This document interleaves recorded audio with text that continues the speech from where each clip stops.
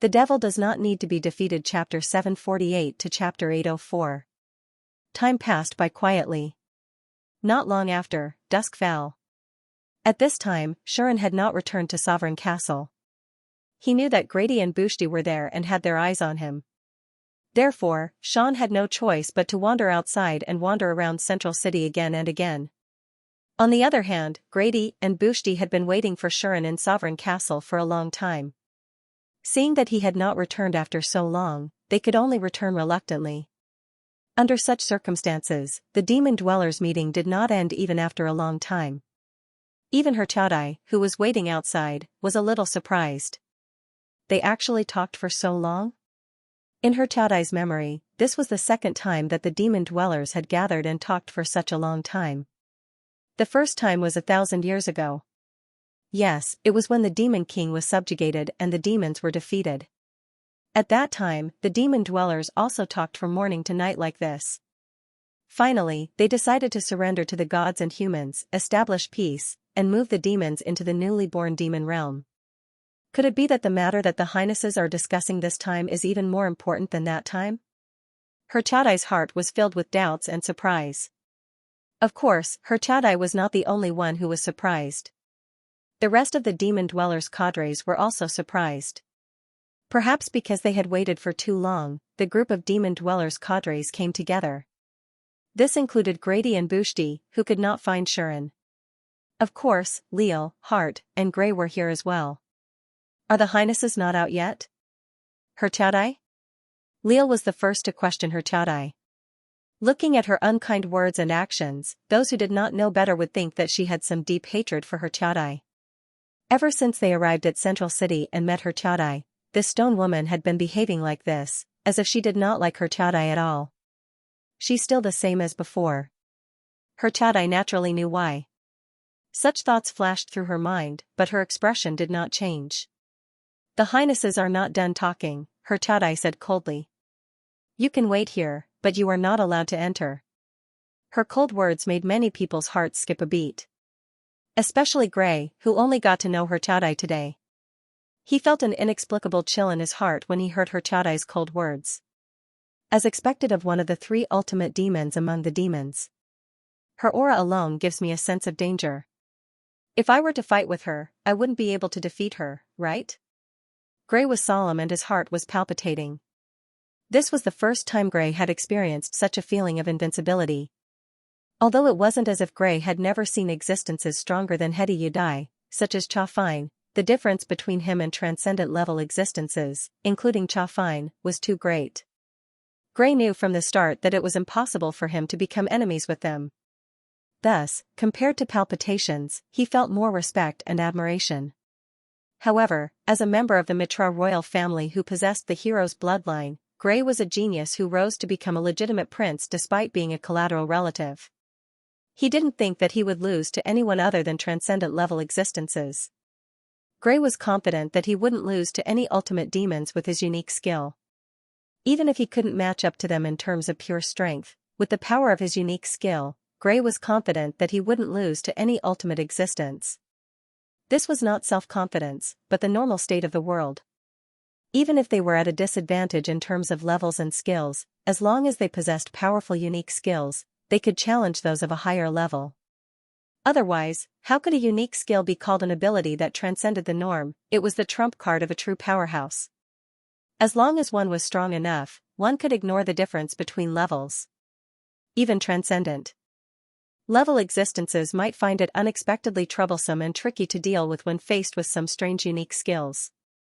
In other words, level and skills were only the foundation of a person's strength. A powerful unique skill was the deciding factor of a person's strength. Why were the heroes so respected? It was because they could generally awaken powerful unique skills. Moreover, they had their own sacred sword that wasn't inferior to the unique skill. With 2 trump cards in hand, the heroes naturally had more advantages and were much stronger than the average person. Gray was only one step away from the ultimate demon and had a powerful unique skill. It was reasonable for him to think that he wouldn't lose to any opponent below transcendent demon.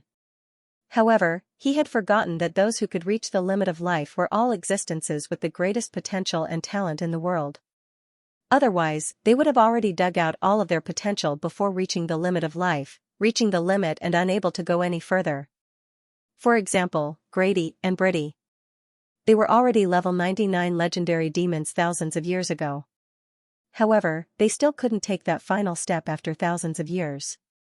It was because their potential had been exhausted. It was the same for all living beings in the world. Although they could increase their strength and level through battles and training, they would stop growing once their potential was unearthed. They would no longer be able to advance even a level. As for those who had the potential to reach the ultimate demon, how could they not awaken powerful unique skills? Gray wasn't the only one who had powerful unique skills. As a demon who was famous for her strength, and a demon who could reach the ultimate demon, Herdadai's unique skills wouldn't be inferior to Gray's. They might even be stronger.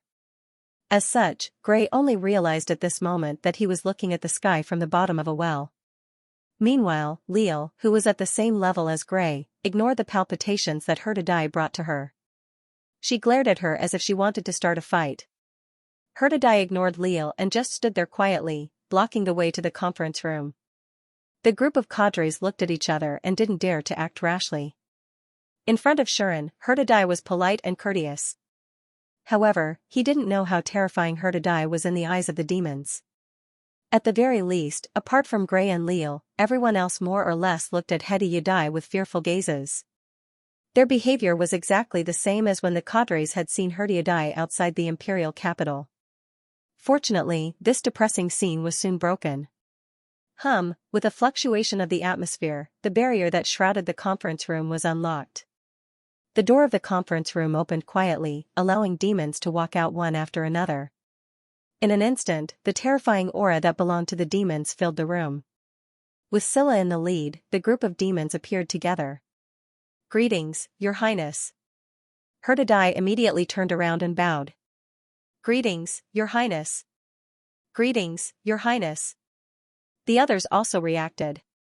One by one, they knelt down on one knee and bowed respectfully to the group of demons. They looked at the demons that appeared together and couldn't help but heave a sigh of relief.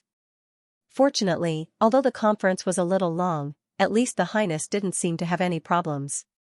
"However, Your Highness?" Herdadai called out to the group of demons on behalf of the cadres hesitantly. It couldn't be helped. At this moment, the expressions of the group of demons were inexplicably heavy and extremely complicated. Especially AIE. No one knew what she was thinking. One moment, she was worried, and the next moment, she was sighing. Without a doubt, this kind of behavior didn't seem like the style of the World Seeker, who usually did things their own way. Could it be that something happened? The same thought flashed across everyone's mind. Unfortunately, the demons didn't care.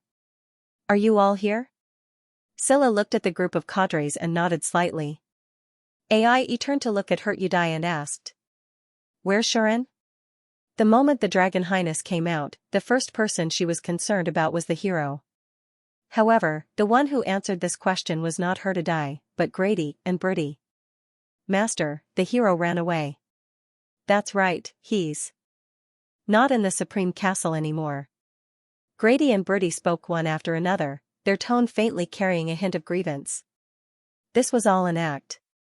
The two dragon ladies planned to complain to AIE and let AIE know the cause and effect, then settle the score with Shuren.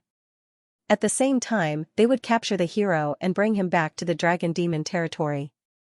Both of them felt that as long as their master knew about the hero's ability, she would definitely squeeze the hero dry for the dragon clan.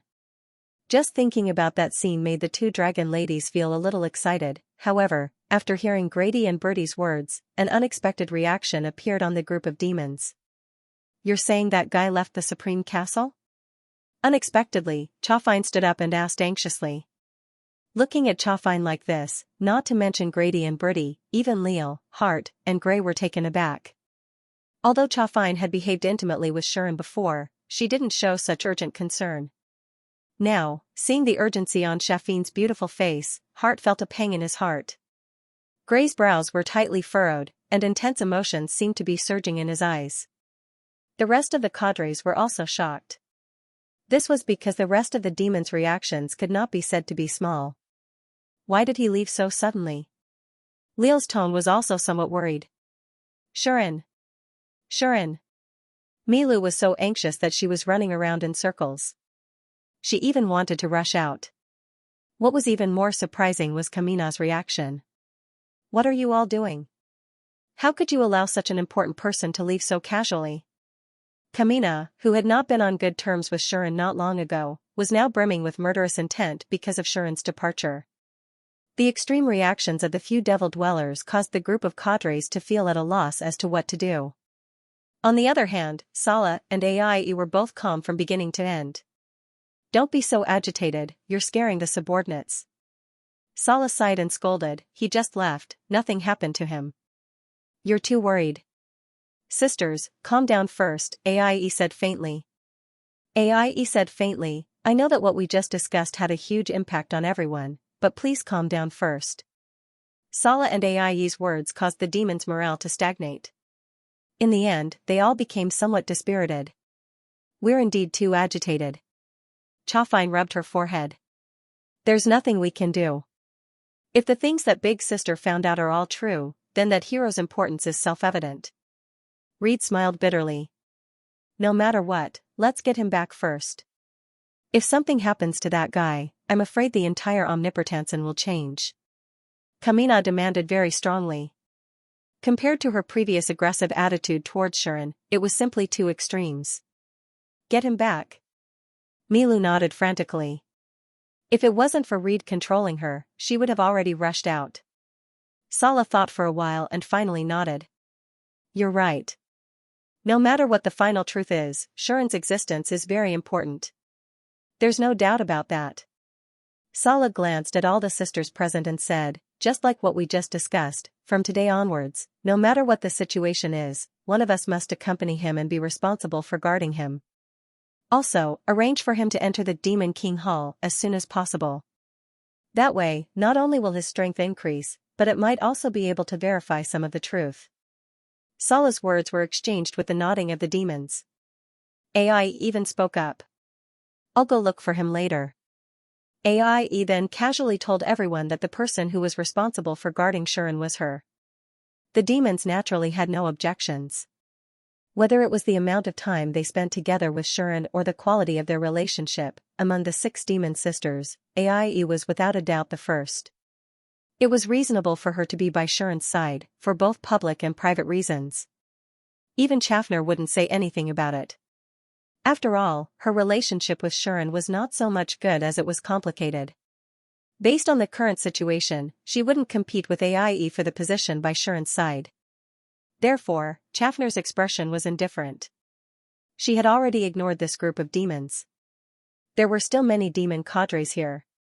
As they listened to the conversation of the 6 demon sisters, a storm was set off in their hearts. Their highnesses actually value that hero so much? They still plan to be that hero's guard? They actually plan to let a human hero enter the Demon King Hall? Are their highnesses crazy? The shock in the hearts of the cadres was so intense that it could no longer be described with words. Even Gray's heart was in turmoil, and his eyes were filled with shock as he looked at the group of demons. No one knew what had happened. No one was able to guess what had happened in there. They only knew that from this day onwards, Hero Shuren had become the most important existence in the hearts of the demons. The confirmation of Aie and Shuren's engagement also began to spread and was known to the world. At the same time, I have to find a chance to go to the God Realm and confirm my guess. Among the 6 demon sisters, Sala turned her head and looked in a certain direction. In the direction he was looking at, a goddess shrouded in colorful light was flying aimlessly. Where is this place? The goddess's sobbing voice was so clear. Mitra Kingdom, Royal City. In the dazzling corridor of the palace, Liao was leading Shauna into Rosie's bedroom. Rosie's chamber was the same as before and nothing had changed. The only difference was that there were no more nobles trying to meet Rosie, get closer to her, or even get together with her. Ever since Shuren and Rosie were officially engaged, Rosie was no longer a single princess. She was already engaged and was about to marry into the royal family. Now that the royal family had approved of this engagement, no nobles dared to have any designs on the most precious treasure of the kingdom. Not only would they be poaching her, but they would also be slapping the royal family in the face.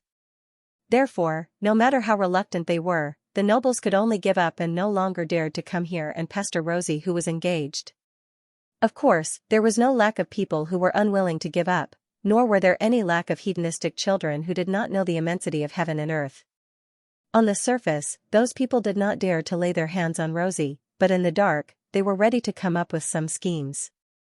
If it wasn't for the demons and Protoss standing behind Shuren, and the fact that the dragon demon AI declared to his face that touching him was equivalent to offending the demons, perhaps some of them would have lost their patience and attacked Shuren. Even so, there were still some nobles who took advantage of Shuren's absence to secretly set up some schemes against the Boztut family. It was truly sinister. However, recently, those schemes had disappeared without a trace. No matter what, those guys wouldn't dare to lay their hands on a hero. Liao lamented as she walked along the corridor of the chamber. Now, the fact that Shuren was a hero had spread throughout the Omnipotensen and everyone knew about it. For this reason, be it the humans, demons, or Protoss, all of them had more or less intense reactions to it. Needless to say, the demons and Protoss were inextricably linked to the hero. It was understandable that they would overreact to the hero who had reappeared after 1,000 years. As for the humans, there were all sorts of reactions, and all of them were undoubtedly intense. It was inevitable for the Mitra kingdom. After all, this is the kingdom of the hero. After learning that a hero had appeared among the nobles of their country, and that this hero was the fiancé of the kingdom's most precious treasure, Count Boztut, whose name had spread like wildfire in the kingdom, both the commoners and the nobles reacted greatly. The same went for the nobles who were plotting in the dark.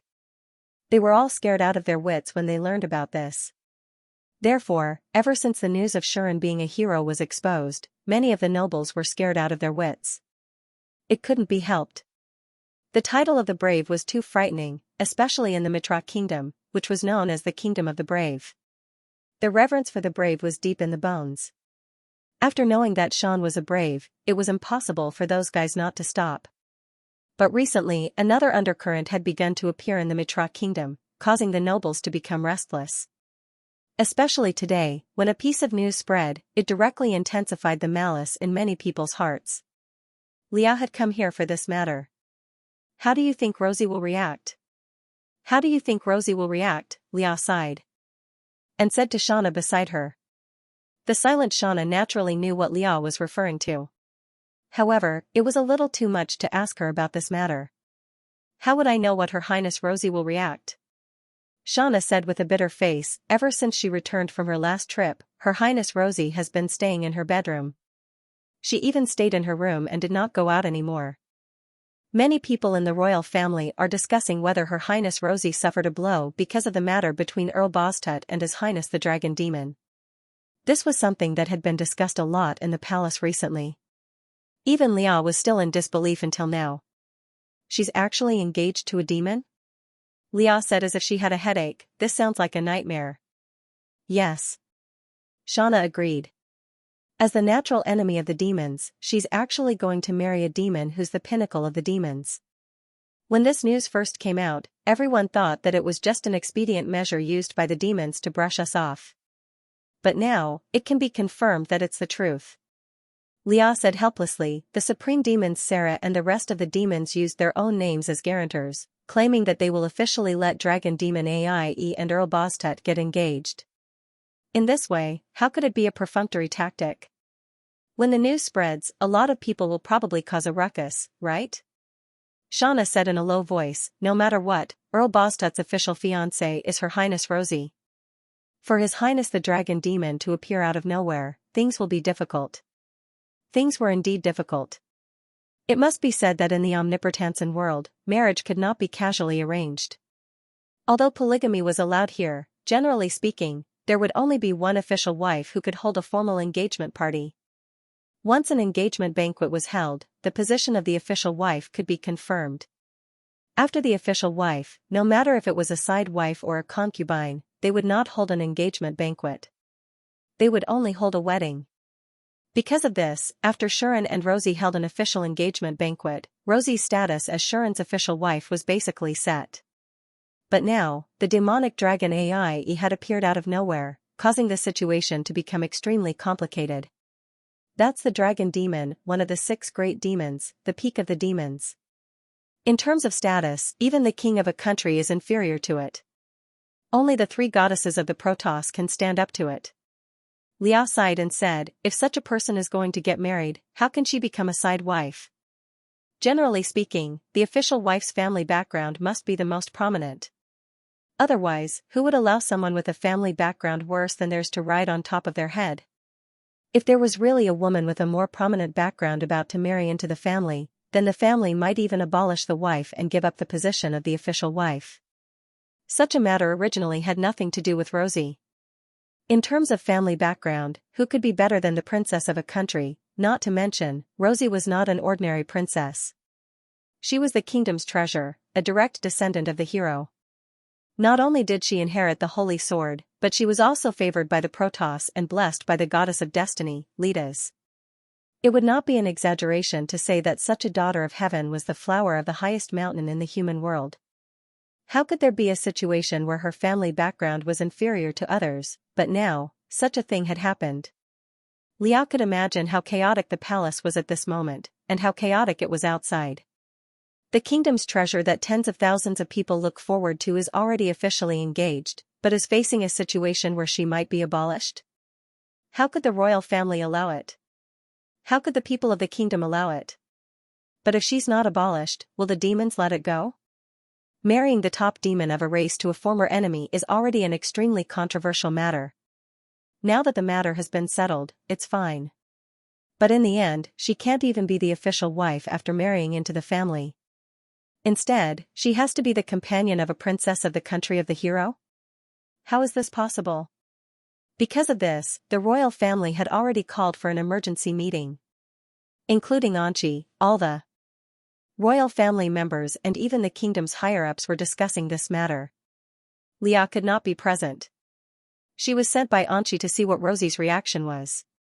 But when she thought of this matter, even Liao herself was anxious.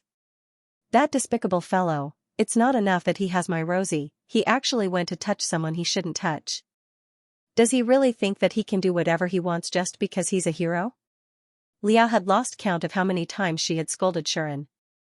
But she also knew that Shan and Ai had been together for more than a day or 2. No one would believe that the legendary extremely brutal dragon demon would be willing to be a human's protective umbrella, to say that there was nothing fishy going on.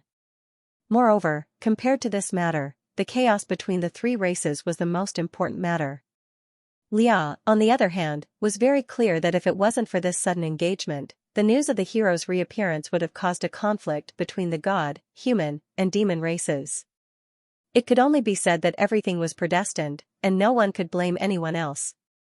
Supreme Demon Sela, this idea must have come from that famous demon's brainchild, right? Liao did not know how many times she sighed, to think that they were willing to do this. Since the demons were married off, it could only be said that this move of the demons was indeed very ruthless. If it wasn't for this ruthless move, it would not have been easy to suppress the chaos caused by the 3 races. I just hope that nothing happens to Rosie. Liao was only worried about this point. Beside her, Shauna was already silent, not knowing what to say. Just like that, the 2 of them arrived at the depths of the palace with heavy hearts.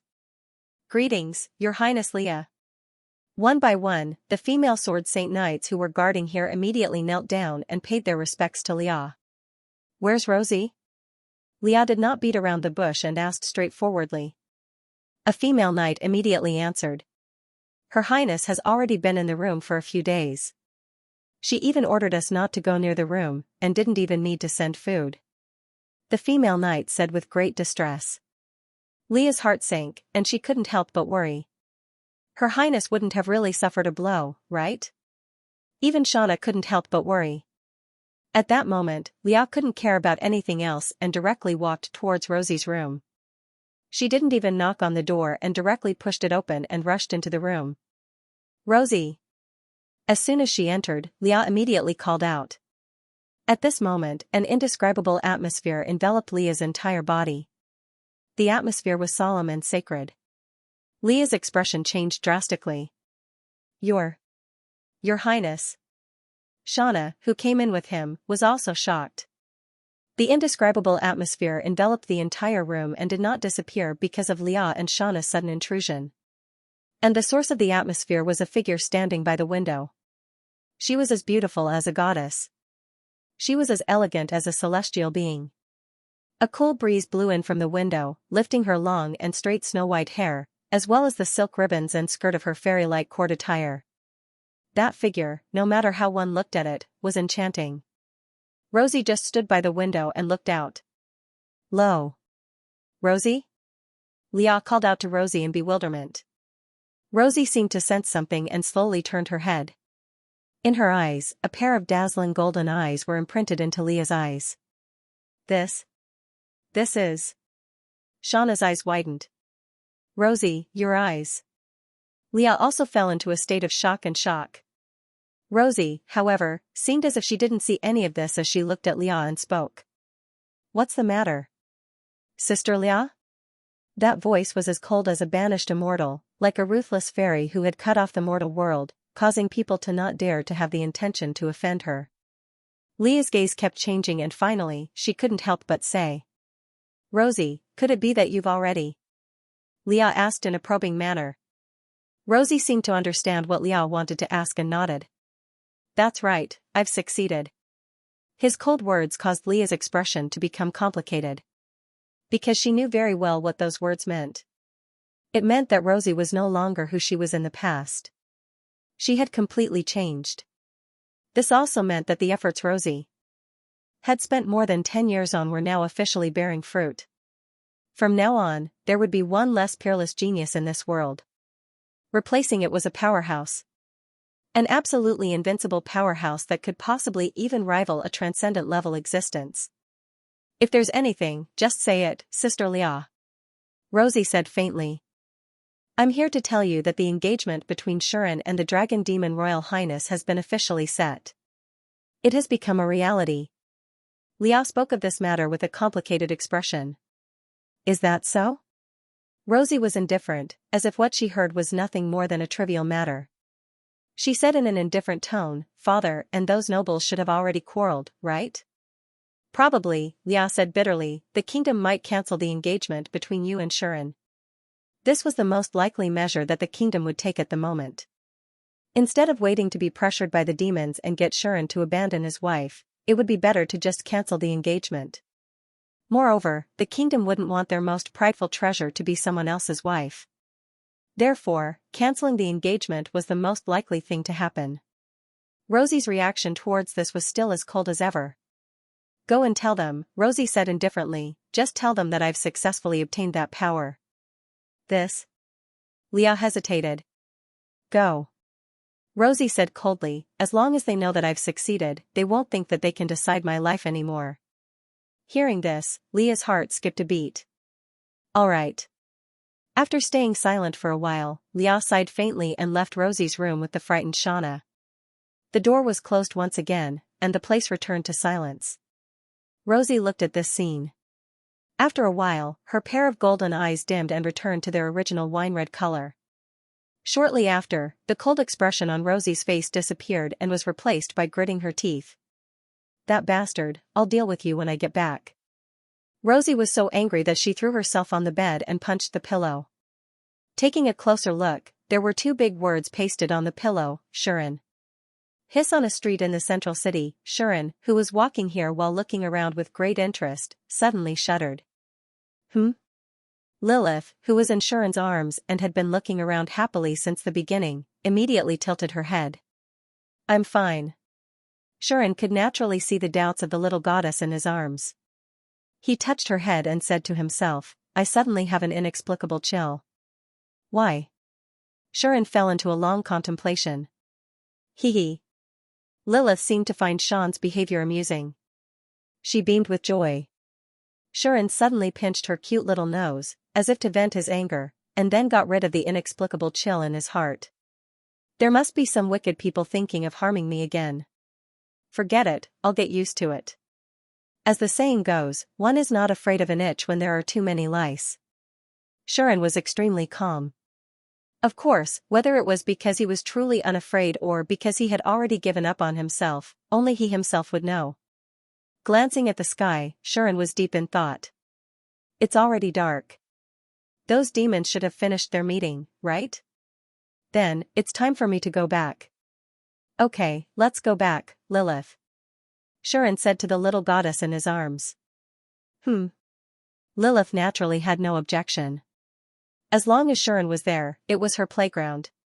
Therefore, Lilith did not feel nostalgic for the scenery on the street at all.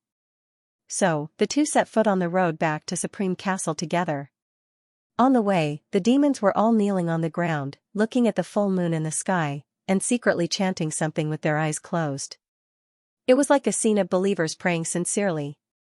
It really gave people a sense of déjà vu. Do I look very eye-catching like this? Shuren walked with Lilith in his arms. All the demons around him were kneeling on the ground, and he was the only one standing. It was simply eye-catching.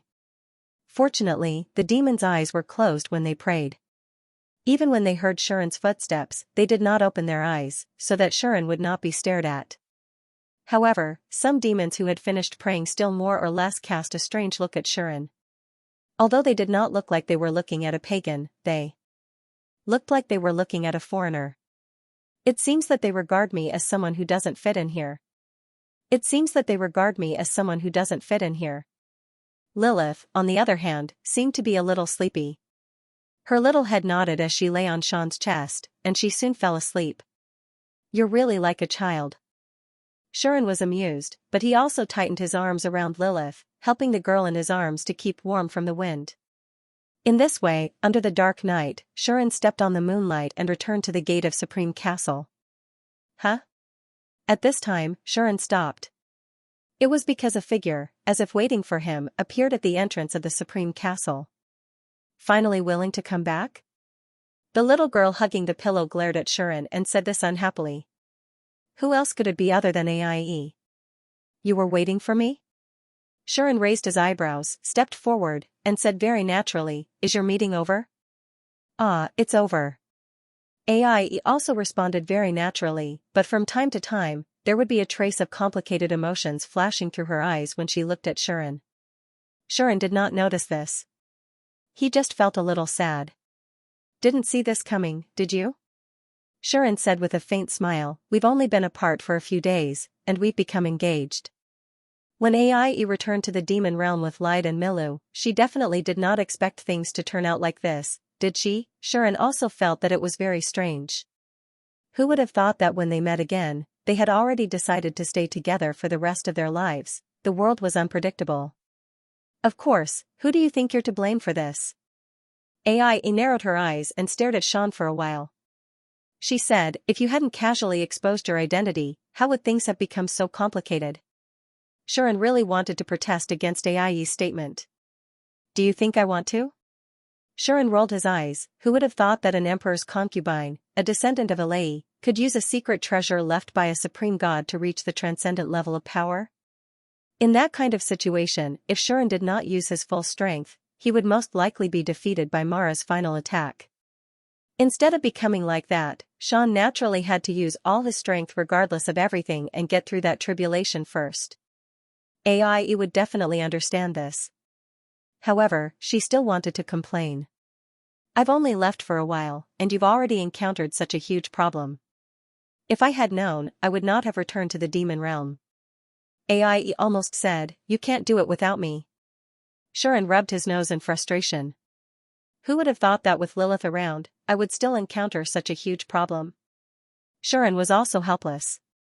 In this world, a transcendent-level existence could destroy the entire universe. With Lilith by his side, Sean didn't think that anything could go wrong. Moreover, his own strength was not weak.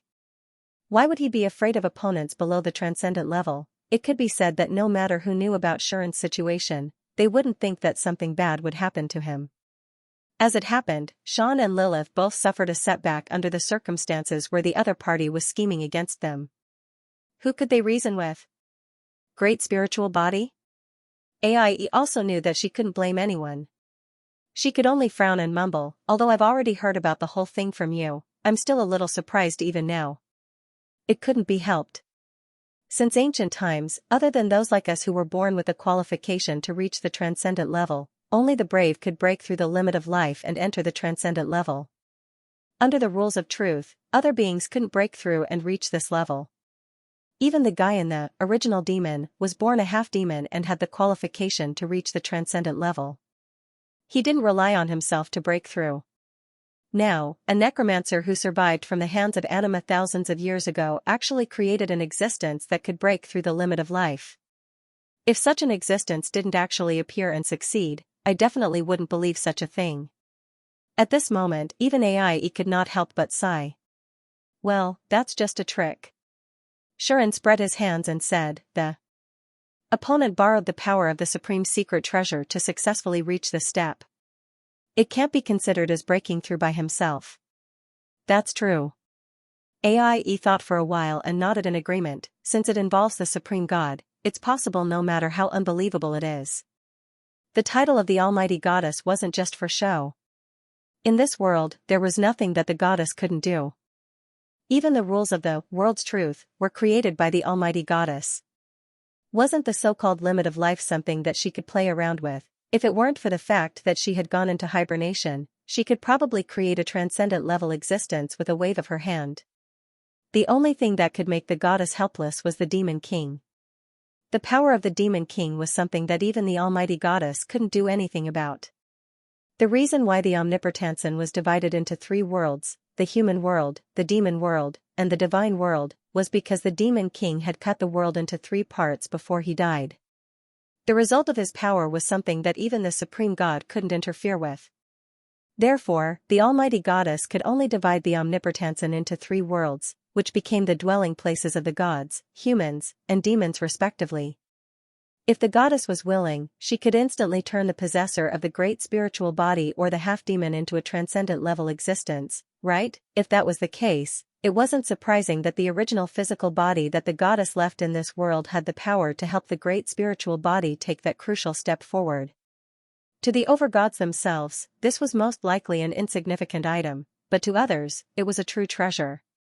No matter what, since there's another restless powerhouse in this world, we should also be careful. AI stared at Shuren and warned him. Your identity is special, and you have a grudge with those guys. Those guys must be watching you in the dark. Don't go missing if you have nothing to do. Don't run around as you please, do you hear me? Obviously, AI was worried sick for Shuren. On the other hand, not only was Shuren not warned, he even showed a fearless smile. I actually hope that they can all jump out and deal with me in one go. As an old bookworm who had resisted God knows how many poison points, Shuren had to say that he was most annoyed by these villains who only knew how to play tricks in the dark and didn't dare to come out and face him head-on. Although the actions of brainless villains seemed to make people lose their wits, at least it was easy to deal with. Wouldn't it be over after a while? If you play tricks in the dark, do you think the readers will think that this is a boss with brains and charm? No, a real boss with brains and charm would never show up and use all kinds of tricks.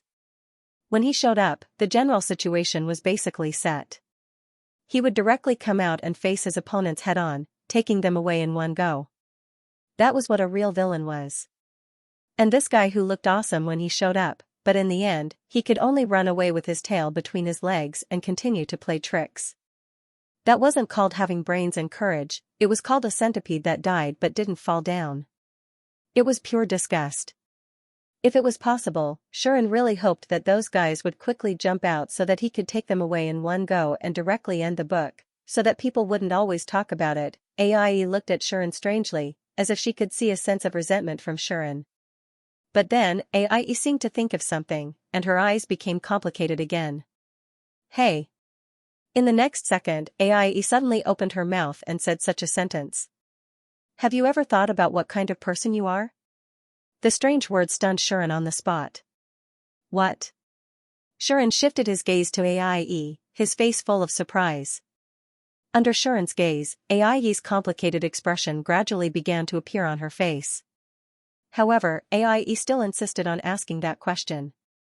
You are a human from a different world that we can't even come into contact with, right? AI looked at Shuren and said, I heard that the heroes who are summoned to this world are all people who died in a different world, and their memories of their previous life are basically erased, right? This was not a secret.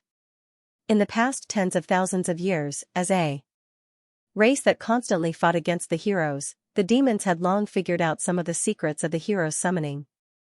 Therefore, AIE had long known that apart from the necessary parts of their personality and common sense, the heroes would basically lose all memories related to their previous life.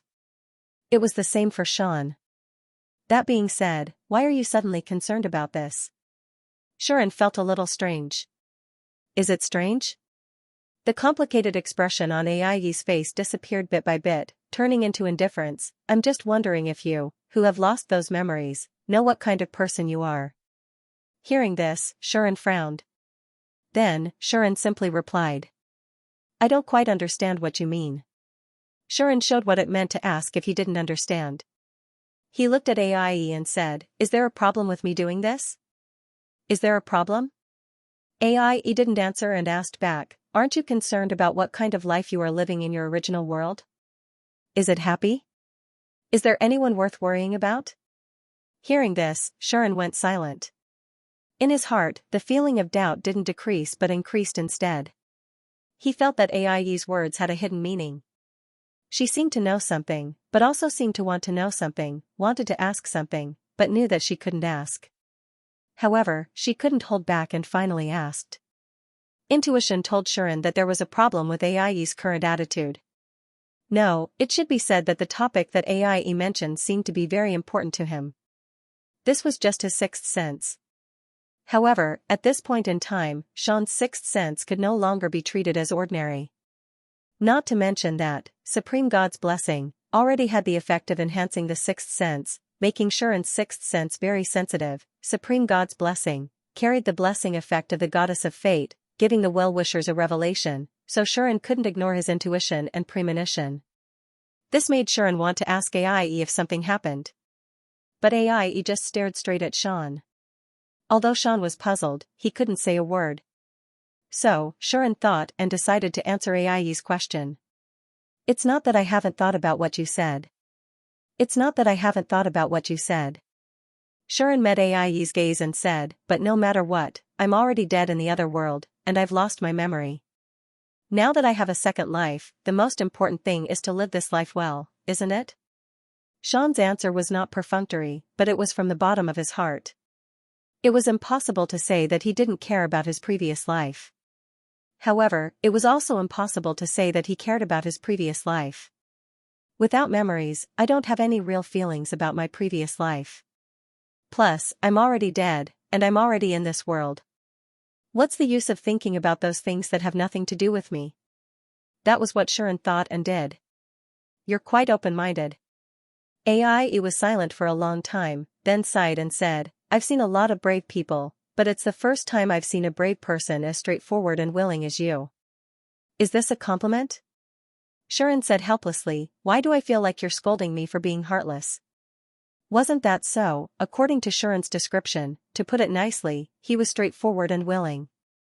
To put it bluntly, he didn't care about the little things in his previous life at all, throwing aside those people, things that he had forgotten but had not forgotten about. He even compared the brave people in the past to Xian. That was simply too inferior. He directly pointed at Xian's nose and told him that those brave people cared about these things, but only Xian was still heartless. Of course, AIE was definitely not scolding Xian.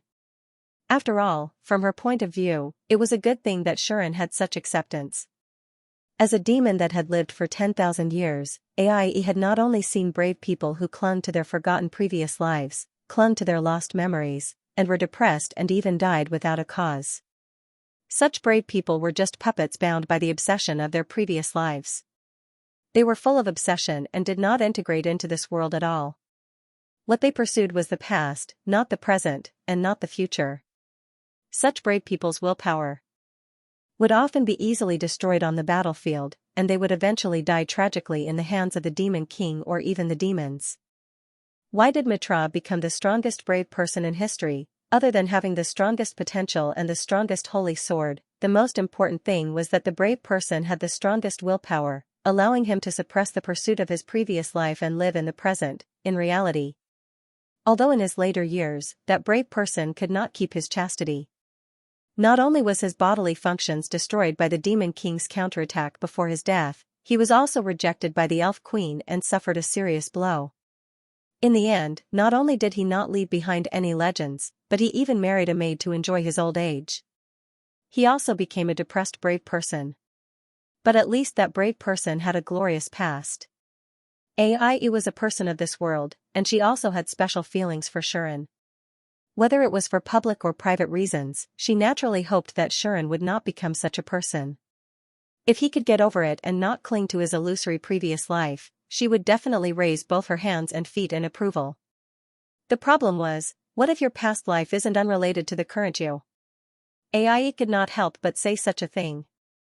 Eh? Shuren was instantly stunned. Shuren, actually you are. Ai could not control her emotions, and she allowed the surging impulse in her heart to say what she should not say. But just as Ai was about to say everything impulsively, an accident happened. Shuren's entire body was suddenly enveloped by an invisible force. This is...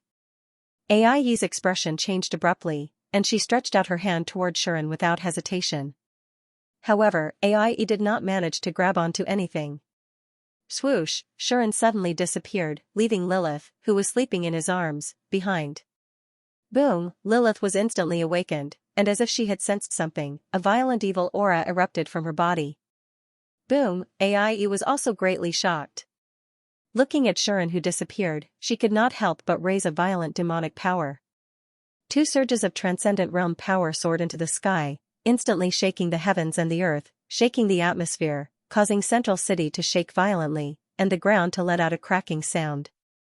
In Central City, countless demons were panicking, causing countless demons to roll up their demonic power and rush into the air, or simply fall into a state of panic. For a moment, chaos ensued. If this situation continued, Central City would directly collapse under the effects of these two terrifying powers. At this critical moment, a power comparable to Ai and Lilith exploded. Bang! Bang! Bang! Bang! Bang! 5 earth-shattering magical powers emerged from the Supreme Castle one after another. In the next second, several figures suddenly appeared on the scene as if they had teleported. Impressively, it was a group of demons. What's wrong? Ai? Light had already turned into a giant beast several meters tall, landing on the ground and letting out a low roar. Lilith. Lu, on the other hand, looked at Lilith, who was in a panic, and flashed to her side like a ghost. What's wrong? Kamina also spoke with an imposing manner. As for Scylla and Chafney, they immediately noticed the problem. Where's Shuren? Chafing Nye's beautiful face changed. This feeling, Scylla looked around, as if she had sensed something, and her expression turned solemn. Lady Scylla. Lady Chafney. Master. Your Highness. After a few seconds of delay, the demon clan cadres in the Supreme Castle were also alarmed. One by one, they flashed out and arrived here. Other than that, the surrounding devil dwellers also rushed over, filling the plaza in front of Supreme Castle to the point that not even a drop of water could trickle through. Unfortunately, the demons ignored them. What's wrong? Ai? With Scylla in the lead, the demons restrained Lilith, who was about to go berserk, and Ai, who had lost her composure. Sorry. Ai took a deep breath, forced herself to calm down, and said, Shuren seems to have been taken away. As soon as these words came out, everyone's expressions changed. Taken away? The group of demon clan cadres were equally shocked or stunned. Who? Kamina said anxiously for the first time, who took him away? Could it be him? Chafney seemed to think of a certain half-demon, and anger appeared on her pretty face, making her grit her teeth and say, he's courting death. The demons were shocked and angry. They all lost their composure because of Shuren. Even Kamina, who was not on good terms with Shuren before, was the same. Ai calmed down. No, it's not that guy. That guy doesn't have the ability to take my people away silently under my eyes. Ai said coldly. Then who could it be? Reed said in a deep voice, who has the ability to take Shuren away before you and Lilith could react? Ai naturally couldn't answer this question. Then, Scylla, who was in deep thought, raised her head. I can roughly guess who did it.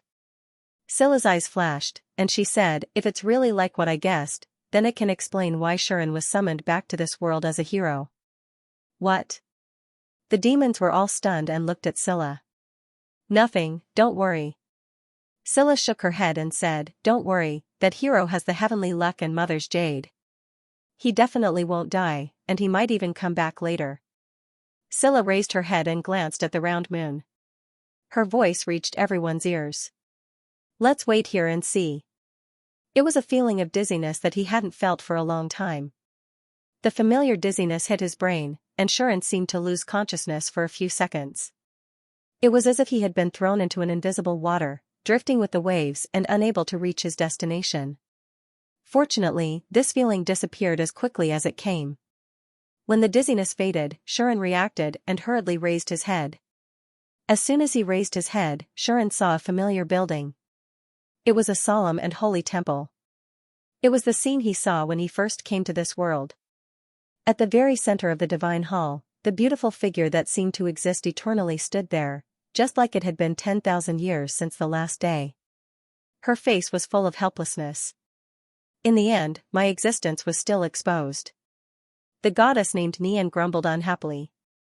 Xian was silent, staring at the goddess in front of him. For a moment, he didn't know what to say. There was no other way. He really hadn't seen this goddess for a long time. Don't blame me. As always, Nian saw through Xian's thoughts, and said helplessly, if I could, I wouldn't want to do this. Before this, Nian was very excited to learn something, and then do something with Xian. But all of a sudden, she disappeared without a trace. There was no movement at all, which really made Xian bewildered. However, during this period of time, Nine had no choice but to temporarily reduce contact with Xian. The Protoss has already begun to investigate the hero summoning. Although the goddess of life isn't difficult to deal with, she has been very patient in her investigation. I have to be distracted and monitor them, and it takes a lot of energy.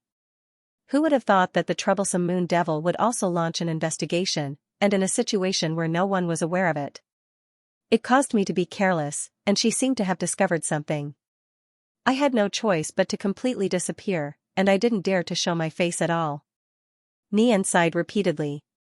Who would have thought that the Moon Devil would use her brain to investigate to this point? Since that's the case, even if I don't want to, I have to do it. In other words, by dragging Xian here, Nian had already exposed her existence to Scylla.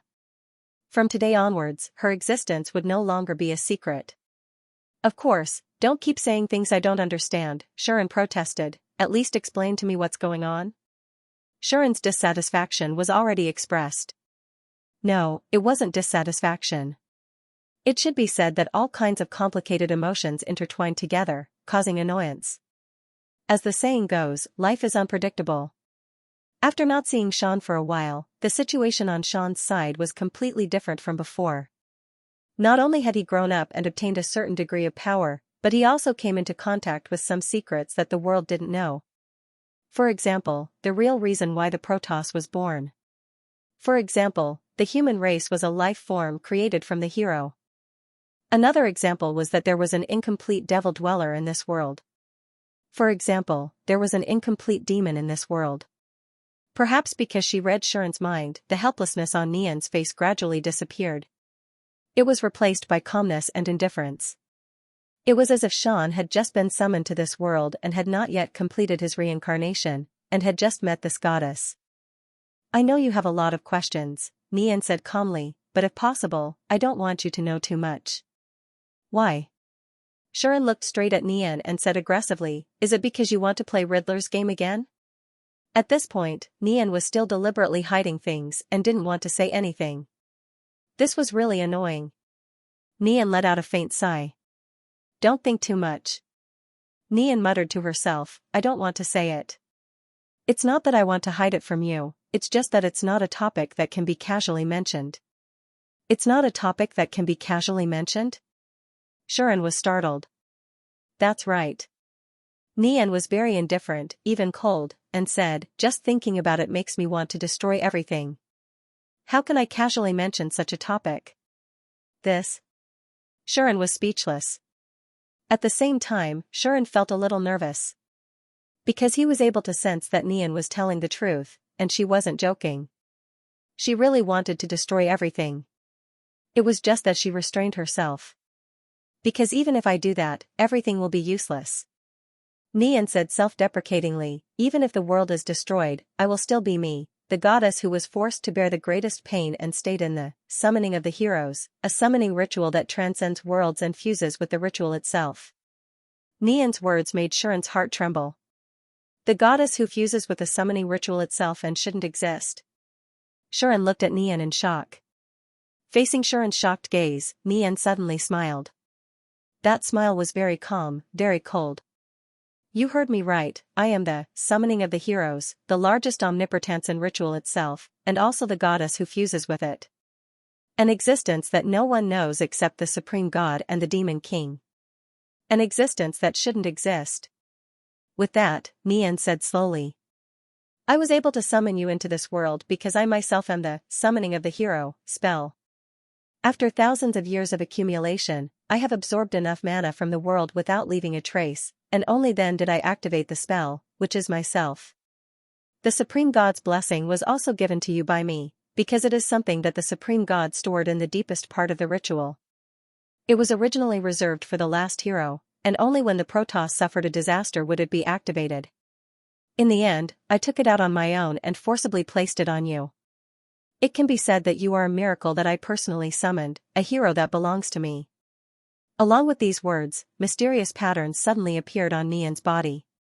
The patterns were as profound as the truth of the universe, and a casual look would make one's mind boil. The patterns were as complicated as the chaos of heaven, and a casual look would make one dazzled. They were all spells.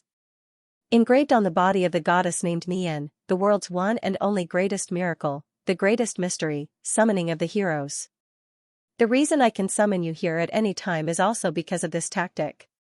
Nian opened her hands, showing her spell form, and said sarcastically. I am the summoning of the heroes, and the summoning of the heroes is me, so the connection between me and the hero is the closest. No matter where he is, I can see, find, and even read him, including his heart. At the same time, because it is a magic spell that transcends worlds, I can also use this spell to observe and monitor the world itself. This is the greatest masterpiece of the Supreme God Omnis after she created the world. How is it? Isn't it amazing? As Nian said so, the sarcasm in her tone became more and more intense. Shuren could only look at her with an extremely complicated gaze. I have a question. Shuren suppressed the complicated emotions in his heart and asked in a low voice, why do you have the same name as the first hero? Nian's movements paused slightly. Then, she regained her calmness.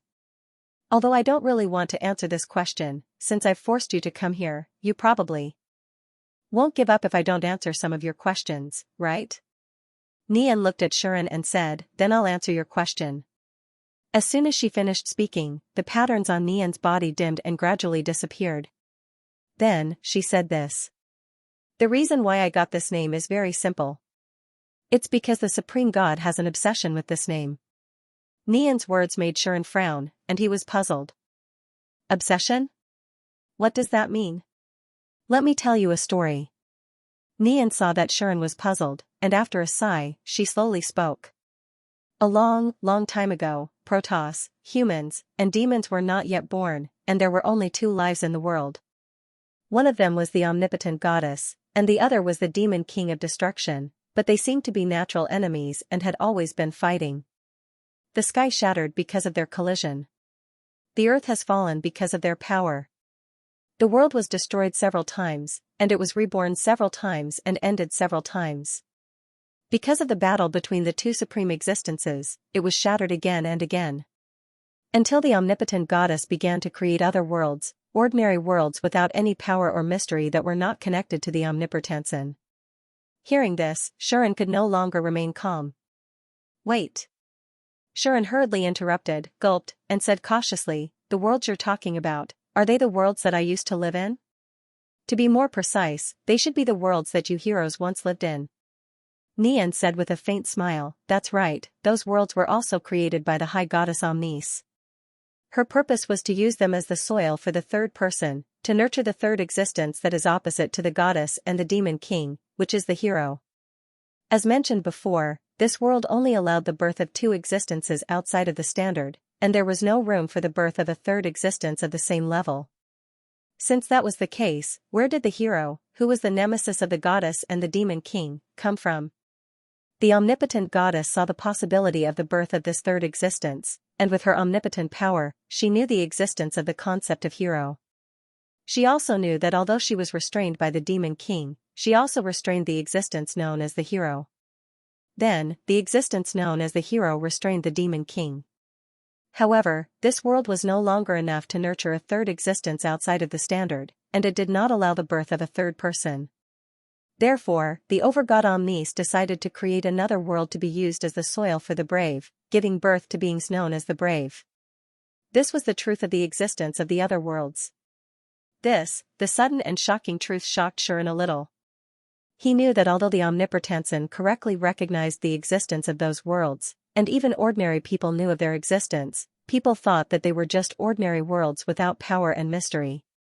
Because of this, people thought that those worlds had nothing to do with the Supreme God who created the Omnipotensen. If it was a world created by the Supreme God, it shouldn't be an ordinary world without any mysterious power. Therefore, in the eyes of the Omnipotensen, the countless other worlds where the Bravehearts were in were just some scattered worlds that were naturally born and had nothing to do with the Omnipotensen. Only the Supreme God Omnis had the ability to transcend worlds and interfere with those other worlds, thereby creating a magic ritual that could summon the Bravehearts. But now, Nian told Shuren that the creator of those worlds was also the Supreme God Omnis. Moreover, the Supreme God Omnis' purpose in creating those worlds was to use them as the soil for the birth of the Bravehearts. In order to let the Bravehearts be born smoothly, the Supreme God Omnis also imposed strict restrictions on the other worlds, which prevented the mysterious power from appearing in those worlds. Nian's voice slowly spread. Just like in the Omnipotensen, it was originally impossible to give birth to a third life on the same level as the Supreme God and the Supreme Goddess. Therefore, in order to let life be born smoothly, the Supreme God added the concept of life limit in truth, to reduce the difficulty of the birth of life. In other words, in order to let the Bravehearts be born smoothly, the Supreme God set the life limit in countless other worlds to level 1 or even level 0, which prevented the mysterious power from appearing in the other worlds. The result was that all the soil in the other worlds was used to nurture the Bravehearts, and the conditions were incomparably superior. Therefore, every once in a while, a human with the aptitude to become a Braveheart would be born in one of the countless other worlds, becoming the bearer of the concept of Bravehearts. They would live normally in the other worlds like ordinary people until they died. Only then would they be summoned to the Omnipotensen by the Great Arcana, summoning Bravehearts, thereby awakening their exclusive holy swords and unique skills. The plan of the omnipotent goddess succeeded. She successfully used countless other worlds as soil to nurture a third person known as the Bravehearts. And these humans who became heroes were indeed like the goddess who saw the truth. They became individuals who could restrain the Demon King and had the ability to fight against the Demon King. Under such circumstances, the first Bravehearts were summoned to this world. At this point, Nian seemed to have thought of something, and her tone became low. It was different from the previous calmness and indifference, and also different from the previous holiness and liveliness. Instead, it was as if she had sunk into sadness, with a hint of sorrow. "I believe that you've heard of the first Braveheart's fate," Nian said sympathetically. She was killed by the Demon King before she had fully matured. This was indeed what Nada had told Shan. The first Bravehearts was killed by the Demon King not because she was in a hurry to the battlefield and was forced to do something beyond her ability, but because the Demon King suddenly found her. The first hero was killed by the Demon King not because she rushed to the battlefield and was forced to do something beyond her ability, but because the Demon King suddenly found her. Nene had told Shan this. Before the battle with the Demon King, the first Bravehearts were always by the Supreme God's side. That period of time was short. At the very least, compared to the overgods and demon kings who have lived for who knows how many years, those few years were nothing more than memories that couldn't be any shorter. But it was during those few years that the Supreme God, Nian's company made the Supreme God, who had always been aloof, develop feelings for the first time. A strange relationship known as friends was recognized by the high and mighty omnipotent goddess. The first Bravehearts and Omnipotent Goddess became the first pair in the Omnipotensen to need each other, love each other, and stay by each other's side. That was probably the first and last time the Supreme Goddess, Omnis, had a heart. That was until the Demon King Claudius appeared. Nian looked directly at Shuren. Shuren couldn't understand the emotions in her eyes. But Shuren knew what she wanted to say. Just like that, the first Bravehearts were killed. Because she was killed by the Demon King, the Supreme God, who was helpless against the Demon King's power, couldn't resurrect her only friend and fell into despair. That day, the world was filled with the cries of the goddess. The heavy rain lasted for a few years and drowned the whole world. Then, the Supreme God sealed her heart and became a true god who saw the Demon King as her enemy, a cold and aloof god. Nian's voice was very slow. Shuren couldn't hear her tone anymore. Because, for some reason, when he heard this, Shuren felt a pain in his heart. Suddenly, a strange conversation appeared in Shuren's mind. "You're daydreaming here again, can't you do something serious?" That was his voice. "Aya, you found out again." This was a gentle voice that Shuren had never heard before, but it felt very familiar. "I'm already so old, but you're still like a little girl, daydreaming all day. Don't tell anyone it's me, I'm afraid I won't be able to bear the embarrassment." This was Shuren's voice full of disdain. "You brat, you don't know your place, do you want me to pull your ear again?" This was that gentle voice full of anger and reprimand. Then, the conversation continued. "It's been so many years, you should tell me what you're thinking about when you're daydreaming, right?" "Nothing, I'm just thinking about a friend." "Friend?" "Yes, a friend." "Do you have a good relationship with her?" "Well, she's the best friend I've known in my life." "Do I know her?" "Maybe, you'll have a chance to know her in the future." "That means, I don't know her now?" "Well, that's about it." "Since you miss her so much, why don't you go find her?" "Because, I can't go back anymore." "How old are you already? Why are you still acting like a little girl and lamenting about yourself?" "You brat, you're really asking for a beating." "Forget it, you won't understand even if I tell you. Just remember one sentence." "What?" The conversation after that didn't appear again. Instead, it was replaced by a face. A gentle but somewhat stern woman's face appeared in Shuren's mind, smiling at him as she spoke. "You're really my..." Shuren didn't hear the rest of the words clearly. Shuren could only shake his head and pull himself together. After pulling himself together, Shuren found that Nian was staring at him. "Are you okay?" Nian asked him with an expression that Shuren couldn't understand. "I'm fine." Shuren shook his head, suppressing some inexplicable emotions in his heart, and said, "What's the purpose of telling this story?" This was Nian's answer to this question. "The purpose is to tell you how I was born," Nian said faintly. "You should have guessed it a little, right?" "A little." Shuren was silent for a while, and said, "After all, you said it yourself, you're just a little bit of the Supreme God Omnis obsession with the first-generation hero, isn't it?" This statement, combined with the story just now, and the name Nian, made Shuren have a bold guess. "Don't tell me you're a goddess created by the Supreme God using the dead first-generation hero?" Shuren said his guess. Nian shook her head, and then nodded. "Your guess is only half right," Nian said.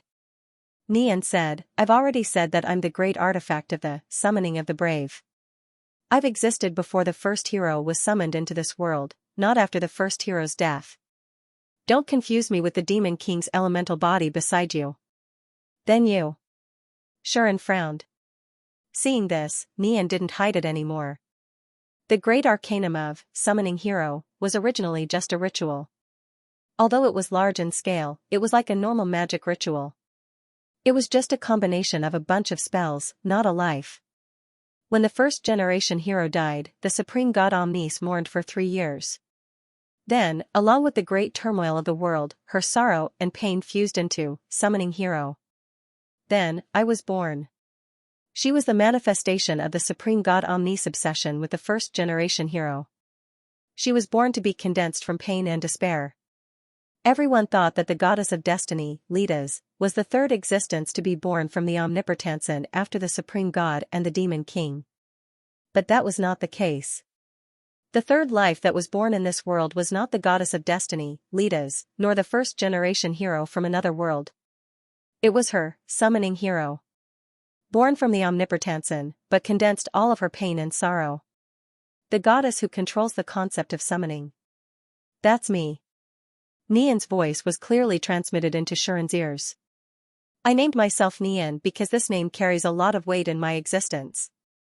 I have the same appearance as the supreme god Omnis because I am the embodiment of her pain, her sorrow, and all her feelings for the first-generation hero. This is the greatest sorrow of my existence. Do you understand now? The sorrowful voice echoed in Shuren's mind. It made Xian go silent. Nian's identity was very mysterious. The Protoss didn't know of her existence. The demons didn't know of her existence either. The world didn't know that there was such a goddess in this world. They didn't even know that this goddess was actually the summoning of the hero, a large-scale magic ritual that transcended worlds. The summoning power she wielded not only allowed her to summon the hero from another world, but she could also connect with the hero and summon the hero to her side at any time. And her true origin wasn't just the summoning of the hero magic ritual. She was also the incarnation of the supreme god Omnis' obsession with the first hero. In the end, she had lived for countless years without anyone knowing, all the way until now. Xian looked at the goddess with a complicated gaze and finally understood. You hate the supreme god Omnis because she pushed all the pain and despair onto you? Xian said hesitantly. But Nian shook her head. Although she was born from pain and sorrow, no matter what, she is still my mother goddess. I won't blame her for that. Nian said, clenching her fists tightly at some point. It couldn't be helped. What I really can't accept is that after the first hero died, the goddess seemed to have lost interest in everything. She only wanted to take revenge on the Demon King and crusade against the Demon King. She didn't care about my thoughts at all and only treated me as a tool to summon the hero. Nian's voice started to tremble. Can you imagine the feeling of never seeing your own mother goddess after she was born? Can you imagine the feeling of being thrown into a corner of the world like a tool, undiscovered and uncared for countless years?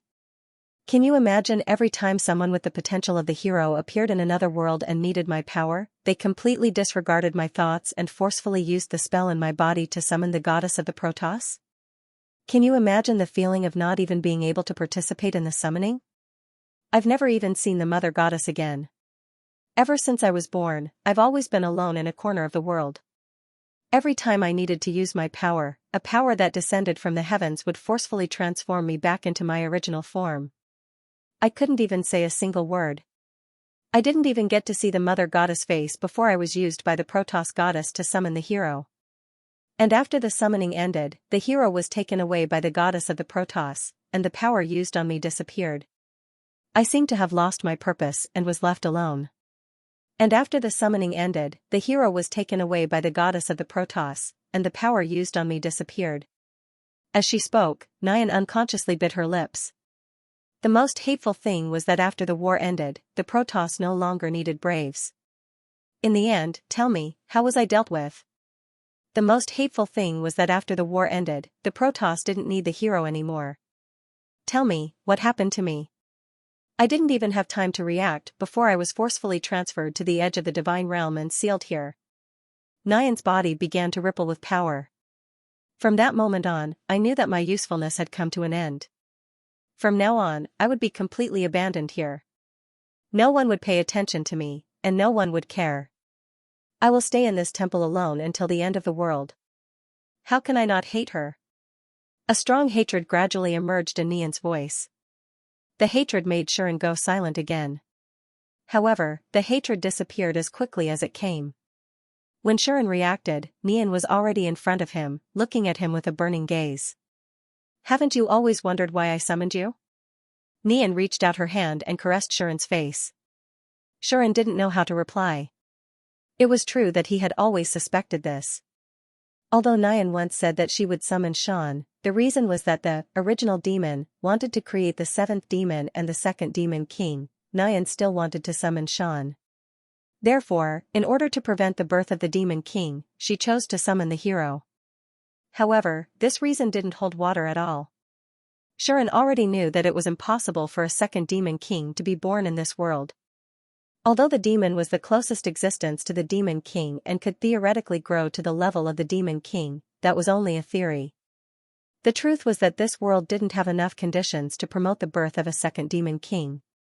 There was only one demon king, and there would only be one. The original demon could at most create a demon, and it was impossible for him to create a demon king.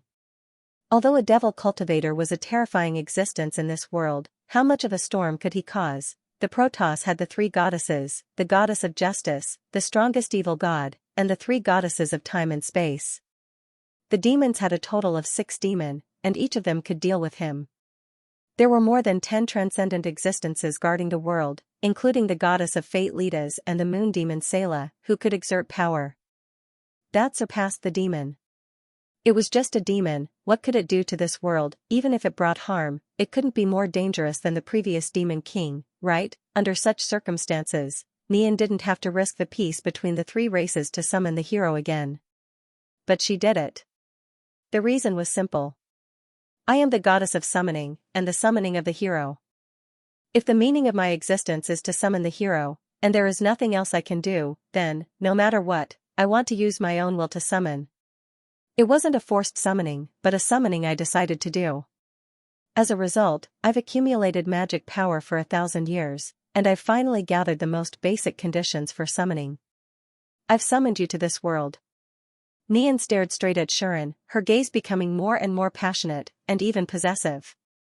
Originally, I was afraid that after finally being able to summon, the other world wouldn't give birth to another hero. Fortunately, you appeared in the end. That was why Shuren was the hero that belonged to Nian. He was not expected by anyone, nor was he needed by the world. He was the hero that was summoned because of this goddess who had lived a miserable life. Although I didn't expect that the last summoning would have an unexpected accident, but no matter what, you are the existence that I have pursued for 1,000 years, and this will never change. Nian spoke in an inexplicable tone while speaking in a language that Sean couldn't understand, yet she was still so persistent. No matter what others say, no matter what the truth is, you are the hero. I am the hero alone. No one can doubt this. At this point, Nian's voice even had a morbid fanaticism. If it was any other time, Shuren would definitely want to stay away from her. But at this moment, Shuren couldn't bear to see her like this. There was no other reason than that he knew very well what the reason was for Nian to become like this. There were 2 fundamental reasons why she had summoned him. One was because she wanted to truly realize the meaning of her existence for once. The other was because she had had enough of loneliness, and she really couldn't take it anymore. She needed someone to find her, accompany her, and watch over her. And this person was the hero that she wanted to summon. Shuren was that kind of existence. Pursued for 1,000 years? No, it couldn't be. If this goddess had really been alone all this time, then the person she was pursuing was at least 10,000 years late, or even tens of thousands of years, or even hundreds of thousands of years.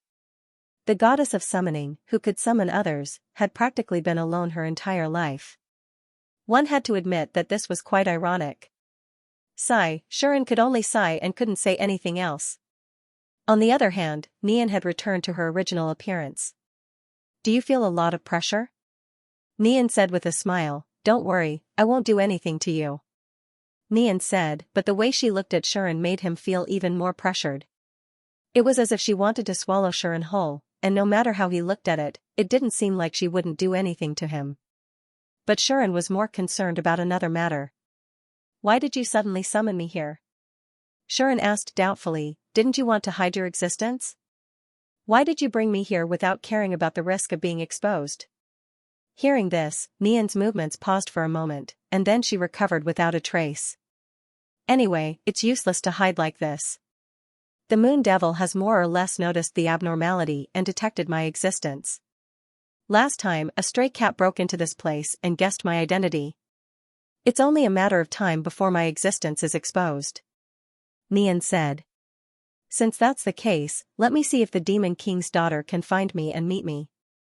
Nian flashed an excited smile. Her expression was as if she had found a new hobby, which was a bit similar to Shafine's.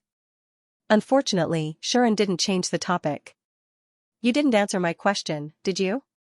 Shuren narrowed his eyes. That's not important.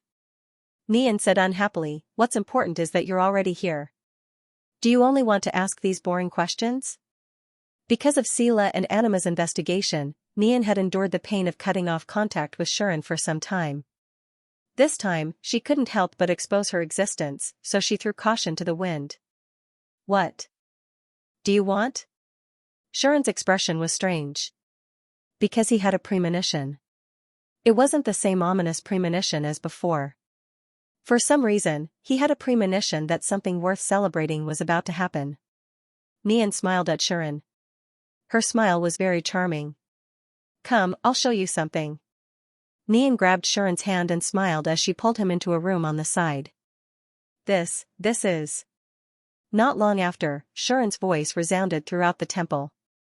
Oh. Oh. Oh. Oh. Shouts full of emotion and excitement rang out one after another. That night, Shuren tasted the greatest happiness he had since coming to this world. The next day, early morning. When the sky began to brighten, the square in front of the Supreme Castle was still packed with people. All of the demons and even the demons' cadres stayed up all night guarding the place. Some of them were already a little drowsy, but they still forced themselves to stay awake, not daring to fall asleep. From time to time, these demons would even cast their gazes towards the front of the Supreme Castle. There, the 6 demon sisters were all present. Together with Lilith, the 7 transcendent-level existences had been guarding the place for the entire night. However, accompanied by a burst of oppressive silence, many of the 6 demons already had extremely unhappy expressions on their faces. Especially Aie, Chafine, and Kamina. Their faces were about to turn black. Sala and Lide, on the other hand, didn't feel the same, but they also sighed and looked at each other, speechless. As for Milu, she had already fallen asleep. She was lying on Lide, who had transformed into a giant beast several meters tall, and was sleeping soundly. Originally, Lilith should have been sleeping soundly like Milu, regardless of the situation. However, since last night, this little goddess had been wearing a worried expression. The evil aura on her body fluctuated violently several times, causing the surrounding demons to be a little scared. They looked at Lilith as if she was a ferocious beast that could lose its mind at any time, causing them to tremble. Fortunately, Aie and Chafine were watching from the side. Otherwise, this little goddess might have already gone berserk. But at this time Aie and Chafine's patience was almost worn out. Finally, Chafine couldn't hold it in anymore. That bastard, where did he get kidnapped to?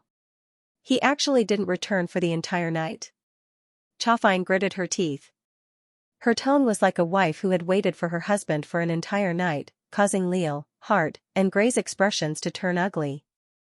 Humph! Ai even snorted coldly, her face filled with killing intent. I say, did something really happen to him? Kamina raised such a possibility. I don't think so. Sala frowned and said, to be able to kidnap someone under the nose of Aie and Lilith, apart from that person, there shouldn't be anyone else who could do it. If her guess was accurate, or that person really existed, then there was no reason for her to harm Shuren. But if that was the case, that hero didn't return for the entire night. What is he doing? Her words caused Aie's expression to turn even colder. Even Chafney felt a hidden bitterness. After all, no matter how one looked at it, this situation seemed to be something that Sean was very happy to see, but it was extremely unpleasant for them and the others. Chafine suggested. Let's just leave him alone. Even if my people die, they have to die in front of me.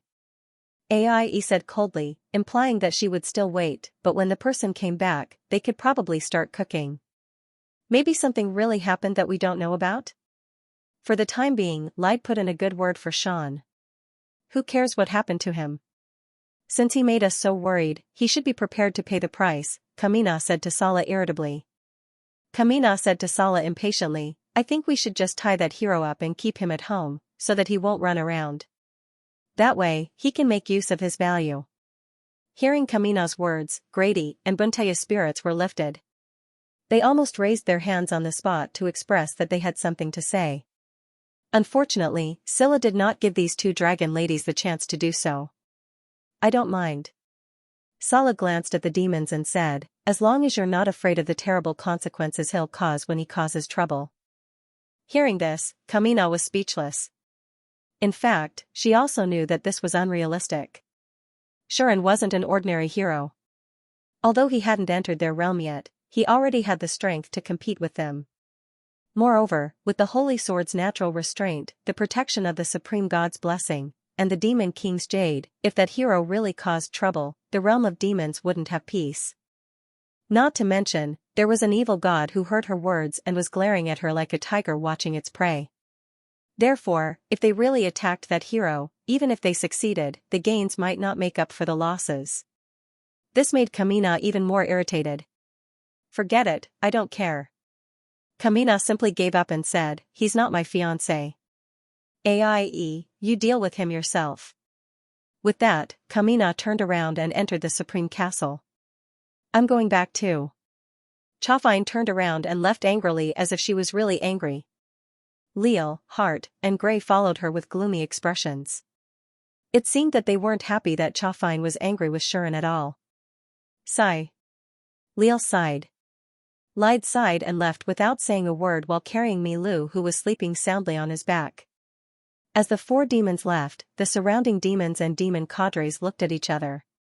In the end, some of them also dispersed and left. Some entered the Supreme Castle, while others stayed behind to accompany the last 2 demons, not daring to leave. For example, Grady and Bukiti. Hurt Yudai also stayed quietly at the side and didn't say anything. Only her eyes fluctuated from time to time, revealing some small emotions in her heart. Instantly, most of the people at the scene dispersed, leaving only Aie, Sella, and Lilith in the lead. Sister Sella, you should go back too, Aie said to Sella indifferently. I'll take care of things here. Hearing this, Sella shook her head. I want to see how that hero disappears and reappears. Sella rejected Aie for this reason alone. Aie knew that Sella definitely had some thoughts and wanted to verify something. That was why she had stayed here all this time. Therefore, Aie didn't say much. She just held Lilith's hand and gestured for her to calm down. This demon's out-of-control index was almost off the charts. If she didn't take some measures, it would be troublesome later. Thinking of this, Aie looked around. All of you can leave first. Aie's words were directed at the demons that were still around. Upon closer inspection, some of the demons were already affected by the evil aura that Lilith emitted from time to time. Their expressions were somewhat ferocious and deranged. Master. Master. Grady and Bukiti wanted to say something. Alright, all of you can go and rest. Aie didn't give them a chance to object. She ordered in an unquestionable tone, Sister Sella and I are enough here. Grady and Bukiti didn't know what to say, so they could only leave helplessly. All of you can leave. Even Scylla had spoken up, causing the surrounding demons to look at each other in dismay. In the end, they all quietly retreated. The square in front of the Supreme Castle's main gate was finally empty. Only Aie, Sella, Lilith, and Hertha Yadai were left. I'll stay here. Hertha Yadai said calmly. Then you can stay. Seeing this, Sella didn't want to chase her away. With Hertha Yadai's strength, even if she stayed here, she wouldn't be affected by the evil aura that was unintentionally emitted. Even if Lilith went berserk, with Sella and Aie around, Hertha Yadai would be able to protect herself. Sella trusted her subordinates of many years. Seeing that Hertha Yadai didn't have any intention of leaving, she let her go. Moreover, with Sella's intelligence, she could naturally guess Hertha Yadai's purpose of staying here and waiting for Shuren. Thus, Sella didn't care about Hertha Yadai anymore. Hertha Yadai also stood there silently. Alright, Lilith, calm down. That guy will be fine. Aie was still holding the restless Lilith's hand, trying to calm her down. Ugh, Lilith's big eyes were filled with uneasiness. Her whole body was restless, and she looked like she wanted to cause a scene. If it weren't for her good relationship with Aie, Lilith probably wouldn't have been able to hold back and would have caused a scene. Right now, Lilith was like a ticking time bomb. She was very dangerous. Sella, who was at the side, couldn't help but sigh when she saw this. As expected of the strongest evil god that once turned the earth into purgatory.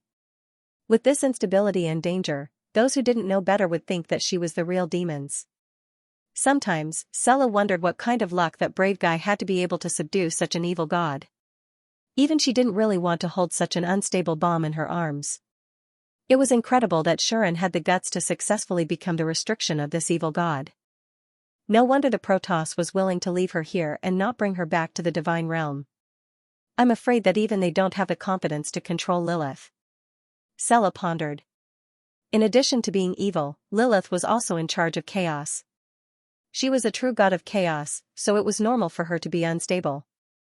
Thinking of this, Sella had already secretly gathered her strength, ready to help AIE restrain Lilith at any time. At this moment, the atmosphere suddenly trembled. AIE, Sella, Lilith, and Hertha Yadai were all shocked. She's back. She's back. AIE and Sella reacted at the same time. Even Lilith revealed a look of surprise and rushed forward. A figure smoothly returned amidst the tremors in the air. Bang! Lilith threw herself into her opponent's arms, causing a dull sound to be heard. Cuckoo! Shuren felt dizzy. He had finally returned to the demon realm. He had just landed on the ground when he suffered a heavy blow. AIE and Sella also saw Shuren's return. They walked toward him and wanted to ask him something. However, in the next second, the two of them stopped in their tracks. Sella had a strange expression on her face. AIE's expression turned completely cold. Hugging Lilith, who had rushed into his embrace and buried her head in his chest, Shuren acted as if he didn't feel anything and had a dazed look on his face.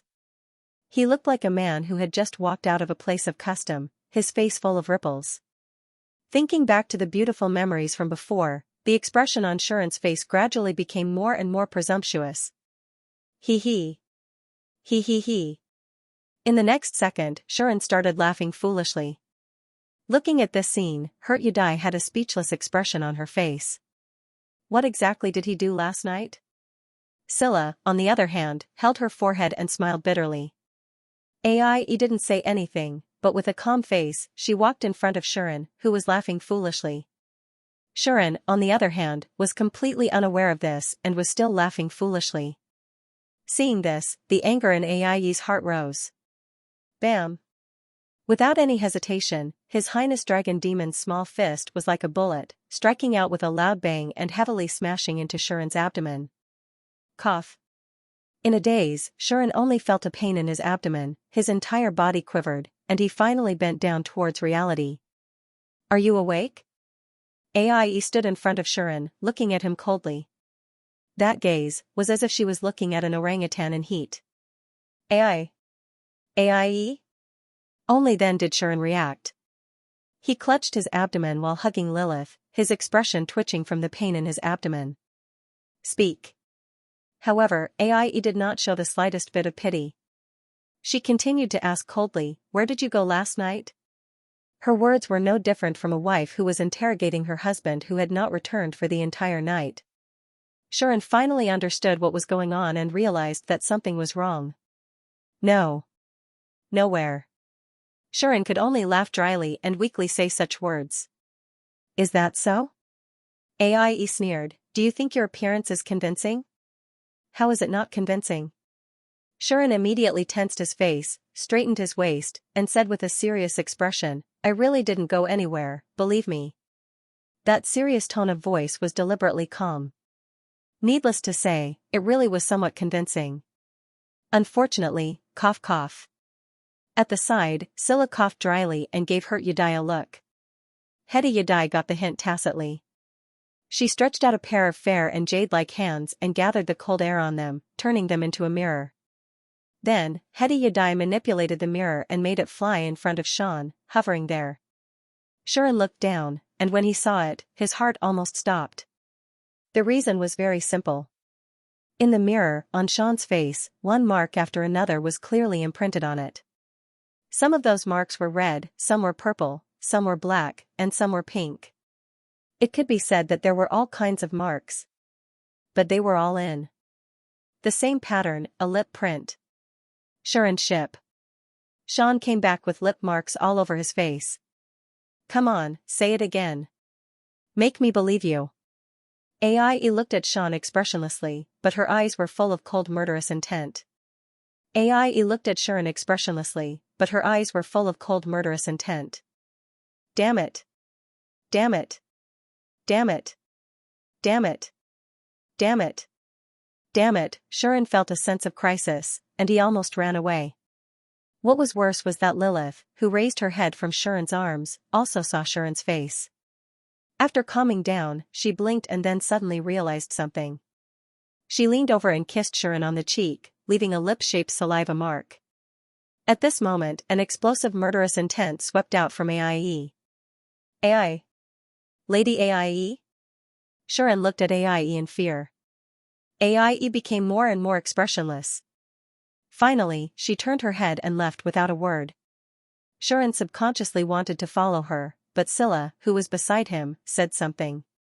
I advise you not to provoke little Aie. Scylla said faintly, that angry girl is not easy to coax. If you are not careful, you will probably lose one or two parts of your body. As she spoke, Scylla glanced at Sean's crotch, full of hints. Sharon was about to step forward, but he stopped, not daring to chase after her. Are you afraid? Scylla sneered and said, since you are afraid, how dare you stay out all night and do that kind of shameless thing with an unknown woman? Hearing this, Sharon showed an expression that was uglier than crying. If I say I didn't do what you think I did, would you believe me?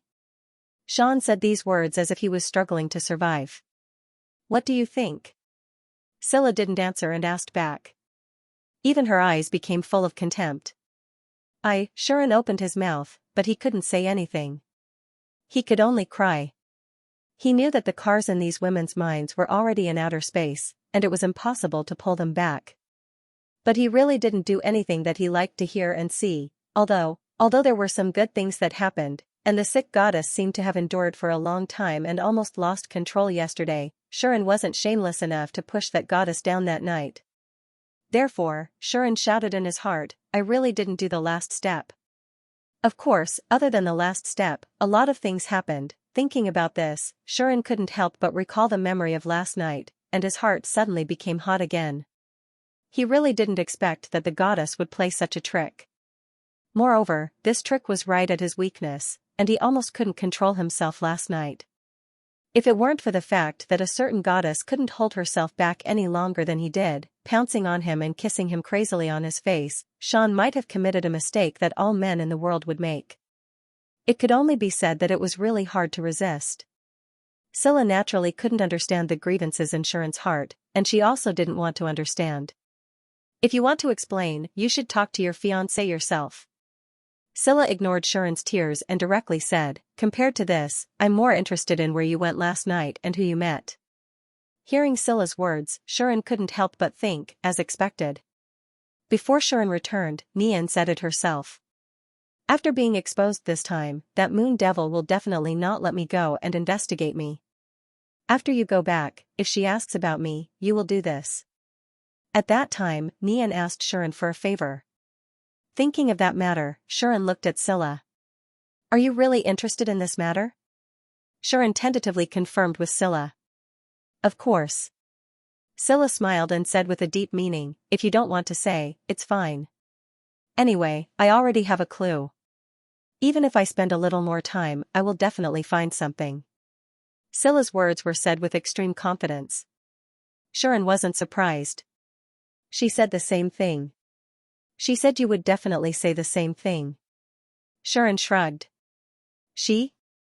Scylla immediately looked at Sharon with a burning gaze and said, then, who is she? Obviously, Scylla was already paying close attention to Nian's existence. Under such circumstances, Sharon did what Nian asked him to do. She asked me to bring you a message. Sharon said.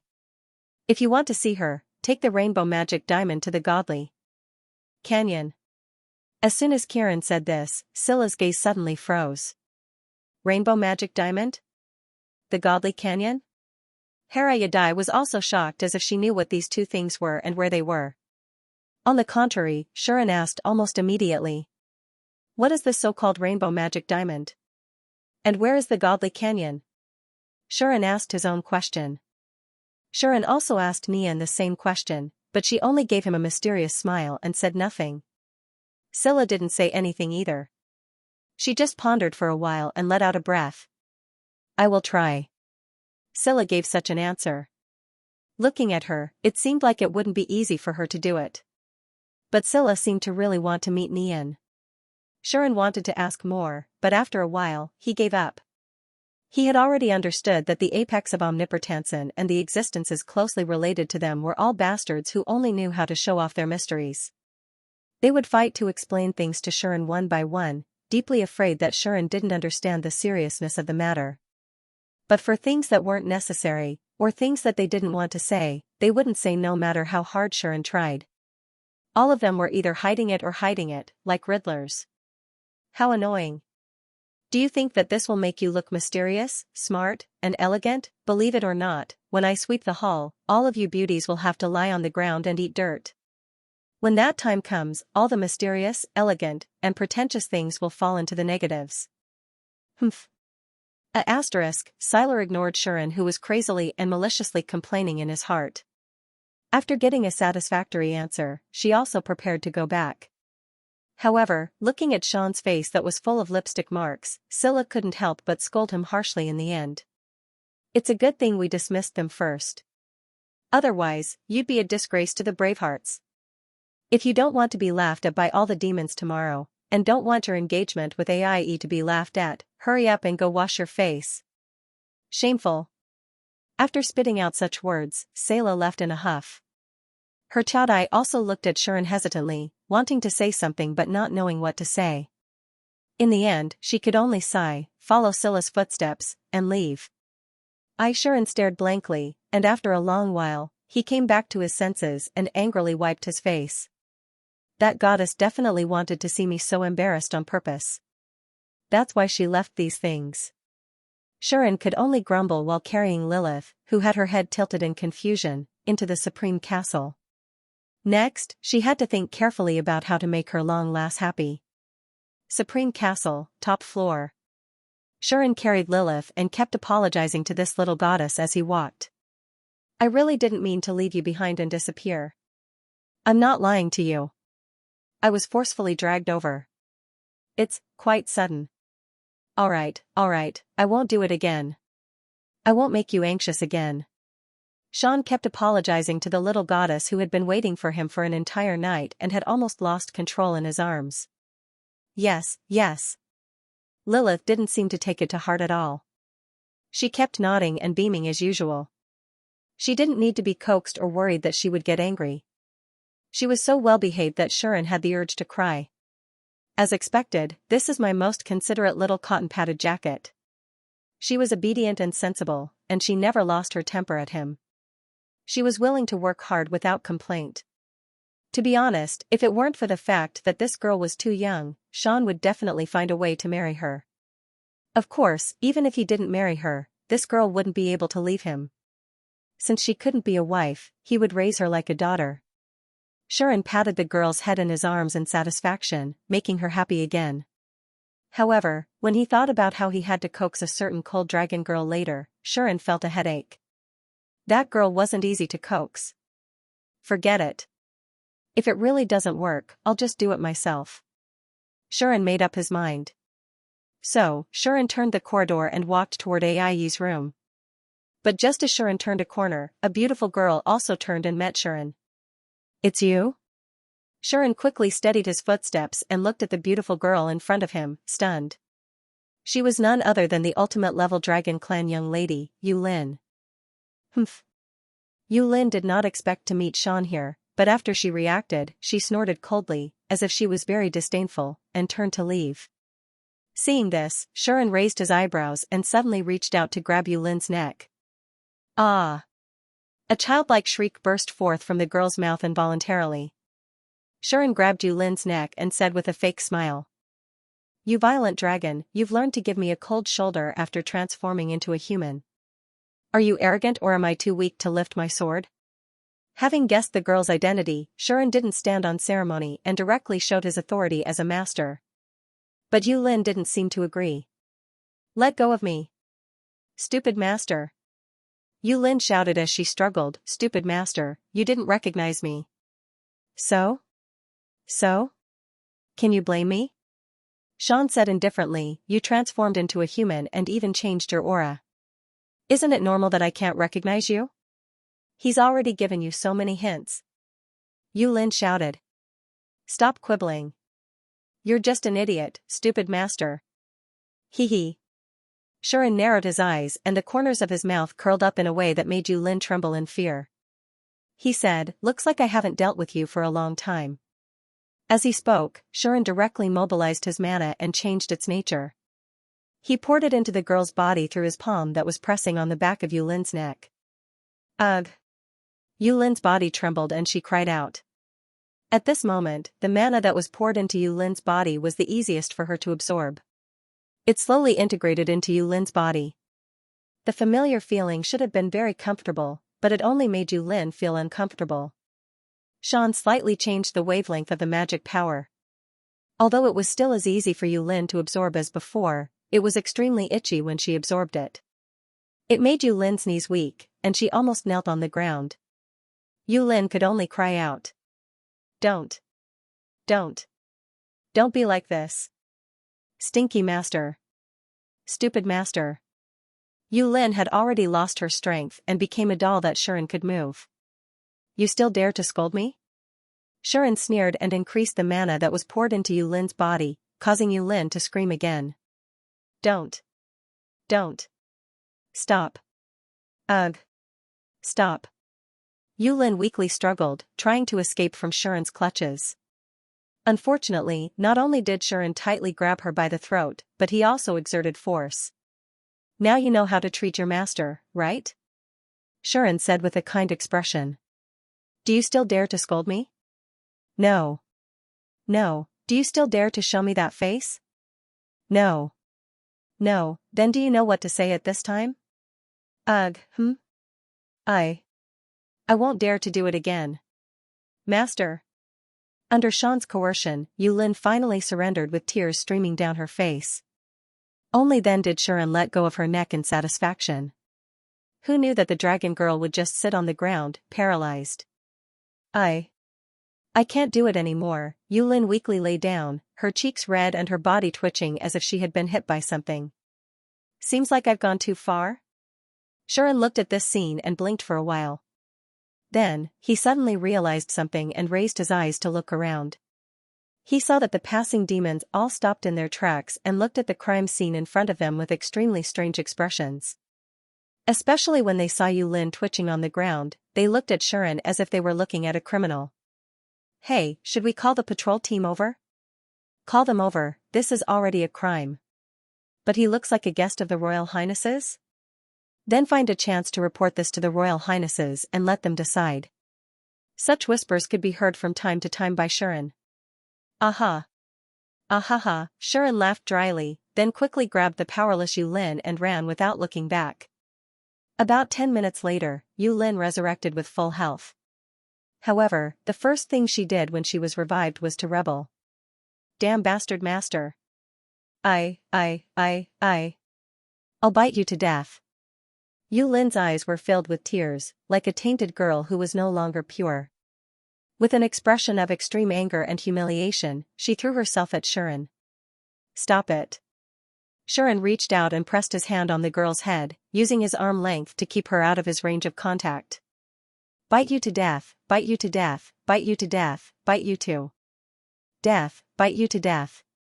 Yulin attacked relentlessly, waving her arms in an attempt to hit Shuren. But because her arms were not as long as Shuren's, she could only move her body in front of Shuren. Shuren suddenly felt bored and said, If you make any more noise, I won't be able to hold back my great magic power again. As he said this, Shuren's palm on Yulin's head heated up slightly. Yulin sensed it and jumped away, not daring to get close to Sean's Kato Taka hand again. But she felt that this was too weak, so she glared at Shuren and gritted her teeth. She had a fierce expression that said, I didn't give in, I just don't want to fight close combat, I want to fight long range, so from now on, I'm going to kill with my eyes. Hell. Hell. In the end, the girl cried out twice and unleashed a dragon's roar. Shuren almost burst out laughing. That's enough. Shuren didn't give her any face and said, You're not scary at all when you act fierce, you're terrifying. Just behave and be a cute thing. Who's a cute thing? Yulin said with extreme dissatisfaction, don't think that I'm still the same as before.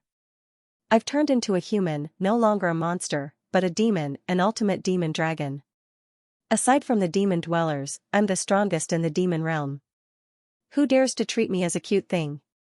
Me. Shuren pointed at his own nose and said, I won't forget my original intention and continue to treat you as a cute thing, don't worry.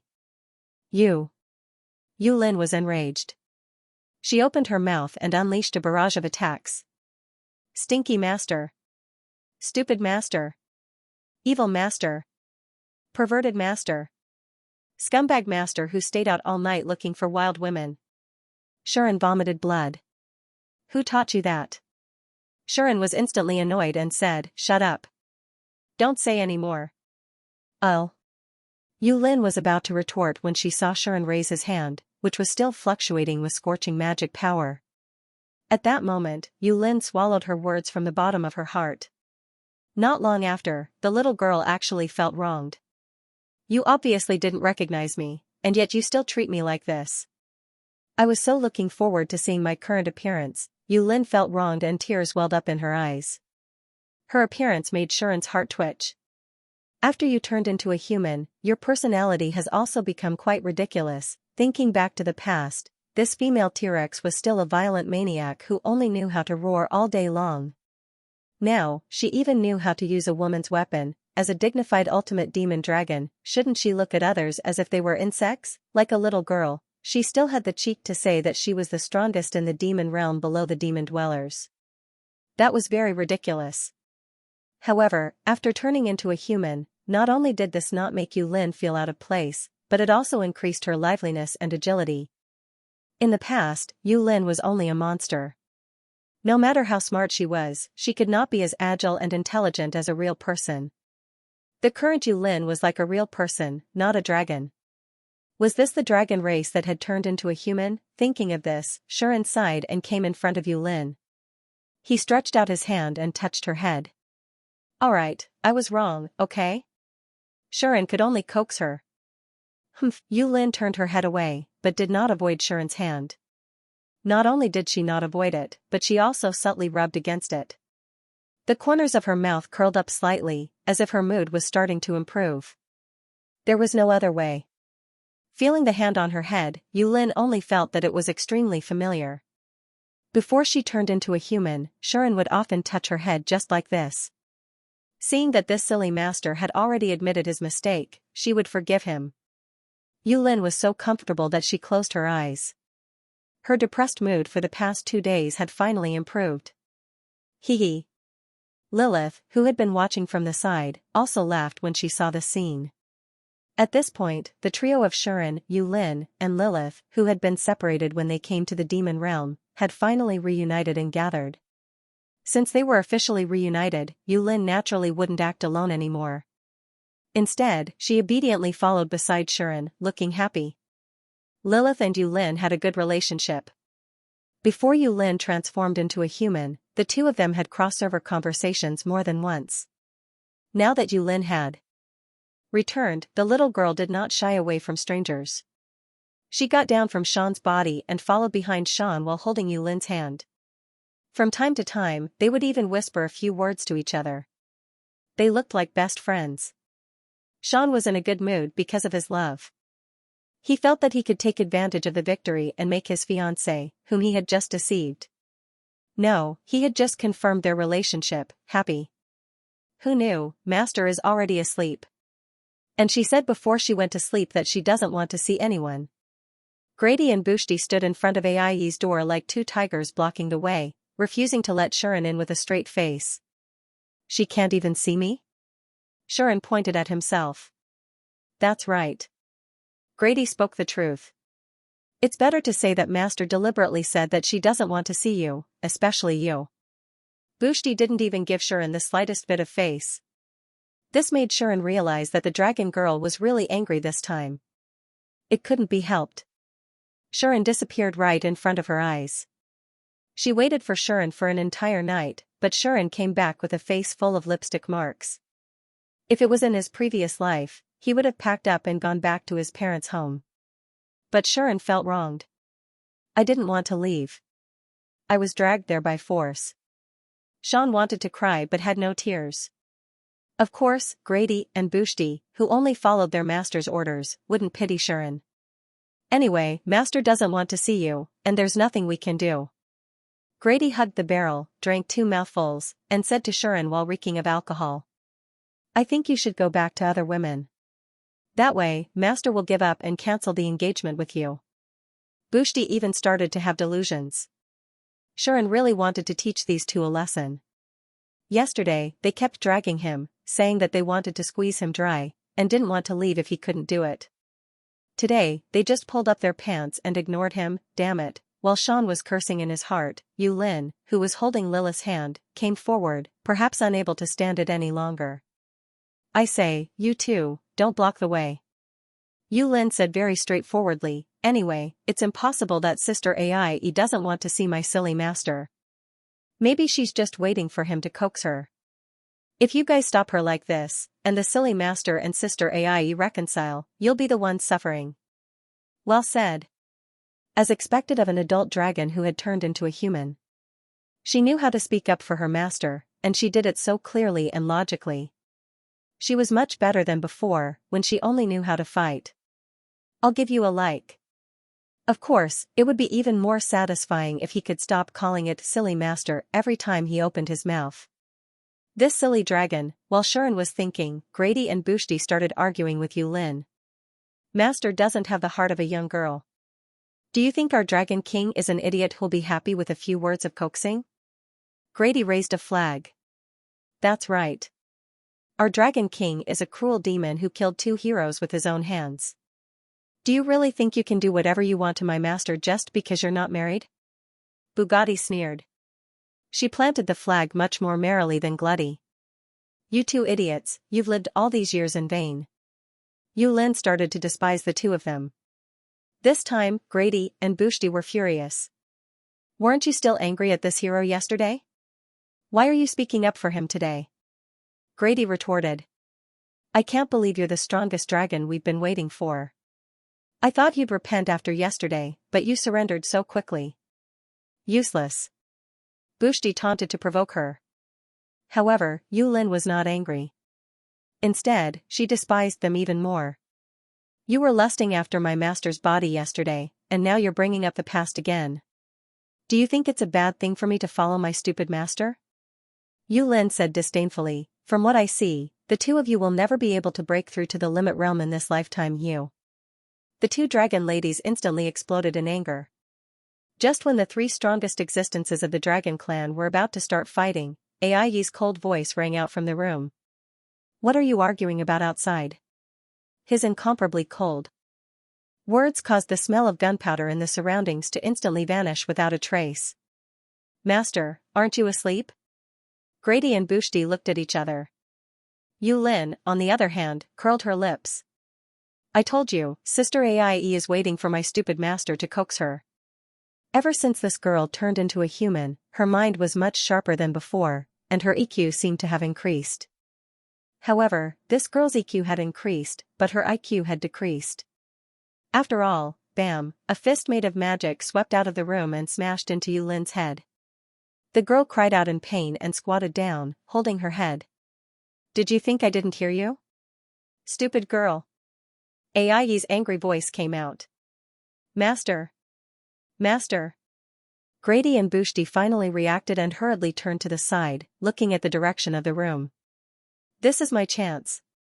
Sean, who had been quietly watching from the side, finally seized this opportunity. With a flash of light in his eyes, he teleported and disappeared from where he was. Instead, there was a commotion in Ai's room. Who let you in? Can't I come in myself? How dare you enter my room without my permission? Then do you still expect me to be like those brainless subordinates of yours and notify you? Get out. I won't. Don't think I won't do it. I should be the one saying that. After such a ruckus, it seemed as if someone had really made a move, or rather, started to make a move. The noise began to turn into a brawl. Let go. Aie yelled. I won't. Shuren was still as stubborn as ever. Who allowed you to carry her up here? Ai was completely enraged. You said it yourself. If it was me, I could carry her anytime. Shuren began to talk about the past. Ai was furious, but there was nothing she could do. I heard you're sleepy? Then let's sleep. Shuren's victorious voice came from the room. The rest of the conversation could no longer be heard by the people outside. It was obvious that Ai was defeated by Shuren's shamelessness and had entered a submissive state. Next, it could only be the issue of sleeping together. The two of them were about to enter a new round of argument. However, even Grady and Biolati could tell that the argument was more like flirting than arguing. The two dragonesses' worldview was shattered. Even their mental state was crumbling. Master, aren't you always so dignified that you wouldn't even let your sisters touch you?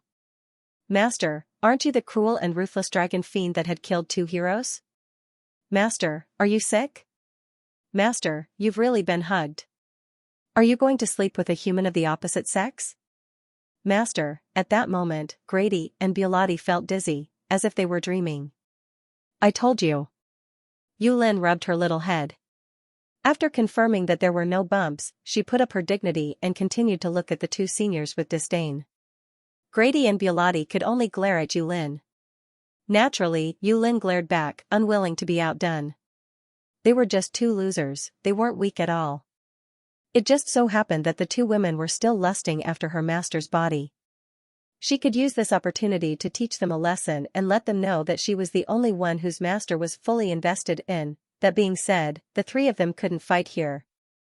After all, this was the Supreme Castle, the most important administrative office in the demon realm. As long as one didn't have a death wish, they wouldn't want to fight here. With this in mind, Yulin withdrew her aura first. Let's go back to sleep, Sister Lilith.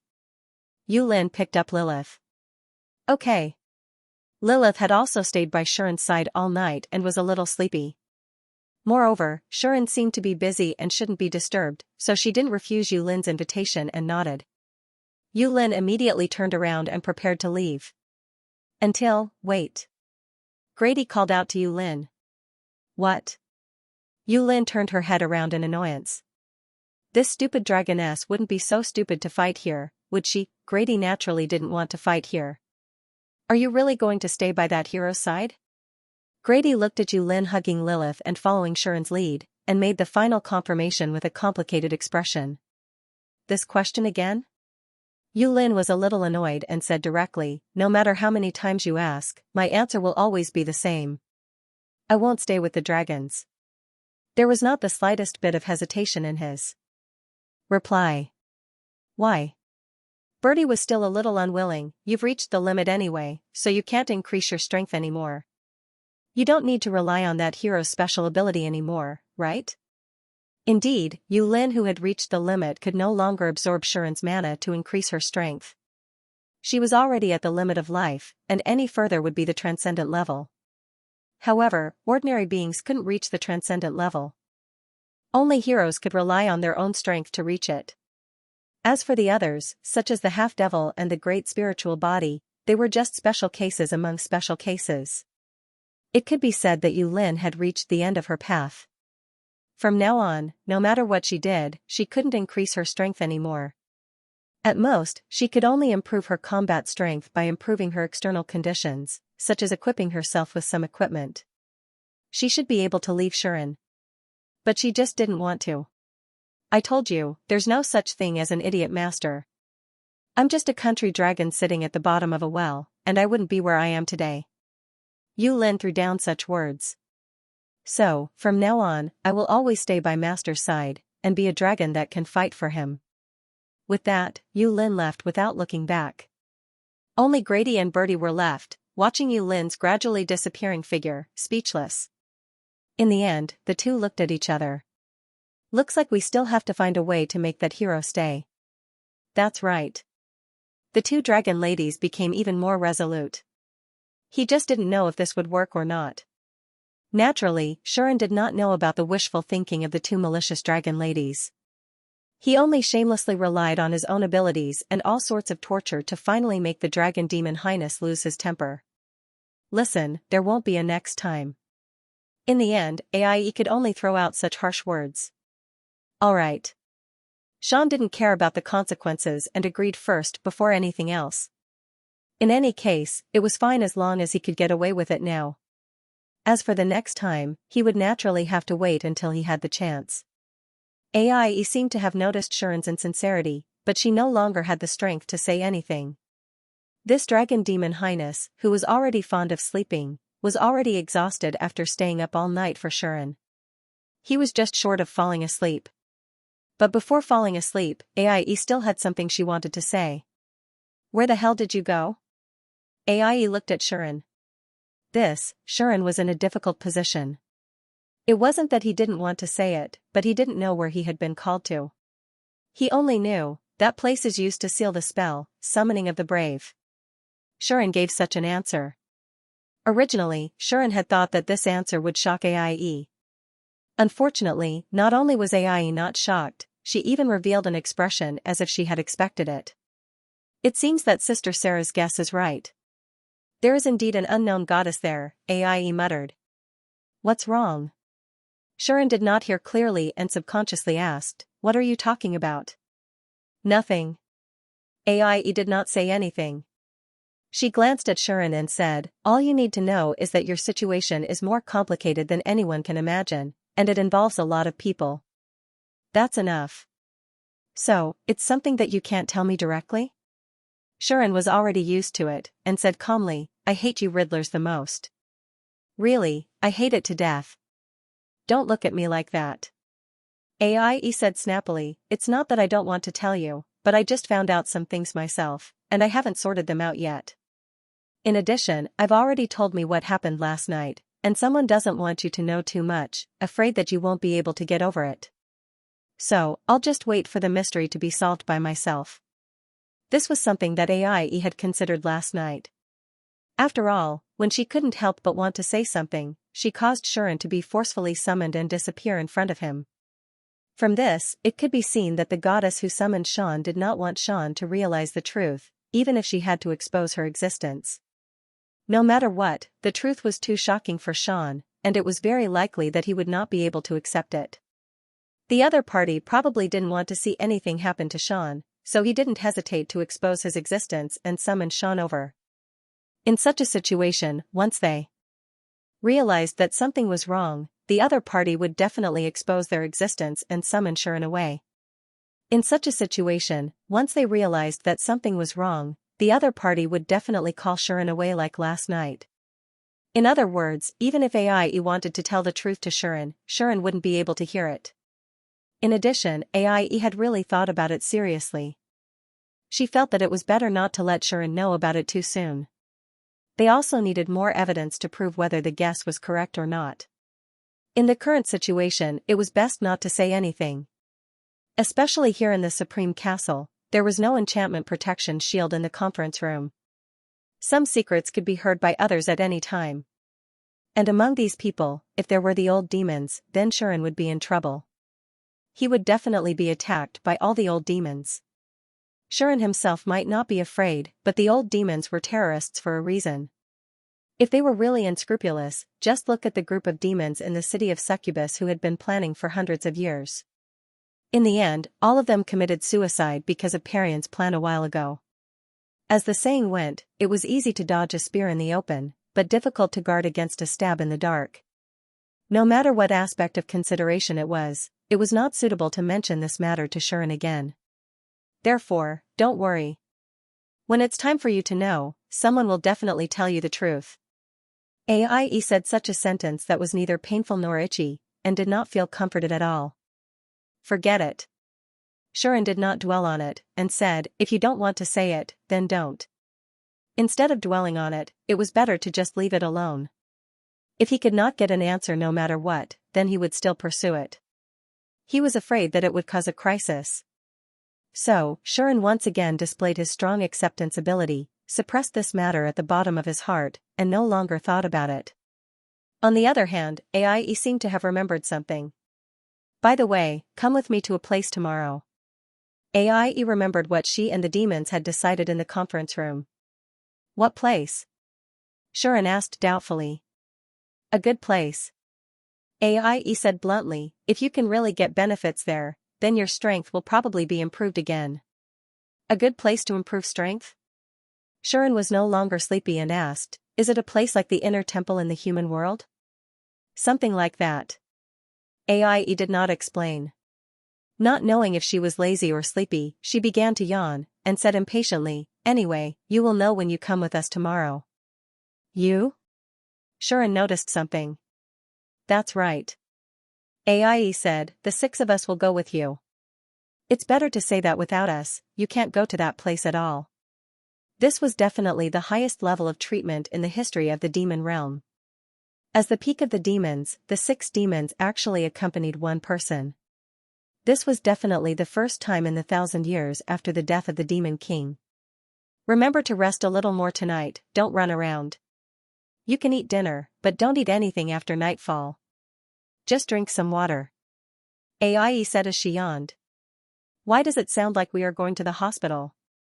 Sharon was speechless. Ignoring Sharon's speechlessness, AIE seemed to have reached her limit. I'm going to sleep, I'm so sleepy, don't wake me up again. Saying so, AIE lay down, hugged a pillow in her arms, closed her eyes, and fell into a deep sleep. Sharon shrugged, and then very naturally lay down next to AIE, even hugging the little girl into his arms. What are you doing? Sleeping. I didn't say you could sleep here, did I? But you didn't say I couldn't sleep here. Then you can sleep, but why did you take my pillow away? Because it's an eyesore. In the end, Sharon achieved his goal and slept on the same bed with AIE. AIE seemed to be really sleepy, and she was too lazy to argue with Sharon, so she fell into a deep sleep. Sharon almost couldn't control his Enlushan claws several times, and he grabbed some places that shouldn't be grabbed.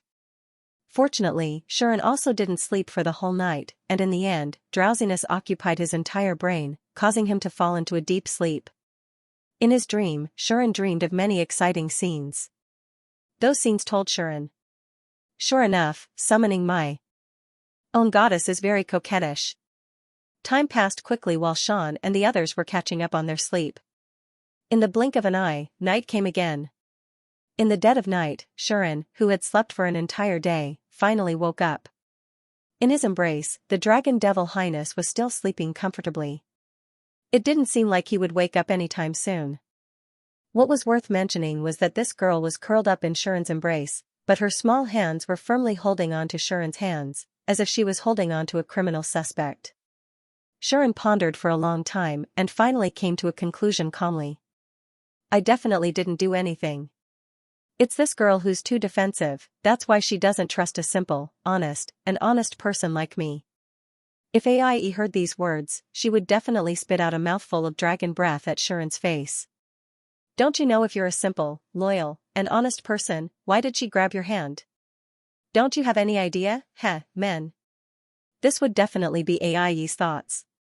But unfortunately, AIE was completely asleep, and did not know what kind of shameless self-defense Sharon had made. Unconsciously, Sharon slowly stood up. As he stood up, Sharon's unwitting movements caused him to discover a small piece of parchment that had fallen from his body. This is... Sharon was stunned at first, but then he remembered. Oh right, I haven't gone to the forest last night. At the thought of this, Sean was reminded of Hurtle Yudai's hesitant look in front of him this morning. Looks like I have to go find her. Sharon patted his face, and reluctantly let go of Xiao Longnu, who was in his embrace, allowing AIE to finally regain her freedom.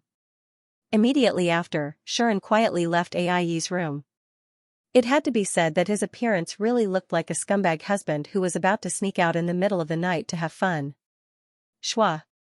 Accompanied by a faint sound of breaking air, Sharon teleported away from AIE's room, and even left the area. The top floor of the Sovereign Castle was not like the top floor of the Succubus Castle, where no one was allowed to enter. Not only were there patrols of the demons keeping watch, but there were also people working through the night. From time to time, voices and lights could be heard. Moreover, the Sovereign Castle was clearly divided into different areas. There were work areas, living areas, and guest accommodation areas. Shafn, Ride, Kamina, Milo, AIE, and the others each occupied a small area and stayed there. These places were reserved for Sala's sisters in case the demon folk gathered. Shuren left the area assigned to the people of the dragon demon territory. He knew that Yulin and Lilith were resting in the same room, and even Grady and Birdie were guarding outside Ai's door, sound asleep, like two door gods.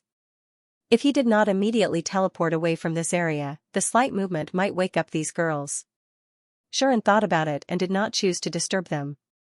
Instead, he prepared to settle this social occasion alone. The problem was that just as Shuren was about to leave the sovereign castle, he was blocked by someone. "It's so late, and you want to disappear again?" A moving voice with a faint smile entered Shuren's ears, causing Shuren to be startled. He turned his head and looked to the side. At some point in time, a tall and graceful figure had appeared there. "Xianxia? Why are you here?" Shuren was surprised. It was Xianxia. Her Highness Succubus was wearing silk pajamas. She was hugging her chest and leaning against the window in the corridor. Bathed in the moonlight, she looked at Sean with a teasing expression. Shuren could not help but glance at her figure and secretly swallow a mouthful of saliva. This succubus was as attractive as ever. As soon as this thought appeared in Shuren's mind, Xianxia rolled her eyes. Seeing this, Shuren remembered that Xianxia's rippling heart demon could also read his inner thoughts to a certain extent. Although it was not as illegal as the hero summoning style Nyan that he had a deep connection with, she could roughly understand some of Shuren's thoughts. At that moment, Shuren hurriedly looked down and changed the topic. "You're running around dressed like this, don't tell me you're trying to hook a man?" Shuren's tone was not so much provocative as bitter.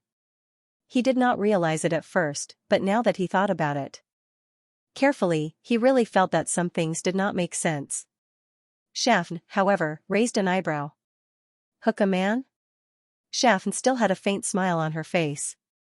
"I was called out by a man. Before I appeared here, I had just woken up in my room." This succubus had also waited for Shuren the whole night and only returned to her room at dawn. She even waited until she felt Shuren's aura return before falling asleep. She had slept until now. As soon as she woke up, Xianxia noticed Shuren, who was sneakily preparing to leave the Supreme Castle. Thus, Xianxia had directly come over. Even Leal, who was guarding outside her door, did not notice her, let alone others. Thus, only Shuren had the honor of seeing Xianxia dressed like this. Understanding this, Shuren's thoughts immediately became clear. "However, I was just about to go out and you rushed over. Why? Are you trying to stop me?" Shuren expressed his doubts. Xianxia shook her head. "However, she said so." "Although I won't stop you, I won't let you go out on your own either," Xianxia said sarcastically. Xianxia said sarcastically, "Who knows if you'll go see another wild woman and come back with a face full of lipstick marks." "Ahem." Shuren coughed and said awkwardly, "How did you know about this?" "What do you think?" Chafine said, clearly annoyed. If this woman could read Shuren's mind, then she could probably read the minds of those who were infatuated with her, right? It was not at all strange that she would know about the flag Shuren had brought back today. "I have something to do, not go out to fool around." Shuren felt that he had to explain. But Xianxia was even more direct. "Whether you are going out to fool around or not, I only have one thing to say." Xianxia looked straight at Shuren and smiled sweetly. "Take me with you." At this moment, Shuren had to admit that he was moved. "Why don't I go out to fool around? It doesn't seem like a loss." Supreme Castle, main entrance. Shuren waited here for about 10 minutes before Chafine reappeared. "Alright, let's go." Chafine had already changed out of her provocative pajamas and put on a formal dress. She smiled leisurely. That beautiful and moving posture, every frown and every smile that moved one's heartstrings, would cause men to be infatuated with her. Even Shuren couldn't help but stare at her a few times before suppressing his desire. He didn't know how many times he spoke. "I already said that I'm not going out to look for other women. Why are you still following me?" Shuren felt that his image in these women's hearts was greatly damaged. Their trust in him was in the negatives. Chafine, however, didn't seem to care. "If that's not the case, then what's wrong with letting me follow you?" Chafine said stubbornly. "I'm afraid that people will think that I'm making a mountain out of a molehill, or that it's inconvenient." Although Shuren didn't tell Chafine about Hertha Yadai, he knew that with the Rippling Heart Demon's ability, this succubus must have already understood most of the situation. As expected, it's not like I don't know what Hertha Yadai wants to ask of you. Chafine glanced at Shuren and said, or rather, it's not a secret in the eyes of some people. My sisters basically all know about it. In other words, even if Chafine followed him, Hertha Yadai wouldn't find it inconvenient. In the end, you still don't trust me, right? Sean could only interpret Shafine's decision to follow them no matter what. Chafine didn't reply. She just smiled and didn't say anything. Actually, Chafine really didn't care if Shuren was going to look for other women. Strictly speaking, she could be considered a wild woman that Shuren had accidentally found. Why would she care about such things? Even if Sean really went out to look for wild women, what could he do since everyone was nameless and had no relationship? Therefore, Chafine didn't let Shuren leave the Supreme Castle alone. It wasn't to keep an eye on him, but to protect him. Just like before, the demons had already decided that if there were no accidents, they had to leave one person by Shuren's side to keep an eye on him. This hero. No, it should be said that this man who might be even more special than Hero's safety didn't just concern him. It concerned them, and even the demons. Not to mention, the importance of the Demon King Jade on him was self-evident. The Demon King's Jade, which had been taken away by the Supreme God for 1,000 years, had finally returned. Whether it was out of consideration for the demon race or out of affection for the Demon King, the demon dwellers couldn't just watch it run around. Last night was just an accident that could not be prevented, but it still caused the 6 demon sisters to keep watch all night. From this, one could see the importance of this matter. In addition, Shuren's identity was special. It wasn't just the Demon King Jade anymore. No matter what, the demons had to protect him. Even if he was strong and had such a powerful Diablo with him at all times, the demons couldn't feel at ease. Back in the capital, didn't Shuren almost get into trouble? When they came to the demon world, didn't they also split up? Considering these problems, no matter how many people they put around Shuren, the demons didn't think it was enough. If it wasn't for the fact that they were afraid of being too shocking and attracting unwanted attention, the demons would have arranged a lot of guards for Shuren. They even wanted 2 or 3 demons to work together to protect Shuren. Because of this, Chafine immediately appeared and stopped Shuren when she noticed that he was planning to leave the Supreme Castle. It wasn't just Chafine. Chavni could sense that other than the sleepy Aie and the innocent Milu, the rest of the sisters, even if they were not by Sean's side, had set up some sort of trap to watch his every move. Shafn, on the other hand, relied on the Rippling Heart Demon's ability to connect to Sean and spy on his every move. When Shuren was about to leave the Supreme Castle, Chafine felt that Sala, Lide, and even Kamina's auras had moved a little. This proved that Sala, Lide, and Kamina had been watching Sean the whole time, just like Chafn. However, as the Supreme Demons, Sala was probably still dealing with the things she left behind during the day and couldn't protect Shuren. Lide had to stay by Milu's side to prevent her from going out of control.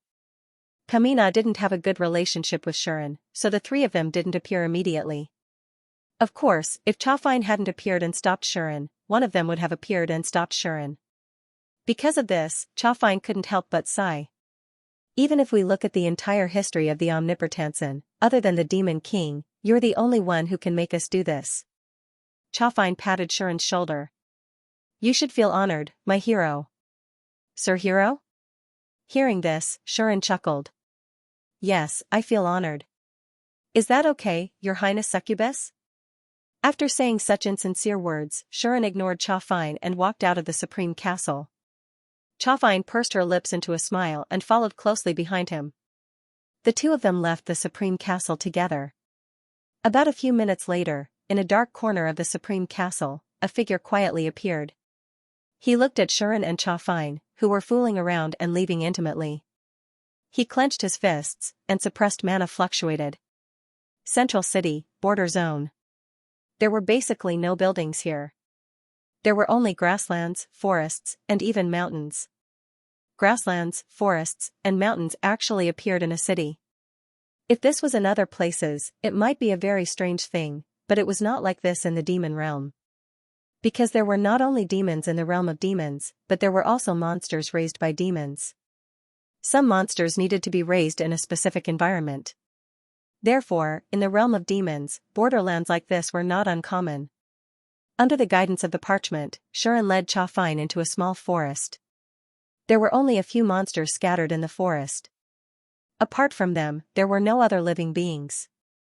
With the ability of external destiny, Shuren not only sensed these scattered monsters, but also found that they were all above level 70. Such a high-level monster was actually raised in a small forest? Shuren did not dare to imagine what level of monsters were raised in those grasslands, forests, and mountains. Xianxia explained. Monsters are created by demons, after all. We brought many monsters into the realm of demons 1,000 years ago, and most of them were very high-level existences. To us, in terms of species and strength, only the tiger's forest in the human world is qualified to compare with the monsters in the realm of demons. In other words, in the realm of demons, large monster settlements like the tiger's forest in the human world were not rare. Not only the quantity, but the quality was also incomparable. Monsters of the ultimate level don't count. Even in the realm of demons, there are only 2 or 3 monsters of that level. Even demons do not dare to provoke them. Only demons like us can command them. But in terms of legendary level monsters, there are many of them in the realm of demons. Even in the periphery of the central city, there are many of them.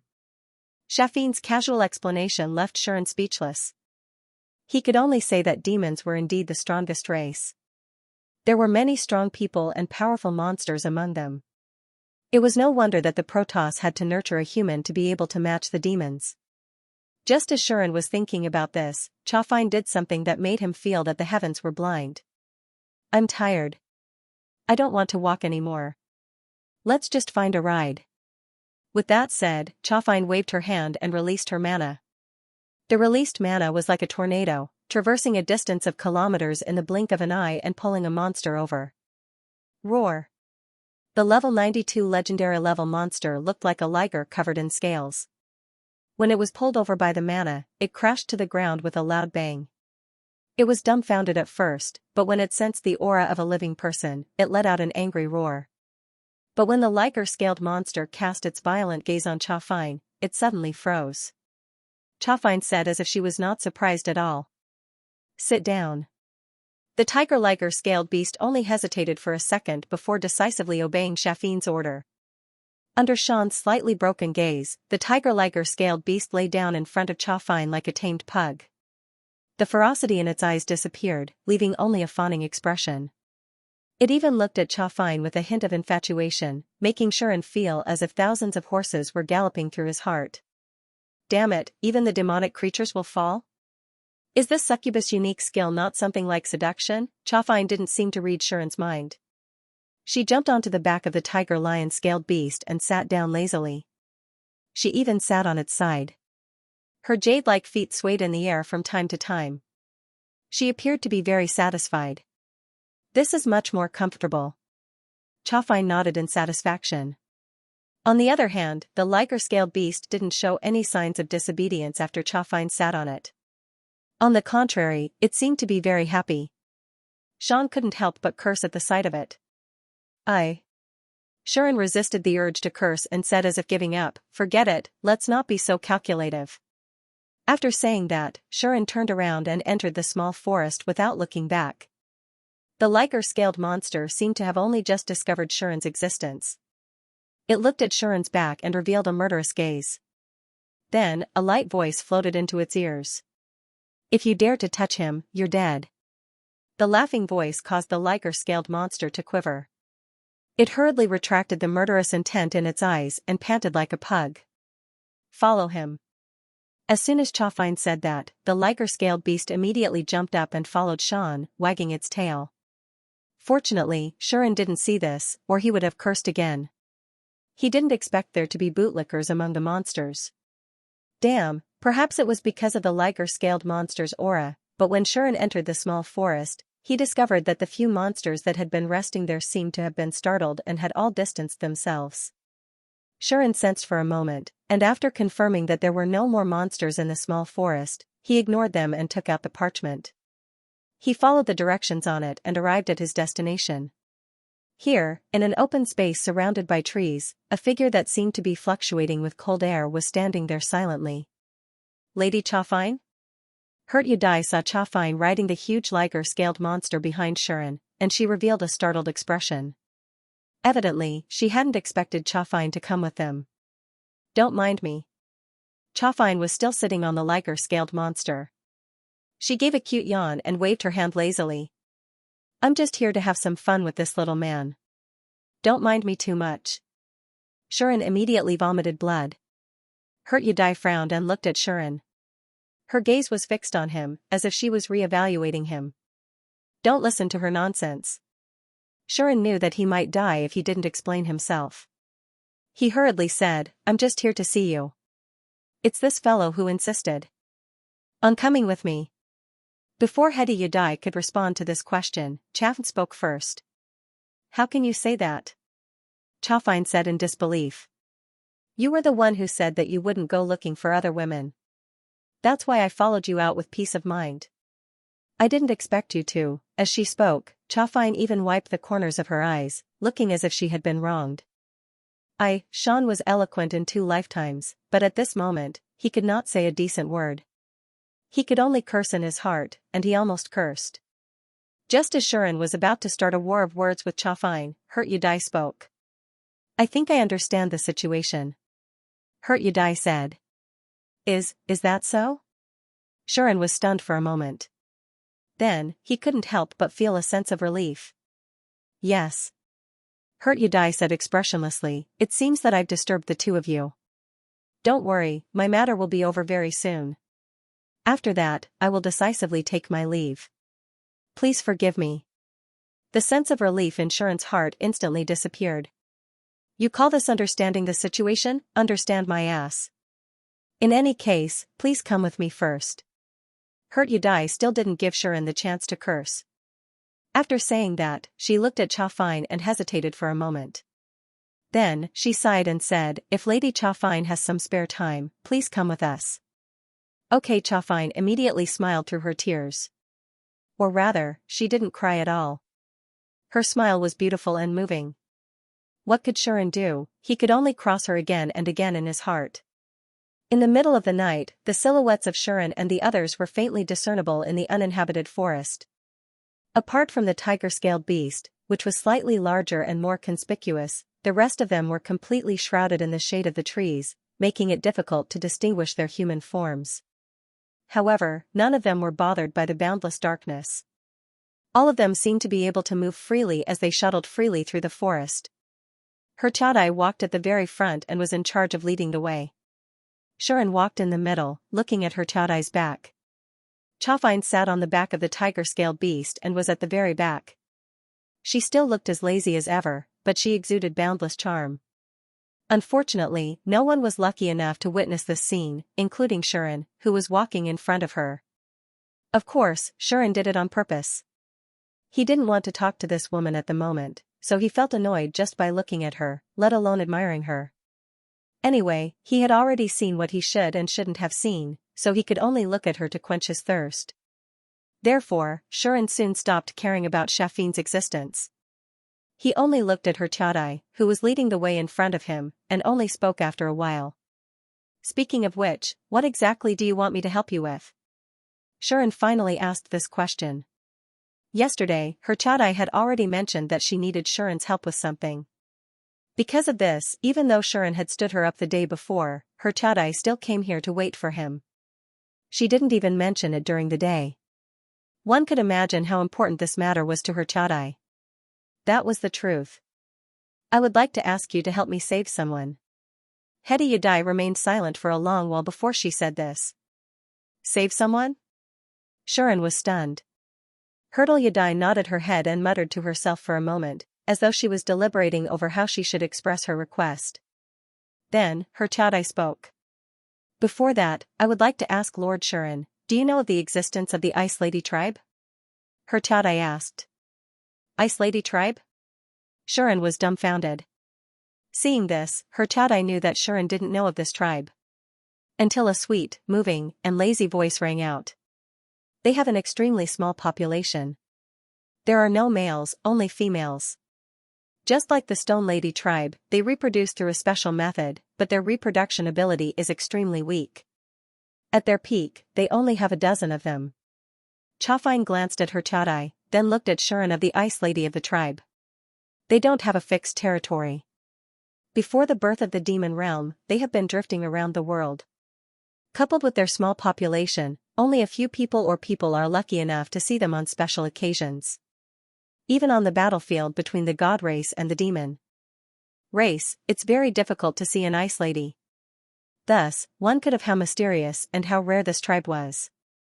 Every member of the Ice Lady tribe is extremely powerful. Once they reach adulthood, they can reach level 80 demons. Like the Dragon tribe and the Stone Lady tribe, they are an extremely rare unified tribe among the demons. Shafine's explanation made Shuren feel both enlightened and puzzled.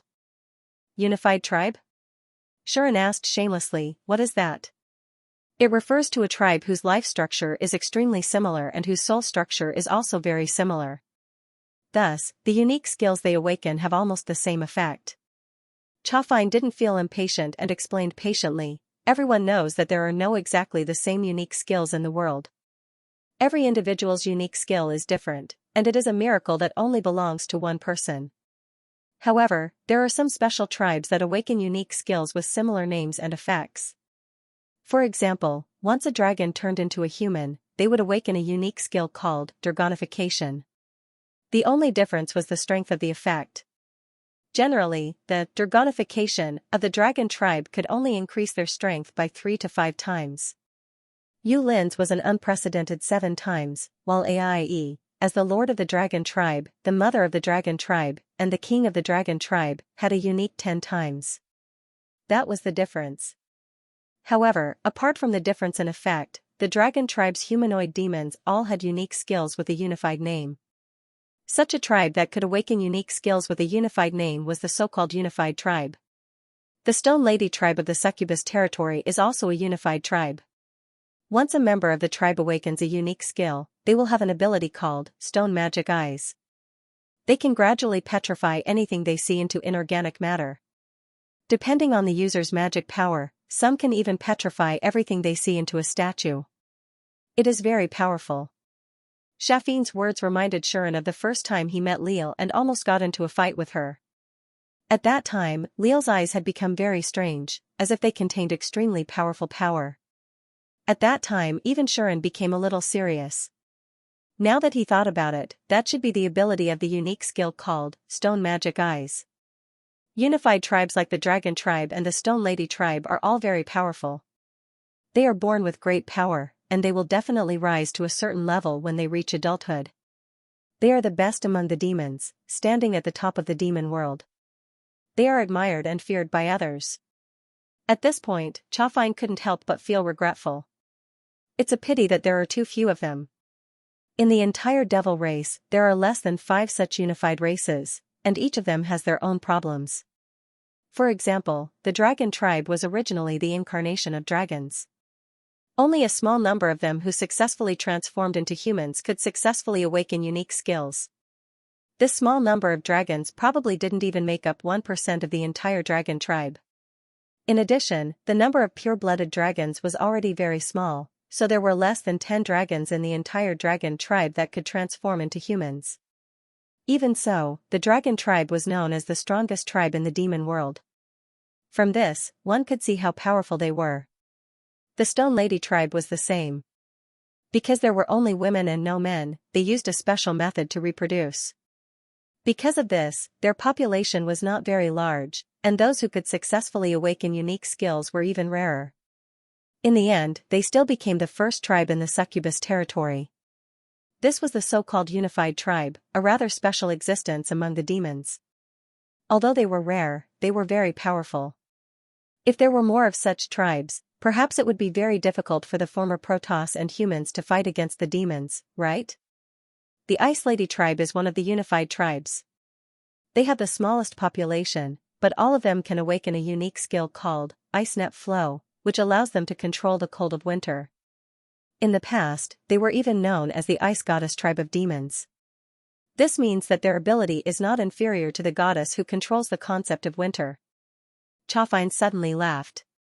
Because of this, the Ice Lady tribe is also known as the strongest tribe after the Dragon tribe. In terms of ranking, they are even higher than the Stone Lady tribe, which is also a unified tribe. In addition, they are both a female tribe, so the Stone Lady tribe has always viewed the Ice Lady tribe as a formidable opponent. Be it in the past or now, they have always been secretly competing against each other. Hearing this, the corner of Shuren's mouth twitched. No wonder that neurotic Stone Lady has been staring at Hurtle Yudai all day since arriving here. Shuren had originally thought that there was some conflict between the two, but now it seemed that it was the result of the competition between the two tribes. However, we, the Ice Lady tribe, have never viewed the Stone Lady tribe as an enemy. Hedi Yudai's casual words were enough to infuriate Leal on the spot. I think it's very interesting. Chafine covered her mouth and snickered. It's a pity that Hurtle Yudai doesn't want to join my succubus territory. Otherwise, my succubus territory would be very lively. This succubus looked like she wanted the world to be in chaos. Hurtle Yudai only shook her head calmly. The Ice Lady tribe swore loyalty to Her Highness the Moon Demon a long, long time ago. As a member of the Ice Lady tribe, I naturally will not disobey the oath made by my tribe. Even if the target was a demon with unparalleled charm like Chafine, Hurtle Yudai still insisted on this point. Of course. That's why I lost interest in you in the end. I don't like obedient puppets the most. Chafine pursed her lips and muttered, otherwise, the Ice Lady tribe, whose hearts seem to be frozen and whose temperaments are so cold that they won't fall in front of me, would really suit my tastes. Chafine liked people who could remain calm in front of her, who could resist her charm, and who would not listen to her every word. The Ice Lady tribe was naturally cold. Even when facing Chafine, she could resist her charm to a certain extent. Logically speaking, she should be very liked by Chafine. However, it was one thing for the Ice Lady race to be cold, but even their hearts were frozen. Because of this, although the Ice Lady tribe was powerful, they rarely expressed their opinions. They themselves rarely had their own opinions, and were unable to live a unique and exciting life. They could only be led by others and follow their orders obediently. Because of this, even though the Ice Lady tribe was powerful, they rarely expressed their opinions, and they rarely had their own opinions. They were born unable to live a unique and exciting life. They could only be led by others and follow their orders obediently. Perhaps to many leaders, this kind of Ice Lady tribe was the most outstanding and trustworthy subordinate, but to Chafine, this kind of obedience was what she hated the most. If she had subdued Hurtle Yudai, then even if Hurtle Yudai could remain calm in front of her, what could she do? In the end, didn't she still listen to her words? As a result, Chafine lost interest in the Ice Lady tribe. On the other hand, the girls of the Stone Lady tribe all had hearts as firm as a boulder and were difficult to conquer. They were the most disdainful of things like love, and sometimes even looked down on men. Chafine became a little interested in them, so she took Leal in. Although that girl was now obedient to Chafine, in the past, Chafine had to spend a little bit of effort to conquer her. That little bit of effort was enough for Chafine to give Leal 10 points, right? Shuren was not interested in Chafine's personal evaluation. This slut was just too pretentious. She still wanted to play. Had she forgotten how she had failed in her own hands, if not for the fact that she was a demon and had been playing like this for tens of thousands of years, she would have long since fallen into some deep ditch. Shuren kept cursing inwardly. He had completely forgotten that a certain succubus could read minds. Sensing Shuren's thoughts, Chafine was infuriated. But when she remembered that she had indeed fallen into this guy's hands, she felt a wave of dejection. How could she be so unlucky? It had been like this for tens of thousands of years. She had always been the one toying with others in the palm of her hand. Why did she have to fall into the hands of a man she had only known for a few days? She had lost her most important thing this time, a great succubus, the most beautiful woman in the 3 realms, a peerless temptress whose beauty could cause the downfall of nations. Countless heroes had fallen for her, and billions of lives had been mesmerized by her, yet she could not obtain it. She could only live a miserable life, yet she had lost her virginity to a man she had only met a few times. If this matter were to be exposed, it would turn the entire Omnipotensen into a living hell. Who knew how many men and women would weep in agony and despair? That was not all. What was truly outrageous was that this person was her soon-to-be married brother-in-law. That was very flirtatious. Fortunately, he was the one her mother had chosen. And he was very special, very different from the rest. He was not the type she would hate. On the contrary, Chafine had already rated Shuren at 98 points in her mind.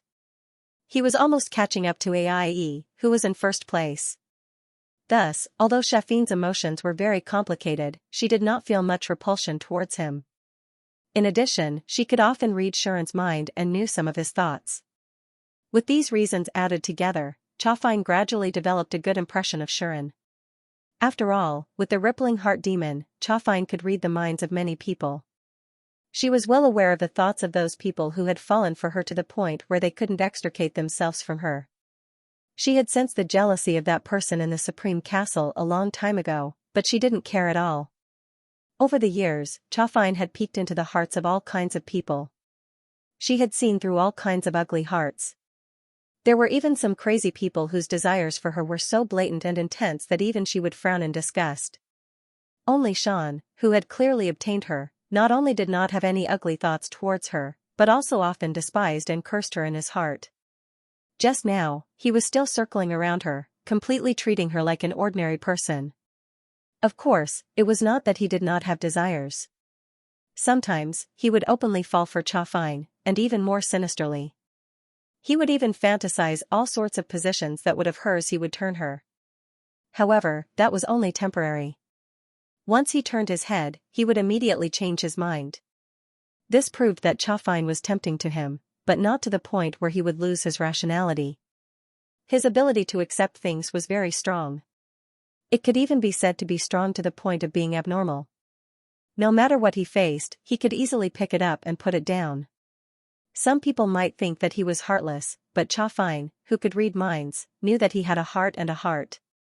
It was just that he was very open-minded and carefree. There were a few figures in his heart that would always silently appear. Every time they appeared, Chafine would feel a strong sense of warmth.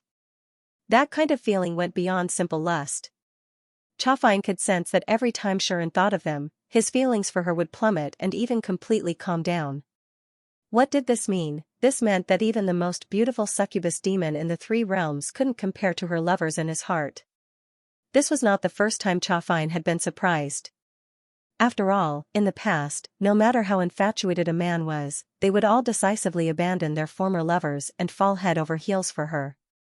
Even those famous heroes, upon seeing Chafine, even if they didn't abandon their former lovers would instantly be ranked behind Chafine in their hearts. Chafine was extremely contemptuous of this. Their vows of undying love had been completely subverted because of love at first sight. Such a so-called hero was nothing more than a vulgar mortal. As a result, Chafine felt disdain for those heroes. She didn't even spare a glance for those emperors with their harems of 3,000 beauties. Only Xian was the only one she had seen in the past tens of thousands of years. He was the only one who still loved her after meeting her, and even after getting her, he still loved those women who also loved him. On the other hand, aside from arousing his desire, she could do nothing else. He didn't have any love or affection for her, only the occasional lust. This made Chafine feel extremely resentful. As expected, all good men belong to someone else. Chafine could only sigh. On the other side, Hedi Yadai had also been paying attention to Shuren and Chafine. This was because, from the moment the two of them had arrived at Central City, their behavior had been very unusual. This was especially so for Chafine, a succubus who was disdainful of everyone and had no interest in anyone else. For the first time, she was acting so intimately with a man. This shocked even the cold Hedi Yadai. Tonight, Chafine had even come out alone with Shuren. She had been explaining things to Shuren, chatting with him, and even playing with him. All of this told Hedi Yadai how special Shuren was to Chafine. As expected of a hero who could win the heart of that dragon demon highness. Hedi Yadai didn't think too much about it. She just sighed. Xian still didn't know how the two beautiful women at the scene were evaluating him in their hearts. He just looked at Hedi Yadai again and asked the most fundamental question. Is the person you want me to save a member of your Ice Lady tribe? Shuren realized this. Yes. Hedi Yadai was silent for a while. Then, she nodded and said, I'm the only one left of the Ice Lady tribe. The rest have all been sealed in ice. Sealed in ice? Shuren raised his eyebrows.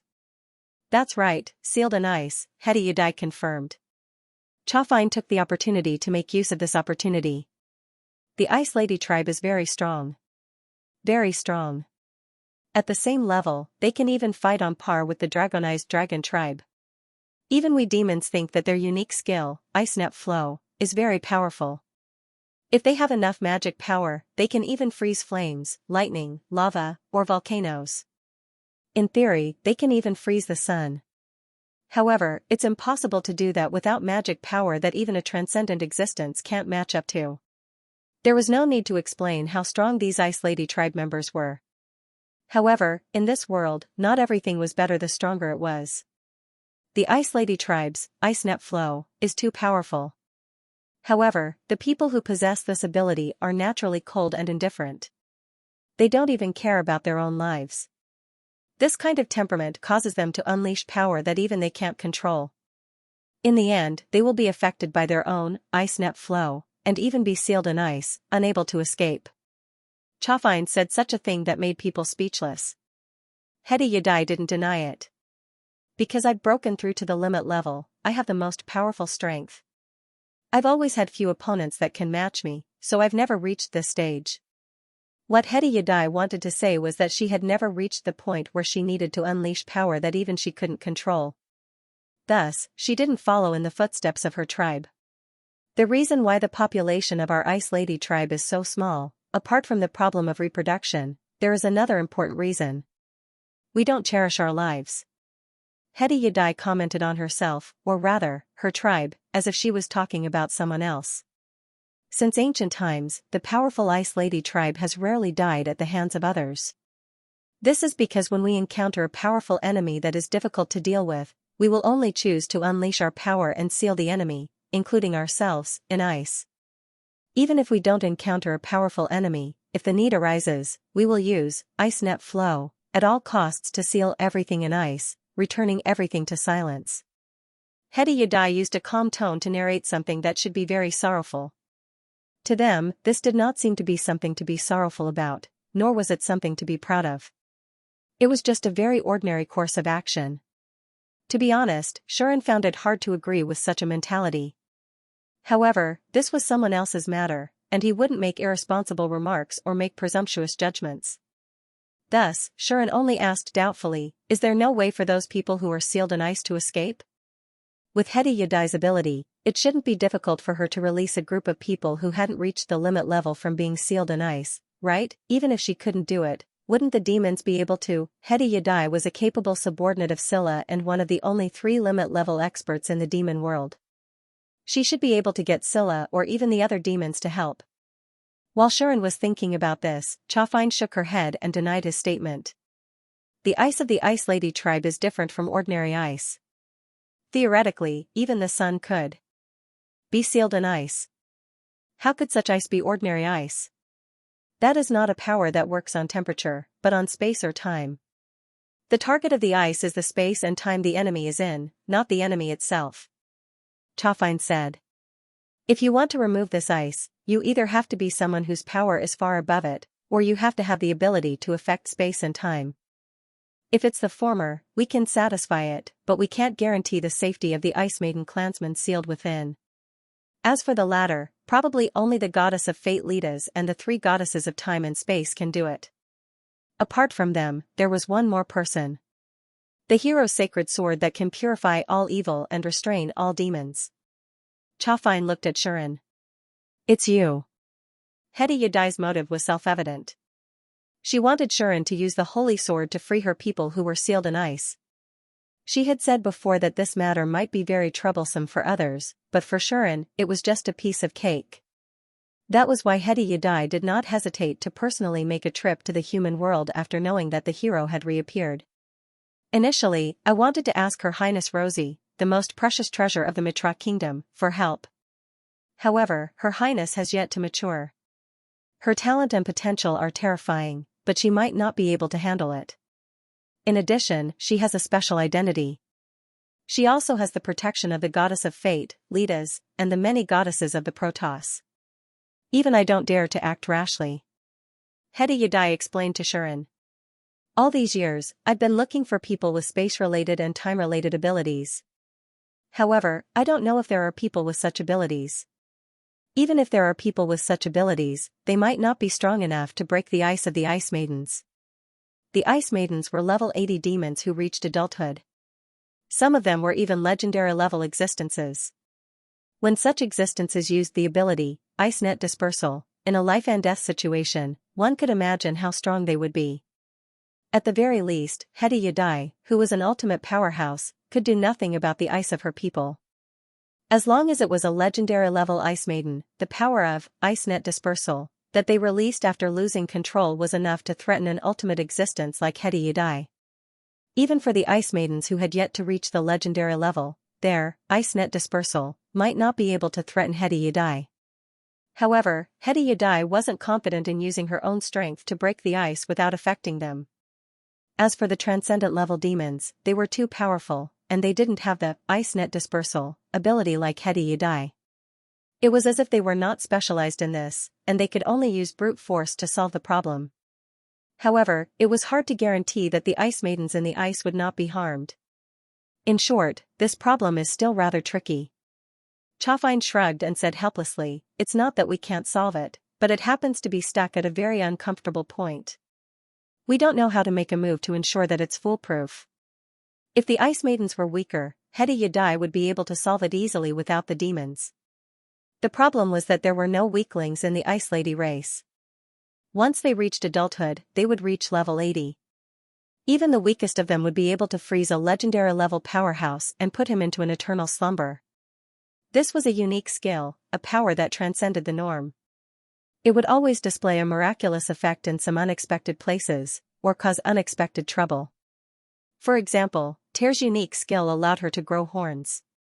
There was also a unique skill that could turn a normal person into a monster. There were even unique skills that could bring unimaginable side effects that could endanger one's own life, or even those around them. Compared to these types of people, those who awakened unique skills that were useless were considered lucky. The Ice Maiden's Ice Net Flow was extremely powerful. It was so powerful that it should not be easily obtained. Those who did not have the appropriate temperament, spirit, and realm would end up losing control and going on a rampage. The Ice Maiden's fate was a living example. In the past, when His Majesty the Demon King was still alive, he could easily solve this problem. Even if I lost control and went on a rampage, he could release me with a wave of his hand, right?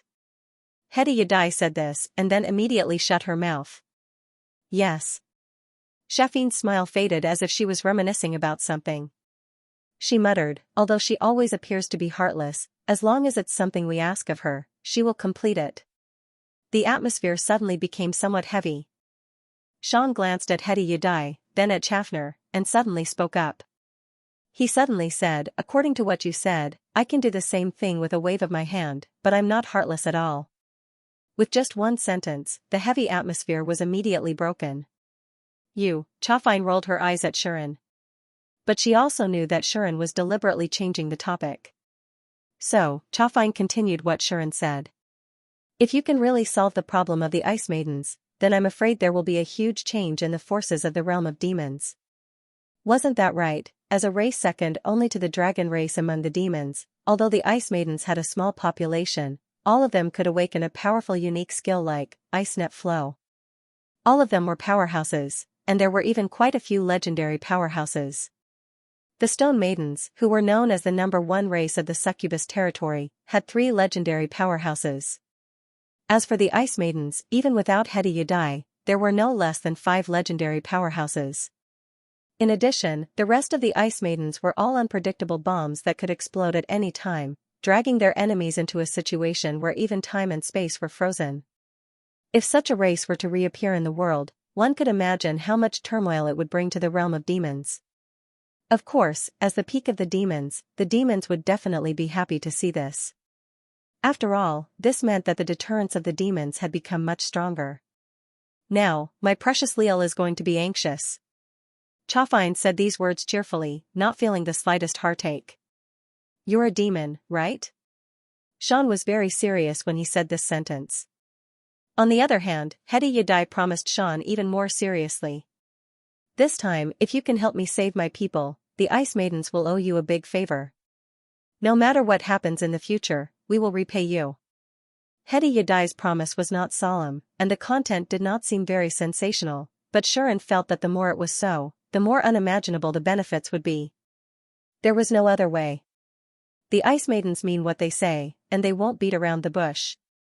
Since they said that they will repay you no matter what, they will probably do it without hesitation even if you want them to risk their lives for you, right? Chafine smiled at Shuren. You've picked up a big bargain this time, my hero. Indeed, Shuren had picked up a big bargain. To him, it was not difficult to remove the ice seal of ice net dispersal, and it was as easy as lifting a finger. To be able to obtain the full support of an ultimate level, 5 legendary level, and a number of demon race experts with such little effort was like a pie falling from the sky. Although, with Shan's ability, there were many more powerful helpers around him, the ice net dispersal was so powerful that even the demon dwellers did not know how to deal with it. It was definitely a good thing to rope in a force with such an ability. Alright, I will do my best. Shuren nodded and agreed to this matter. Thank you. Hedi Yadai's expression relaxed, and she thanked him in a low voice. Her words were simple, and her tone was not grand, but it was very sincere. Shuren felt very comfortable listening to her. He followed Hedi Yadai to the deepest part of the small forest. Here, there was a field of snow that had suddenly appeared. In the snow, an astonishing chill pervaded the air. Even with the protection of external destiny, Shuren could not help but shiver, feeling a little cold. Almost subconsciously, Shuren spread out the perception of external destiny. As soon as it spread out, Shuren immediately noticed some clues. The space here is already showing signs of being frozen. Shuren's eyes flickered. See, this is the effect of ice net dispersal. Shafine's expression was the same as usual, and she even had the time to tease Shuren. Shuren ignored her. He silently sensed for a while and came to some conclusions. Teleportation can't be used here, and mana can't be released. The mana in the atmosphere doesn't even flow. Under such circumstances, even the most powerful mage would not be able to cast a single spell, right? The ability to freeze time and space was indeed extraordinary. No wonder Scylla sent Hedi Yadai to receive the apostle of the original demon. With this ability, the frozen gold would not be able to escape at all. Hedi Yadai had even moved it 10,000 meters underground. That was probably because of ice net dispersal, which could interfere with space and time. Although my unique skill is a cheat, this unique skill. Alright, I'm a little greedy. Shuren did his best not to show envy in his eyes. His unique skills were very powerful, and he had 2 of them, both of which were at the level of foul. Unfortunately, whether it was providence or numerology, they were both unique skills that supported growth, and they did not have any effect on Shuren's combat strength. As Shuren became stronger and stronger, he had learned all kinds of skills and fused them into his 7 major destiny skills. He was about to reach the peak of his level, and these 2 skills would completely lose their effect. For example, it had been a long time since Shuren had learned a new skill, and his 7 major destiny skills could not be fused any further. Only when he leveled up, when his growth in all aspects was raised to the maximum, would it have some effect. However, when Shuren reached the limit, this effect would also be lost. Under such circumstances, Shuren naturally hoped that his unique skill could be as powerful as ice net dispersal. Alright, greed is insatiable, like a snake trying to swallow an elephant. I should be content. Shuren put away the random thoughts in his mind. We're here. In front of him, Hedi Yadai also stopped and slowly opened her hand. Buzz. In the snowy land filled with cold air, the whole world suddenly began to tremble. Rumble, the ground trembled, causing snowflakes to dance. The cold wind raged, causing the frozen space to become chaotic. Not long after, icicles rose from the ground. In the snowy land, a rather spectacular scene was gradually taking shape. In the middle of the night in the snow-covered forest, the white cold air spread rapidly like a fog, and it was many times denser than before. They shrouded the surrounding area and enveloped many trees. Although the trees that were enveloped by the white fog did not freeze into ice, they seemed to be locked in space. Even when a strong wind blew, not a single leaf moved. The space in this area was completely frozen. Roar! The tiger-lion-scaled beast beneath Xianxia sensed danger and let out a cry of terror. Then, the cry came to an abrupt halt, and the beast froze in place, unable to move. How powerful! Xianxia exclaimed in admiration. Layers of magic power rolled up on her body like burning flames, preventing the white cold air from approaching. Clang! Dazzling light shone from the holy sword that Shuren had unsheathed at some point in time and released its seal, protecting Shuren who was trapped in the white cold air. Faced with the cold that could even freeze time, Shuren was not arrogant enough to think that he could withstand it with just the protection of the external destiny of destiny. Hence, he released the holy sword without hesitation and used its power to resist the extreme cold that was about to corrode him. With the holy sword in hand, Shuren was able to stand in the cold as though he was walking on flat ground. However, Shuren's gaze was already attracted by the scene in front of him. He saw that in front of Yudai, who was surrounded by the white cold air, were many ice pillars. Some of them seemed to be ready to soar into the sky, standing tall. Some of them were like sharp blades of ice, looking extremely sharp. Some of them were like statues, some were like rocks made of ice, some were like supernaturally crafted glaciers, and some were like huge, sharp barbs. And within each of them was a figure that seemed to be in a deep sleep, sealed in ice. That was the Ice Lady tribe. Shuren murmured. Yes. Yudai also looked at this scene as though she was looking at the past. She said, "They are my people, the respectable and fearsome Ice Lady warriors." Some of them were acquaintances of Yudai, while others were seniors that Yudai had never seen before. Some of them were even her friends and family members. Unfortunately, they had all contributed and sacrificed themselves on the battlefield over the long years, resulting in their current state. They are indeed respectable and fearsome. Xianxia looked at this scene and glanced at the ice pillars. Then, she smiled bitterly. Evidently, there were a few among them that even Xianxia had paid attention to. Yudai's voice spread out. Some of them have been sealed in ice for more than 10,000 years, while others have been sealed in ice for more than 1,000 years. 1,000 years was already the smallest number. This was because in the final battle 1,000 years ago, all the ice women sacrificed themselves and unleashed a power that even they could not control. They used the ability of ice net dispersal, and fell into a semi-permanent sleep. Only Yudai, who was already at the peak, did not encounter such a situation. After all, it was impossible to force Yudai to lose control in such a state unless it was a transcendent-level existence. At that time, the only transcendent-level existences in the godly race were Mitra, the three goddesses, the goddess of justice, and the three goddesses of time and space.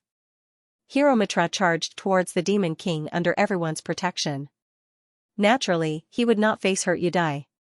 The three goddesses, the goddess of justice, and the three goddesses of time and space were split among the 6 demons. Therefore, at that time, an ultimate existence like Yudai could already be considered an invincible and unparalleled general on the battlefield. No one could force her to self-destruct. Even during the latter half of the war, when she encountered the Protoss, the famous sun goddess, an ultimate-level existence that could control light and heat, Yudai was evenly matched with her. Because of this, Yudai was not forced to the point where she had to sacrifice her life until the end of the war. In the end, she was the only survivor among the entire Ice Lady tribe. After that, the war between the godly race, the demon race, and the demons that lasted for countless years ended. The demons began to integrate into the world of the godly race and the demon race. However, 1,000 years was not enough for the two races to let go of their grudges and help each other selflessly. Therefore, I did not ask the goddess of fate, Lidas, nor did I contact the three goddesses of time and space to ask them to save my people. Until now, 1,000 years later, when I heard that the treasure of the Mitra kingdom had inherited Mitra's sacred sword, I thought of asking her to help me save my people when she grows up. However, I did not expect that you would have come to this world before that. With that, Yudai turned around and bowed to Shuren. Lord Shuren, please free my people. Only at this moment did Yudai's tone carry a little bit of emotion. This made Shuren understand that the Ice Lady tribe was only innately cold, but not heartless. Perhaps it was not only their enemies and their bodies that were frozen by, ice net flow, but also their hearts. When did I become so emotional? Shuren could not help but laugh in his heart, and then looked at Hurt Yadai. Don't worry. Without saying much, Shuren simply nodded in agreement. Be careful. Chafine was also paying attention to all this. Seeing this, she immediately said, the sacred sword is a poison to demons. You can cut through the ice that freezes them, but you must never touch their bodies. Do you understand? Otherwise, it would not be saving people, but harming them. Got it. Sean naturally would not be unaware of this. So, Shuren tightened his grip on the sacred sword, feeling the power flowing from it. He stepped forward and came to the nearest icicle. Frozen inside was a little girl who looked about the same age as Aie, Milu, Lilith, and the others. She seemed to be underage, but through that external destiny, Shuren discovered that this little girl was actually level 88. Although the Ice Ladies could reach level 80 when they reached adulthood, that meant that they did not undergo any training and allowed themselves to grow naturally. If they consciously trained themselves from a young age, with the talent of the Ice Ladies, it would be very easy for them to reach level 80 before they reached adulthood, right? And if there were still geniuses in the Ice Ladies, it was not entirely impossible for them to reach level 88. At such a young age, close to the legendary level. They really are a race of cheaters. No wonder their population is so small. According to Shuren's visual estimation, there were no more than 20 Ice Ladies here. This showed how small the population of this race was. Then come. Shuren calmed himself down and then raised the sacred sword without any hesitation. Clang, without accumulating power or making any movements, Shuren casually slashed the sacred sword, causing the sacred sword, which was enveloped in a layer of bright light, to turn into a running golden light, and slashed through the icicle in front of him. Silence instantly ensued. A few seconds later. Crack. A crack suddenly appeared on the icicle in front of Shuren. Crack, crack, crack. As if it had triggered some kind of chain reaction, when cracks appeared on the icicle, more cracks appeared one after another, causing the sound of cracking to be heard incessantly. Bam! At a certain moment, the icicle that was covered with countless cracks exploded. Inside, the little girl of the Ice Lady race, who had been freed from the ice, fell down. Shuren reflexively stretched out his hand and caught her in his arms. Ugh! After a while, the little girl let out a cry and slowly opened her eyes. Ice blue eyes appeared in front of Shuren just like that, imprinting his appearance. Looking at the little girl of the Ice Lady race, Shuren said for some reason. Alright, everything is fine now. Hearing that, the little girl looked at Shuren in a daze for a long time. Then, as if she had lost all her strength, the little girl closed her eyes again and fell into a deep sleep. However, this time, she would wake up sooner or later.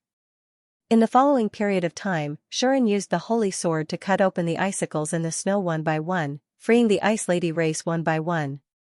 Like the first little girl who was freed, they all fell into a coma after a short period of consciousness.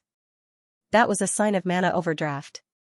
Who asked them to explode with power that even they could not control before they were sealed in ice? With that kind of explosion, wasn't it normal for them to overdraft their mana? Chafine helped to examine them and said one last sentence. They just need to rest for a while, and they will wake up. There won't be any major problems. Then, the reappearance of the Demon Clan, which was feared by all in the history of the Demon Clan, was just around the corner. That's good, right? When Shuren freed the last icicle and handed the Ice Lady race that came out to Chafine, his mission was a success. However, for some reason, Hurt Yadai, who had been taking care of her people just now, stood there in a daze and fell into a long silence. What's wrong? Shuren asked doubtfully. Hurt Yadai didn't answer immediately. She only stared at her surroundings and looked around. After confirming that there were no other icicles, an incomprehensible ripple appeared in her eyes. It's gone. After a long time, Hurt Yadai finally squeezed out such a sentence. What? Shuren and Chafine were both stunned. Hurt Yadai was silent for a long time and then said, "There's another icicle, it's gone." This. Shuren and Chafine were both surprised. Hurt Yadai stared at the snowy ground in a daze. After a long time, she murmured as if in a dream. The reproduction method of the Ice Lady race is different from that of ordinary people. They do not need to give birth, so they do not have the concept of family. However, if there is a senior of the Ice Lady race who feels that her time is running out, she will use all the life force in her body as a price to give birth to her own offspring. There are not many Ice Lady race who are born this way, only about 20% of the entire Ice Lady race. And I happen to have a younger sister. At this point, Hertadai did not say anything else. However, the meaning she wanted to express was clear to both Shuren and Chafine. In other words, Hertadai's younger sister had disappeared. Completely disappeared without a trace. Moonfiend Territory, Central City. This was a space 10,000 meters below the surface of Central City. At first glance, this place looked like a stalactite cave buried deep underground. There were sharp rock spikes everywhere, and the sound of water droplets reverberated incessantly. In this underground space where even a pin drop could be heard, the sound was extremely clear. Upon closer inspection, there was an ice pillar standing in the center of this underground space that looked like a stalactite cave. Gold's figure could be seen clearly within the ice pillar. That's right, this was the place where Hedi Yudai had imprisoned Gold. Gold had been frozen here, completely unconscious. Logically speaking, it was impossible for anyone to come to this place that was 10,000 meters underground. However, at a certain moment, a figure silently appeared here. It was a woman with a cold and elegant face and a relatively gentle aura. She looked like a fairy who had descended from the moon, but her eyes were filled with coldness, making her look even more dangerous. The woman looked at Gold, who was frozen here, and snorted coldly. What a piece of trash. As she spoke, the woman reached out her hand and placed her slender palm on the ice pillar. Pissed. The white mist and cold air on the ice pillar immediately fluctuated, and it followed the woman's hand and climbed up her body. Naturally, the ice that Hedi Yudai had cast could not be touched casually. It was extremely cold that could even freeze time and space. If one were to touch it casually, one would definitely be instantly frozen into an ice sculpture, following in the footsteps of the person trapped in the ice pillar. However, the woman turned a blind eye to the cold air. On her hand, a glow that resembled gentle moonlight lit up, and it actually entangled with the cold air that was winding up her arm. In the blink of an eye, the moonlight and the cold air cancelled each other out. That beam of moonlight was actually able to eliminate the extreme cold that could even freeze time. Thus, the woman manipulated the moonlight and attached it to the ice pillar. However, after a long while, the woman frowned. As expected, the ice that was cast by that woman can't be easily eliminated by me. Although it was not like those brainless women from the Ice Lady tribe who unleashed their terrifying freezing abilities by going berserk and losing control, the Ice Lady tribe was just like him. They were both existences at the ultimate level. Even he would not be able to remove the ice seal that she had personally placed on him. Unless, you don't care about the life and death of the person trapped in the ice. Just like how the demons didn't dare to make a move, fearing that they would hurt the Ice Lady tribe, if the woman wanted to eliminate the extreme cold, it was not impossible with her power, but she couldn't care about the safety of the person trapped in the ice pillar. If that was the case, then go. Without any hesitation, the woman expanded the moonlight and completely enveloped the icicle. Bang! In the next second, the ice pillar turned into ice dust and shattered. Gold, who was sealed in ice, also broke into pieces. A dignified legendary powerhouse, a former cadre of the poison demon, was wiped out just like that. The woman retracted her hand as if she had just done an annoying job. No matter what, he's still your apostle. Isn't it too much of a pity to abandon him so easily? A gentle and elegant voice came from behind, causing the woman to pause and turn around coldly. In the next second, a refined and courteous male demon was sitting on a rock, surrounded by a series of black-robed demon gladiators as guards, and this scene was imprinted into the woman's eyes. Was. The woman stared at Donna's coldly. Do you have the right to talk about me? The woman said very coldly, isn't the demonic spirit that ran amok into Gore's forest also your apostle? Didn't you abandon her in the end? I'm being wrongly accused. Donna spread his hands and said innocently, she was killed by the hero because she was too reckless. I didn't kill her.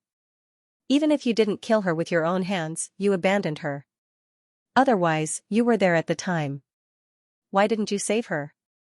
The woman wanted to say that, but she held back. She knew that no matter what she said, as long as there was no conclusive evidence, she couldn't do anything to the man in front of her who only knew how to play tricks. No matter how she reprimanded him and pointed out his abnormality, he would just brush it off with an innocent smile. That was why the woman hated him. She had always been so wary of him and didn't trust him at all. Even if he was the son of that lord, it was the same. It's not up to you to tell me what to do. The woman's tone became colder and colder. In order to prevent the information of original devil from being leaked, it's just an apostle. It doesn't matter if I abandon her. Is that so? Donna's didn't think so. His expression gradually became thought-provoking. It couldn't be helped.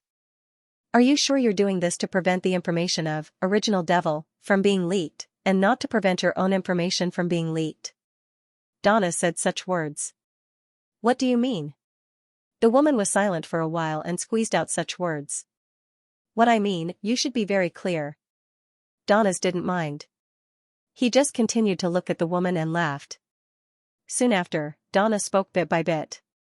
If she knew that you've already escaped and joined Original Devil, and became Original Devil's apostle, your sister's expression would be very interesting. Don't you think so? Ms. Ayajurlin. As soon as these words came out, the air in the entire underground space changed. The temperature seemed to have plummeted, causing the entire underground space to be instantly covered in an extremely low temperature. This wasn't just an ordinary low temperature, but an unimaginable low temperature that could cause everything to collapse in an instant. Boom! The entire underground space instantly collapsed under the cover of the unimaginably low temperature, completely turning into powder. Bam!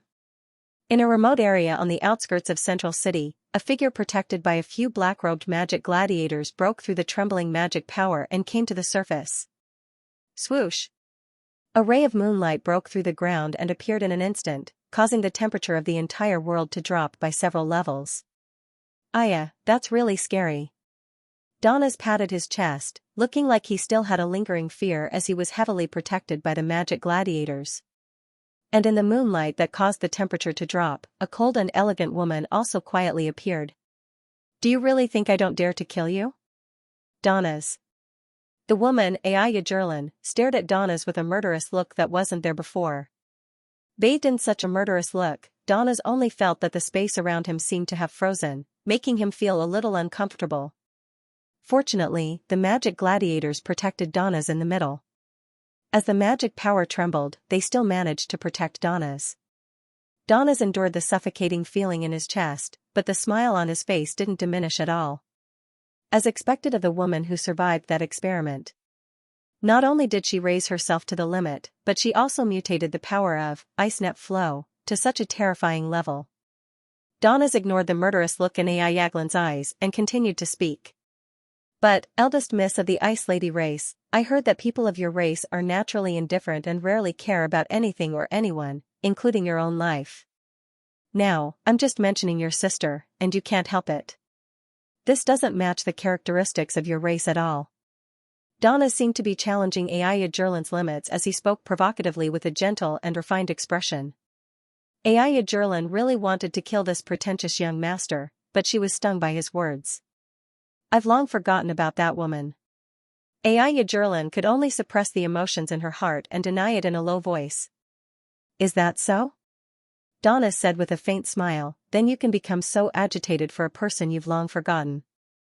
You're really more humane than I thought, my honorable disciple of the Moon Ambassador. Ayajurlin was silent.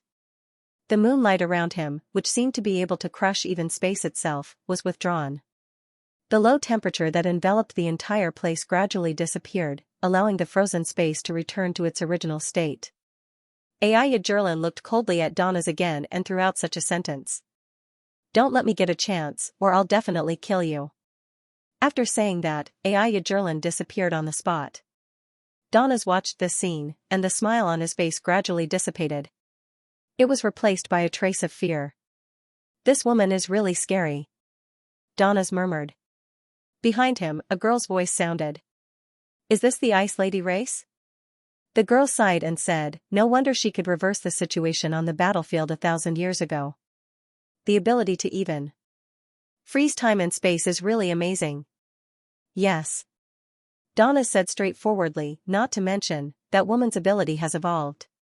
Not only can she freeze time and space, but she can also shatter and destroy time and space. With such power, I'm afraid even her sister can't compare. I'm very curious, what kind of experiments did she go through to become so powerful? The girl said so. Please don't. Donna smiled and advised, believe me, you definitely don't want to know. Although it's not as profound as the refining ceremony of your great spirit body, the degree of cruelty is much higher. Alright, then I won't ask. The girl simply gave up and said, it's better not to casually provoke such a powerful woman. Otherwise, with just those dolls of yours that only have strength and no unique skills, it's impossible to do anything to her. I know. Donna said calmly, but, don't I still have you? Oh? The girl seemed to raise her eyebrows and said, you want me to fight? Depending on the situation, maybe. Donna's did not deny it and said, that woman has always been suspicious of me, wary of me, and even secretly investigating me. If that's the case, I'm afraid I'll have to kill her sooner or later. What he wanted to do was indeed not to see the light of day. At least, not now. Understood. If it is necessary, I will take action. The girl agreed indifferently. Thank you. Donna's nodded and also smiled indifferently. At the same time, in a corner of the human realm, a young lady who was drinking tea in a luxurious mansion suddenly stopped what she was doing and raised her head. Young lady? Beside her, a girl who looked exactly like her but was wearing a maid uniform and holding a teapot in her hand, ready to pour tea for her young lady at any time, asked in confusion. The young lady did not respond to her twin maid immediately. Instead, she kept looking out the window as if she was looking for something. After a while, the young lady put down the teacup in her hand and said to her maid with an inexplicable tone, it seems like the test subject that took away my power has appeared. It seems like the test subject that took away my power has appeared. This simple sentence caused the maid, who was about to pour tea, to stop abruptly. Because she knew very well what that sentence meant. Therefore, the maid was silent for a long time before speaking. Are you sure? The maid only asked this question. I think so. The young lady was a little indifferent and said, although it feels very faint, the other party might have some emotional fluctuations that caused him to be unable to hide his power like before. I felt it. Since that was the case, this matter could basically be considered to be close to the truth. Then, what are you going to do, young lady? The maid asked softly. Me? The young lady's eyes flickered, and she suddenly smiled and said, I'm not going to do anything. The maid was slightly stunned. Don't worry. Seeing that, the young lady said directly, I have a feeling that the other party will come sooner or later. If that was the case, she did not need to do much. All she had to do was wait here. Of course, if this premonition was correct, then the problems involved would be huge. There was no other reason. The meeting between the three races will be held in Mitra Kingdom's capital in a month's time, but I have a feeling that the other party will come by himself. The young lady said slowly, if that's the case, I'm afraid the meeting in a month's time will not be peaceful. Apart from that matter, the young lady could not think of anything else that could attract those lunatics. By then, that brave person of yours might be involved. The eldest miss said in a rather annoyed tone. The maidservant did not respond to this sentence. She only quietly poured tea for the eldest miss and did not speak. Seeing the maid's behavior, the smile on the young lady's face gradually disappeared. She knew that the maid was worried. Worried that after she regained her power, something uncontrollable would happen. After all, if she regained that power, she would become the real Demon King. Coupled with the twin-like maid, the gathering of the two Demon King pure bodies, perhaps, it would really cause something to happen. That was for sure. But she had to get that power back.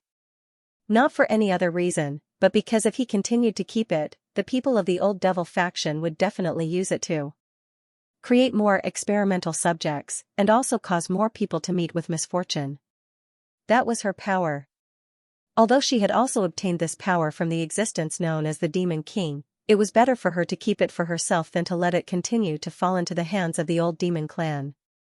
1 month. Meeting between the 3 races.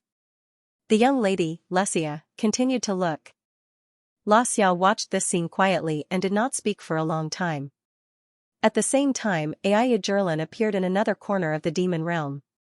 She lowered her head, accepting the accusation of a cold voice. I should have told you not to use that power too much unless necessary. You don't seem to have listened, Aya Jerlin. Hearing this, Aya Jerlin lowered her head deeply. She did not refute, nor did she beg for mercy. It was as if she would not blink even if her head was cut off. This attitude made the voice a lot gentler. However, the voice's tone was still ruthless. Remember, without my order, you are not allowed to fight. Otherwise, I will take back the power I gave you and create a more obedient disciple. After leaving these words, the voice seemed to disappear.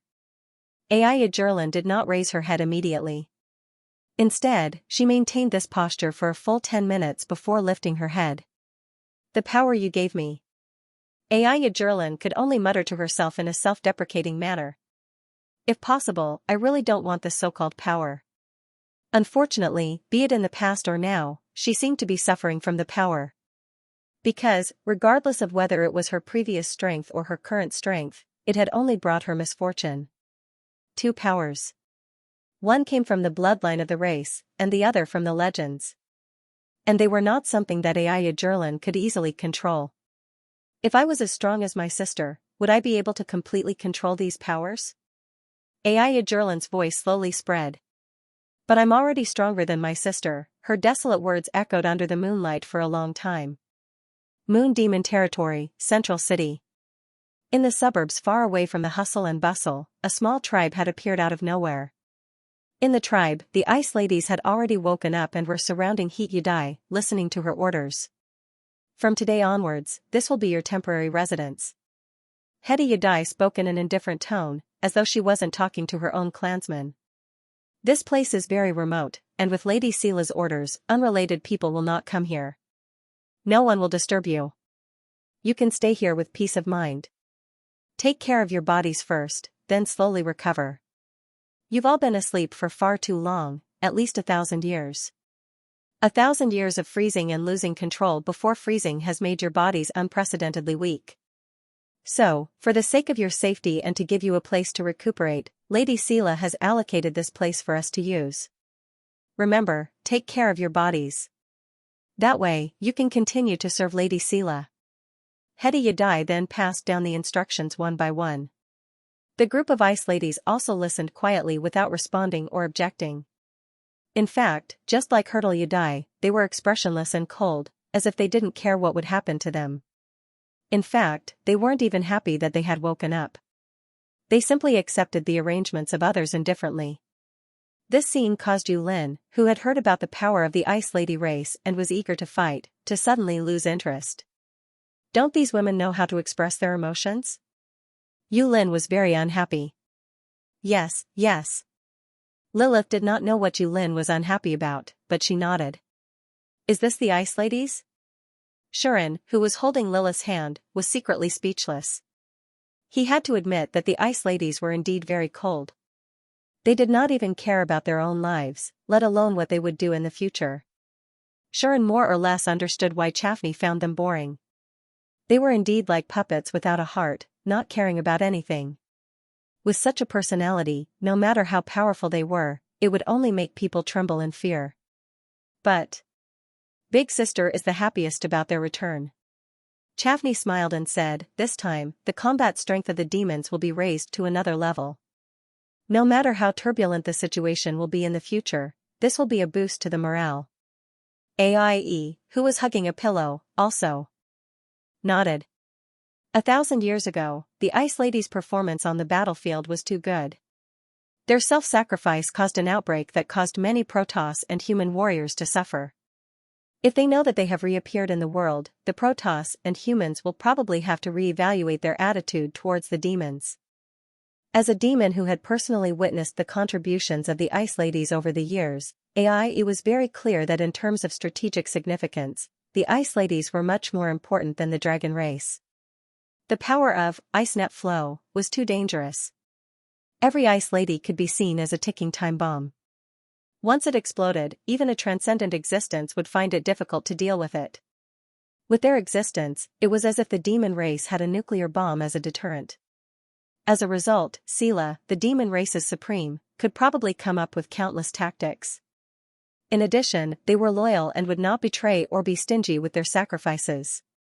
For a leader, such subordinates were more than enough to satisfy them. Of course. This is a time of peace. Can you stop thinking about what will happen if we go to war? Shuren rolled his eyes. You still have the nerve to say that? Ai glanced at Shuren and said, I haven't even heard you explain. Why did you suddenly sneak out in the middle of the night and come back with so many women? Didn't I tell you? Shuren said in annoyance, I was asked by someone. Can you not think that I went out to fool around? Little Ai is blaming you for not telling her and waking her up. Chafine covered her mouth and chuckled, of course, it's more likely that she's jealous of me.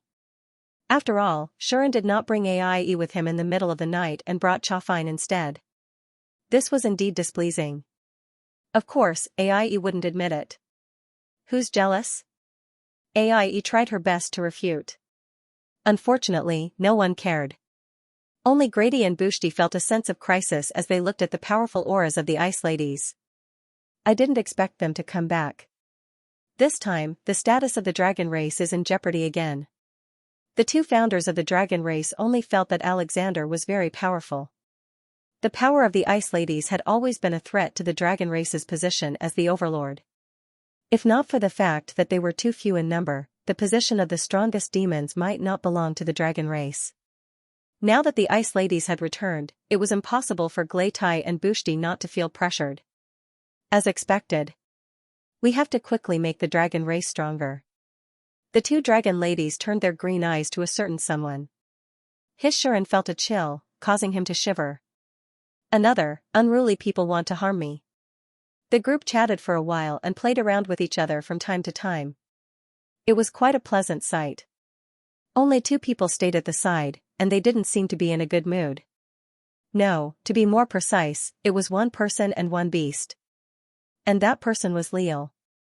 The stone woman was currently staring at the group of ice maidens in the village with cold expressions, as if she was looking at a mortal enemy. She was just short of pouncing on them to challenge them. Even the dragons, who were known as the strongest race, felt pressured by the return of the ice maidens. Needless to say, the stone maidens, who had always been ranked behind the ice maidens, felt even more pressured. How could Leal's mood be any better? What made her feel even worse was that her beloved mistress actually came out alone with Shuren in the middle of the night and witnessed the return of the ice maidens. She, this loyal and devoted servant, had been standing guard outside her master's room the entire night. She was completely unaware that her master had secretly slipped away and foolishly guarded the empty room for the entire night. Leal and the others were dumbfounded when they found out about this. Thus, she experienced what it meant to be twice as unhappy. She had been standing by the side with a straight face from the start, and she was just short of painting herself with the color of stone and turning into a real stone statue. Beside Leal was the tiger-scaled beast.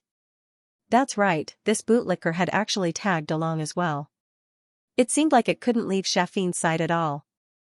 Ever since that night, no matter where Chafine went, it would follow her obediently, trampling on the dignity of a legendary tier magical beast and turning it into an obedient pet. Leal had wanted to stew it in front of everyone and tell them that not any Tom, Dick, or Harry could come and go from her master's side, a strong hint to a certain someone, but Chafine said something. Forget it. Let's keep it for now. We can ride it when we're tired. Faced with Shafine's words as if she was talking to a pig, the tiger-scaled beast. Alright, it didn't get up from its coffin. Instead, it was overjoyed. That was why this bootlicker had appeared here and stayed by Leal's side, ready to act as a mount at any time. However, its mistress seemed to be treating it as if it didn't exist. Not only did she not ride it, she even kept going in and out of that human who didn't seem to be very tasty. Because of this, the liger-scaled armored beast's mood also became less pleasant. Under such circumstances, Leal stared at the group of ice maidens, the liger-scaled beast stared at Chaffney, Glutty and Bridie stared at Sean. The four of them remained silent, and a strange scene unfolded before them. Lilith coincidentally caught a glimpse of this scene, and as always, she typed a question mark slowly and firmly. "Don't look, used to be infected." When Yulin saw this, she immediately covered Lilith's eyes and took her away as if she had seen a virus. AI and Chafine didn't seem to notice this at all.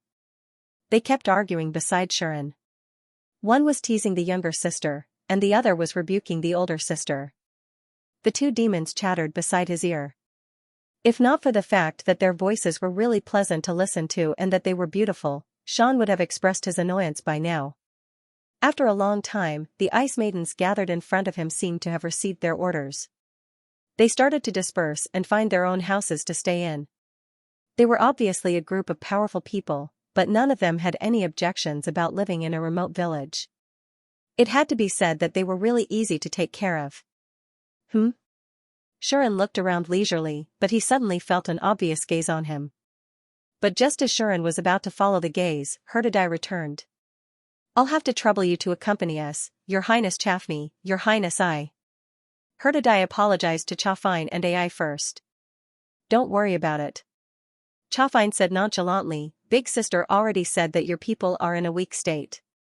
It's better to take care of them to prevent them from being harmed." Moreover, Shuren also wanted to come and take a look. Chafine naturally had nothing to do, so she came along. To her, taking care of the Ice Maidens was just a convenience. Otherwise, she really wouldn't be interested in coming. AIE was more direct. "I just followed him here." AIE casually attributed the reason to Shuren. "That's right." Shuren spread his hands and said, "I'm just a little bothered. Just take it that I came out for a walk." Hearing this, Herdadai didn't say anything more and nodded her head. Then, she began to talk about the current situation. Currently, the return of the Ice Maidens has not been announced. Lady Scylla said that in order to not cause trouble, it's best to wait for the people to recover before announcing this news. Because of this, before they recover, my people will live here. Lady Scylla will also send people to take care of them. If there are no accidents, Lady Scylla will personally come to visit and set up a barrier to protect the Ice Maidens here. Herdadai told everyone about the situation of the Ice Maidens. "They're really cautious," Chafine muttered. "Indeed." AIE also frowned.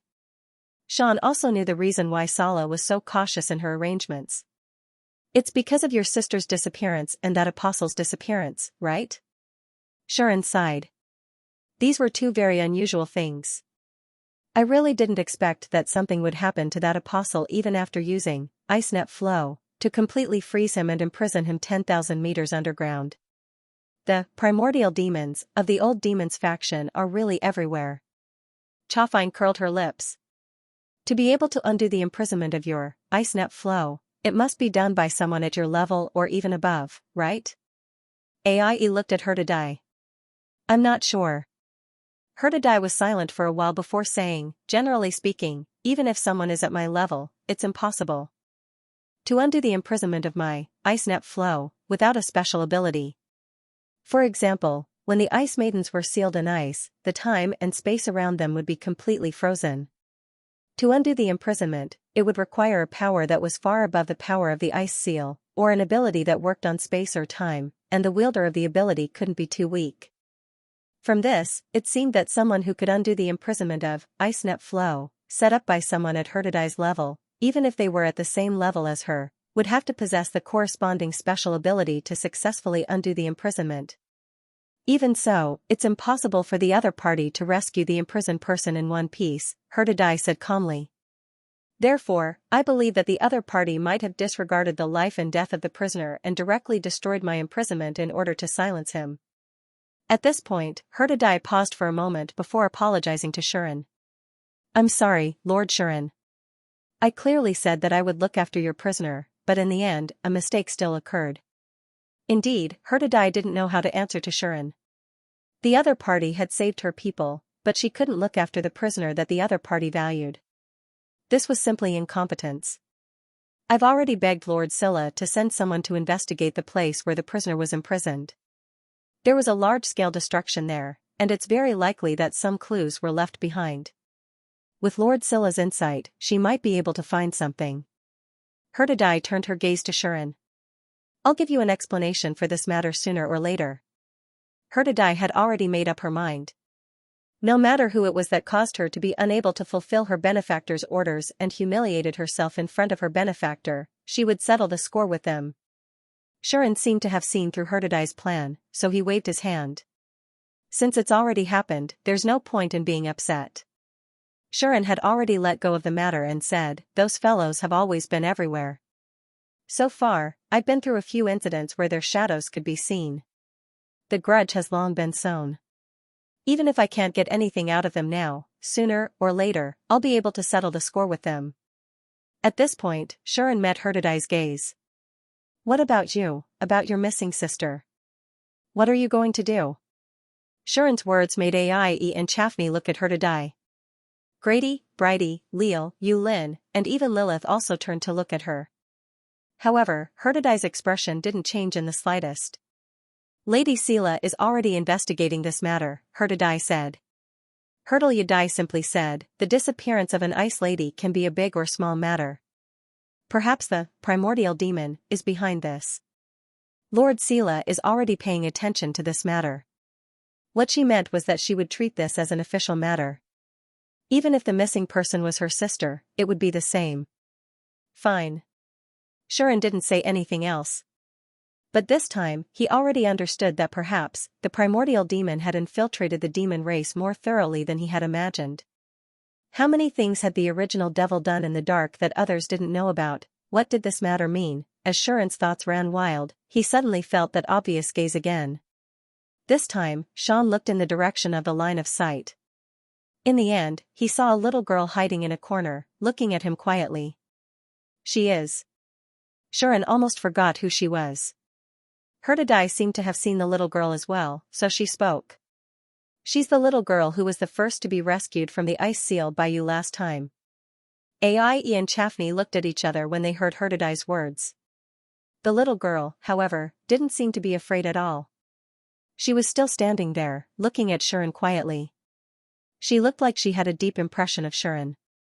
Everyone looked at each other. Seems like she likes you a lot. Herdadai commented. Aie and Chafni looked at Shuren with a cold expression and a faint smile. As expected of the stupid master. Yulin's words made Lilith nod her head repeatedly. As for Leal, Grady, Bridie, and the others, they looked at Shuren with disdain. Shuren blinked. I am innocent. Ice Lady Village. This was the name that Chafn had casually given to the Ice Lady tribe before she left. It wasn't very cultured, nor was it particular. It was very simple and crude. Shuren didn't know whether he should complain or not. However, Yadai had accepted the name with a straight face. This made Sean wonder if this woman could accept the name without batting an eyelid even if it was called Minefield Gonsuan. The people of the Ice Lady tribe were living here temporarily. Before they recovered, they probably wouldn't come out into the world. In fact, Sean seriously suspected that Sala would hide them and use them as a secret troop to secretly do things that couldn't be revealed to outsiders. At the very least, Shuren was warned by Aie and Chaff to keep the Ice Lady village a secret. Yulian, Lilith, Leal, Grady, Bunty, and the rest were all warned as well. I'm not that blabbermouth. This was Yulin's reply. Lilith was still the same Lilith.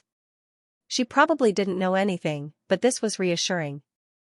I don't use despicable methods to attack those ice ladies. If we want to defeat them, we have to do it fair and square, Leal shouted. Leal, on the other hand, screamed. She looked like a brainless, single-celled gangster who only knew how to yell. As for Grady and Busty, they didn't say much. Compared to that, I think we have more important things to do. Master, if it's possible, we hope you can give us some time. We have something to discuss with you. We might need to borrow your people, the two dragon ladies said to Aie. Shuren had a feeling that these two women were plotting something against him. Along the way, the two women had been staring at him with green eyes. Shuren definitely wouldn't believe that they didn't have any ulterior motives. This made Shuren want to just run away. But just as Sean was about to slip away, AIE stretched out her small hand and exerted a terrifying strength to grab the back of his collar, almost causing him to lose his breath. "What are you doing?" Shuren complained. AIE didn't give him any face at all. "What did I say last time?" AIE's expression was unfriendly as she said, "I already said that I would bring you to a place." "In the end, have you forgotten everything?" Hearing AIE's words, Shuren immediately remembered. "Is it the good place to increase one's strength that you mentioned?" Shuren's eyes lit up. He immediately gave up on the idea of running away. A good place to increase one's strength? Beside him, Yulin's eyes also lit up. On the other hand, Leal, Grady, and Buntai seemed to have thought of something. Leal looked surprised. Grady and Busta spoke hurriedly. Grady and Bridie hurriedly spoke up. "No. How can you use that place so casually? How can you use that place? How? What are you talking about? What?" Yulin, on the other hand, was full of curiosity. She held Lilith's hand and came over, wanting to find out what was going on. Unfortunately, they were all chased away by AIE without mercy. "You don't understand, so don't ask so much." AIE cut off the officer's attempts to stop her and said to Yulin, "And you, there's no use getting excited. You're already at the ultimate level. Even if you reach there, you won't be able to improve at all." "Madame Chaffine." Leal looked at Chaffine, wanting to say something but hesitating. "Lady Chaffney."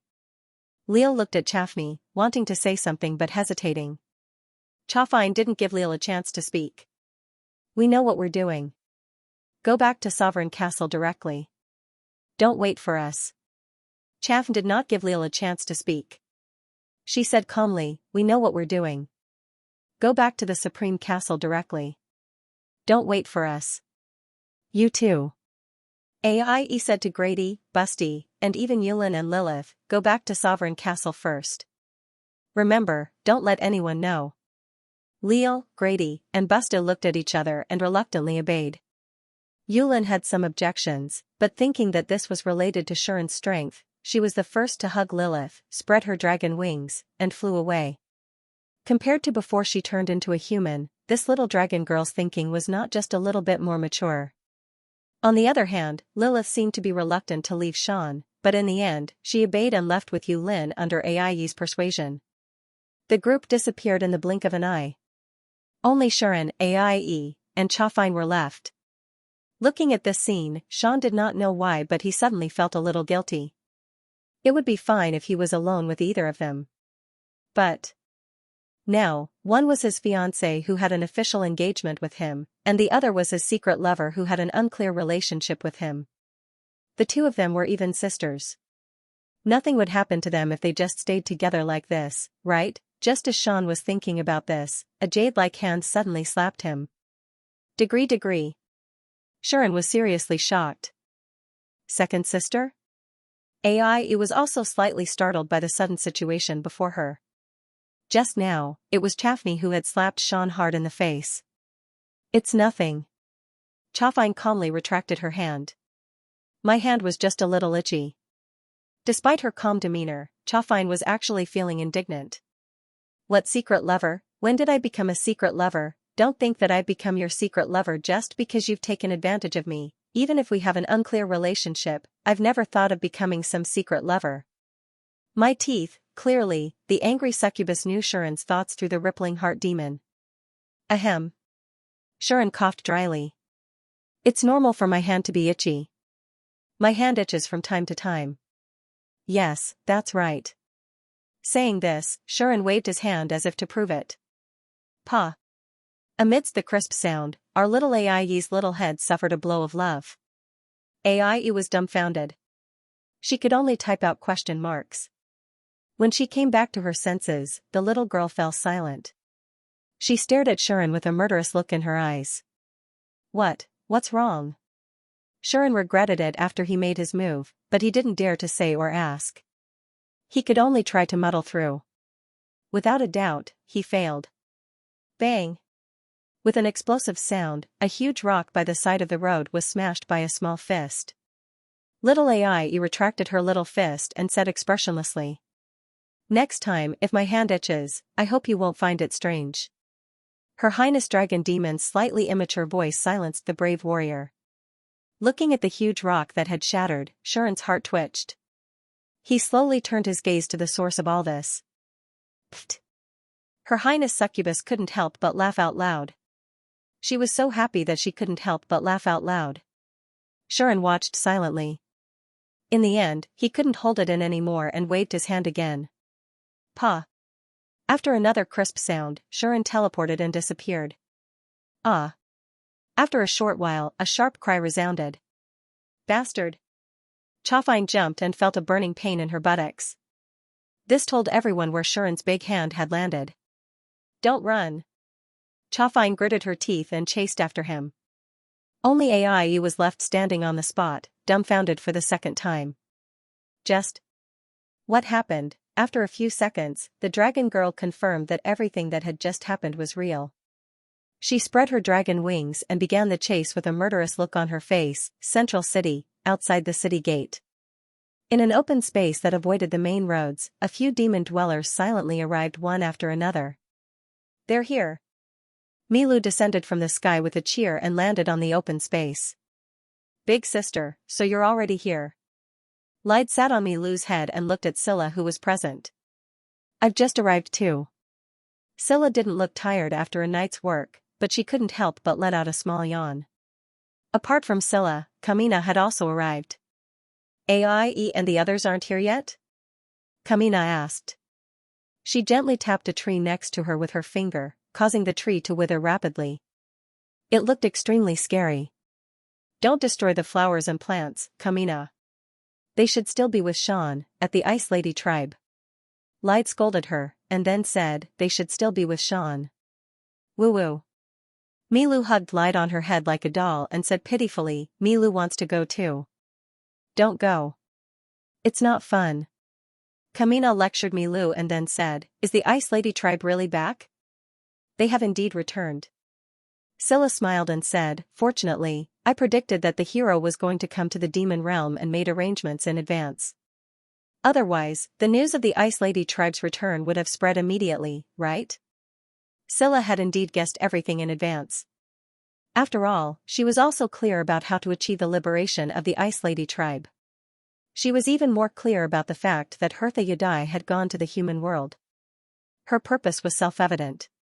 Therefore, while the other demons who went to the human world without permission were punished, Hertha Yadai was the only one who was not punished by Scylla. This was because Scylla knew very well that Hertha Yadai did not go to the human world to find trouble with the hero, but to ask for his help. Therefore, after confirming that Shuren would come to the demon realm, Scylla was already certain that Hertha Yadai would definitely ask Shuren for help to liberate the frozen Ice Lady tribe. Under such circumstances, Scylla naturally made all the preparations and could arrange all the matters of the Ice Lady tribe in a short period of time. However, she did not expect that something would happen to Gold, and that Hertha Yadai's younger sister would actually go missing. Thinking of these things, Scylla's mind spun rapidly. The person who can solve Hertha Yadai's ice net flow, it was not that Scylla did not have some bold guesses. However, it was still a guess after all, and it was not convenient to say it directly. However, she already had a direction and believed that she would be able to catch the rat's tail soon. The four devil dwellers chatted for a while in the open space, and then the person they were waiting for arrived. Swoosh! With a faint sound, Shuren's figure appeared in front of all the demons. The demons immediately looked at Shuren. Scylla, who was the leader, was about to say something. However, before Scylla could say anything, Shuren had already hid behind her. Scylla was stunned. Both Lyde and Kamina were stunned as well. Hide and seek only Milu, after coming back to her senses, immediately cheered and followed Shuren's example, hiding behind Scylla's back. However, this caused Shuren to be knocked out. Seeing this, Shuren's survival instinct exploded, and he hurriedly hid behind Scylla. Yeah. Milu unrelentingly fought with Shuren for the position behind Scylla. She probably thought that Shuren was playing with her. This caused the two of them to either hide their heads and show their tails, or hide their tails and show their tails. They even fought with each other, causing an argument to break out behind Scylla. Milu, get out and give the position to me. No. I want to play too. I'm not playing. I'm done for. I'm really done for. If you still don't give the position to me. Hee hee. This is fun. Omega omega omega omega, I have nothing to live for.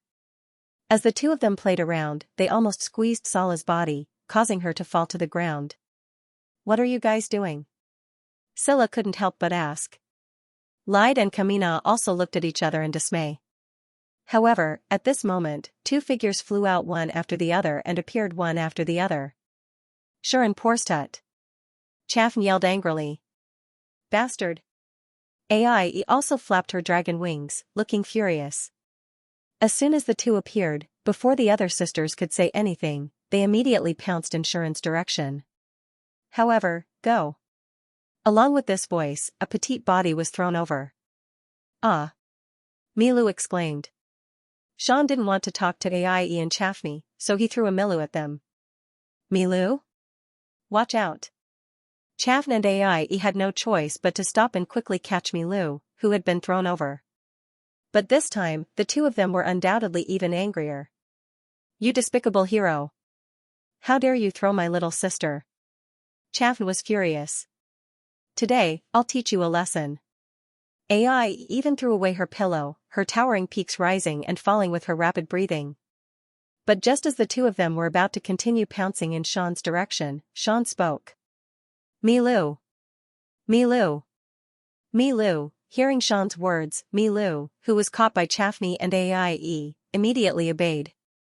She stretched out her small hands and grabbed Chaffney and Ai. Hearing Shuren's words, Milu obediently grabbed Chaffn and Ai with her small hands. Milu. Chaffn and Ai were stunned. Chaffn and Ai were stunned. Milu looked happy. This child thought that Sean, Chaffney, and Ai were playing a game. This child thought that Shuren, Chaffn, and Ai were playing a game. Milu. I want to play. Big sister Milu, if you don't let me go, I won't hold back. I want to play. I want to play. The three demon dwellers twisted into a ball. For a moment, none of them could break free from the other, and they were directly entangled together. Scylla, Reed, and Kamina were dumbfounded. Oh, they're so close. No one knew when Sean had come out from behind Scylla. He clapped his hands as if he had completed some extremely hard work. His expression was one of satisfaction and gratification. What are you guys doing? Scylla was speechless. After a long while, she asked Shuren. Nothing, don't mind me. Shuren waved his hand, trying to get away with it while changing the topic. Are you waiting for me? Yes. Lyde responded reflexively. Today, the six of us will accompany you there. Before she could finish, Shuren interrupted her. Then let's go. Don't waste time. Shuren looked impatient. Why are you in such a hurry? Kamina was starting to doubt it. But Shuren said righteously. You guys are born demons. You don't understand the feelings of people like us who have climbed step by step from level 0 to this level.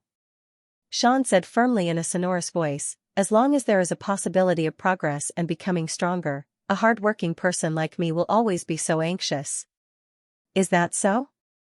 But as far as I know, you've only been reincarnated into this world for half a year, and you've never leveled up one level at a time. Instead, you've continuously jumped several levels or even dozens of levels. With such a shocking growth rate, you've soared all the way to the legendary realm, right? Scylla rebutted, but as far as I know, you've only been reincarnated in this world for half a year. That's right. Kamina also reacted. She stared at Shuren and said, moreover, there is no concept of level 0 in this world. The lowest level is level 1. The two demons refuted Shuren's tear-inducing words, causing Shuren's firm expression to almost collapse. Fortunately, Shuren held on. Don't worry about the details. Sean looked away and said, all in all, I'm very anxious, and you must want to get off work early and go home. Do your own things and find your own mothers. Since that's the case, let's set off quickly. With that, Sean didn't want to listen to these demons chatter anymore. He picked up Lied, who was thrown to the ground by Milu, who wanted to play with her. "What are you doing?" Lied objected. "I want you to lead the way." Shuren once again said righteously. "I don't know the way." Lied really wanted to say that they should all go together.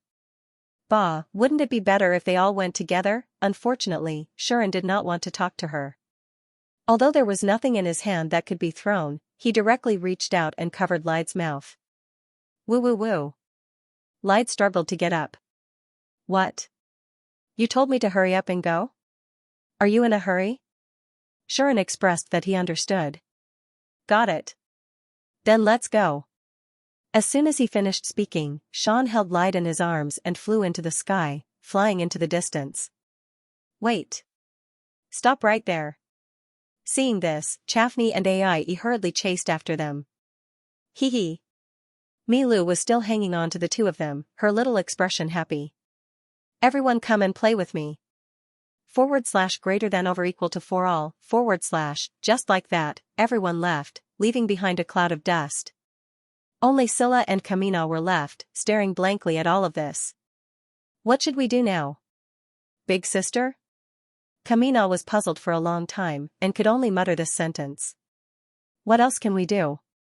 Scylla said angrily. "Follow them." Kamina did not speak. Although she did not quite understand this development. "As long as you guys are happy." Omega. In the end, Shuren's group of 7 successfully set off together. Sean's speed wasn't bad. Coupled with the teleportation ability, Xianxia and Ai weren't able to catch up to him.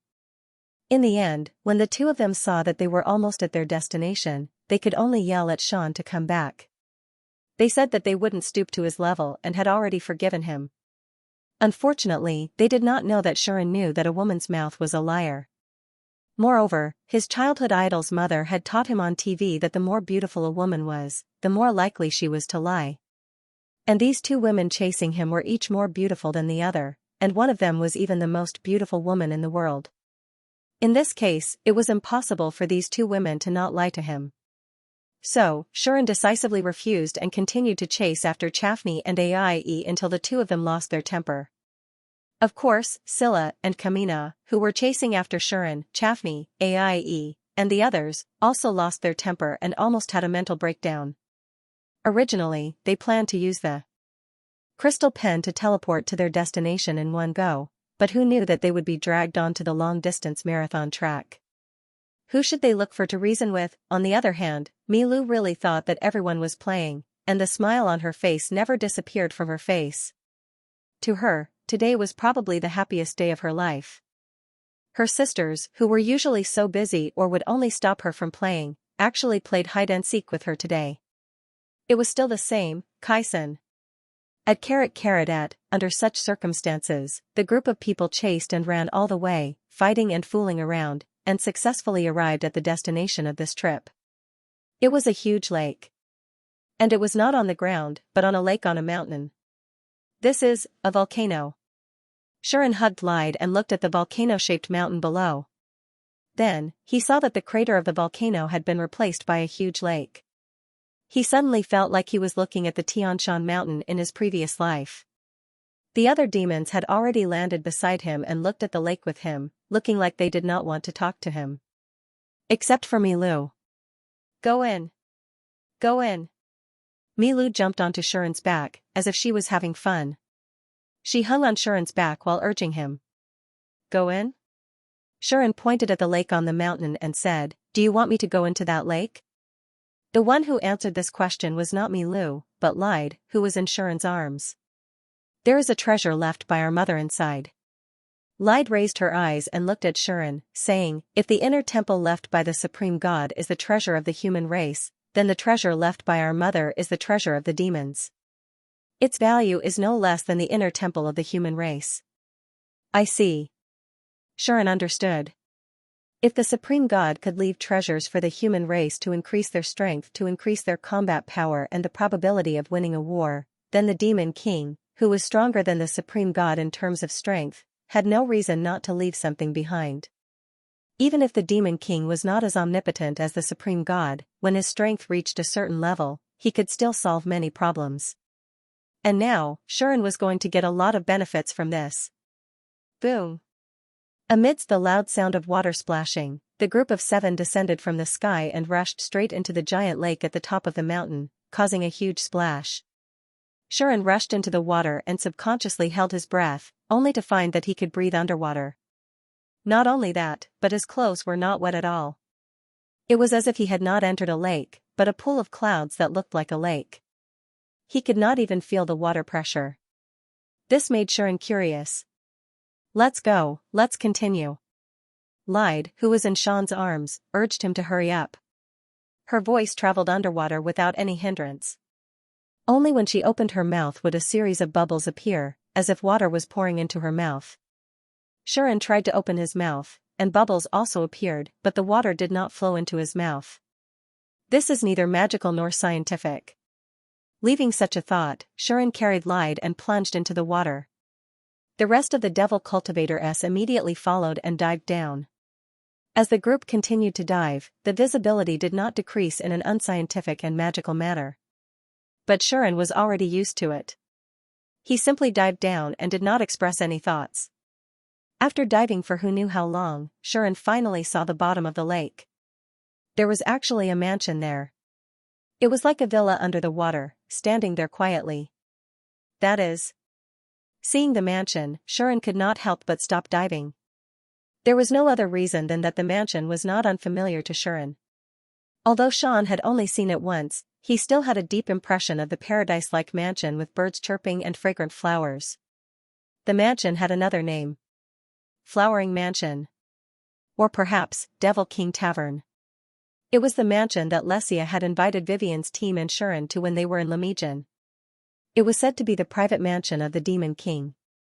Scylla spoke. That is the Demon King mansion, the treasure that Demon King Claudius left for the demons. Scylla said as she noticed Shuren's shocked expression. She could not help but ask, "What's wrong? Is there a problem?" "No. Nothing." Shuren shook his head subconsciously, but he could not help but ask, "Isn't the Demon King mansion in Xianxia's hands?" Xianxia? Scylla was stunned at first, but immediately realized who Shuren was talking about. The rest of the demons also raised their eyebrows, but none of them said anything. The demonic dwellers were naturally aware of the existence of Xianxia and even Ruxia. One was a magical life created by using the magic of the Demon King as a core medium. The other was a magical life created by using the body of the Demon King as a core medium. The master and servant of the twins were inextricably linked to the Demon King. They were the only 2 Demon King's pure bodies in the world, which were the remnants of the Demon King's replicas. It was impossible that the demons did not know about the existence of the master and servant. However, the demons obviously did not want to talk about this topic. Even Scylla only said one sentence. "You were talking about the space mage who betrayed the Slaughterer faction, stole Mother's body from the Mitra Kingdom's palace, and took away Mother's mansion, right?" Scylla avoided the topic and said, "Although the mansion in her hands is also the Demon King mansion, there is nothing special about it. The only thing that can be called special is that Mother used to live there, right?" The Demon King mansion in front of them was different. This is not Mother's mansion, but the holy land of demons that Mother forged with her own hands. It has the effect of drawing out other people's magic, turning it into pure power, and passing it on to others. Scylla's explanation surprised Shuren once again. Passing power? Shuren looked at Scylla in surprise. But at this moment, the rest of the demons spoke up. "Don't be surprised, it is indeed passing power," Chafine said. Shafn explained, "The inner temple left behind by the Overgod allows humans to directly come into contact with the existence of truth, thereby increasing their understanding and strength. Demon kings like us are unable to do such a miraculous thing." "That's right," Lyde said. "Although in terms of power, the Devil King is definitely stronger than the Overgod is the true omnipotent goddess. Even the world was created by her. The Devil King can destroy the world, but he can't create it." Lyde also spoke up. "This has always been the difference between demons and Protoss," Kamina said. Kamina spoke up and said, "The demon race is famous for their strength. Their pure strength is undoubtedly better than the god races, but the god race's unique ability in various fields, the power called authority, can achieve all the miraculous effects that we demons can only look up to. This was also why the demons were so powerful but still couldn't solve the problem that the ice ladies faced and couldn't remove the ice net flow's frozen state. On the other hand, among the Protoss goddesses, there was more than one who could do this. Demons were undoubtedly more powerful than the Protoss, but the Protoss also had their own advantages. They could exert special powers in various domains. Each goddess was in charge of different domains, different concepts, and could do all kinds of things that demons and humans couldn't. Therefore, as the true omnipotent goddess, the inner sanctum created by the supreme god could allow humans to easily come into contact with the existence of truth, without any side effects, obtain extraordinary understanding, and thus improve their combat power. On the other hand, the demons, who were proud of their power, couldn't do such things. Of course, as mentioned before, when power reached a certain level, many things that couldn't be done could also be done. Magic, for example, was a concept created by the Demon King. The Protoss could only follow the trend in the use of power, which was why they created magic such as holy magic and recovery magic. Monsters were also a race created by the demons. They used the power of magic to create life, and this was how living creatures created magic. But it was undeniable that the things that could be done with power alone were certainly not as perfect as the Protoss.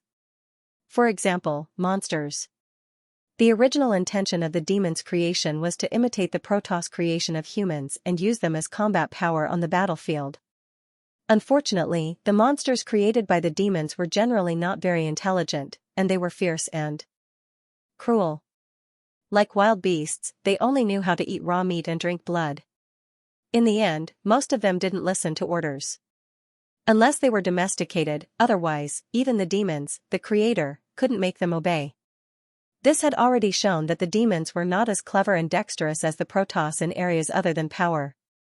The Demon King was the same. Although he could create a Demon King Hall to enhance the combat power of the demons, compared to the inner sanctum created by the Supreme God, it was undoubtedly flawed. Its flaw was that it needed materials to increase its strength. And this material was magic.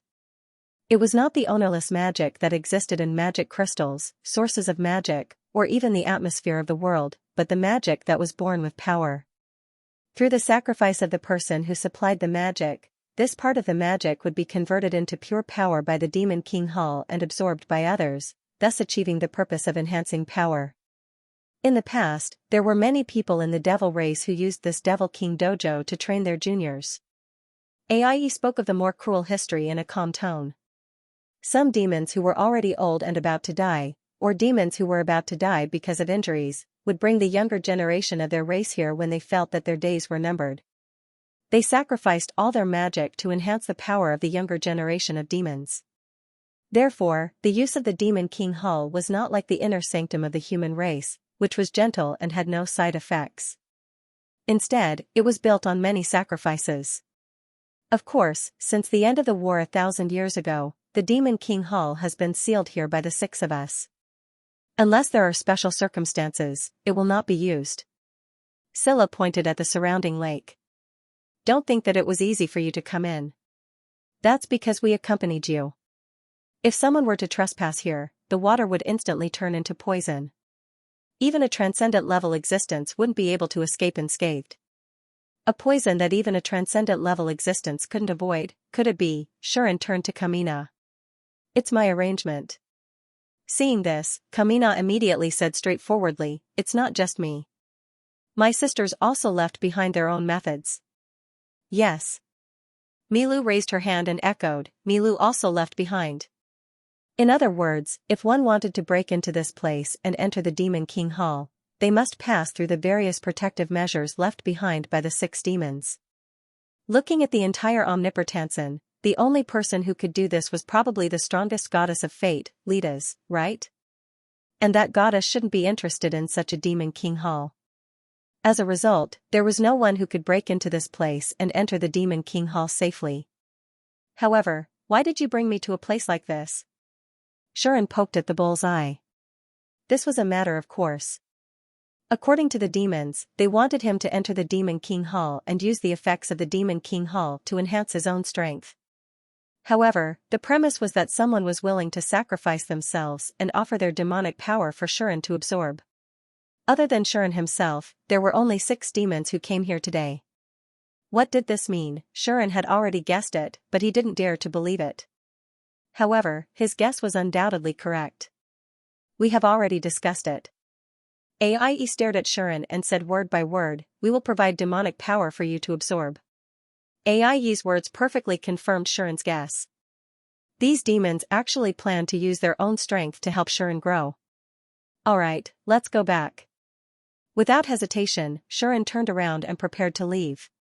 It wasn't that he didn't want to improve his strength, but if the price of improving his strength was the sacrifice of others, then he wouldn't be interested. Especially the 6 demons present. They were either his fiancée or his secret lover, and the rest were all existences he was friends with. Even Kamina was his sister-in-law.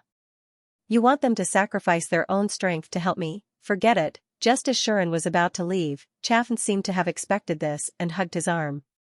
Don't get too excited, Chaffin said with amusement. This won't affect us as much as you think. That's right.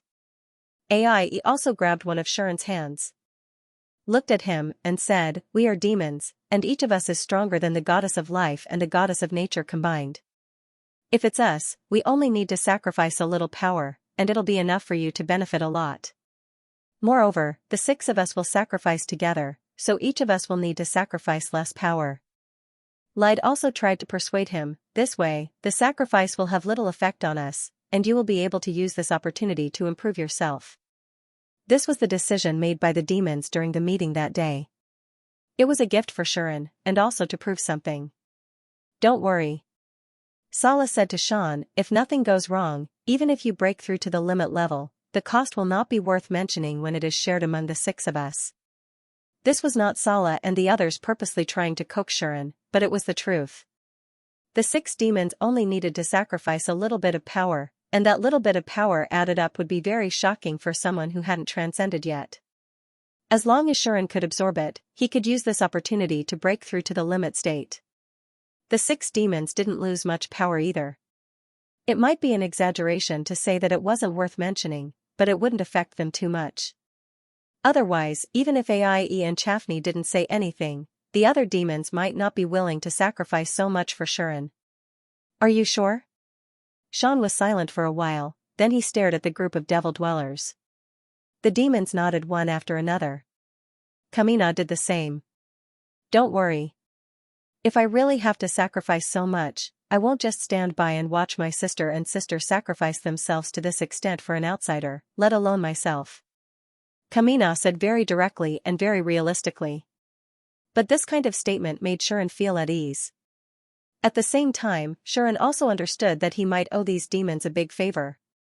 Perhaps, for them, this bit of power was nothing, but Shuren still benefited a lot from it. Was this the demon race's way of drawing him to their side, or did Aie or Chaffney arrange all this for him? Don't think too much. Scylla couldn't read Shuren's mind like Chaffney, but she could see through Shuren's thoughts at this time and suddenly smiled at him. "We are helping you, not only because you are about to become our family, but also because we have other considerations. It's not all for you. You can accept it with a clear conscience, there's no need to worry too much." The other demons also laughed, nodded, or disagreed, and some were even very happy. But in the end, it didn't seem like they were deliberately showing kindness to Shuren. Shuren also didn't know why they made such a decision. But he could not trust Scylla, Lied, Kamina, and even Chaffney and Milu, but he absolutely trusted Aie.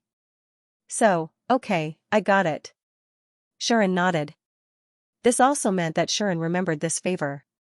The reason why Scylla and the others helped Shuren was because they had their own motives, and it wouldn't affect him much, so he just had to accept it with a clear conscience. But help was still help. Even if they didn't deliberately show him kindness or rope him in, Shuren didn't think that he could accept this help with a clear conscience. This was different from the situation in the inner hall. Back in the inner hall, Shuren exchanged the merit of the crusade against the Slaughterer clan for the opportunity to enter. This matter itself wouldn't cause anyone any loss, so he naturally accepted it with a clear conscience. But this time it was the 6 demons who helped him improve by consuming his own power. No matter what, Shuren would recognize this favor. Of course, there was no need to say this out loud. It was enough for Shuren to understand it in his heart. Then, he followed the 6 demon sisters into the Demon King Hall. This Demon King Hall didn't differ much from the Demon King Hall in Xianxia's hands in terms of appearance. Except for some parts that weren't too exquisite, probably because there was no maid to take care of it, the rest of the hall was roughly the same. But after entering the Demon King Hall, the differences between the two began to appear. The Demon King Hall in Xianxia's hands was a hall used by the Demon King himself, so it naturally had all kinds of decorations. There was a hall, a canteen, a room, a reception room, a bathing area, and even an open-air balcony specially used for afternoon drinks. But this Demon King Hall, after entering, didn't have any decorations. There was only an extremely vast hall that could reach the ceiling of the hall. There was a hot spring below, and there were only walls on the left and right. It looked like a large bathing area, not a mansion. After entering, Shuren's eyes immediately turned to the hot spring that was emitting steam. The hot spring was a bit like the one he used in the elven homeland. The spring water contained rich magic power, but it wasn't a source of magic power. Instead, there was an inexplicable force operating, causing magic power to flow back and forth in a mechanical manner. This is the magic transfer pool, Scylla explained. It can absorb all the magic power released by people who enter and convert it into pure power. People who come here absorb the magic power released by the sacrificial offerings to increase their strength. As she spoke, Scylla gave Chaffner a look. Chaffine immediately walked over with a smile. What are you doing? Shuren suddenly became vigilant. This woman's smile told him that there was a problem. Nothing. Naturally, Chaffine wouldn't show her thoughts on her face. She said in a considerate manner, I just want to invite you to sleep. Sleep? Shuren blinked. But before he could react, an unbearable drowsiness suddenly surged into his mind, causing him to become drowsy. You, plot against me. Sean pointed at Chaffine with a stunned expression. In the end, he couldn't resist the drowsiness and collapsed. Aie stepped forward and tried to catch Shuren. Apart from the simple-minded Milu and the inhuman Reed, she was the only one who wouldn't mind Shuren leaning on her, right? Just as this thought flashed in Aie's mind, a shocking scene happened. Ah! Chaffine reached out and caught Shuren, letting Shuren fall into her arms. Sister Chaffine? Aie froze. The other demons also turned to look at Chaffine. What's wrong? Chaffine naturally knew what was going on, but she pretended to be innocent and asked. Scylla didn't say anything. She just looked at her with a meaningful gaze. Sister, you're willing to let a man lean on you like this? Lied, on the other hand, stared at the scene, as if she had just discovered Huadian. Her small face was full of surprise. This isn't like you. Kamina's speech was as straightforward as ever. Hug. Milu wants it too.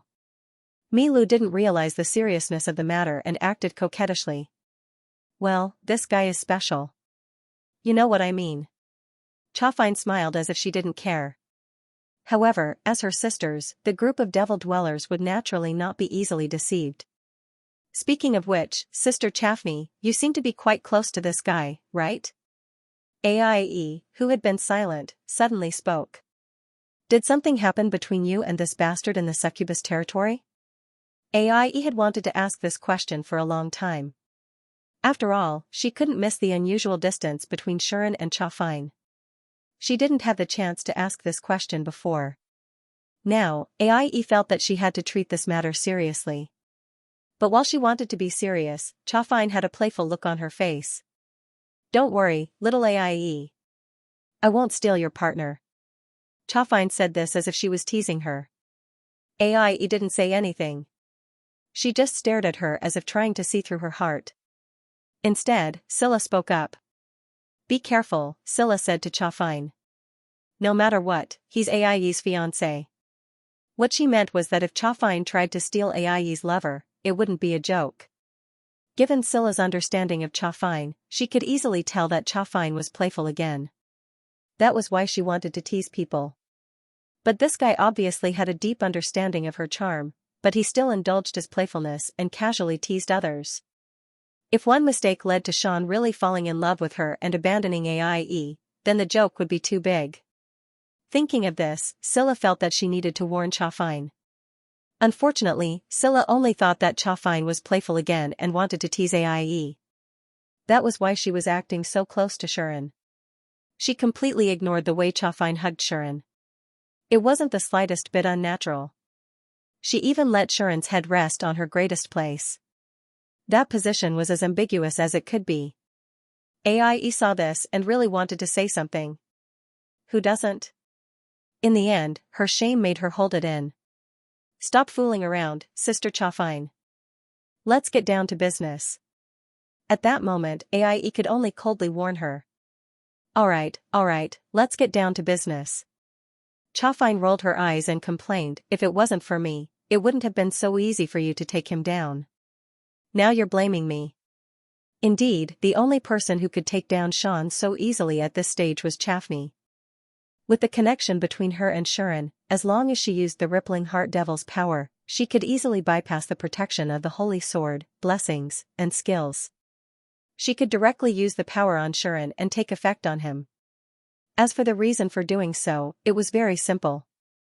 Just in case, let's cover his eyes too. Scylla was worried, so she reminded him. I've already prepared it. Kamina immediately raised her hand, and a steel blindfold automatically flew out and covered Shuren's face. Remember to block his senses in case he suddenly wakes up or subconsciously investigates something. Lied also reminded Milu. Okay, Milu did not have any objections and immediately did as she was told. Waves of ghostly energy gushed out and filled the entire space, isolating all senses. This way, even if Shuren woke up, he would definitely not be able to see or feel anything. Okay. Scylla was a little relieved. She looked around at her sisters and said in a low voice, then, let's begin.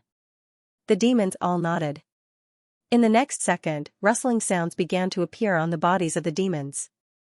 These heavenly beauties had actually begun to remove their equipment, that's right, since they were going to enter the hot spring to hold the ceremony, they naturally had to be honest with each other. Under such circumstances, as the peak of the demons, how could the 6 heavenly beauties let Shuren take advantage of them? No, Lied might not care.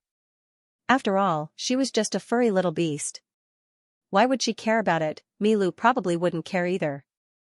She probably hadn't trained her guard against men yet. Chafni, she probably wouldn't mind if it was necessary. AIE, the same. Well, in the end, only Scylla and Kamina would care about this matter. In order not to be exposed, Chafine could only follow. AIE was not thick-skinned enough to face Shuren in front of her sisters. In fact, the two of them had not reached that point yet. Milu did not care, but her sisters would not let her do as she pleased. In summary, a plan to take down Shuren and add layers of insurance came into being. If Shuren was still awake and knew about this, what would he think? He would definitely think that it was better for him not to be awake. There was no other way. If we take it off, this guy will have to take it off too, right? Little AIE, it's time to test your ability to serve your husband. How about I do it? Wait. Let me turn around first. Let me do it. All of you, get out of my way. Inside the hotel, the 6 sisters had such a conversation. If Shuren was still awake, he would probably faint from this shameful scene, right? The sound of water soon came from the magic pool. Shuren's group of 7 finally moved to the pool and soaked in the magical water. Shuren was in the middle, wearing an eye mask. He sat there, sound asleep, and did not know what was happening. The 6 demons went to a corner and formed a hexagon, surrounding Shuren in the middle. At this moment, the 6 of them had also put away their playful thoughts and started to become serious. The moment has finally arrived. Kamina seemed to have waited for a long time and could not wait any longer. Whether he is as Big Sister guessed or not depends on whether the magic pool can work on him. Lied said in a low voice. The other demons fell silent. There was one thing they did not mention to Shuren. Although the magic pool in the Demon King Hotel can absorb the magical energy of other individuals to increase the power of a specific target, it is only effective on demons. Chaffin said this. Logically speaking, as a human, he should not be able to use the magic pool. AIE looked at Shuren, her tone complicated. However, if he can successfully use the mana transfer pool, it will prove that my conjecture is correct. Scylla's eyes flashed. The demons decided to use this place to increase Shuren's power in order to prove this. And, the magic pool was created by Mother. Together with the rainbow magic diamond, it is a holy item for us demons. Scylla said. Through the magic pool, we can infuse our power into Shuren's body. Feeling our magical energy and the power we left behind when we were alive, the consciousness of Mother and the demon King Jade might awaken. This way, they might have a chance to have a conversation with their mother. Thinking of this, the 6 sisters could not help but feel emotional. It was excitement. It was apprehension. It was uneasiness. It was anticipation. Thinking of the possibility of meeting their mother, who they thought they would never see again, whether it was the rational and smart Scylla, the playful Xianxia, the mature and steady Lide, the cruel and ruthless Kamina, the innocent and romantic Milu, or the troublemaking Aie, they could not hide their emotions. They really missed her too much.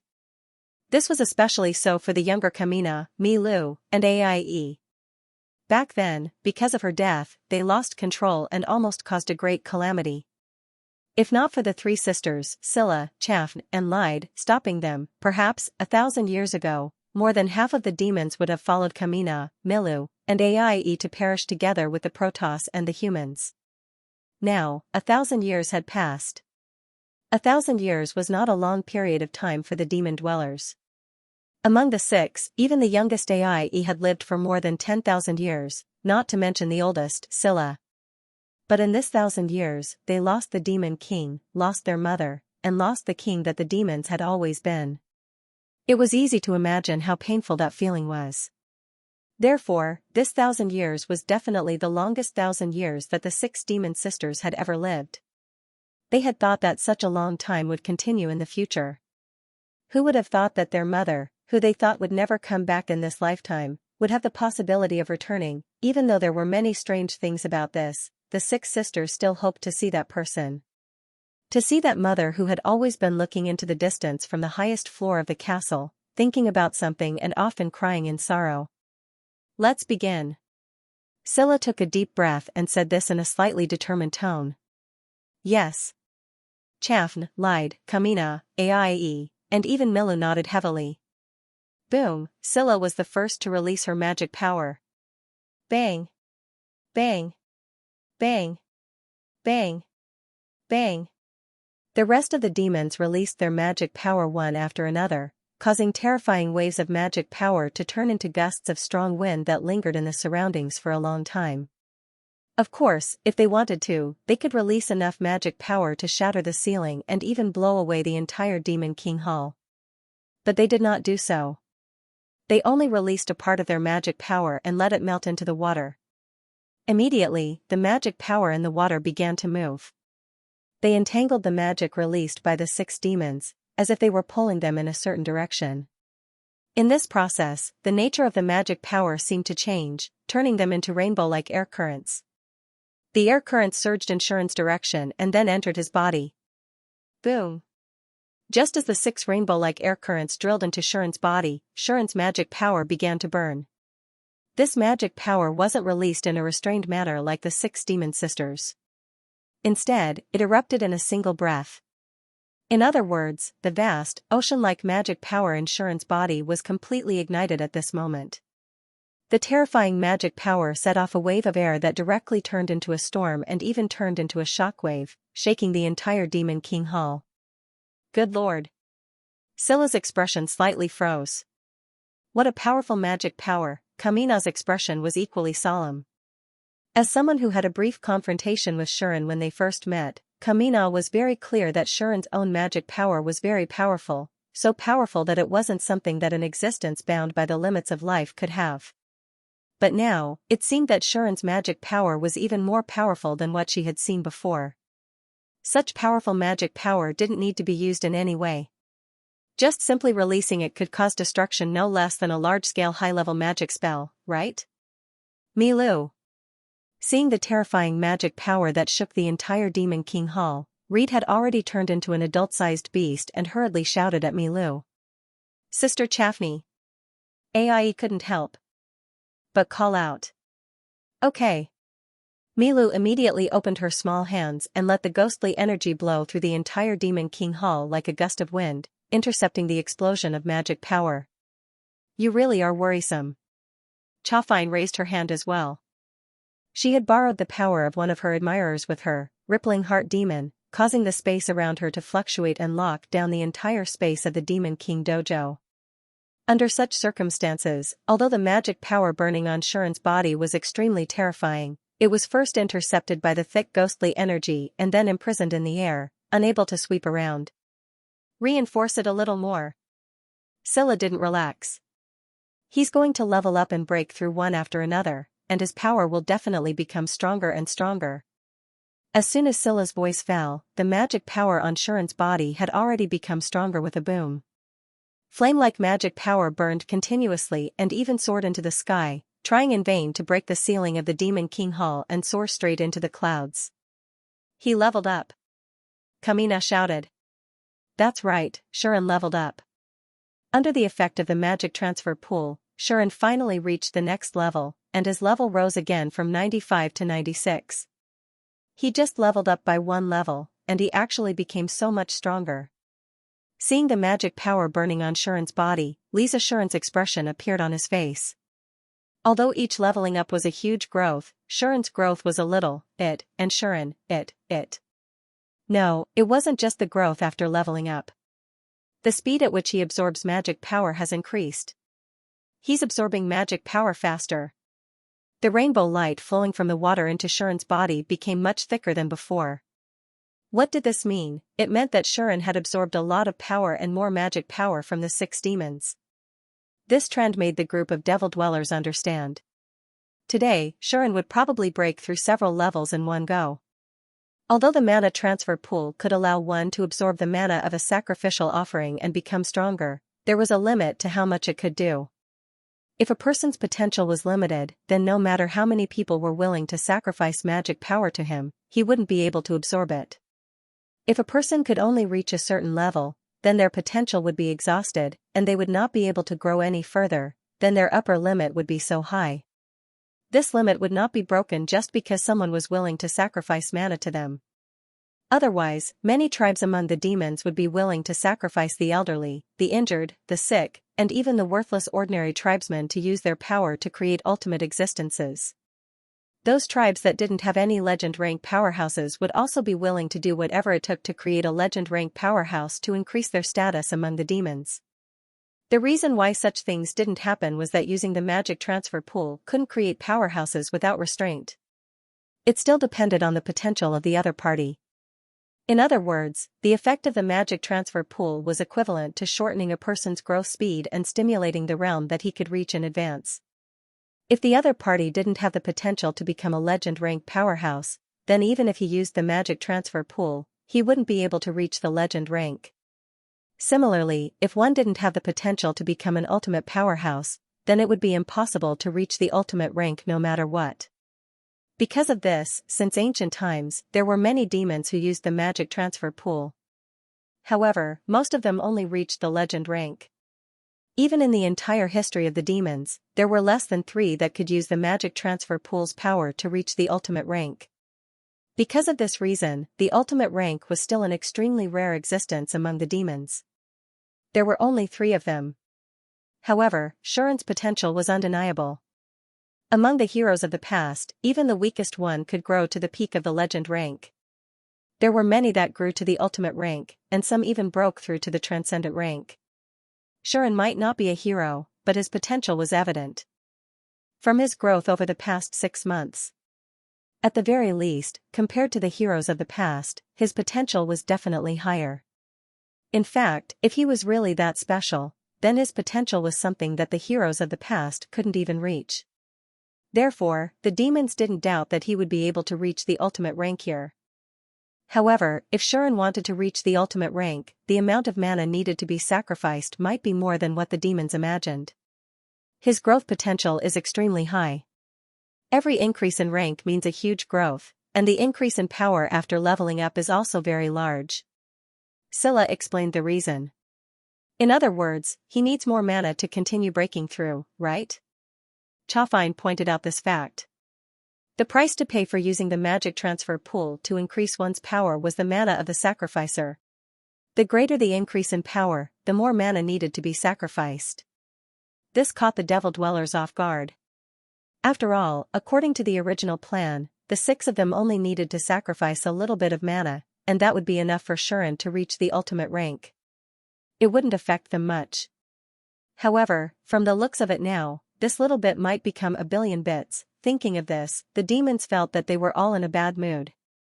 Only Aie, after a moment of silence, released more mana expressionlessly. The mana turned into rainbow-colored streams of light and drilled into Shuren's body. Aie. Kamina's expression changed. This guy is really my nemesis. Xiaofine also fell silent for a while before sighing. Just like Aie, she released even more mana. Second sister. Light couldn't help but cry out. The ignorant Milu didn't want to be outdone. She increased the release of her mana and followed Aie in Xiaofine's footsteps. You guys, Kamina didn't know what to say. Scylla looked at this scene and smiled bitterly. Since things have come to this, let's go all out. Scylla said. What else could Light and Kamina say? If they didn't go together, Aie, Xiaofine, and Milu's power would definitely be greater. The 6 sisters could only go together and try to share the losses as much as possible so that the losses could be minimized.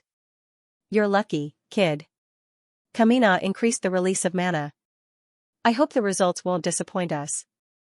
Light's body expanded again, growing to more than 3 meters tall, occupying a large part of the mana transfer pool, and the mana output also increased. Scylla naturally wouldn't let her sisters pay the price, so she immediately followed. Streams of powerful rainbow-colored air rushed into Shuren's body, making his aura stronger and stronger. Boom. Not long after, Shuren broke through again. Boom. After another while, Shuren leveled up again. Boom. After a while, the mana burning on Shuren's body skyrocketed, setting off the most terrifying airwave so far. That airwave was already a bit difficult to block even Milu's ghostly energy.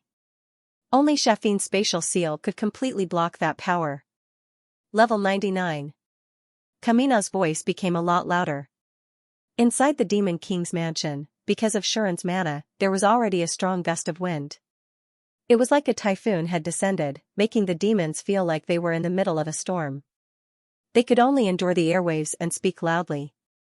The rest of the demons naturally became spirited, and all of them involuntarily increased their mana output. At this point, the amount of mana lost was already much more than what the group of demons had expected. Although it would not result in a great loss for them, if the losses that they had expected were negligible and would not affect them much, the portion of their strength that they had now lost was already able to affect their strength a little. The impact wasn't big, but it wasn't small either. For example, if their current selves were to fight with their previous selves, they would definitely be at a disadvantage after exchanging a few thousand blows. This is really a big loss. Xiaofine complained. If I had known, Kamina wanted to say something, but she stopped and sighed. If I had known, what could I have done? Even if they had known in advance that this would happen, they probably would have done it without hesitation. There was no other reason than that this was something they absolutely couldn't ignore. As long as he could succeed and see that person, any price he had to pay would be worth it. Among them, Aie was the most magnanimous. Anyway, as long as it was something that would benefit Shuren, even if she had no other purpose, she would still be willing to give him a small part of her power. Xiaofine thought so too. Even though the relationship between Her Highness Succubus and Shuren hadn't been established and was still in a very delicate stage, she was still very willing to do this for Shuren. No matter what, there was an ill-fated relationship between them, and it was only right for her to pay for it. Just like those who had fallen for her, they would definitely be willing to offer their power to her. Now, this person had merely become himself. Even if she wasn't infatuated with the man in front of her, wasn't there a saying that went like this, the person who was moved first would lose? That was how it was. Thus, with each having their own thoughts, the group of demons looked at each other, as if they could see the emotions in each other's eyes, and suddenly released a large amount of magic power at the same time. The rainbow-colored airflow had already turned into bursts of light that entered Shuren's body, as if it was cleansing his entire body, causing him to be reborn. Bang! The ghostly aura around Shuren's body that was originally used to block his senses was blown away. Bang! The steel eye patch on his face suddenly shattered, turning into a pile of fragments that rained down. At the same time, the aura on his body suddenly rose. In the end, he successfully broke through that limit. Boom! When the huge aura of the ultimate level swept out from Shuren's body trembled. Clang! The holy sword that had been placed by the side of the pool instantly shone brightly, directly shattering the 3 seals and turning the pieces of steel blades into fragments, revealing the original brilliance and magnificence of the holy sword. At the same time, a burst of light also shone from Shuren's body. It was not as dazzling as the holy swords. No, it should be said that it was not as dazzling as the holy swords. At this moment, 3 rays of light shone from Shuren's body. One was as dazzling as the holy swords, incomparably divine. One was as dazzling as a gem, otherworldly. One was as red wine, like blood, captivating one's heart. The 3 rays of light caused 3 kinds of energy fluctuations to appear on Shuren's body, intertwining with each other, not abandoning each other. That is, Aie, Chafni, Lide, Kamina, and Milu's group of 5 widened their eyes. As expected, Scylla stared at this scene, feeling the 3 familiar energy fluctuations, and finally confirmed that her absurd guess was all true. Of course, at this time, Scylla could not think too much.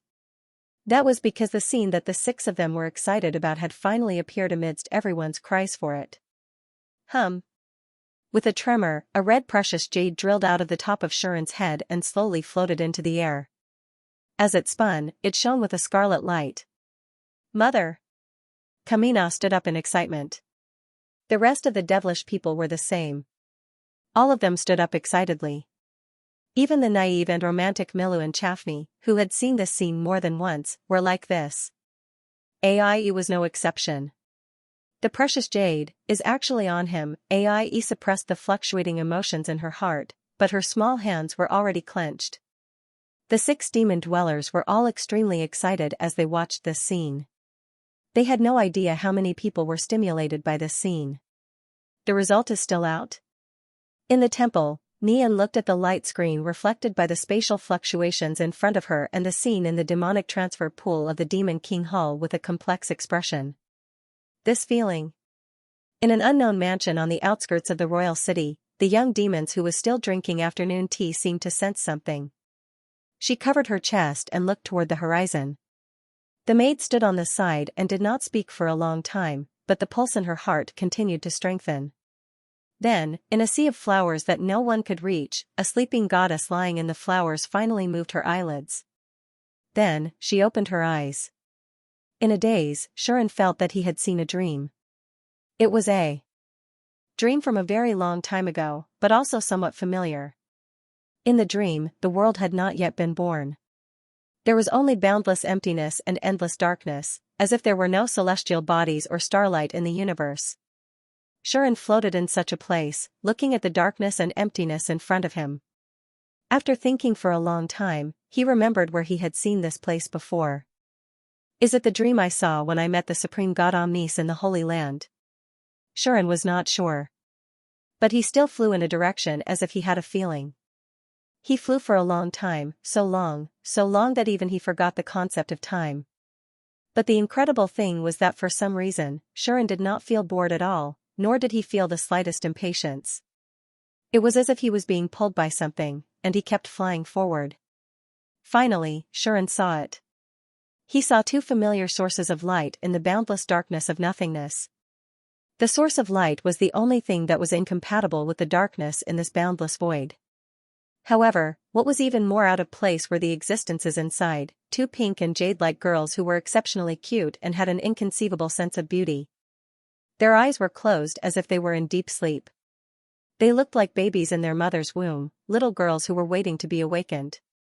One of the little girls had shoulder-length silver-white hair, while the other had shoulder-length black hair. One had a pair of blue eyes under her trembling eyelids, while the other had a pair of red eyes. They were like twins of opposite natures, leaving a deep impression. However, the most impressive thing was that they were holding a celestial-like precious jade in their arms. One was a blue jade, and the other was a red jade, both shining with a charming brilliance. It's really this dream. Xian finally confirmed that what he was seeing now was the dream he had seen in the Holy Land. He still remembered the follow-up of this dream. The little girl holding the blue jade will wake up first and leave. As soon as Xian's voice fell, the silver-haired little girl holding the blue jade woke up as she had said. Her pair of blue eyes were like the vast ocean, and also like the blue sky, looking so beautiful. Unfortunately, there wasn't much emotion in those beautiful eyes. And this little girl, just as Xian had said, quietly looked at the black-haired little girl for a long time after waking up. Then, as if giving up on something, she looked away and looked at the celestial-like blue jade in her arms. The jade suddenly emitted a dazzling light, creating a blue world in this empty void. When he first saw this scene, Xian did not realize what it meant. Now, he knew. This is the Almighty Goddess creating the world. Yes. This was the first time the Almighty Goddess, the High God Omnis, had used her power after her birth, and thus created the scenery of the world. Without a doubt, this silver-haired little girl who was holding the blue jade was the newly born overgod, Omnis. So, she's the newly born demon king, Claudius? Xian turned to the black-haired little girl. With a closer look, Xian found many details.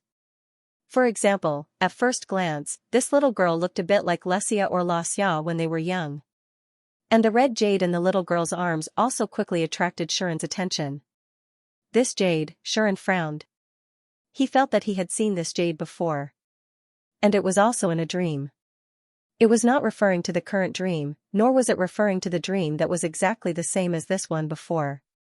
Instead, it was the dream that Xian had after seeing this dream in the Holy Land.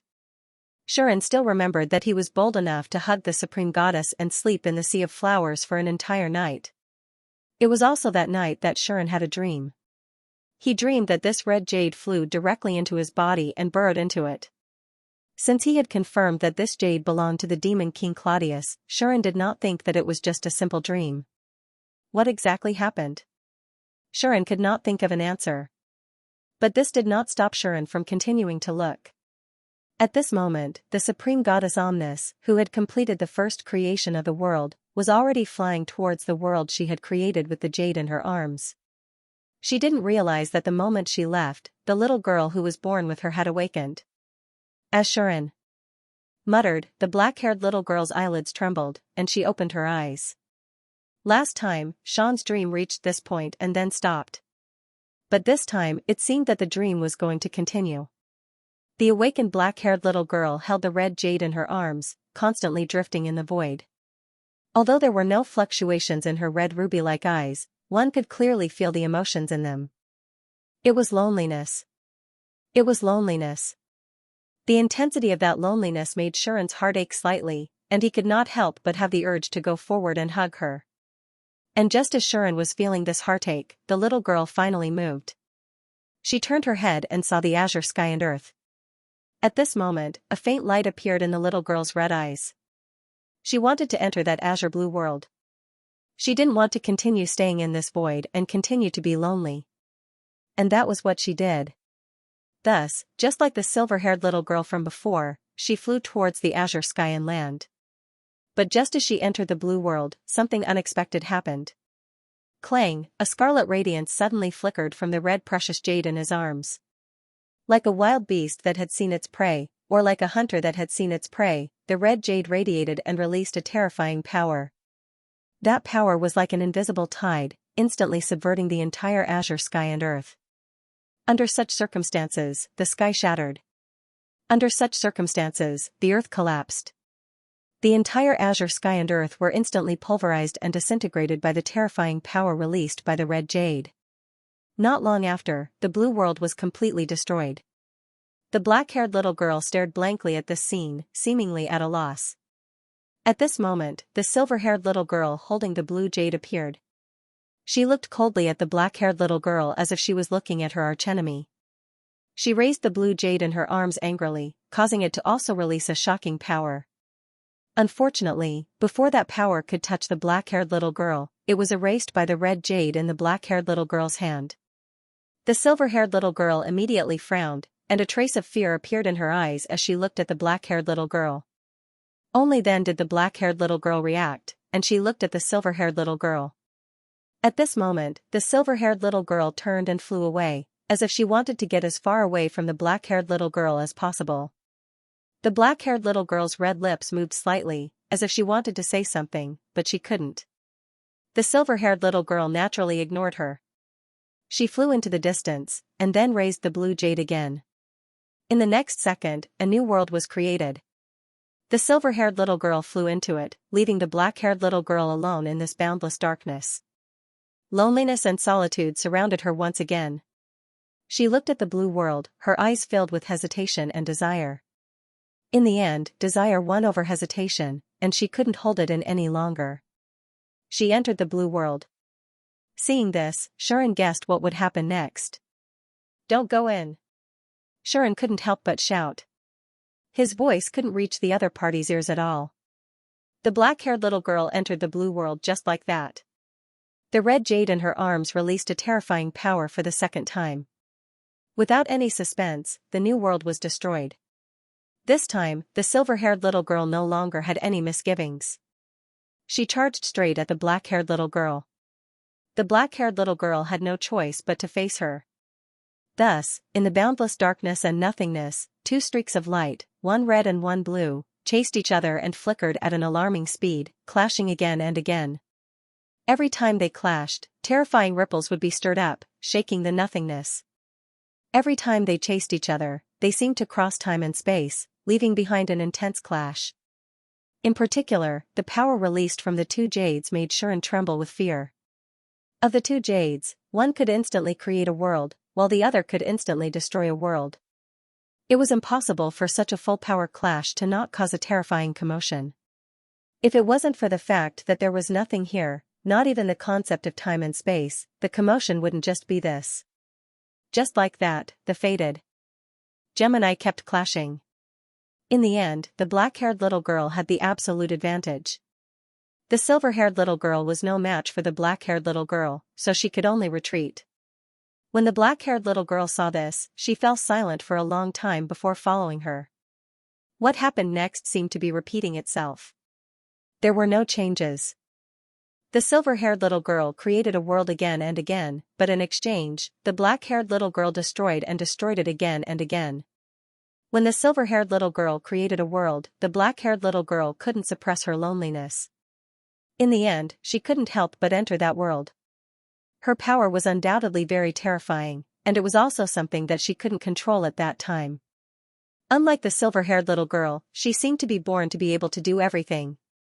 From the beginning, she had perfect control over her power, but she was no match for the black-haired little girl. Just like that, the silver-haired little girl created worlds, and the black-haired little girl destroyed worlds. Then, the silver-haired little girl fought the black-haired little girl angrily, but was defeated every time. She could only retreat unwillingly and continue creating new worlds. It wasn't that she hadn't thought of avoiding the black-haired little girl so that she couldn't find her, but she realized that no matter where she was, the black-haired little girl could find her. She wasn't a match for the black-haired little girl, so she could only continue the process of creating worlds, trying to make them more perfect, more sturdy, and more difficult to destroy. She didn't know how long such days passed. Unknowingly, the silver-haired little girl had become an incomparably beautiful goddess. Unknowingly, the black-haired little girl had become an equally beautiful demon king. They fought again and again, repeatedly creating and destroying worlds. The final result was the birth of the world known as Omnipotensen. This world was undoubtedly the world that the goddess was most satisfied with. And at this time, the demon king could finally control her own power, and she would no longer be forced to destroy the world. Just like that, she entered the world known as Omnipotensen with anticipation. At this time, she had no idea that this world was not friendly to her at all. There she saw, besides the silver-haired goddess, a second life different from her own. It happened in a sea of flowers that stretched as far as the eye could see. At that time, she suddenly came out of the flowers and appeared in front of her. "You are." The young girl, who had long, straight, jet-black hair just like her, looked at her in disbelief. She could feel that the young girl in front of her was weak, extremely weak, so weak that she could easily crush her with one finger. But at the same time, there was a power on her that made her fearful, that she couldn't help but pay attention to it. That power was in her hand. It was an extremely gorgeous sword that flickered with flowing light. That sword was a threat to her. That was her judgment. In fact, she instinctively wanted to destroy the sword, including the girl who held it. But, the long period of loneliness made her silent for a long time, until the young girl felt that it was more and more inconceivable. Then she slowly spoke. "My name is Claudius." This was the first time in her life that the demon king named Claudius spoke. The young girl was completely unaware of this, only blinking her eyes. Then, the young girl smiled. "My name is Neon, I heard that I'm a hero." The young girl smiled brightly. "Please take care of me, Claudius." As she spoke, the young girl extended her hand to the demon king. The demon king didn't know what this meant, but he couldn't resist the sparkling light in the young girl's eyes, so he could only extend his hand mechanically. The young girl immediately shook the demon king's hand, smiling even more happily. "This is great, I've been here for a while, I've finally met someone other than that boring omnis." The young girl shook the demon king's hand continuously, saying the words that the demon king would never forget in the future. "From today onwards, we are friends. Best friends. You have to protect me from that bad goddess, okay? Claudius?" Just like that, the hero and the demon king became friends. The dream ended here. Before he woke up, the last thing Sharon saw was a smile. A very beautiful smile that had never appeared on the demon king's face. At the same time, in the demon king hall's mana transfer pool, the red jade was still spinning above Sharon's head, emitting a crimson glow that illuminated the entire demon king hall. The demons looked at the red jade excitedly, and they even wanted to go forward and take it down. However, the red jade suddenly spun and released a terrifying wave of magic power. This magic power was worlds apart from normal magic power. If one were to say that mana was a gaseous substance in its normal state, then this mana would be a solid substance condensed from extremely dense gases. If normal magic power was like a thread, then this magic power was like a needle. It was a difference in quality. Therefore, facing this magic power, the demons felt their bodies stiffen, and they couldn't even move. "Mother!" The demons couldn't help but cry out. This situation was as if that person was rejecting them, and it made them extremely sad. Soon after, waves of frightening demonic energy rippled again. They passed through the magic reincarnation pool and turned into rainbow-like air currents that flowed into the bodies of the demons. The demonic dwellers' faces lit up, and their aura surged. This phenomenon caused the devil chi cultivators to be stunned for a moment before they reacted. "Is Mother making up for the lost power for us?" Kamina discovered this, and her face lit up. The other demons were the same. The terrifying magic power released by the red jade was converted by the mana transfer pool, and it made up for the small part of the power that the demons had just lost. In other words, not only did the demons not weaken this time, but they also successfully pushed Sharon to the limit. However, compared to this, the demons were more concerned about something else. "Have you woken up, Mother?" Lyde shouted. Sala, Chaffney, Milu, Aie, and the others also looked at the red jade expectantly. They only hoped that all this was the doing of their mother, and that it was a sign that she had woken up. In this way, they would have a chance to see their deceased mother. This was what they were most looking forward to. Unfortunately, the jade didn't move at all. It just kept spinning, like an emotionless tool. Apart from power, it didn't react at all. "Mother! Mother!" Sala and Chaffney couldn't help but shout as well. The demons called out one after another, trying to summon the existence that they yearned for day and night. "Mother," Aie also murmured, her face filled with endless sorrow. Under such circumstances, the red gemstone finally moved a little. It floated up and down for a while, and then flew out. Its speed was very slow, allowing the fiendkind to clearly see its every move. It was like a very gentle hand, sweeping past the devil cultivators one by one. Every time it arrived in front of a person, it would stop, stay for a while, and then fly to the next person. The demonic dwellers felt as if they had seen a familiar figure appear in front of them along with the movement of the red gemstone. The owner of the figure seemed to be looking at them and touching their cheeks, allowing them to clearly feel a trace of warmth. Mother, in the end, the demons couldn't help but cry. This included Sala and Chaffney. In a daze, they felt as if they had returned to the past, to a time before they were born. At that time, they were just small lives nurtured by the Demon King's demonic power. They had no power, no form, and were like drops of water in the vast ocean that suddenly gained consciousness. At that time, it was the vast, ocean-like demonic power that gently nurtured them, gave them warmth, and gave them life, allowing them to gradually become what they were now. The feeling at that time was exactly the same as the feeling at this moment. Because their mother's demonic power had appeared once again, and once again gave them warmth, helping them replenish their lost power. The red jade flew past the demons one by one, using its own demonic power to gently envelop them, as if it was telling them something. Finally, the red jade flew back to Shuren's head, and under the gazes of the demons, it sank back into Shuren's body without any reluctance. Mother! Mother! The group of devil men subconsciously pounced forward. But in the end, all they could do was hug the scorching hot body. Shuren slowly withdrew his demonic power, and the 3 lights on his body shrank back into his body. Then, Shuren slowly opened his eyes. However, as soon as he opened his eyes, they instantly widened because of the horrifying scene before him. Looking at the beautiful naked girls who were crying and hugging him tightly, Shuren's brain completely crashed. What's going on? Before long, Shuren's shouts echoed in the Demon King's mansion. For a long time, it didn't subside. In a remote sealed place in the godly realm. In a godly palace, Nian watched everything that was shown on the light screen before her. She looked at Shuren, who was being hugged by beautiful women, and sighed silently. It's going to be difficult. Nian was a little vexed. Recalling the 3 streaks of extreme brilliance, Nian muttered. After being stimulated this time, I'm afraid that the power in his body is really starting to awaken. No one knew Shuren better than Nian.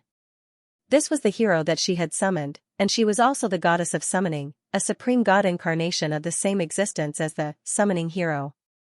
In this world, except for the true omniscient and omnipotent goddess, no one knew the hero better than her, especially Shuren. From the day she successfully summoned Shuren, Nian knew how special he was. Of course, Nian also knew how terrifying the power hidden in Shuren's body was. To be honest, that power wasn't something that a mere hero could compare to. However, that power was dangerous, uncontrollable, and deeply hidden. If possible, Nian didn't want it to awaken. She only hoped that Shuren could become her hero. She didn't need anything else at all. Therefore, to Nian, Shuren only needed to be a hero and grow steadily. Even so, when Shuren broke through the limits of life and entered the transcendent realm, he would definitely not be weaker than the goddess of fate, Leda's. An existence of that level was already invincible in this world where the Demon King had passed away and the Supreme God had gone into seclusion. That was enough. This was already Nian's greatest expectation for Shuren. Who would have thought that in the end, not only did Shuren obtain the Demon King's jade, but the hidden power in his body was also stimulated. The Demon King's jade has been active in his body. This time, the 6 demons used their mana to stimulate his potential and increase his strength. In addition, he grew to the limit realm, the theoretical limit of life. Under the influence of many factors, he finally succeeded in awakening that power. Although that power was only at the initial stage of awakening, and Shuren definitely couldn't control it, use it, or even feel its existence, as Shuren broke through the limit realm and entered the transcendent realm, that power might be completely stimulated. When that time came, Shuren would no longer be a simple hero. Should I make a move? Nian hesitated. She wanted to use her own strength to seal the hidden power in Shuren's body. With the connection between her and the hero, it wasn't impossible to seal the power before it was completely stimulated. However, if I do that, Nian muttered. But right at this moment, another voice sounded out and interrupted Nian's muttering. If you do that, you will exhaust all your strength and won't be able to maintain your goddess body. You will collapse and return to your original summoning technique form. When this extremely pleasant yet emotionless voice entered Nian's ears, her heart trembled violently. She turned around abruptly and looked behind her. At some unknown point in time, a figure had actually appeared there. Her back was facing Nian, and she didn't turn around. Only her knee-length silver hair was swaying gently as if there was no wind. Her limbs were slender, and her back was so beautiful that one couldn't help but daydream. Her bare feet revealed a transcendent aura. She just stood there without releasing any power. It was as if she didn't have any power at all. However, no matter who it was, the moment they saw her, they would feel a sense of worship. It was their instincts telling them that the person in front of them was the creator. The origin of everything, the beginning of everything, the mother of everything, the creator of everything, the supreme existence. She was God. You. Nian couldn't help but take a step back. Her face was filled with shock. It couldn't be helped. Impossible. Nian couldn't believe her eyes. Because, you. Didn't you fall into an eternal slumber and never wake up? Nian's voice was trembling. Hearing this, the goddess raised her head.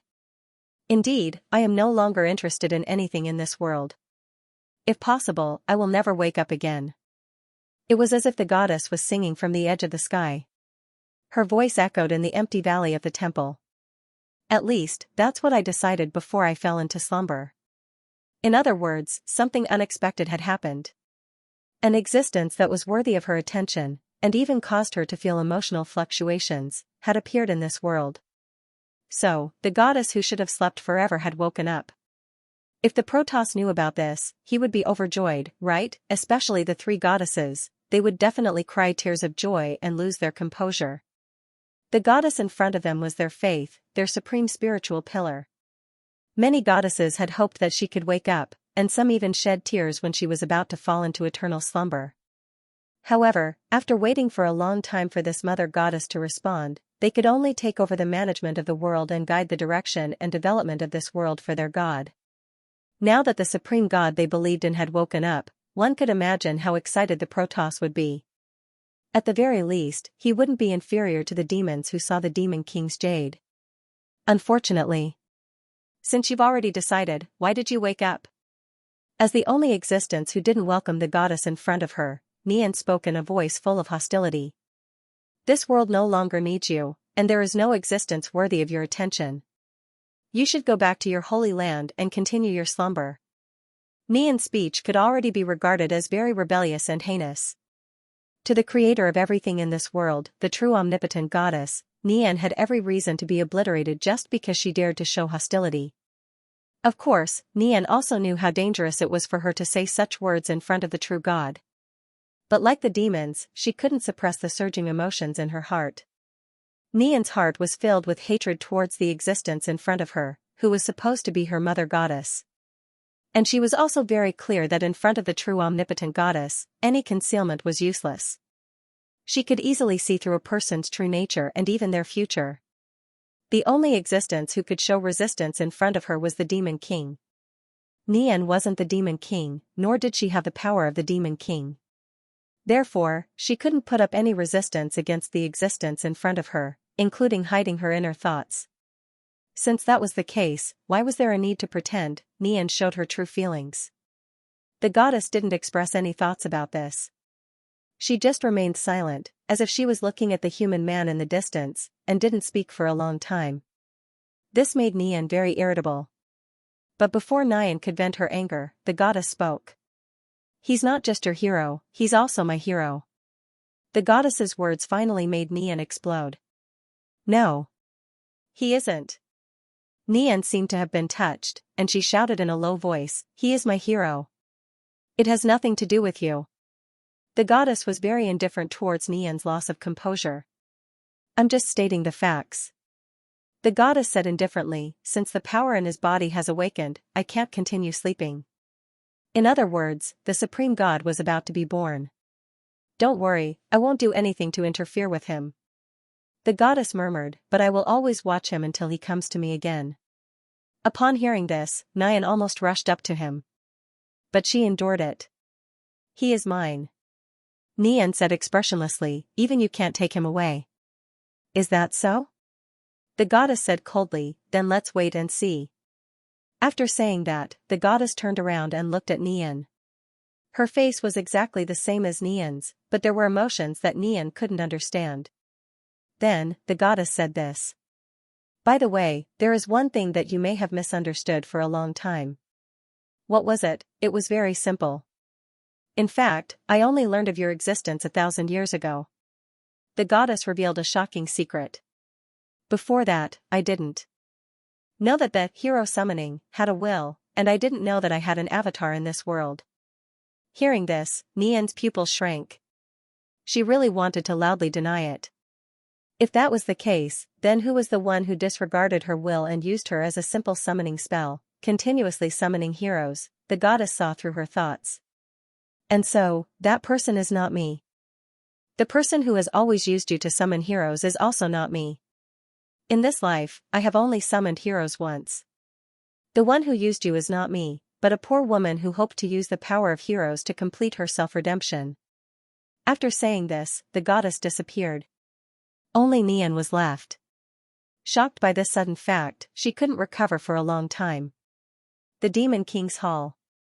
At this moment, everything had calmed down. Shuren and the others had all come out of the magic transfer pool and put on their clothes.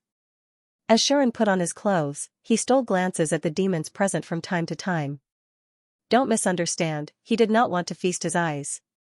Although the scene that appeared after he woke up would probably remain in his brain for the rest of his life, Shuren was, of course, more worried about being beaten up than peeking at them. After all, he knew very well how cruel women could be when they were unreasonable. Under such circumstances, Sean felt that it was not his fault.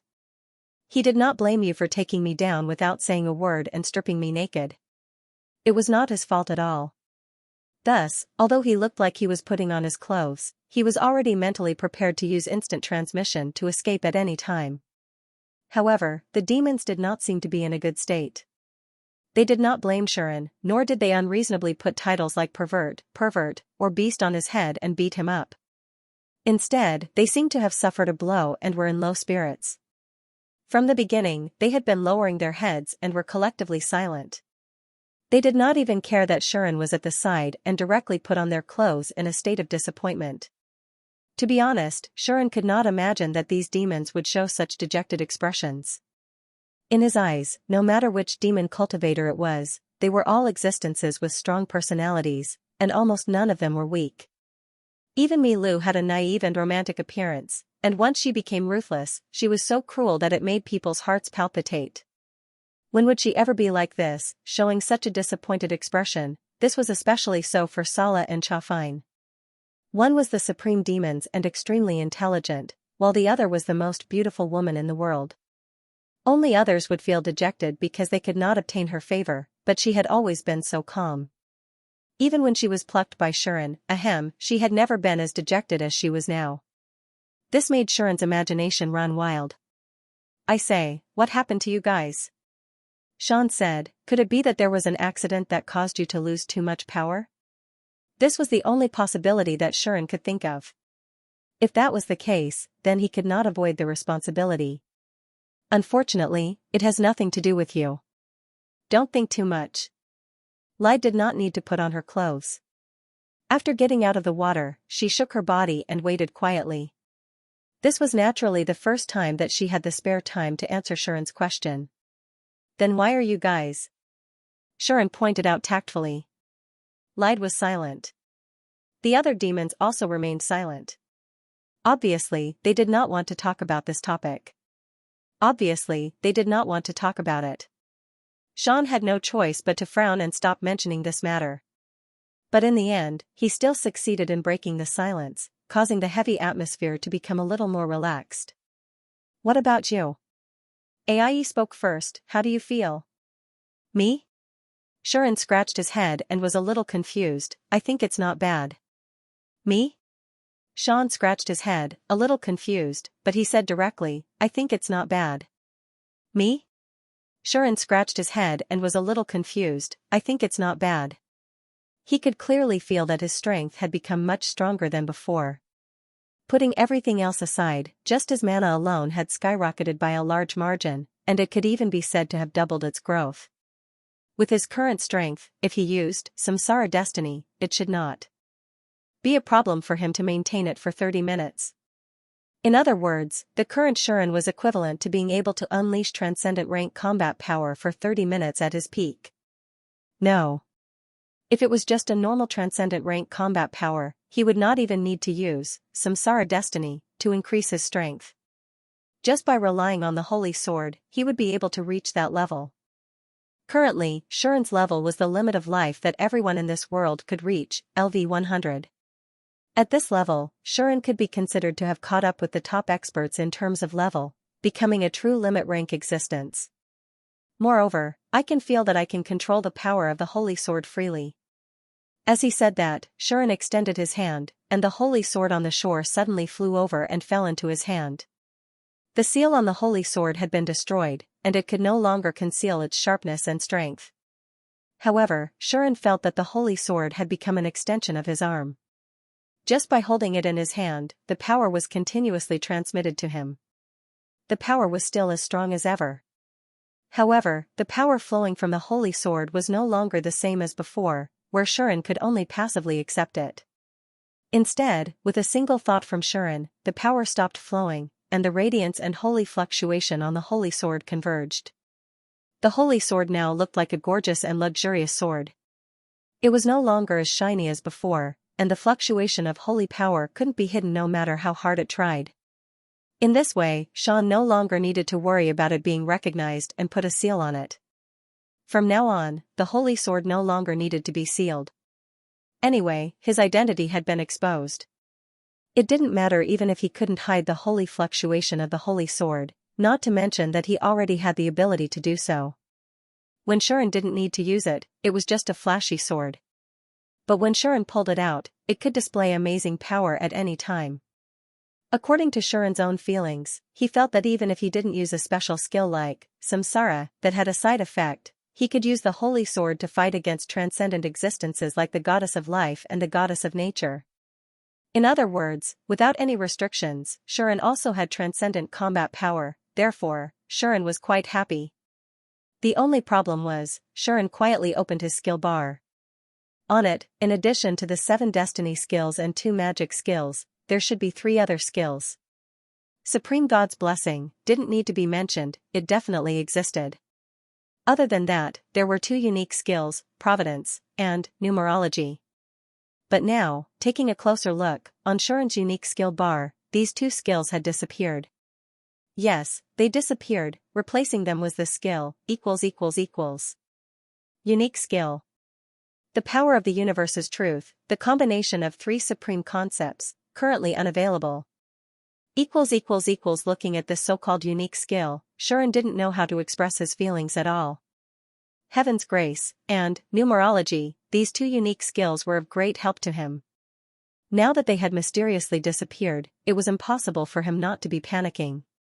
But thinking about it carefully, he previously thought that when he reached the limit, these 2 unique skills would not be of much use to him. Now that Shuren had grown to the limit and learned most of the skills that could be learned in this world, Providence was naturally no longer useful. As for Numerology, it had reached its limit to help him fuse and tamper with the 7 destiny skills. There was no way to make any changes to these 7 destiny skills in the future. In this way, unless Shuren spent a lot of effort to learn a new skill system, its use would stop there. But Shuren's combat system had been completely stabilized, and it was no longer necessary to spend a lot of effort to learn another skill system. Because of this, rather than saying that these 2 unique skills had disappeared, it was more accurate to say that they had succeeded in their mission and retired. However, what was going on with this inexplicable unique skill? Looking at the effect, it seemed to be quite powerful, but why couldn't it be used at the moment? Shuren only felt a headache. However, he didn't choose to say this out loud. How many strange things had happened to him, this wave gave Shuren. The feeling that he had turned on another inexplicable hack. This was all basic, and there was no need for people to cheer him on. So, Shuren simply expressed his feelings like this. I feel like I can fight all 6 of you now. He was just that arrogant. As expected, the 6 demon dwellers all reacted to this. 1 against all 6 of us? Sala rolled her eyes at Shuren. Are you sure? Chaff also smiled faintly. I've lived for so long, and this is the first time someone said this to me.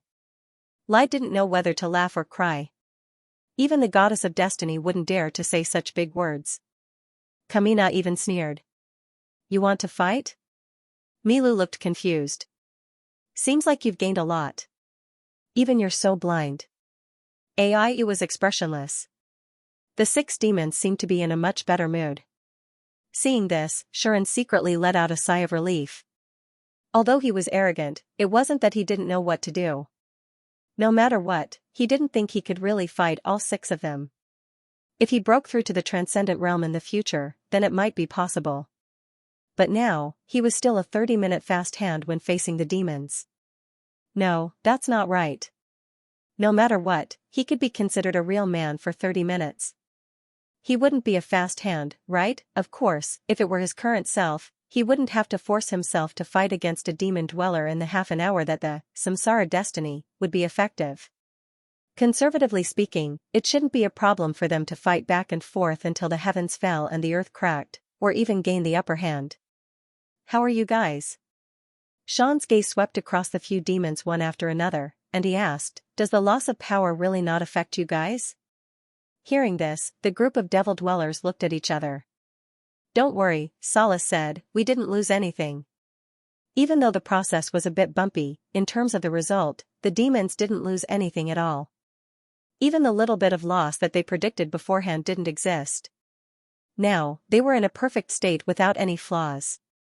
The jade completely made up for the demons' lost power, so they didn't lose anything, but they also didn't gain anything. It wasn't a blessing in disguise, but it was much better than what they had expected. This trip to the Demon King Hall, the demons had basically achieved their goal. Firstly, they successfully raised Shuren to the limit level, allowing him to touch the limit of life. Secondly, they also confirmed some of their previous guesses and confirmed Shuren's origin. Thirdly, they also successfully met the Jade and might even have awakened the Demon King's consciousness. However, that person didn't appear in the end to talk to them. At the thought of this, the group of demons could not hide their gloomy mood. But they had also confirmed that the Demon King's Jade was indeed with Shuren. Their mother hadn't completely left but was still by their side. Although she hadn't been resurrected and had been staying in the body of this hero, silently protecting him, there might be other opportunities in the future. At the thought of this, the group of demons stared at Sean in unison. You. Why are you looking at me like that? Shuren couldn't help but feel a little scared. These women, are they going to settle the score with me? Should I escape? Shuren seriously thought about it. Fortunately, the demons seemed to have given up on pursuing what happened in the demonic transfer pool. That was what they were thinking. Since Mother chose to stay by his side, we must protect him. The 6 devil dwellers all had the same thought. Sean was no longer just representing himself, but also representing their mother whom they respected and had always missed. If something happened to him, the Jade would definitely be in trouble. So, they absolutely couldn't let anything happen to him. Even if they had to use all the power of the demons, they had to protect him. Sala, Ride, and even Kamina all had this thought. Chaffney was no exception. As for Aie, she was the one who had the strongest desire to protect Shuren, and this time, she had undoubtedly become even stronger. The 2 people she loved the most in her life were now in one body. Double the happiness, double the sense of mission, and determination, naturally made this demon dragon's desire to protect him completely burst. Immediately, Aie said. From now on, don't leave me for even a step. Aie declared with an extremely serious expression. Shuren blinked with a dumbfounded expression. But in his daze, he subconsciously asked a question. Including bathing and sleeping? As soon as this question came out, Shuren knew that things were bad. Sure enough, Aie's serious face was instantly marked with a red Jing character. But just when Shuren thought that she was going to flip out, she fell silent. Aie? Shuren tentatively called out. Aie looked at him coldly and finally sighed. Including. After throwing out this sentence, Aie spread a pair of dragon wings and flew away. The rest of the demons also had their own thoughts and then flew away one by one. Only Shuren was left standing in the same place. What did she just say? "You and I under the dumbfounded tree" was referring to Shuren's current state. After a long time, Shuren finally reacted. Then, he realized. His good days had arrived. In the distant sky, 7 streams of light were flying at an extremely fast speed towards the direction of Central City. Shuren followed behind the 6 demons and looked at their backs, but his mind was completely focused on himself. At that moment, Shuren only felt that his entire body was filled with strength, and the mana in his body was flowing more smoothly than before. Even his mental state was better than expected, and he felt as if he had been reborn. Is this the limit grade? After calming down and experiencing it for a while, Shuren sighed. It was not the first time that Shuren experienced the feeling of leveling up.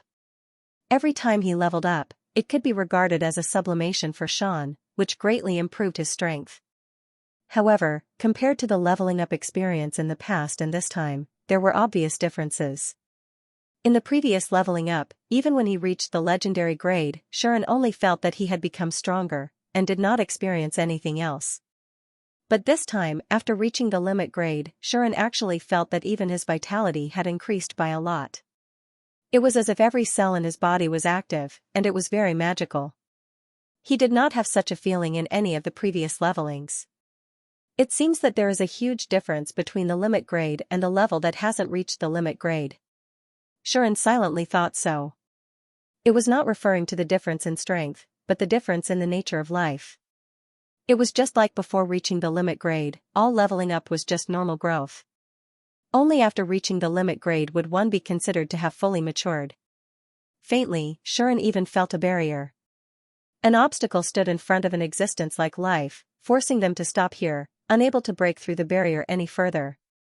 This made Shuren instantly understand. As long as I break through this barrier, I will be able to break through the limits of life and enter the transcendent grade. This idea was approved. After all, the limit grade is the true limit. All life forms have an unavoidable limit. Once one can break through it, they will naturally be completely transcended, and will no longer be limited to ordinary life forms. The one who said this was none other than Chaff, who could read Shuren's thoughts. This which had unknowingly come to Shuren's side. She looked at him, who was in deep thought, and said so. However, the limit of life exists in the rules and laws of the world itself. As long as one is alive, it is impossible to break through that barrier.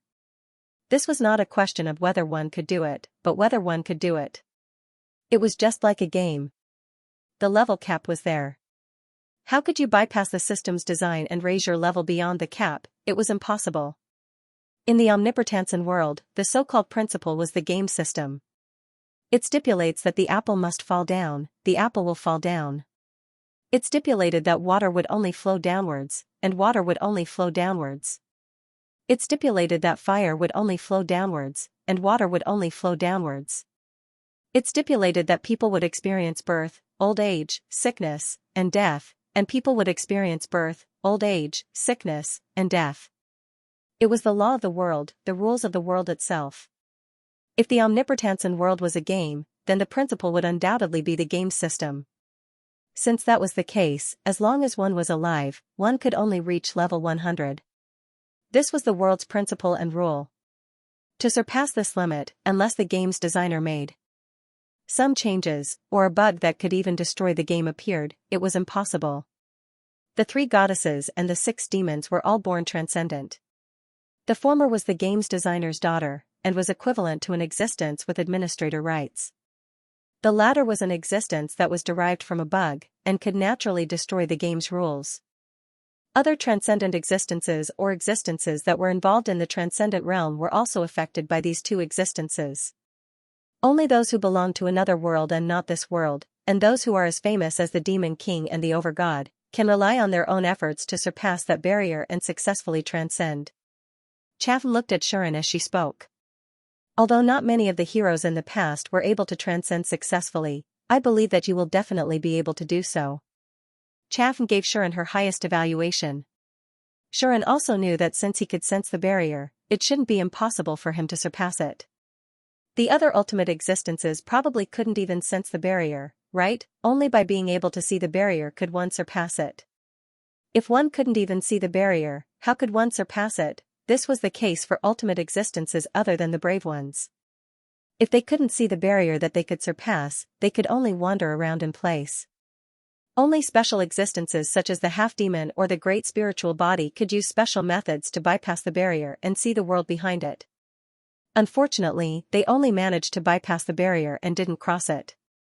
As such, even if they could see the world behind the barrier, it was only temporary. It didn't mean that the barrier didn't exist and wouldn't obstruct them anymore. Xianxia thought for a moment, then shifted his gaze towards Xianxia. Then, how should I break through to the transcendent realm? Xianxia asked the most fundamental question. As of now, he was already an ultimate existence and had the possibility of ascending to the transcendent realm. Since that was the case, Xianxia naturally had to think of a way to transcend. When that time came, he would truly step into the domain of the demonic people. Moreover, the sacred sword would also transcend. It would no longer be limited to the power displayed on the data, and would display its true form. When that time came, Xianxia wouldn't be afraid of anyone. However, don't ask me, I don't know. Xianxia said, don't ask anyone else either. They won't know either. This? Xianxia was stunned. As a transcendent realm existence, he didn't know how to break through to the transcendent realm. What kind of joke was this? I'm not joking. Chafing seemed to see through Xianxia's thoughts, and she couldn't help but laugh. Haven't I said it many times? Since ancient times, only the brave ones have been able to break through to the transcendent realm. Hearing Xianxia's words, Xianxia understood. You're saying that all of you were born into the transcendent realm and don't know how to break through normally, right? Xianxia voiced out his thoughts. The answer was correct. Let's not talk about breaking through to the transcendent realm. We haven't even experienced leveling up through normal life training. Xianxia shook her head and said, it's the same for those who haven't reached the transcendent realm. They relied on their natural characteristics or external forces to obtain the transcendent realm's combat power. Even if you ask them how to break through to the transcendent realm, they won't be able to answer your question. The only ones who could answer this question were the brave ones who had successfully transcended. However, from what I know, the brave one's method of breaking through to the transcendent realm isn't fixed. Xianxia said to Xianxia. Take Mitra for example. He entered the inner palace after reaching the limit realm. Using the insights he obtained in the inner palace, he broke through to the transcendent realm. Other limit realm existences couldn't break through even if they entered the inner palace. Everyone's gains in the inner palace were different to begin with. Some directly increased their level, some obtained special skills, and some simply increased their magic power. There were all sorts of gains. Because of this, even if Xianxia entered the inner palace, he might not be able to break through. Moreover, Xianxia had already entered the inner palace once and couldn't enter again. In history, there were other limit realm brave ones who entered the inner palace and wanted to use the insights within to break through. However, only Mitra succeeded. The other brave ones' insights in the inner palace weren't enough for them to break through to the transcendent realm. Xianxia explained. There were also brave ones who didn't do anything and just trained as usual. However, they somehow managed to break through. In fact, there were brave ones who killed their enemies on the battlefield. By the time they regained their senses, they had already broken through their original limits and completed the transcendent realm. With this, no one would be able to understand why brave ones broke through their limits and entered the transcendent realm. In summary, no one knew how to break through to the transcendent realm, and it couldn't be replicated. I think that brave ones have different ways of breaking through. Even if we imitate the experiences of our predecessors, it might not be useful for you. Xianxia chuckled. If you want to break through, you'll probably have to carve out a path that belongs solely to you. A path that belongs solely to me, huh? Xianxia fell into deep thought. In the end, apart from Xianxia, the rest of the demons had unknowingly appeared around Xianxia. Don't worry. Sala comforted, your potential is extraordinary. Even Mitra couldn't compare to you. If it's you, you'll definitely be able to break through successfully. That's right. Reed nodded, perhaps, after a while, you'll be able to find a way to break through. Of course, Transcendent Realm isn't that easy to achieve. Kamina, on the other hand, poured a bucket of cold water on him and said, for tens of thousands of years, who knows how many heroes have appeared in this world, but there are only a few who could successfully transcend. Yes. Milu nodded seriously and said, many braves are very weak. Such an evaluation was enough to make many brave ones cry themselves to sleep in the toilet. At this moment, Aie also spoke up. You've just reached the limit realm. It's still too early to think about transcendent realm. Aie went straight to the point, I don't think you need to worry about this at all. When the time comes, the blessing on your body will guide you and allow you to smoothly break through. After all, it was a blessing left behind by the Supreme God. This blessing was equivalent to being protected by the world itself. In the future, it would guide Shuren to find the opportunity to break through. Shuren's transcendent realm path would be smoother than the brave ones of the past. Perhaps all he lacked was a bit of time and opportunity. All right. Shuren could only nod. After that, Shuren and the others flew directly to Central City and returned to the Supreme Castle. No one knew that Shuren had returned from this trip as an ultimate powerhouse. Shuren did not mention it to anyone. Apart from Yulin and a few cadres who knew where Shuren had gone, no one knew what level Shuren was at. Even the cadres were guessing what level Shuren had reached. Leal, Grady, and Bushti wanted to spar with Shuren to see what level he had reached, but Shuren did not agree. It's going to be the meeting of the 3 clans soon. Don't think about fighting and killing all day, think about how to deal with this. Shuren said this and chased away the extremely competitive cadres. Of course, putting Leal aside, Grady and Brady were pestering Sean.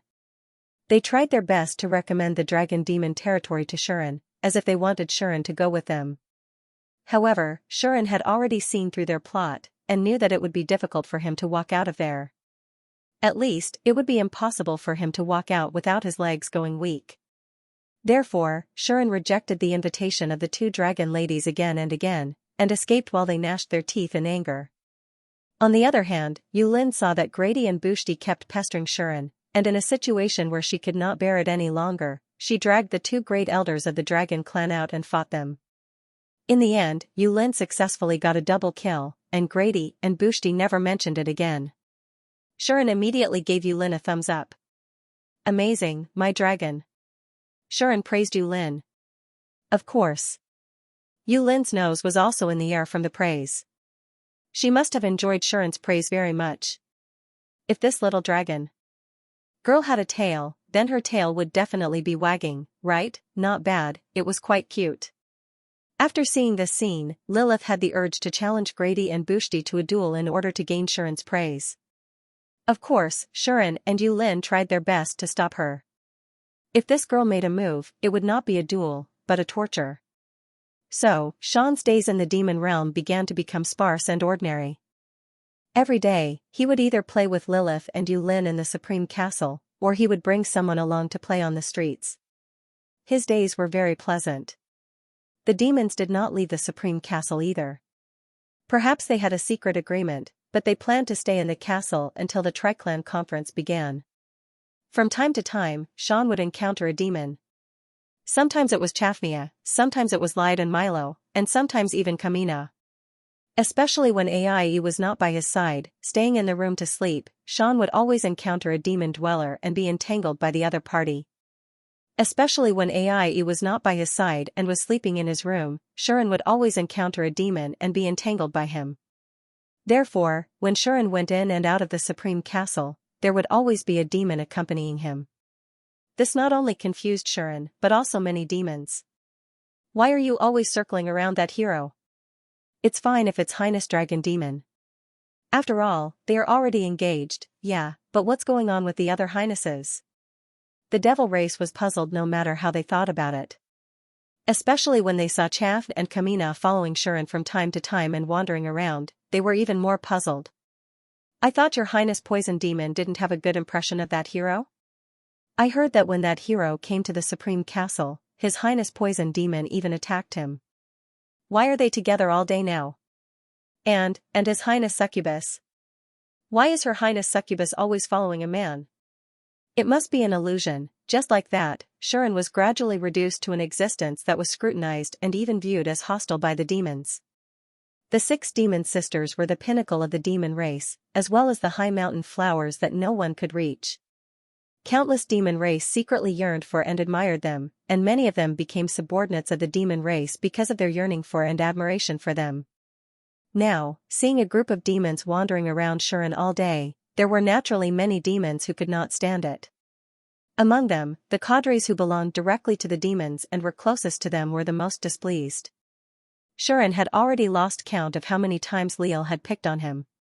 Hart had also turned and left when he saw Shuren, not even bothering to acknowledge him. Even Gray, the former prince who had volunteered to be Shafin's guard and had accompanied her to the Moonfiend territory, had a strange look in his eyes when he saw Shuren. Shuren knew that he had become a thorn in everyone's side. But I'm really innocent. Shuren only wanted to cry out his innocence. He really didn't know what the hell these demons were up to. They were always around him. AI following him was a matter of course, and there was no problem. Recently, Shuren had even obtained permission to sleep in the same bed with this girl every day. They were just short of bathing together. Sometimes, he would not be beaten up even if he had sex with her. Their relationship was progressing well, and it could be said that they were in the honeymoon period. It was normal for them to stick together all day long. It was not strange for Chafine to appear around him. He had a strange relationship with her, and she was very playful. It was understandable for her to appear around Shuren and stare at him. But Leal, Kamina, and Milu would appear around him from time to time, and they would even cling to him. This made Shuren feel strange. It's fine if it's only once or twice, but they're always appearing, and they're not willing to leave. This is normal. This was especially so for Kamina. This girl did not like him before, and her tone was very harsh when she spoke to him. But for some reason, she would always appear around him and follow him wherever he went, as if she would not lose him. It was really abnormal. It was not that Shuren had not asked the demons this question before. Unfortunately, the devil dwellers were all evading the question. They had all sorts of reasons for their answers, but none of them sounded reliable. Could it be that these fellows are secretly holding a grudge against me for being seen naked that time, so they're planning to gang up on me? Because of this, Shuren became 120% vigilant. However, the demons did not seem to see anything and continued to do what they were supposed to do, so there was no lack of demons around Shuren. On the contrary, Sarah, the supreme demons, did not appear around Shuren. She was still doing what she was supposed to do as usual. However, during this period, this supreme demon seemed to be secretly preparing for something. She would leave the supreme castle from time to time, and even her Chaudai did not know where she went. Shan only remembered that he once went to the Ice Lady village for a stroll and saw her Chaudai. When he asked her about this matter, her Chaudai said this. Madame Sarah has been doing a lot of things recently. Sometimes she's collecting information about the Canyon of God, sometimes she's looking for traces of the mastermind behind the assassination of Gold, and sometimes she claims to be going to catch some lost goddess. In addition, the meeting between the three clans is about to begin, so Madame is quite busy. Even I rarely follow her and serve her at all times. Her Chaudai was entrusted with a mission by Sarah, which was to take care of the bodies of the Ice Lady tribe and protect their safety, lest any thieves had designs on the Ice Lady tribe. Naturally, her Chaudai was duty-bound to carry out this mission. Recently, she had been staying in the Ice Lady village, which caused Shuren to come in and take a look when he passed by the Ice Lady village. It was worth mentioning that every time he came over, there would always be a little girl of the Ice Lady tribe hiding in the dark to observe him. It was not that Shuren had not thought of talking to the little girl, but every time he approached her, the little girl would run away. Over time, Shuren stopped caring about this matter. If she wants to watch, let her watch. Shuren only felt that he had been in love recently, always worrying about women's matters.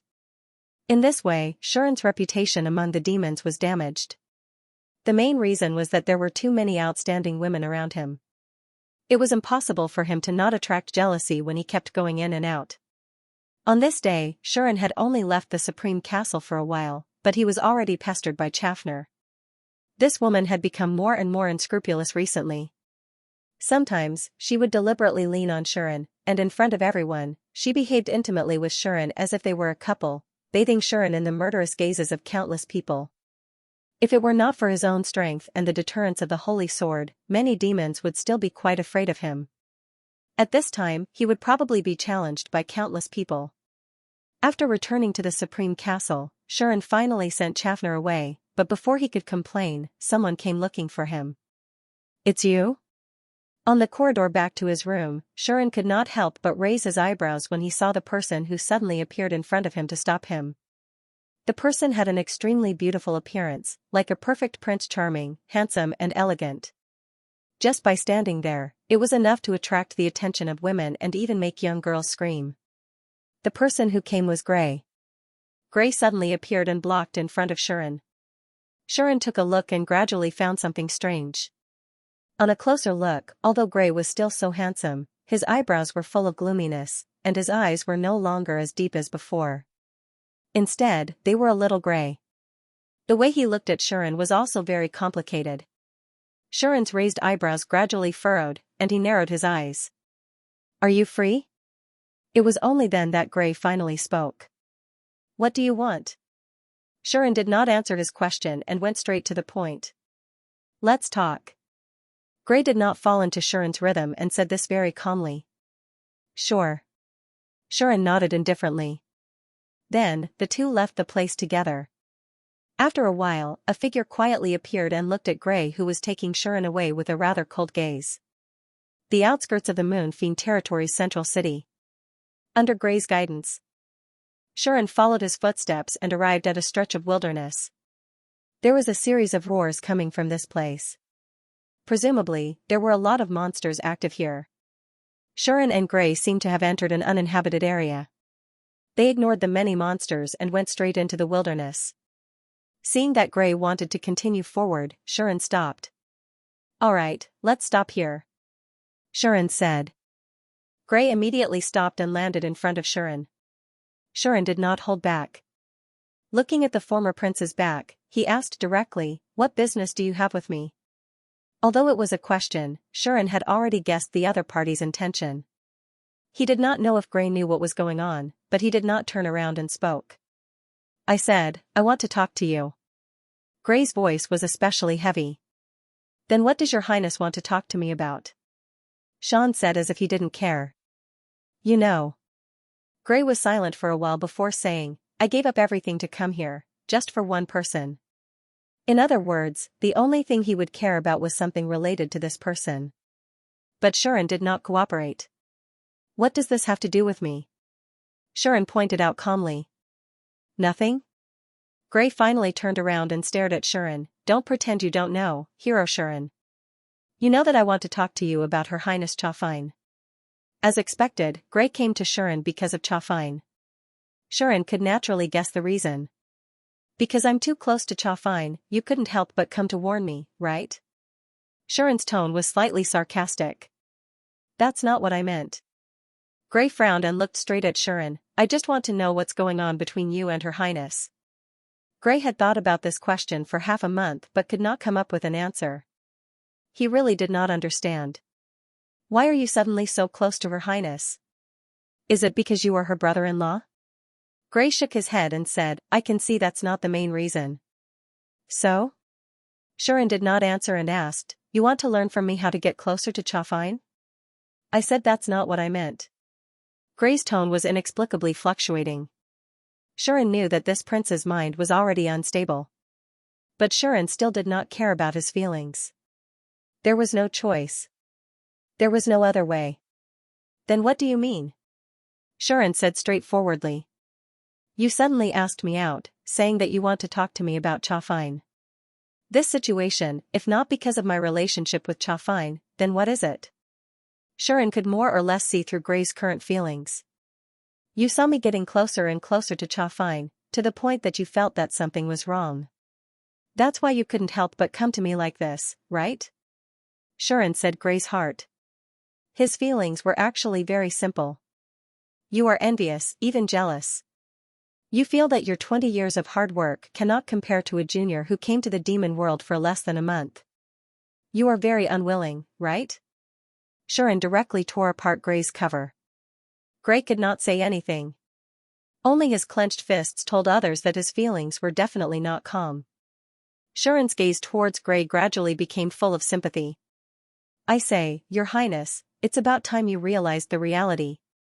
Shirin said mercilessly. It's impossible for you and Xiaofine to be together. It was a simple sentence, but it directly pierced Gray's heart. His breathing became heavy, and his mana gradually surged out, causing the atmosphere to buzz. Shirin continued as if he did not feel it. In the past 20 years, you have not even been able to enter her sight. She has no interest in you or most people in this world. Do you really think you can successfully move her? The cruelest reality was brought to the surface by Shirin just like that. This was something that Gray did not want to face. He was not an idiot, nor was he a fool. How could he not know that according to the current situation, even if he invested another 20, 30, 40 years, or even the rest of his life, he would not be able to make Her Highness look him in the eye? Everyone knew how cold and heartless Xiaofine was to those who had no interest in her. Countless heroes from ancient times to the present were examples. They had given up everything for this woman, but who could truly get what they wanted, not to mention getting what they wanted, even letting Xiaofine look at him was an extremely extravagant thing to do. He was just an insignificant person among the countless people. As such, his so-called infatuation could not be exchanged for anything. Of course, although this was heart-wrenching, it was not enough to make Gray despair. In any case, no one could get it, so why not end his life for this unforgettable love? Gray did not dare to hope for Xiaofine's favor. He only hoped that he could be near her, see her figure, and hear her voice. That was enough. He did not dare to hope for anything else. He had already mentally prepared himself to spend the rest of his life like this. However, Shirin's arrival broke this peace. Seeing this young hero getting closer and closer to Her Highness in less than a month, and even the atmosphere was getting more and more intimate, Gray's state of mind lost its balance. If no one could obtain her, he could naturally accept that he had not been chosen. However, if someone succeeded in fulfilling his wish, he would not be able to maintain his composure. No one wanted to see their beloved woman in the arms of another man. Especially since this woman was the most beautiful woman in the world, known as the #1 beauty in the 3 realms. She was a beauty that could make countless heroes bow down to her. If such a person were to be obtained by someone else, even an unrelated man would feel envious and jealous, not to mention her admirers who were already infatuated with her. It was just like this, Gray could not calm down as he watched everything unfold. As he watched Shirin and Xiaofine get closer and closer, he finally could not hold back his impatience and walked up to Shirin. What he wanted to do was actually very simple. I know that Her Highness will not be interested in someone of my level. Gray said in a deep voice, but you already have Anqi's daughter, Her Highness the Dragon Demon, and I even heard that you have other confidants. Are you still not satisfied? Yes, Gray just wanted to tell Sean that he should be satisfied, and that he shouldn't touch people he shouldn't touch. However, is this really a warning? Shirin said mockingly, but don't you think you're being too nosy? Your Highness? To be honest, at this moment, Shirin really looked down on Gray. Originally, Gray took the initiative to abandon his hometown, his relatives, and even his country for a woman that he couldn't get. He was willing to guard her for more than 20 years just to see her for a few times. To put it nicely, this was called infatuation, but to put it bluntly, he was a lowly bootlicker. If he could bring home a beauty, that would be another matter. However, Gray, in order to look at her a few more times, had completely abandoned the country and family that he had high hopes for. His actions were simply despicable to the extreme. However, if he wanted to lick her, Shirin wouldn't say anything. After all, it had nothing to do with him. At the very least, he gave Gray enough face and treated him as an elder. However, if he wanted to lick her, then Shirin really didn't need to be too polite. I'm giving you some face because you're an elder of the Luoqian family, but in the end, you've already abandoned your family. I don't need to give you this face, do you understand? Shirin was already very straightforward. What do you mean? Gray's expression became extremely unsightly. What I mean is very simple. Shirin said bluntly, you and I don't have any interactions. I won't care about your business, and I hope you won't care about me. After that, Shirin turned around and was about to leave. Wait. Gray suddenly flashed behind Shirin and grabbed his left shoulder. Let go. Shirin's left shoulder shook violently and shook off Gray's hand. But Gray didn't retreat. Instead, he exerted more strength and grabbed Shuren's right shoulder. And this grab suddenly made Gray feel a chill in his heart. Because, I'll say it again, let go. Shuren didn't shake him off again. He just said such a sentence. His tone was very calm, but it made people's hearts palpitate. Gray had an uncontrollable urge to let go. But he held back. Since he had been said to this point, Gray naturally wouldn't let go easily. I'll say it again. Gray said in a deep voice, Her Highness shouldn't belong to anyone. She should always sit on the top of the clouds. Everyone can only look up to her, but they can't touch her or pull her down from the top of the clouds. Is that so? Shuren said calmly, Pull her down from the altar, and it will make you so disappointed? No. Gray's tone gradually returned to calmness, and then he said, It's because if she is pulled down, then those of us who can't reach out our hands will have a chance to touch her. Sitting on the altar, no one could reach out their hands and touch her. Naturally, everything was fine. But when a goddess descended to the earth and fell from the altar, everyone could reach out their hands and touch her. Under such circumstances, it was clear at a glance what would happen. That was, everyone would crazily snatch her. Gray didn't want to snatch her. He just wanted to help this goddess to the altar again and let her continue to sit on the top of the clouds. She would always be so high up and so unreachable. It was still the same sentence. She shouldn't belong to anyone, Gray said word by word, including you. Hearing this, Shuren smiled. His smile was extremely sarcastic. Arrogant bootlicker. Terrifying magic surged out of Shuren's body. Get lost. Bang. In the depths of the wilderness outside Central City, a magical storm suddenly swept up, setting off bursts of air currents. Gray was shaken by the oncoming magical storm and was forced to retreat on the spot. He flew backward for hundreds of meters before he could react. He was not a nobody. As a level 99, and his strength might even be above Lydia's, Gray mobilized his magical power almost instantly, causing it to vibrate around his body and shake off all the force acting on his body.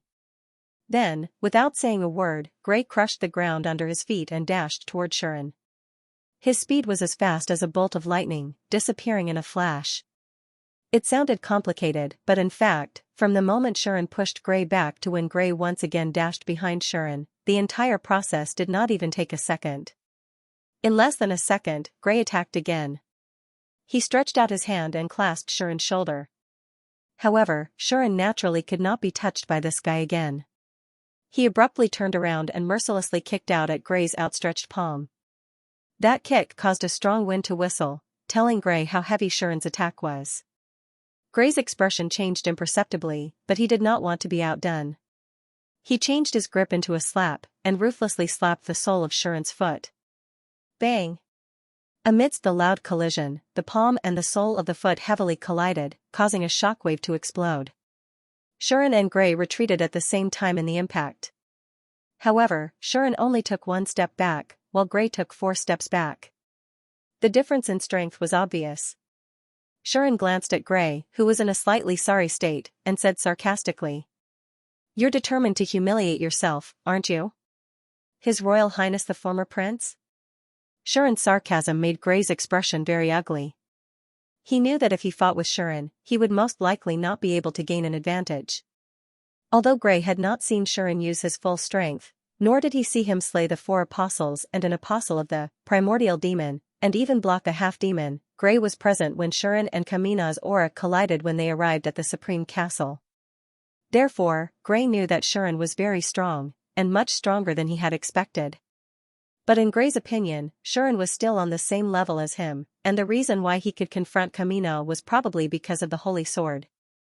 As a member of the royal family of the Mitra Kingdom, Gray had also seen the Holy Sword left behind by his ancestors, and had even tried to inherit it and obtain its recognition. Unfortunately, he failed, and did not obtain the Holy Sword's recognition.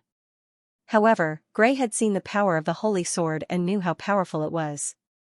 He also knew how much his strength would increase if he could use it. If he also had the Holy Sword, he would also have the confidence to fight the demons.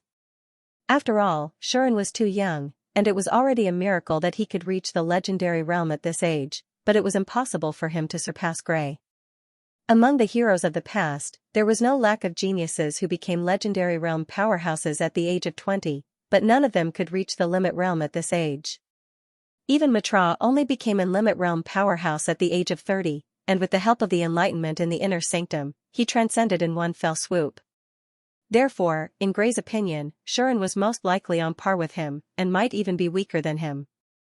Even if he was stronger than him, it would not be by much. Coupled with the power of the Holy Sword, he was able to resist the suppression of the demon's aura. If he used the Holy Sword, then even if Gray used his unique skills, he might not be a match for him. The problem was that Shuren did not even draw the Holy Sword, and he was already at a disadvantage. To Gray, this was not a comfortable thing to do. When he invited Shuren out, it was not that he did not expect to fight with Shuren. He had also thought of some countermeasures, and based on his understanding of the Holy Sword, he formulated some methods to restrict the Holy Sword. In his opinion, as long as he could seal Shuren's Holy Sword, it was not impossible for him to compete with Shuren with his own strength, and even win. Who would have thought that Shuren would be able to force him to retreat without even drawing the Holy Sword, coupled with the fact that Shuren did not hide the sarcasm in his words, which were sharp and vicious. Gray's head heated up in an instant, and all the mana in his body burst out. Buzz! As the atmosphere trembled, Gray gathered all the burning mana in his body, and with a wave of his hand, the dark red light of mana surged and converged into a dark red magic sword. Seeing this scene, Shuren raised his brows. Demon sword? Yes. That was the trump card of the close combat system, Demon Sword. However, Gray did not use his weapon to cast the Magic Sword skill. Instead, he used his own mana to condense a Magic Sword that was completely formed by mana. Shuren could tell at a glance that this was a skill that could only be completed by raising the control of mana to the extreme and going through many years of hard training and adjustment. In Gray's skill column, the skill named Magic Control was at the maximum level, which also proved this point. Draw the sword. Gray raised the demon sword and pointed it at Shuren with an indifferent expression. The demon sword that was completely condensed from mana was extremely red and solid. It looked like a ray of red light, but in reality, the power contained within it was terrifying. It would not be an exaggeration to say that it could split mountains and split seas. After all, Gray's demon sword skill was also at the maximum level. Even the two weapon skills, one-handed sword and two-handed sword, were at the maximum level. In addition, there were also a few skills at the maximum level and a few skills at the 8th and 9th level. All of them combined to form an extremely gorgeous skill column. From this, Shuren could see that the former prince of the Mitra kingdom was indeed not an ordinary person. It was no wonder that he could counterattack as a collateral descendant and become the legitimate prince recognized by the royal family. However, I don't need to draw the sword to deal with you.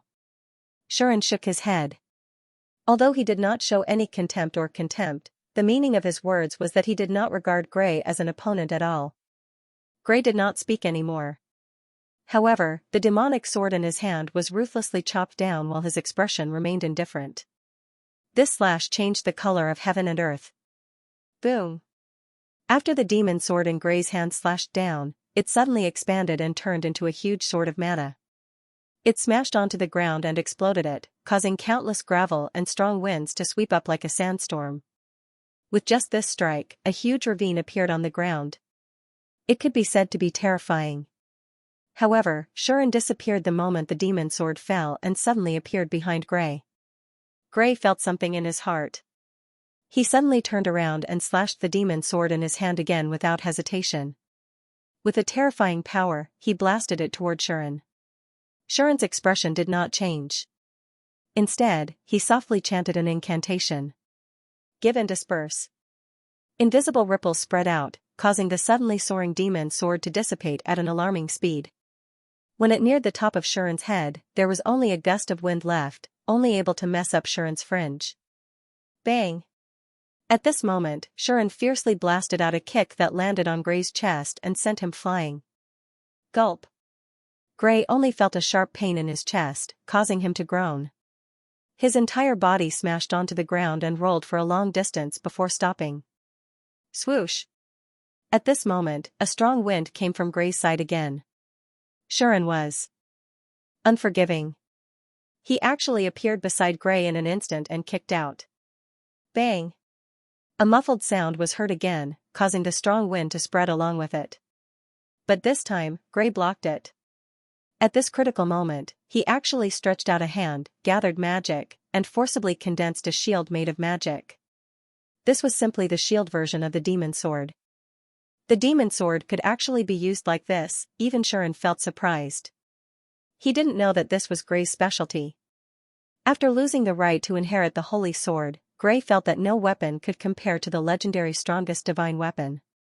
Thus, he became uninterested in any weapon. At that time, he was high-spirited and arrogant. After seeing the power of the holy sword, he looked down on the highest-level magic weapons forged by the dwarven magic weapon masters or the most outstanding blacksmiths in the kingdom. Thus, he suddenly had an idea. With the magic sword, skill as the core, and the magic control, skill as the support, he honed a skill that could gather magic into any weapon. This technique not only required the hard conditions of the high-level demon sword skill and the high-level magic manipulation skill, but also required a special manipulation method. It could be considered a special self-created skill.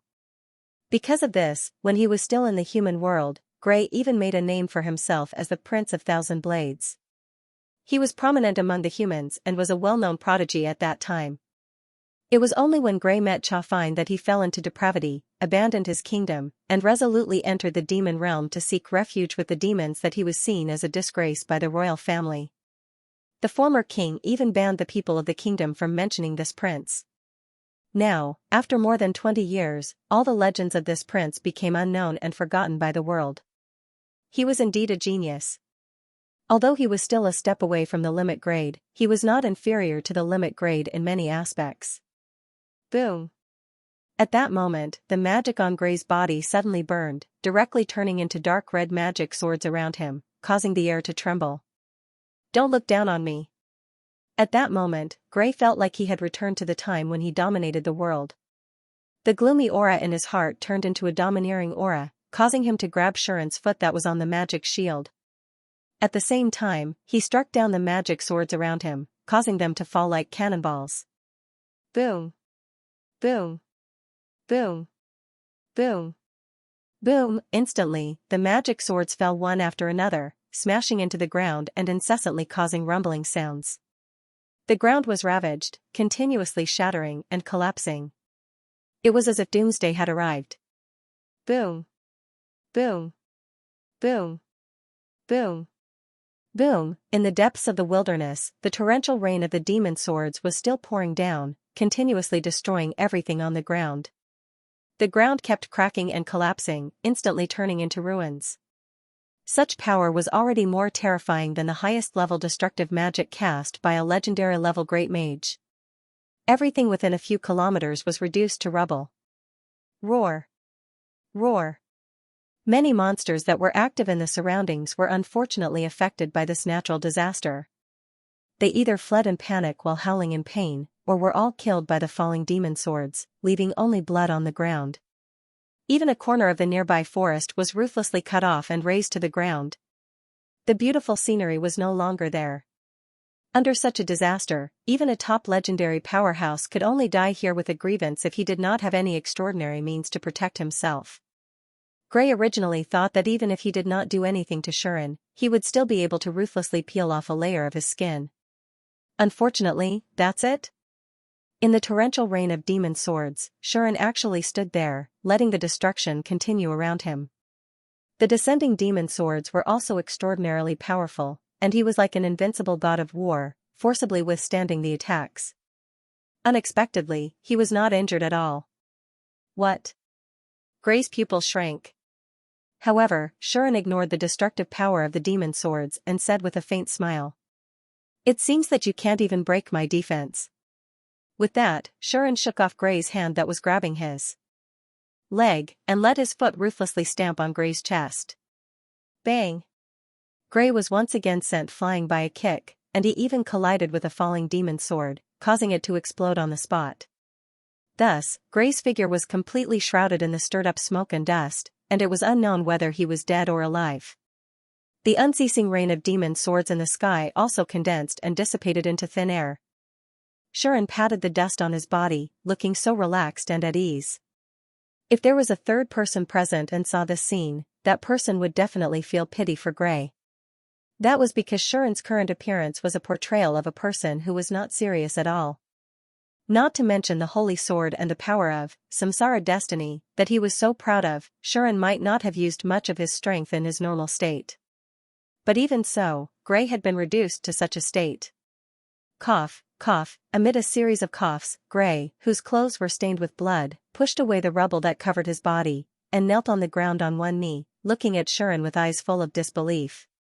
You. How can you be so strong? Gray didn't dare to believe that with his strength, he couldn't even shake the other party a little. Just as Sean had said, he couldn't even break through Sean's defense. This result was undoubtedly a major blow to Gray's confidence. But how could Yi Shiwen know? When I was less than level 30, I could fight against the leader of the Slaughterer faction, though. When I was only level 55, I could fight against a legend-level powerhouse. When I entered the inner palace, I comprehended some things and integrated all my skills into a complete skill system. When I reached level 77, I could even defeat the strongest human, Alidia. Even if I were to fight against an limit-level powerhouse, I would still have a chance of winning. For the first time, Shuren recounted his legendary achievements in front of others. Now, I have reached the limit of my life. My strength has improved a lot compared to when I defeated Alidia. Even if I don't use the holy sword, what can you do to me? In half a month, Shuren had already sorted out his strength and roughly understood his current realm. Now that he had reached the limit level, even if he did not use the holy sword and the samsara destiny ability, he could reach the half-step transcendent level just like how he used the samsara destiny that doubled his strength. Under such circumstances, even under normal circumstances, Shuren could easily defeat an limit-level powerhouse and toy with a top legend-level powerhouse. If he used the holy sword, he would directly step into the transcendent level and be able to compete with the goddess of life and the goddess of nature. This did not include the restraining effect that the Supreme God's blessing brought to Shuren. The Supreme God's blessing could completely prevent Shuren from being affected by the authority of the Protoss. Not to mention the goddess of life and the goddess of nature, even the authority of the goddess of fate couldn't directly affect Shuren. With the effect of the blessing, Shuren could probably fight against the goddess of life and the goddess of nature without using the holy sword. Once he used the holy sword and the power of the samsara destiny, Shuren believed that he could now fight against the goddess of fate. Therefore, after thinking about it, Shuren believed that his current strength could be roughly divided into 3 stages. The first stage was the normal state.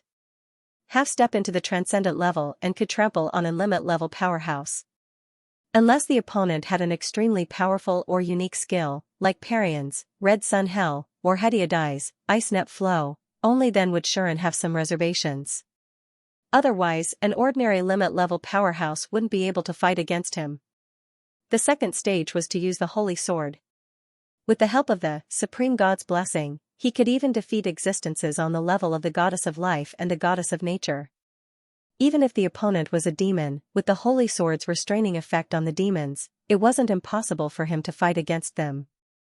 Only Scylla, who had activated the Waning Moon's Pilgrimage, and Chaffn, who had the Rippling Heart Demon, could make Shuren feel that it was difficult to win against them. The third stage was to use everything he had.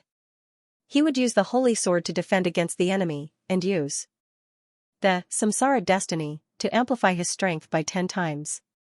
At this stage, Shuren's strength might not be inferior to a demon. Moreover, he had the holy sword to suppress the demon, and the blessing to suppress the goddess. Even if his opponent was Scylla, who had activated the Waning Moon's Pilgrimage, Shuren had the confidence to fight her to the end. Even if it was the goddess of destiny, who was known as the strongest in the 3 realms, he would still be able to fight against her. Because of this, although Shuren hadn't reached the transcendent level yet, he already had the qualifications to be invincible in the Omnipotensan realm. Although the samsara destiny had a time limit and consumed a lot of energy, at least he didn't have to fear any opponent. Moreover, even if he was wary of using the samsara destiny, which prevented Shuren from using the third stage's combat strength without restraint, the holy sword didn't have any side effects. In other words, Shuren could use the second stage's combat strength at any time. Even if it was only the second stage, Shuren's combat strength was already on the same level as the demon. Unless it was Scylla, who had activated the Waning Moon's Pilgrimage, whose strength was comparable to the goddess of destiny, or Chafner, who could use the Rippling Heart Demon to unleash various abilities and directly affect Shuren. Shuren didn't have to fear the demon's strength. Of course, for Shuren, Gray was just a small character. Even if he didn't use the Holy Sword, with his half-step transcendent level combat strength, Shuren didn't have to fear a former prince who hadn't even reached the limit level. If you really want to be my opponent, then use your unique skill, Shuren directly declared. If your unique skill is strong enough and special enough, you might be able to force me to draw my sword. That was the case. If one didn't reach the transcendent level and still wanted to threaten Shuren, he could only rely on the power of his unique skill. Other than the unique skill that allowed one to unleash extraordinary abilities, those who hadn't reached the transcendent level weren't qualified to be Shuren's opponent at all. Don't tell me that you haven't even awakened your unique skill? Shuren said with a faint smile. If that's the case, I'll be very disappointed. Towards the arrogant Gray, Shuren no longer had the slightest bit of respect in his words. There was only ruthlessness, and even more ruthlessness. Gray naturally couldn't bear being looked down upon like this. I don't believe that a young talent like you has already reached the limit level. Gray gritted his teeth and stood up. Even if you're a hero, today, I'll break your spirit. As he spoke, magical power surged from Gray's body. Immediately after, an invisible domain seemed to expand from Gray's body. With a shocking speed, it enveloped the space within a kilometer. This is... Sean's heart skipped a beat, and he fully unfolded the perception power of the external destiny. As soon as it was expanded, Shuren was surprised. This was because in his perception, one by one, hostile reactions began to appear. Sean immediately sensed something and teleported away from where he was standing. As soon as he left, an unbelievable scene appeared. Roar. Amidst the beast-like roar, it was as if an invisible mouth suddenly appeared at the place where Shuren was a second ago. It pounced on that spot and fiercely bit off a piece of the ground. Shuren appeared not far away. When he saw this scene, he didn't even have time to think about it. He noticed the emergence of another hostile reaction, which made him teleport away again. Roar. Roar. A series of beast-like roars appeared without any warning, causing that area to be bitten by several invisible beasts. In an instant, pieces were bitten off one after another. Shuren directly appeared in the sky. Looking at this scene, he seemed to have understood something. Invisible beasts, Gray responded to Shuren's murmur. It's just an invisible attack with the concept of beasts. Gray took out some bottles and jars out of nowhere. As he healed his injuries, he spoke to Shuren. I can cast invisible attacks, make the attacks appear in the form of beast attack, and attack everything within my sight. This is my unique skill, Faceless Beast. As he spoke, Gray looked at Shuren. With this ability, as long as you are within my sight, you won't be able to escape. As soon as his voice fell, it was as if countless ferocious beasts appeared around Shuren. Accompanied by beast-like roars, they surrounded Shuren. Roar. Roar. In the next moment, countless invisible sharp teeth gnawed at Shuren and landed on his body. It had to be said that Gray's unique skill was indeed unique. As far as the eye could see, he could turn attacks into invisible beasts that would chase and bite the enemy. Furthermore, it was not limited to just one, but could form many invisible beasts and surround the enemy. If this ability didn't have too many limitations and could form invisible beasts at will, then Gray would only need to sit at the top and look down at the entire battlefield. Even if there were thousands of soldiers and horses, he would be able to suppress them with his own strength, right? Even if the enemy could discover the existence of the invisible beasts with their extraordinary senses, they could only dodge when faced with these invisible beasts, and could not come up with any other countermeasures. This was because they were essentially attacks. They were not living creatures, nor were they invisible helpers. Not only were they invisible, but they could also not be touched. Even if one swung a sword to slash at them, they would not be able to cut anything. In this way, Gray did not even need to make a move himself.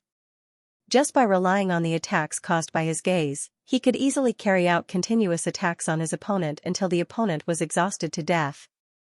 Even if such an ability could not compare to the cold air of Ice Net Flow that could freeze time and space, it was not inferior to the ambush that Ali Dia was famous for. From this, it could be seen that Gray's strength was indeed above Lydia's. If there was no Shuren, then Gray would be the genuine #1 expert of the human race. Unfortunately, there were no ifs in this world. Clang! When the invisible beasts pounced and bit Shuren, what was stirred up was not a sudden burst of blood, nor was it the flesh and blood of the flying sword. Instead, it was the sound of metal clashing. Clang! Clang! Clang! Clang! Clang!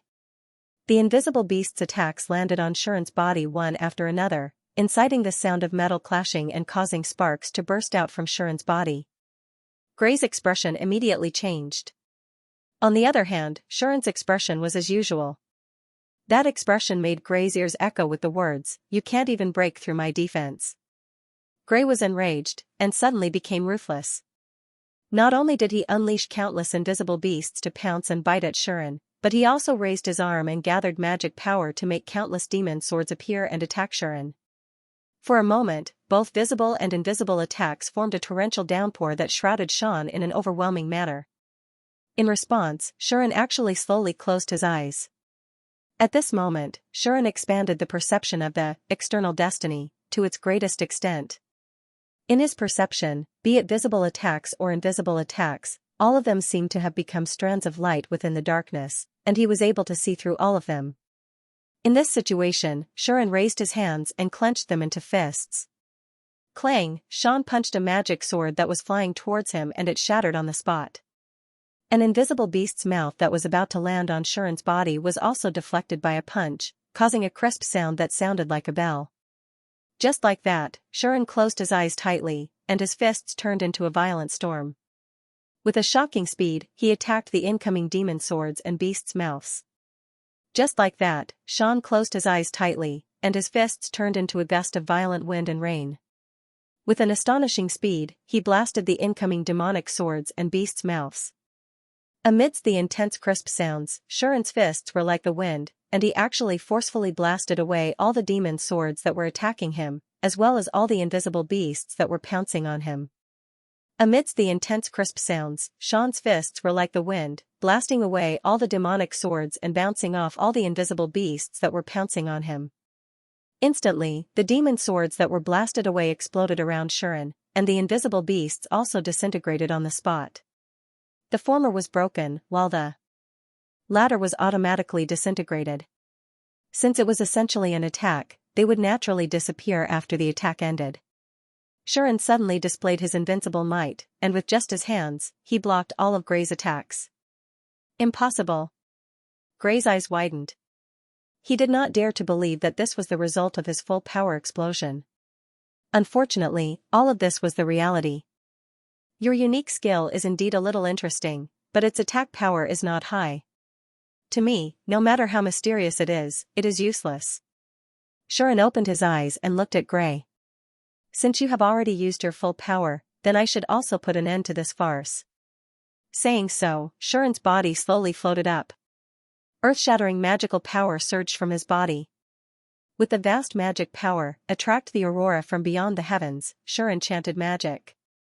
Tears of heaven, star rain, the bright sky, can now shine on the earth, accept the call, accept the dispatch, with the sword of light, punish the people of the world, descend, stars. The terrifying magic that rolled up from Shuren's body instantly turned into endless starlight. And so, the night sky also lit up.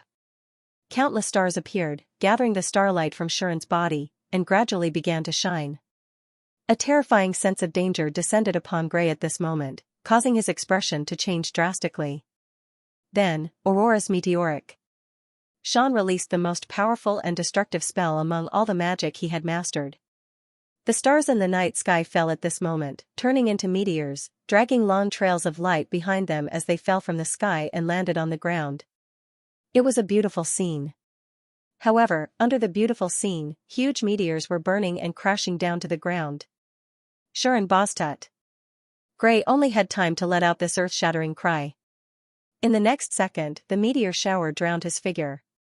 Central City, Sovereign Castle. At this moment, many people poked their heads out from the various windows, balconies, open-air venues, and main doors of the castle, and fell into a clamor. They looked at the gorgeous meteor shower that suddenly appeared in the sky, but none of them sighed at the beautiful scene. That was because there had never been a meteor shower in the demon realm, and the meteor shower had never been so close to people, let alone landing outside the city one after another, setting off a series of tremors that could shake the earth and mountains, causing the entire central city to fall into chaos.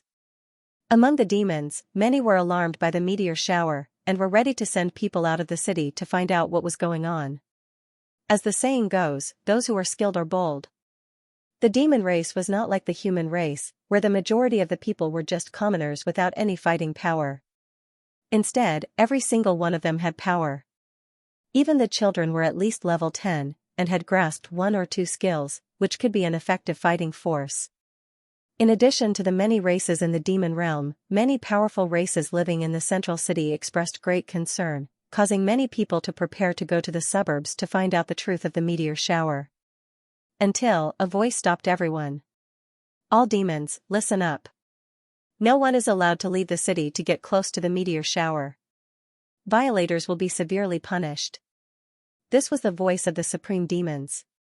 No one would mistake it for someone else. Thanks to this, the demons who were preparing to leave the city gave up on their thoughts, and even the chaos calmed down a lot. Although they didn't know what was going on, since the Supreme had given the order, naturally no one would disobey it. Moreover, the demons didn't think that anyone would cause trouble at this time. After all, during this period of time, all 6 demons were gathered here, and not a single one was absent. With the 6 demons guarding here, even the goddess of fate, Lidas, didn't dare to be presumptuous here. Thus, all the demons stopped in their tracks and only pointed at the meteor shower in the distance, not knowing what they were talking about. Only a few demons appeared on an open-air balcony on the top floor of the Supreme Castle. There was Lide, Milu, Kamina, and Aie, but there was no sign of Scylla. Aie looked at the meteor shower and said indifferently, "That voice just now was Sister Chaffney's, right?" "Yes." Others might think that that voice was Scylla's voice, but the demons wouldn't.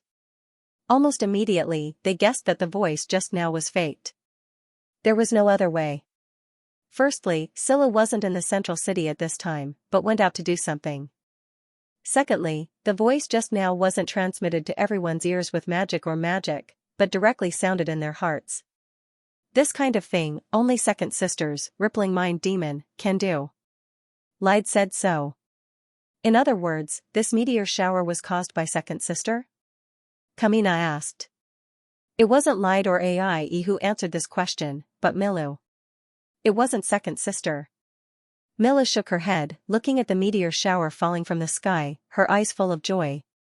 It seemed that this girl really liked the beautiful scene of the meteor shower falling from the sky.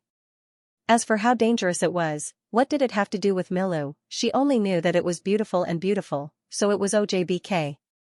Aie's expression remained indifferent as she spoke.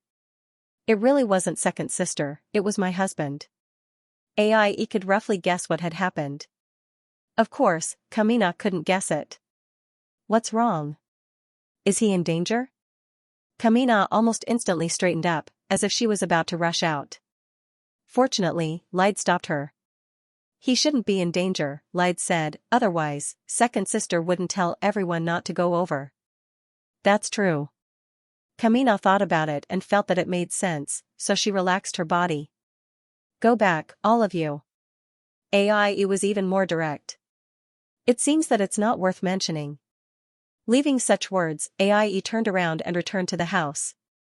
The other demons also nodded one after another. Except for Milu, who was a little reluctant, they didn't have any reluctance to leave or worry. With Chaffney by Sharon's side, they didn't think that there would be any problems in such a close place. Moreover, Sharon's current strength was also not what it used to be, and might not be below them, so their worries were completely unnecessary. Even Yu Lin held Lilith's hand and had this conversation on another open-air balcony. Let's go back, Sister Lilith. Okay. The two just casually returned to the house, completely not worried about Sharon's safety. Perhaps this was also because Chaffney used the rippling heart demon to subconsciously calm everyone down. Only one person looked at the meteor shower in the distance, his heart filled with uncertainty. In the end, this person couldn't help but turn into a stream of light and fly out of the city. This time, the meteor shower lasted for a very long time. With the great improvement of Shuren's strength, this extremely terrifying celestial magic could now be called a natural disaster that could truly destroy the world. If it weren't for the fact that this was the demon realm, with a vast territory and a strong population, and that apart from a few main roads near the central city, there were only monsters inhabiting the environment, Shuren would definitely not use this magic in a personal battle. This magic was not used to deal with a single person, but a big magic that was used to annihilate and destroy a wide area. Logically speaking, using such magic to deal with a person was the same as using a nuclear bomb to kill a person. In other words, it was like using a cannon to kill a mosquito. And this time, Shuren was no longer as merciful as before. For the first time, he did not restrain himself, and used this celestial magic completely. As a result, not only did the meteor shower last for a very long time, but a wilderness that was larger than a city next to the central city was mercilessly razed to the ground. Over there, other than the incessant swirling of sand and dust, the wilderness had already become the surface of the moon. It was filled with huge craters, looking extremely ghastly. Sure enough, I've gone too far. Shuren floated in the air, looking at the terrible scene below while scratching his head, and the magic on his body gradually subsided. However, there was not much worry on Shuren's face. Because he had already felt that Gray's magic reaction had disappeared. In this situation, either the other party was already dead, or the other party was no longer here. Shuren was more inclined to the latter. If there was a reason, that woman who has been peeping also disappeared. She should have done it, right? Shuren curled his lips. Forget it, it's her bootlicker anyway. Let her deal with it herself. Shuren did not intend to compete with a bootlicker for a favor.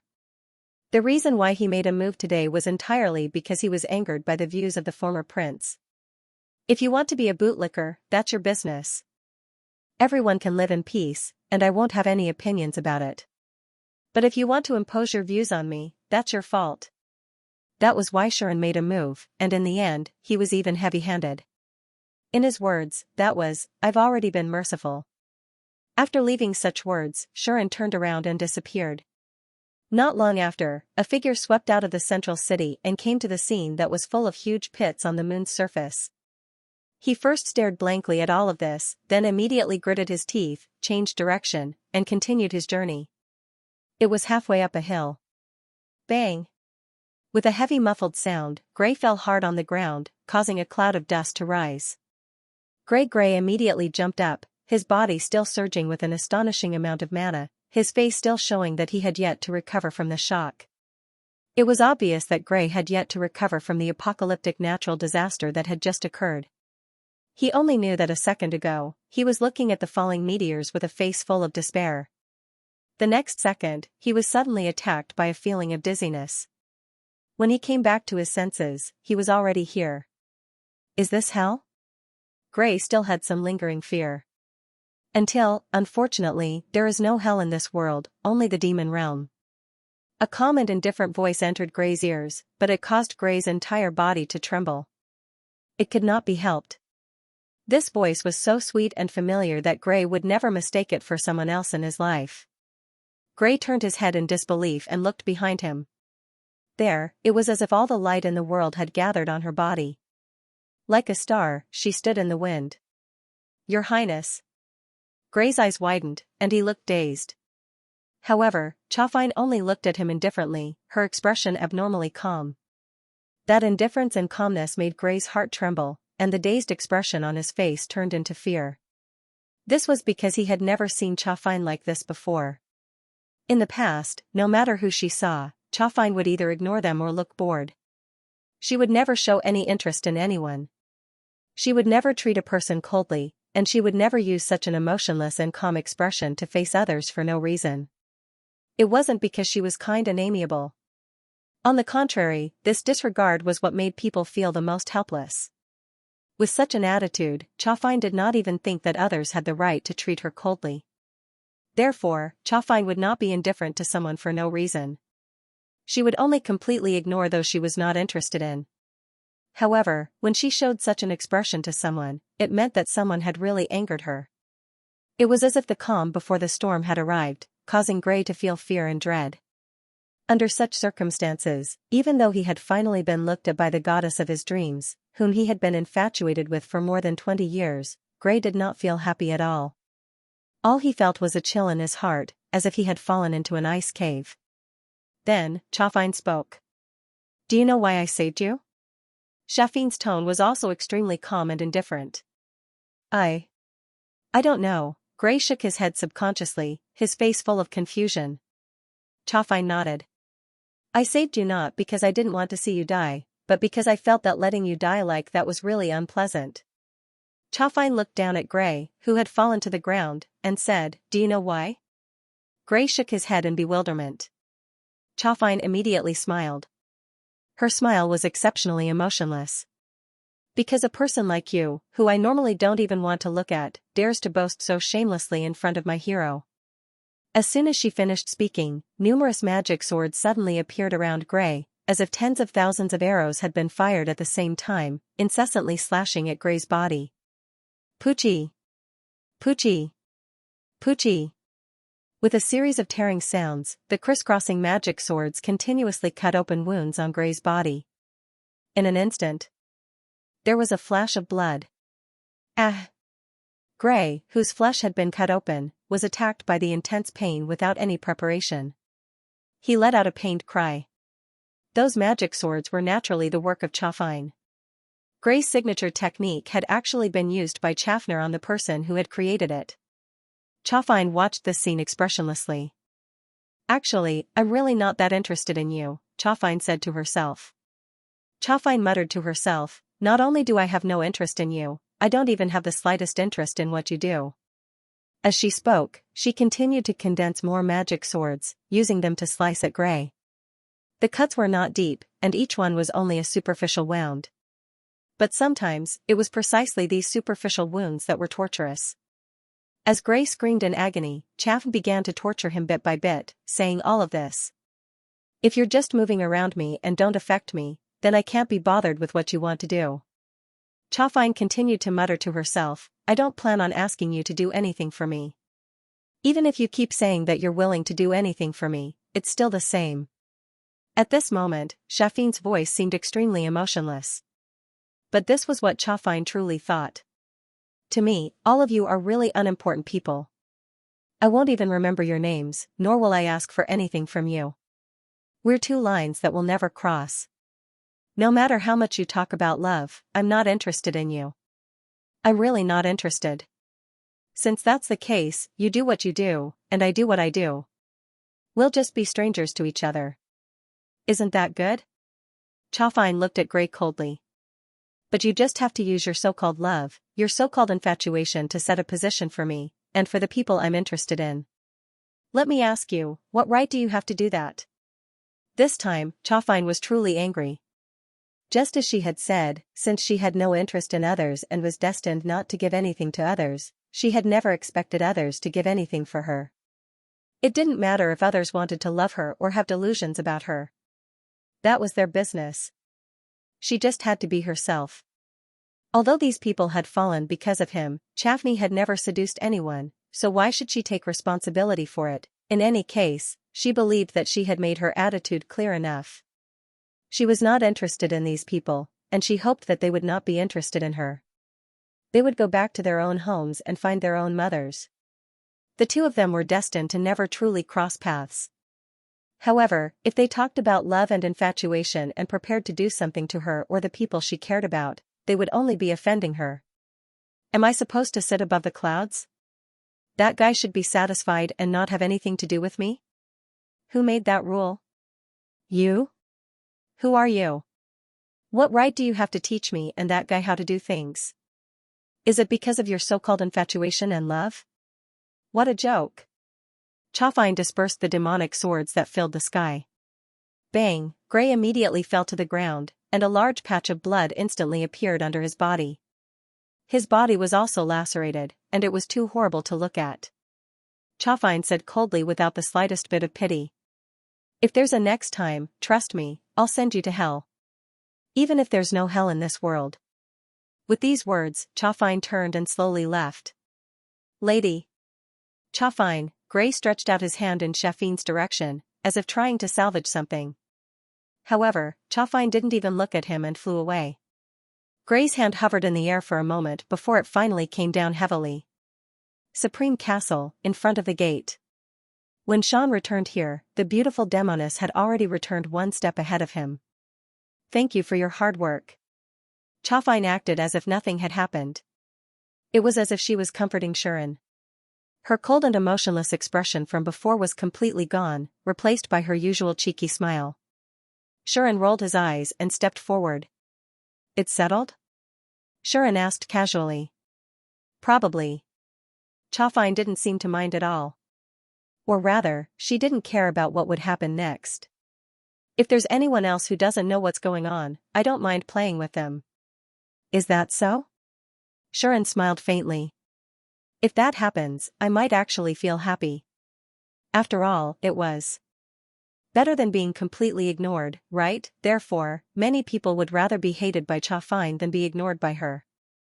Of course, even if Xianxia understood this, she wouldn't be interested. It doesn't matter what they want to do as long as they don't affect me. As a succubus, Xianxia's request could be considered very relaxed. Naturally, Shuren didn't say anything else. Regardless of whether it was to him or to Xianxia, this matter was just an insignificant interlude. Let's go back. Okay.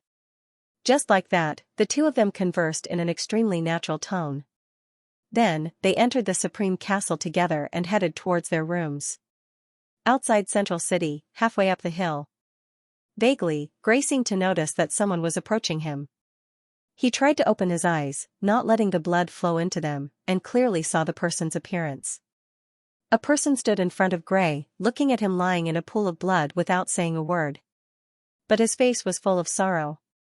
Hart, Gray called out the person's name in a hoarse voice with great difficulty. It was Hart. Hart didn't respond.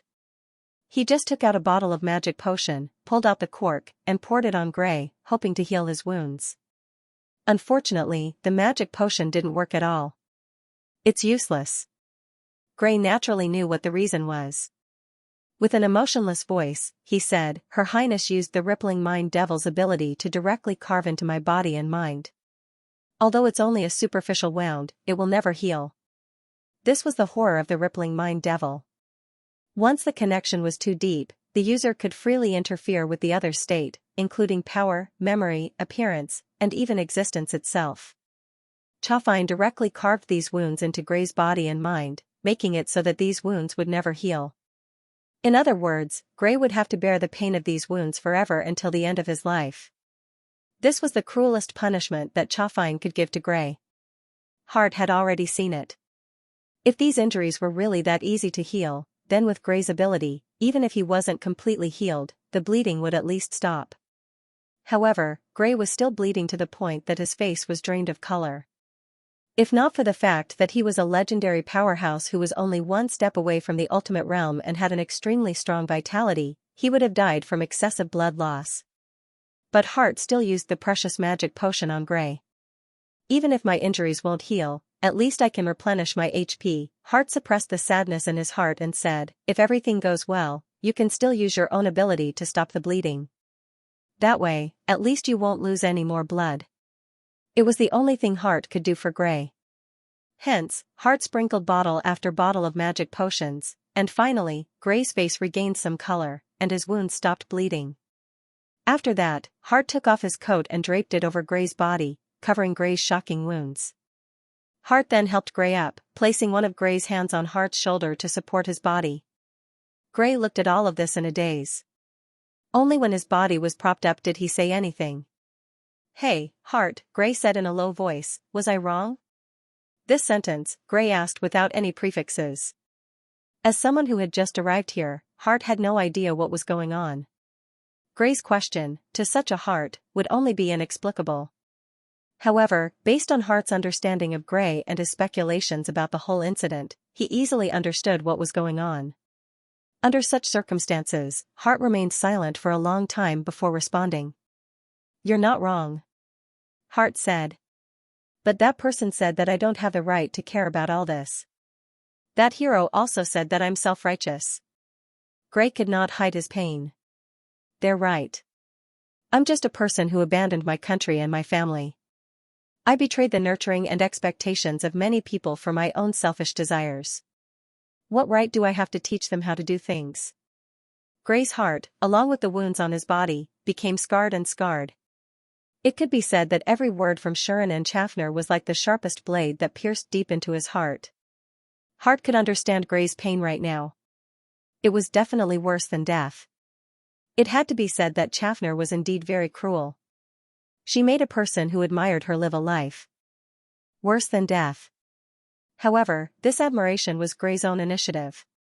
Chaffner had never given him a proper response, nor had she done anything to let him down. On the contrary, Gray, driven by jealousy, went to Shuren and tried to use force to force him to give up on approaching Chaffner. No matter how emotional or logical it was, Gray did not deserve any sympathy. Gray had already decided to die. Perhaps, it was only at this moment that he finally understood how lowly his love was, and how worthless it was to be mentioned. However, Hart still said this. You're not wrong. Hart held back the surging emotions in his heart and said with a trembling voice, after all, this is a last-ditch struggle for insignificant people like us. His words caused Gray's heart to tremble slightly. He knew that the insignificant people Hart was referring to were not their position in the eyes of the world, but their position in Chaffner's eyes. They had never entered Chaffner's line of sight, so naturally, they were insignificant people. As for the insignificant figures, they would either fade into the crowd or struggle desperately on their deathbed. Whether it was Gray or Hart, they were both the former, but could become the latter at any time. Yes, a last-ditch struggle. Gray seemed to understand and murmured, this is the only way that the Lord will look at us. At the end of the day, it was all because of jealousy and unwillingness to accept defeat. That was why he struggled to do something. Seeing this, Hart did not say anything. He carried Gray on his back and began to fly away from the mountain. After a while, Gray's voice sounded from behind Hart. I'm starting to miss our past. Gray's voice was filled with weakness and nostalgia. Hart felt a lump in his throat. Me too. His trembling voice caused a trace of a smile to appear on Gray's face. Hart carried Gray on his back and left together. They did not return to Central City. It took them some time to return to Succubus City. After returning to Succubus City, Hart only did two things. One was to resign from the position of Tawu clan leader. The other was to take Gray along with him and disappear without a trace. From that day onwards, the demons lost a cadre, and also lost a human prince who betrayed his country. But in this world, there was now a pair of mysterious brothers who roamed everywhere, experienced all kinds of adventures, traveled north and south, and almost covered the entire Omnipertanzin. At the same time, outside the Moon Demon territory, an extremely long distance away, a beam of light swept past at an astonishing speed and finally exploded in midair. Scylla's figure appeared from the light, holding a crystal pen in her hand. She looked like a goddess descending from the sky, exceptionally beautiful. It should be here, right? Scylla looked around, and after a while, her eyes fixed on a spot in midair. There, a rainbow-like radiance flickered. Haven't arrived yet? Amidst the dejected and overlapping voices, a true goddess appeared within the rainbow light, flying listlessly. Found you. Scylla's lips curled up, and with a flash, she blocked in front of the other. Ah. The goddess was startled and let out a delicate cry. Scylla stared at the other and smiled sweetly. Long time no see, goddess of space and time. Scylla greeted in a very friendly manner. Only then did the goddess of space and time clearly see the whole picture. You're the moon demon Scylla. The goddess couldn't help but cover her small mouth, looking abnormally shocked. Although Scylla felt that the other was making a fuss about nothing, she also knew that the other's brain worked very well, and no matter what she did, it wouldn't be surprising. Just as Scylla was about to speak, Kieran's words stunned her on the spot. Aren't you raising your 10th child? Why are you running around? The goddess of space and time opened her mouth and said such an earth-shattering sentence. Scylla and the others were stunned. Raising a child, or raising a 10th child, what? What the hell? Ah. At this moment, the goddess of space and time seemed to remember something, and covered her mouth with both hands. I almost forgot, this is the original time. The other seemed to be very upset. Scylla was silent. Logic told her that this strange goddess seemed to know something extremely important to her. Combining what the other had just said and the other's power, the smart Scylla almost instantly thought of a possibility. But her brain seriously refused to understand.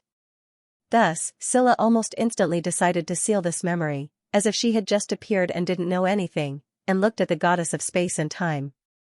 I have something that I need your help with. Scylla said this.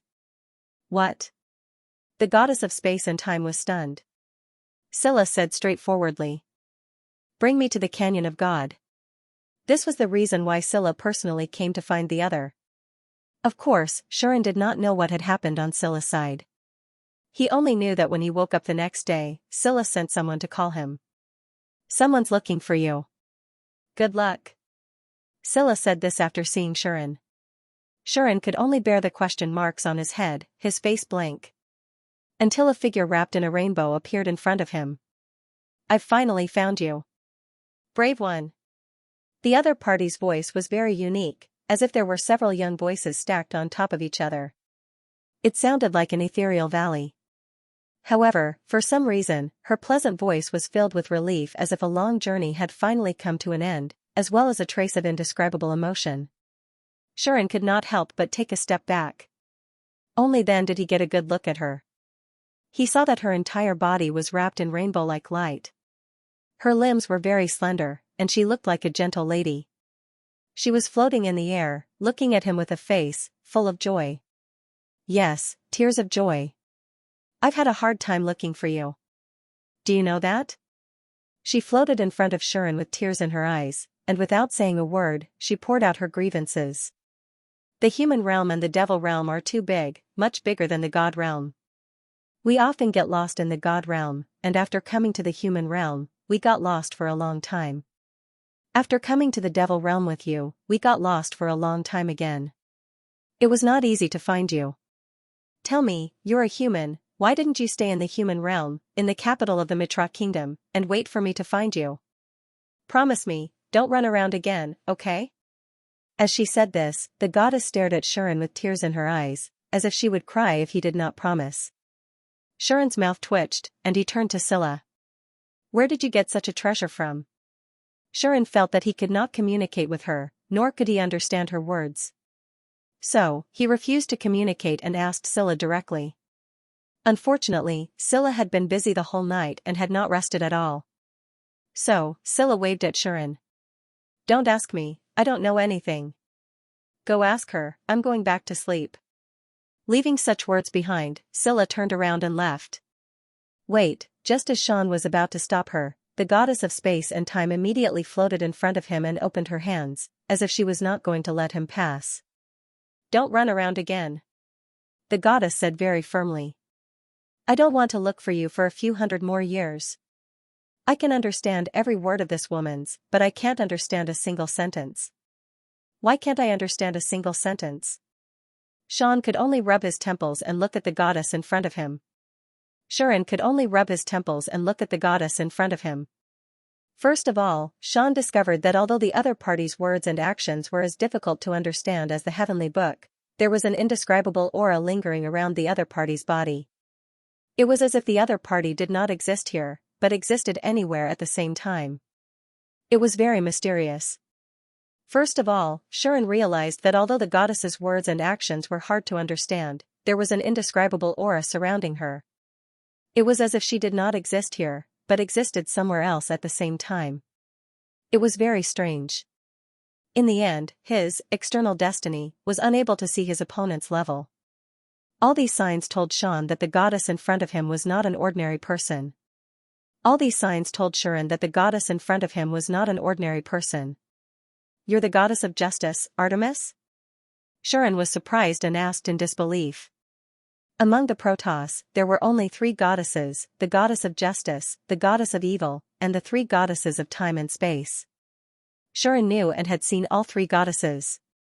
The goddess of evil, Lilith, and the three goddesses of time and space could only be Artemis, the goddess of justice, or the three goddesses of time and space. However, the other party was clearly only one person, not three.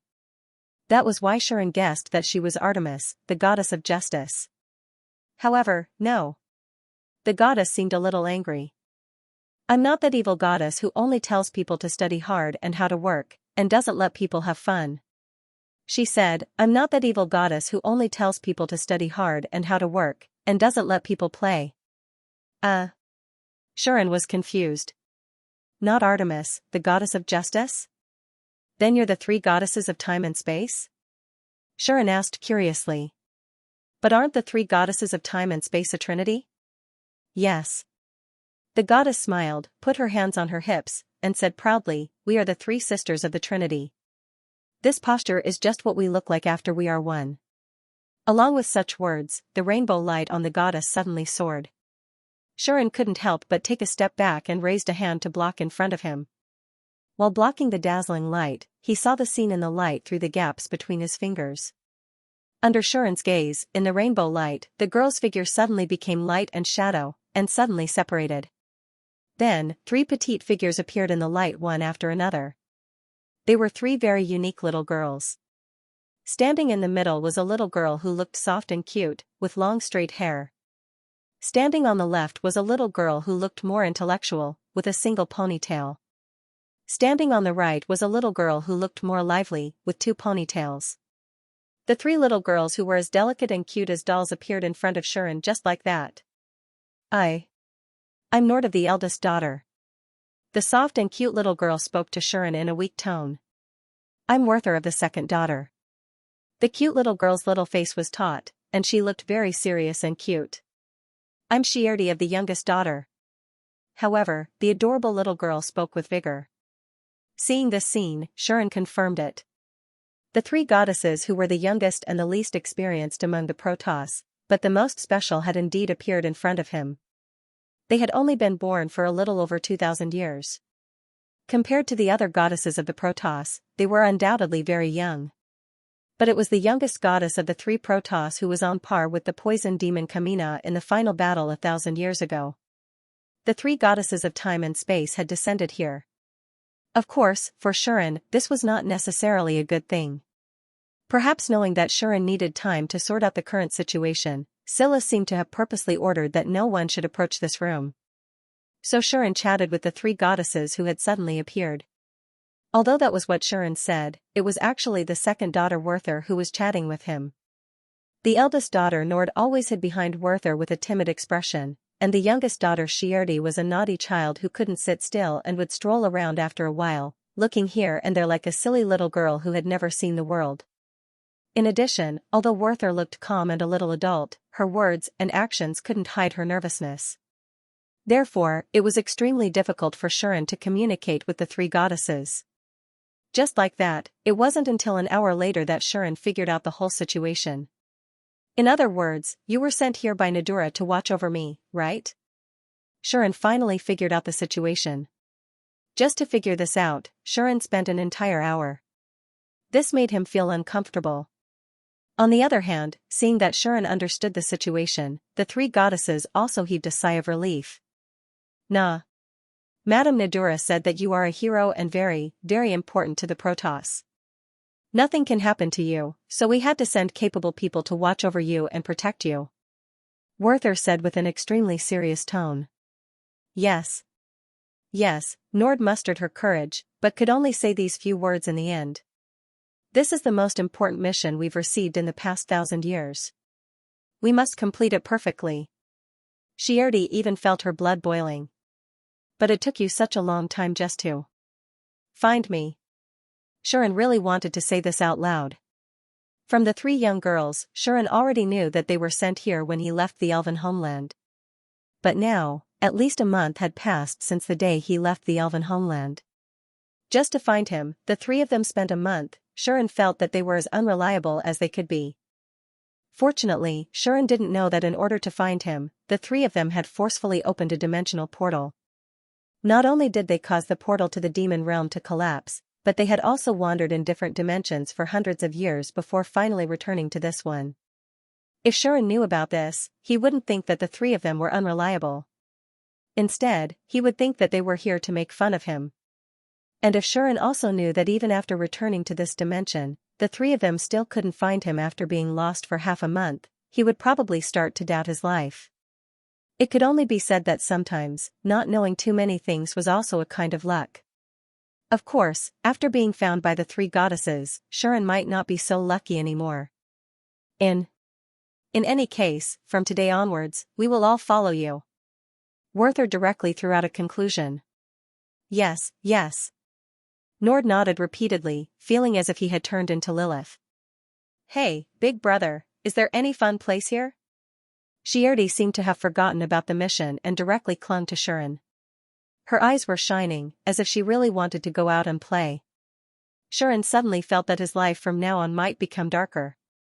These were the three goddesses. They were basically three scammers. He had just become a god not long ago, and he already had to bring three scammers? Seriously, could he even run away? A long time ago, Shuren had seen a statistic on the internet. According to the statistic, when two or more children appeared in a situation, and these children had a good relationship with each other, the probability of the situation becoming chaotic was about 73%. Shuren did not know how this probability was calculated. But he already knew what it meant to be in a state of chaos. Are you the evil goddess Lilith? The strongest evil goddess. So powerful. Shire likes powerful people. In Shuren's room, or rather, in Shuren and Ai's room, the three little goddesses appeared and surrounded Lilith in the middle, causing her to look confused. However, the three goddesses didn't seem to notice this. After confirming Lilith's identity, they gradually began to make a ruckus. Can I just call you Lilith? You can also just call me Shire. Hey, Steel, you can't be so rude. Goddess Lilith was born 10,000 years ago. She's much older than us. You have to be more respectful. Then we'll call her Lady Lilith? But she looks about the same age as us. Calling her lady is too formal, Nold. I think you're too casual. Idiot. Boo-hoo. Werther is angry again. Yeah, you're always angry. That's why everyone thinks you have a bad temper, Nold. I don't have a bad temper. It's you guys. You guys. Ah. I'm so angry. Boo-hoo. The three little girls gathered around Lilith and chattered. Some were laughing, some were angry, and some were crying. They had distinct personalities, but they were extremely noisy. At least Aie, who had been woken up, was in a bad mood. Why did you bring these three annoying fellows here? Aie questioned Shuren, her face full of displeasure. Do you think I wanted to? Shuren was almost annoyed to death. If it weren't for these three little fellows sticking to his back like three little tails that couldn't stay still at all, he wouldn't have brought them into the room. In the end, Yulin came with Lilith and was naturally caught by the three goddesses. Those are the three goddesses of time and space? Yulin looked at the three chattering little goddesses and said suspiciously, Are you sure they're not three idiots? Shuren had nothing to say. His impression of these three goddesses could only be described as three idiots. And these three idiot goddesses were indeed the three goddesses of time and space. Although I don't want to admit it, these three goddesses are indeed the three goddesses of time and space. Aie rubbed her eyes and acted as if she had just woken up. Is that true? Yulin accepted this fact, but said, I heard that as the trinity of goddesses. When they join forces, they can even rival the demons, and 1,000 years ago, they also tied with Sister Kamina. Is this true? Yulin accepted this fact and said, I heard that as the three goddesses, they can even defeat the demon when they join forces. They also tied with Sister Kamina 1,000 years ago. Is that true? It was not only because the performance of the three goddesses was unsatisfactory, but also because Yulin could tell that although the three goddesses were all ultimate powerhouses of the same level as her, the three ultimate powerhouses would definitely not be able to defeat a single demon dweller. Not to mention demons, even the lowest transcendent beings like the goddess of life and the goddess of nature would have a hard time fighting them. Therefore, Yulin was more suspicious. She had a feeling that any one of the three goddesses would not be able to defeat her. Under such circumstances, it was just a joke that the three goddesses could defeat the demon by joining forces. But don't be fooled by their appearance. In fact, their authority is quite powerful. AIE gave an objective evaluation. As the three goddesses of time and space, they are in charge of the concept of time together. They can control time and space, and even travel through time. It can be said that although they are only at the ultimate level, with their authority to control time and space, they can even defeat Hurtle Yadai, who has the ice net flow. Any one of them is much stronger than the average ultimate level. If they join forces, they can completely control the flow of time and control the past, present, and future. Only these three goddesses were able to compete with devil-level existences. It was normal that Kamina couldn't do anything to them. Shuren also knew that one could not judge a book by its cover. Once the three goddesses fused into a complete spacetime goddess, they would definitely be at the transcendent level. However, I always feel that even if it's an ordinary person, that Lollipop can easily trick them into doubting life and easily defeat them. Shuren could not help but voice his thoughts. AIE and Yulin were silent at the same time. Obviously, they could not refute it. At this moment, Lilith seemed to be annoyed to the point of being afraid. She directly squeezed out of the three goddesses' encirclement and jogged toward Shuren, plunging into his arms. Don't go. Lilith. Be friends with Sherry. Sherry rushed over without hesitation. Stupid Sherry. I told you to be a little more polite. Werther shouted and hurriedly chased after her. Don't leave me alone. Seeing that both of his sisters were running away, Nord was like a frightened child as he hurriedly chased after them while sobbing. The three gathered in front of Shuren and ignored Shuren. They kept talking to Lilith and quarreled with each other from time to time, filling the entire room with chatter. Shuren felt as if there were hundreds of ducks quacking in his ears, making him dizzy. I'm going to sleep with Sister Lyde. AIE couldn't stand it anymore and slipped away without hesitation. I'm going to practice with Gleitai and Brindy. Seeing that the situation was not good, Yulin also spread her dragon wings and flew out of the window. Wait. Sean wanted to call out to the two guys who had abandoned their master and husband, but his voice was drowned out by the chattering as soon as it sounded. The dragon demon and that very strong dragon girl left together. Shitty had the urge to follow them. Don't follow them. Sherry. If you get lost again, you'll be in trouble. Werther immediately scolded and stopped Sherry. However, her reason was so strong that it could not be ridiculed. I don't want to follow them. The dragon demon is fierce, and so are the dragons. Nord was shaking his little head like a rattledrum. The three little fellows immediately argued about whether they should leave this place and go for a stroll outside. Shuren and Lilith looked at each other.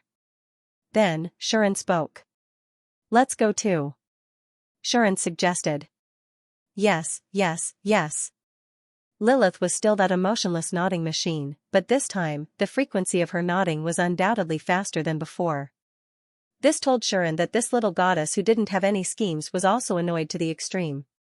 Thus, Shuren carried Lilith and began to tiptoe out of the room. Unfortunately, in the end, Shuren was still discovered.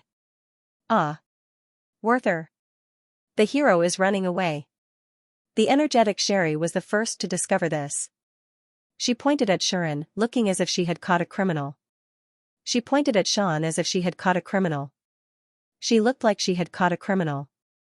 Why are you running? Werther looked over with a look of astonishment, as if she didn't understand why Shuren would sneak away.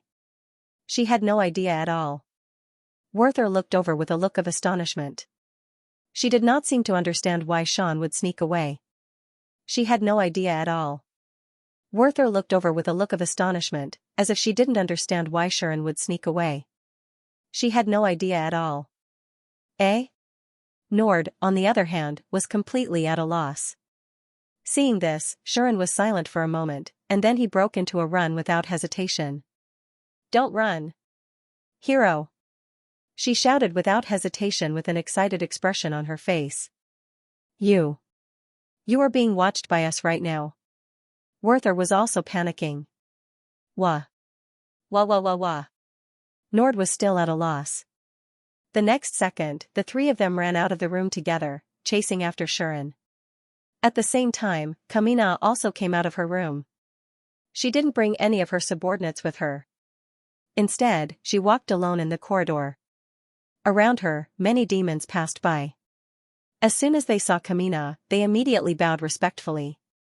However, their eyes were filled with fear of Kamina, and they even distanced themselves from Kamina's position in a panic. In fact, they didn't even dare to approach the path that Kamina walked on. It was as if they couldn't avoid Kamina at all costs. Kamina was expressionless. She seemed to be completely used to this scene. It couldn't be helped. After all, she was a poison demon. As a poison demon, any breath that she exhaled might contain a terrifying poison, enough to instantly poison a legendary powerhouse to death, silently killing them on the spot. Under such circumstances, naturally, no one would be willing to approach her, let alone touch her. Even the path that she walked on was something that no one dared to casually walk on. This was because none of them wanted to be poisoned for no reason, nor did they want to die for no reason. Kamina, who had long understood this, was not surprised at all. Of course, her mood wasn't as calm as it seemed on the surface. All of them are like cowards. They don't even dare to approach the path that I walk on. Kamina had always been very disdainful of this situation. Normally, Kamina wouldn't think too much about this. However, ever since she met Shuren, Kamina couldn't help but think. A human dared to hug me directly. The gap between us is really big. In Kamina's heart, the scene of Shuren hugging her unscrupulously that day was still vivid in her mind. When can demons have such an interesting person? With this thought in mind, Kamina was a little absent-minded for a moment. As a result, she didn't notice a flurry of footsteps approaching her at an alarming speed. When she was about to turn the corner, Kamina realized that something was wrong. But it was too late to react at this time. As a result, bang! With a loud collision sound, three figures and Kamina collided heavily. Ah! Ah! Exclamations and cries of pain sounded almost at the same time. It hurts. At the corner of a corridor on the top floor of the Supreme Castle, steel fell to the ground on her butt. Her forehead was red from the impact, and she covered her head and butt with her hands. The pain was so great that tears came out of her eyes. Kamina also fell to the ground. She fell a little harder than steel, but because she was taller than steel, steel's head hit her body. Although Kamina felt a lot of pain, it wasn't as red as steel's head from hitting the ground. Steel. Are you okay? Nord and Werther witnessed this scene with their own eyes. Since they were a step slower than steel, they didn't bump into her. They were fortunate enough to escape the disaster. They hurriedly helped their younger sister up. Woo, it hurts. With tears still in her eyes, Steel rubbed her head like a naughty child who got caught in the door. Really? I told you not to run so fast. Werther scolded angrily. That's not right. Nord was about to apologize to the person who was bumped into by Steel. At this moment, Kamina also covered her chest angrily and looked up, ready to see who was so bold to bump into her with such force. Thanks to this, Kamina and the three sisters looked at each other at the same time and saw each other's faces clearly. In the next second, both sides widened their eyes. It's you. Poison demon. Kamina. The three goddesses of time and space immediately recognized this former rival. Of course, Kamina also recognized these three idiots. How come you're here? Kamina stood up abruptly, her expression darkening as she looked at the three goddesses. It couldn't be helped. 1,000 years ago, the two highest-level combatants, the Protoss and the demons, had the fiercest collision, and they were each other's strongest opponents in that battle. At that time, in order to cover the heroes who were heading to the Demon King's place, the demons were hindered by the Protoss and the top human masters. Sela and Chafn were stopped by Lidas, the goddess of fate, who was known as the strongest goddess. Leda was besieged by the 13 heroes. Melu and Artemis, the goddess of justice, fought fiercely. Ai was stopped by the goddess of life and the goddess of nature. In the end, even Kamina herself was stopped by the Trinity goddesses of the Protoss, and she launched an earth-shattering battle with them. Until the moment when the Demon King was killed and the war was declared over, she was still fighting to the death with her opponent. It could be said that this battle was not inferior to the battle between Kamina and Lilith a while ago. In fact, in terms of danger, that battle was far more dangerous than the battle between Kamina and Lilith. No matter what, they were on the battlefield, and both sides were in a life-or-death relationship, unlike Kamina and Lilith, who seemed to be fighting fiercely at first glance, but in fact, neither of them wanted to kill the other. Therefore, if Kamina saw Lilith only because she was a little competitive and didn't want to lose to her, then these three goddesses were Kamina's true enemies. During the time when the Devil King had just passed away, Kamina hated the three sisters very much. If it wasn't for the fact that the three sisters were trying to stop her from rushing to the Demon King's side, perhaps, with her support, the Demon King wouldn't have been attacked. With this in mind, Kamina hated the three sisters to the bone during that time. At that time, if Kamina took the wrong path, refused to bow down to the peace of the three races, and still wanted to avenge the Demon King, then it was certain that she would seek out the three goddesses of space and time first. From this, it could be seen how Kamina felt about the three goddesses of time and space. Of course, the three goddesses were also hostile to Kamina. Bad person. Nold called out weakly. I can't believe I ran into you here. Werther's face was full of vigilance. Why are you here? Shire D was even more straightforward, directly putting the blame on others. Me? Kamina laughed out of anger. This is the demon realm, the central facility of us demons. Is it strange for me to be here? On the other hand, it was strange for these fellows to suddenly appear in the supreme castle. Could it be that the goddesses who caused the passage to the demon realm to collapse and could bring him to the Canyon of God were you? Kamina finally thought of this. Indeed, if it was these three, they could really help Big Sister find the Canyon of God. If that was the case, did Big Sister bring you back? Kamina asked unceremoniously.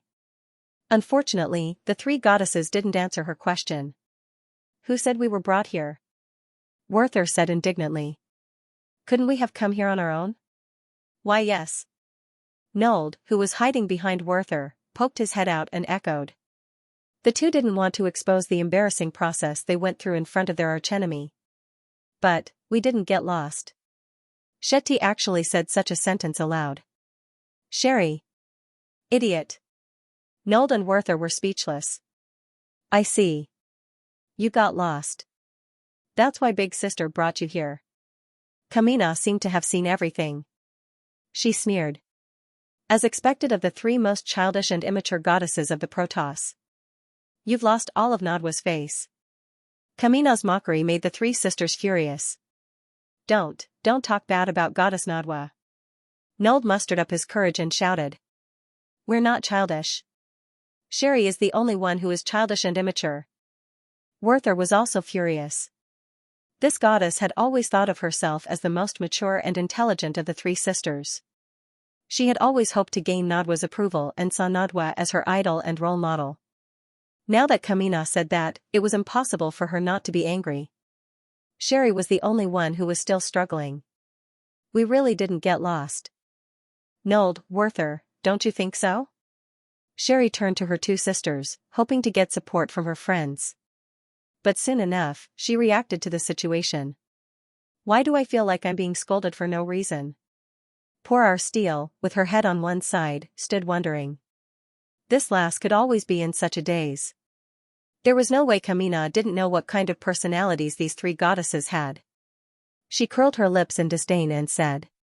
It doesn't matter if you got lost or how you got here. It has nothing to do with me, Kamina said coldly. But what about the fact that you ran into me? While saying that, Kamina's body began to fluctuate with intense poison. The poison was like a miasma, lingering around Kamina's body. Although it was perfectly controlled by Kamina, the slightest bit of it was enough to fill the air with poison. It was believed that even a transcendent existence would find it difficult to deal with such a poison. On the other hand, the three sisters, except for the weak and timid Nold, didn't seem to care at all. Cut. Werther even stretched out her small hand, causing her fingertips to glow. The poison that pervaded the air instantly seemed to have been locked on by the river of time. It was as if time had been reversed, and all of it disappeared without a trace. It wasn't that the poison was eliminated, but rather that the period of time during which the poison was produced was eliminated. Werther borrowed the power of time to cut off the period of time from when the poison was produced to when it spread, creating this present time where the poison never appeared from the beginning to the end. The other two goddesses also used their respective powers. Nulled reverse time, causing the time of the poison itself to reverse, thus eliminating the poison. Sherry, on the other hand, accelerated time, causing the toxicity of the poison to gradually become thinner and eventually dissipate by itself.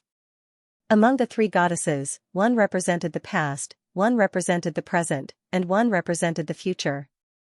Because of this, without merging or working together, the three of them used their own power of time. One could control the past time, one could control the present time, and one could control the future time. Past, present, and future. Only when these three concepts were combined would they be able to form the complete concept of time. In the past, the three goddesses had used the power of time to suppress Kamina's poison just like this.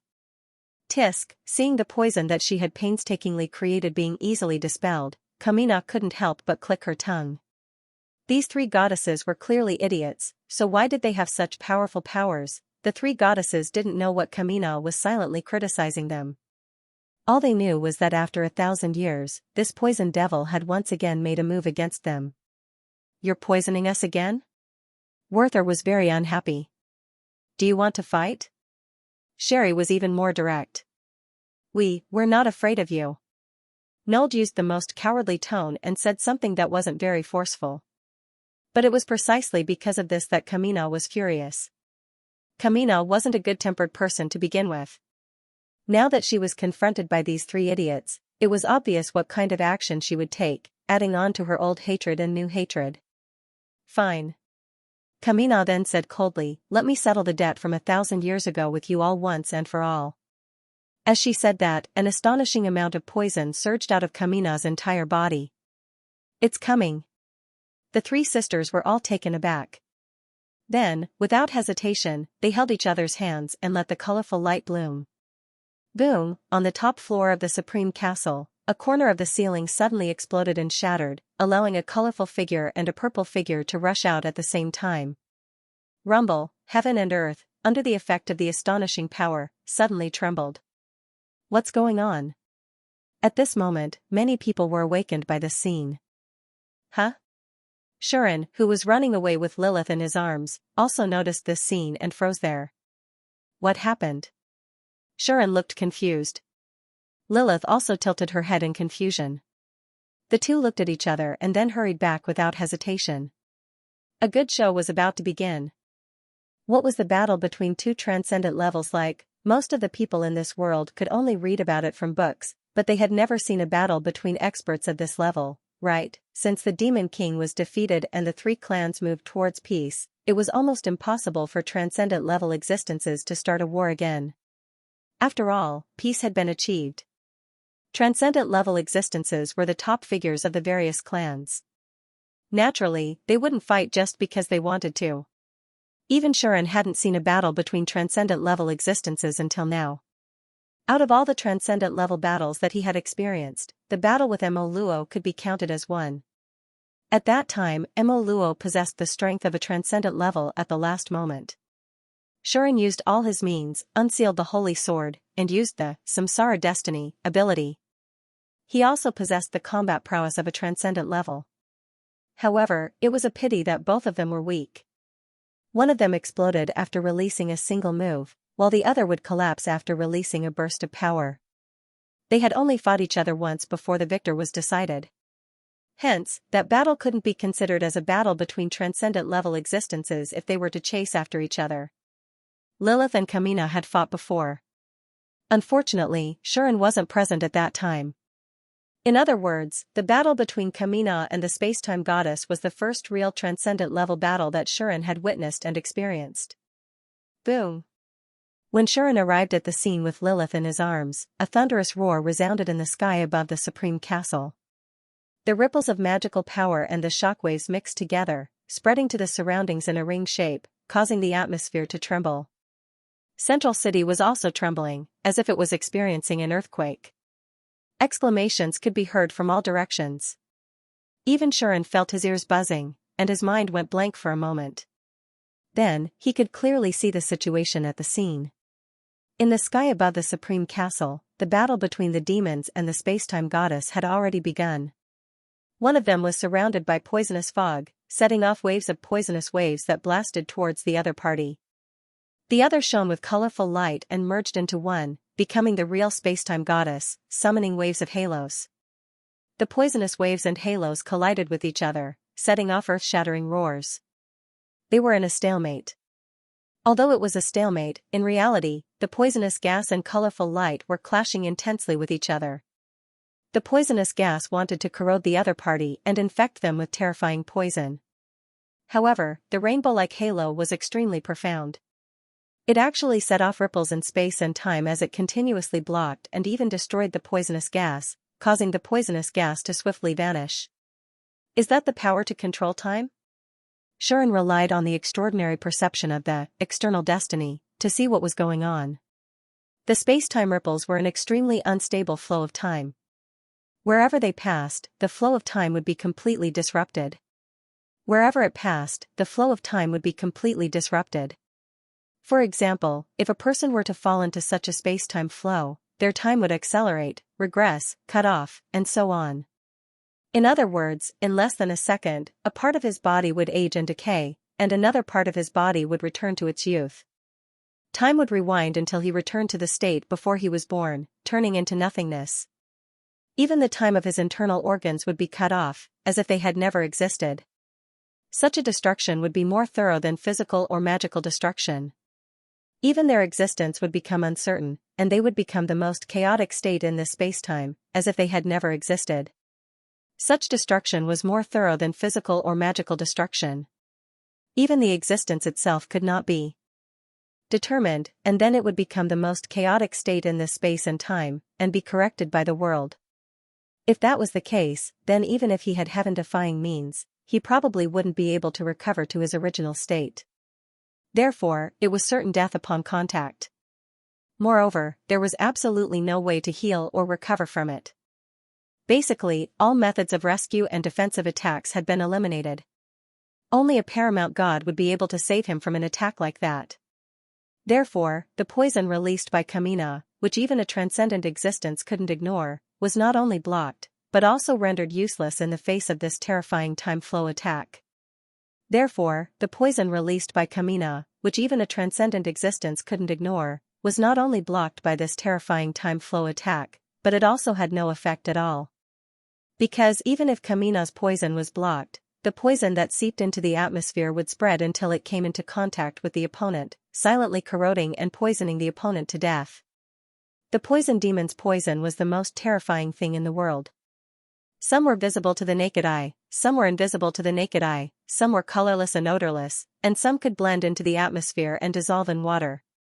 The poison demon's poison was the most terrifying thing in the world. Some were visible to the naked eye, some were invisible to the naked eye, some were colorless and odorless, and some could blend into the atmosphere and dissolve in water. It was impossible to guard against. Because of this, Lilith was inevitably poisoned after the battle with Kamina. It took her a lot of effort to expel the poison from her body. On the other hand, the space goddess didn't need to worry about such things.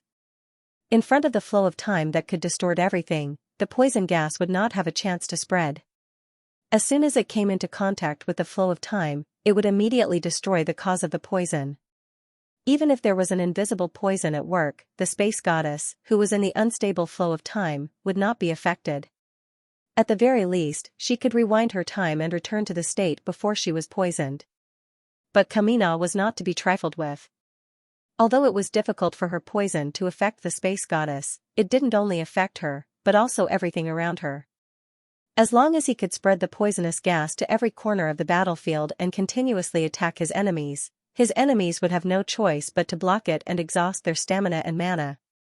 This battle was going to be a long and exhausting battle. In any case, Shuren saw waves of poison gas rolling back and forth in the sky, and the rainbow-like flow of time flew across the sky. Both sides kept colliding in the sky, causing a commotion like Mars colliding with Earth.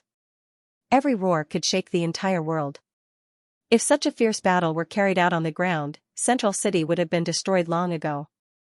Even though it was carried out in the sky, countless buildings in Central City were shattered and cracked, and the ground trembled frequently, giving people the feeling that it was about to collapse. The clouds had long been dispersed by the waves of poison gas and the rainbow-like flow of time, and the sky was also occupied by them. Kamina and the space goddess seemed to be leading two armies respectively. One controlled the huge waves of poison gas, and the other controlled the flow of time to distort everything. It could be said to be extremely terrifying. Gradually, more and more screams appeared in Central City, and some poison gas began to spread into the city, poisoning many people. These two crazy women. Shuren had already grabbed the holy sword and pulled it out. Seeing that Central City was about to collapse, Shuren said to Lilith in his arms. One on each side, stop them. With that, Shuren let go of Lilith. Okay. Lilith immediately spread her 12 black wings, and an astonishing evil aura surged around her as she rushed into the sky. Her target was Kamina. There was no other way.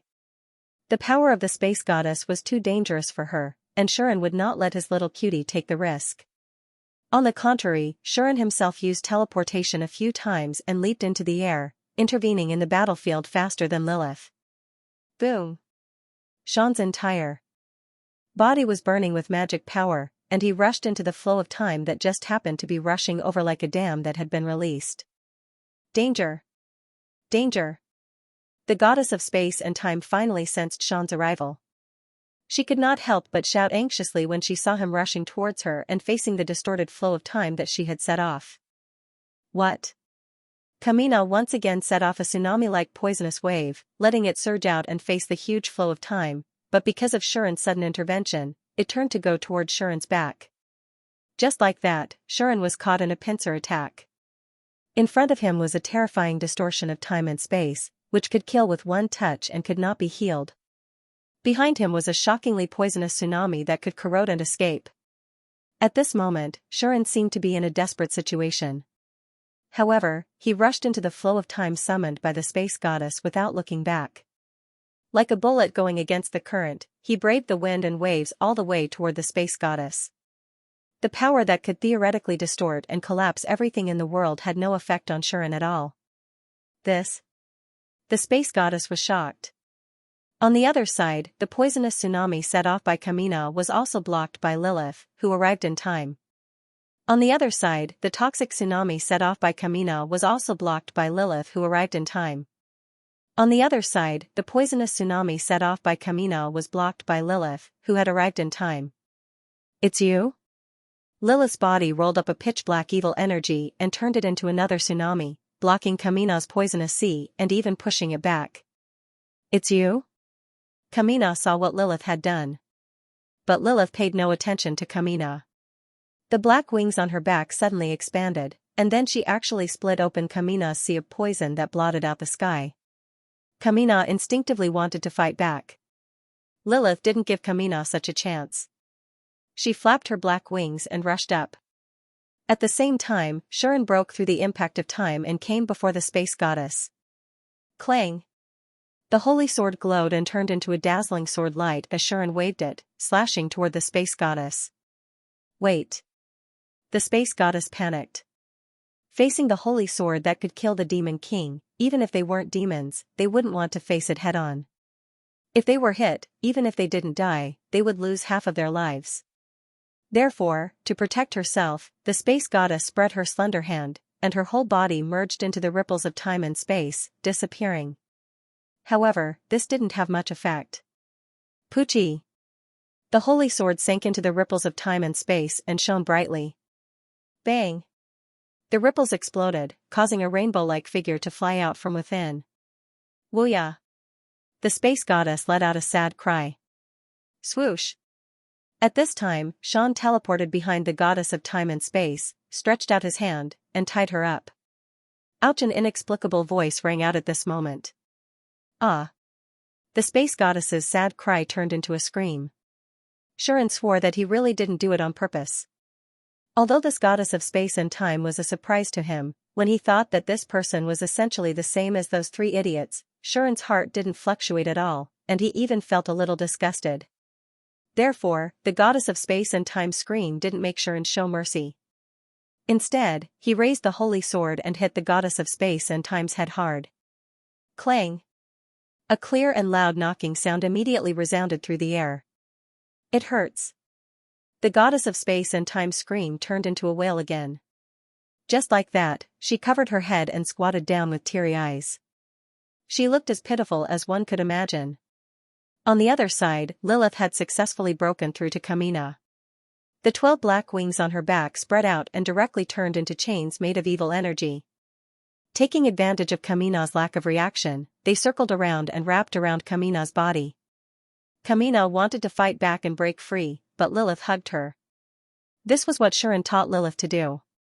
Lilith's strength was about the same as Kamina's, and she didn't have the means to restrain Kamina like him. Even if she could catch the other party off guard because of her sudden intervention, when the other party reacted, she would soon be counterattacked. If she was counterattacked, then it wouldn't be so easy for Lilith to control Kamina. Therefore, Xian directly instructed Lilith to rush forward and immediately remove all her defenses after hugging Kamina. In this way, Kamina definitely wouldn't dare to struggle too much and would subconsciously stop struggling to avoid hurting the innocent. What are you doing? Sure enough, Kamina stopped struggling and glared at Lilith. Lilith, however, turned a deaf ear to it. She just hung on Kamina, and her gaze was already cast in Xian's direction. At this time, Xian had already carried the tearful goddess of space and time to Kamina. At this time, no matter how impulsive Kamina was, she understood that these two people were here to stop her from fighting. Before Kamina could ask anything, Xian took the initiative. What are you doing? Xian asked. Do you want to destroy this place? Xian pointed to the city on the ground. There, the demons in the city still had some lingering fear and kept making noise. Many people were also looking at Xian's group with fear and trepidation. Central City, on the other hand, had become a little dilapidated. Cracked ground could be seen everywhere, as well as a portion of the buildings that had been shattered. Of course, it was impossible for the demon dwellers and cadres living in the Supreme Castle not to notice the situation here.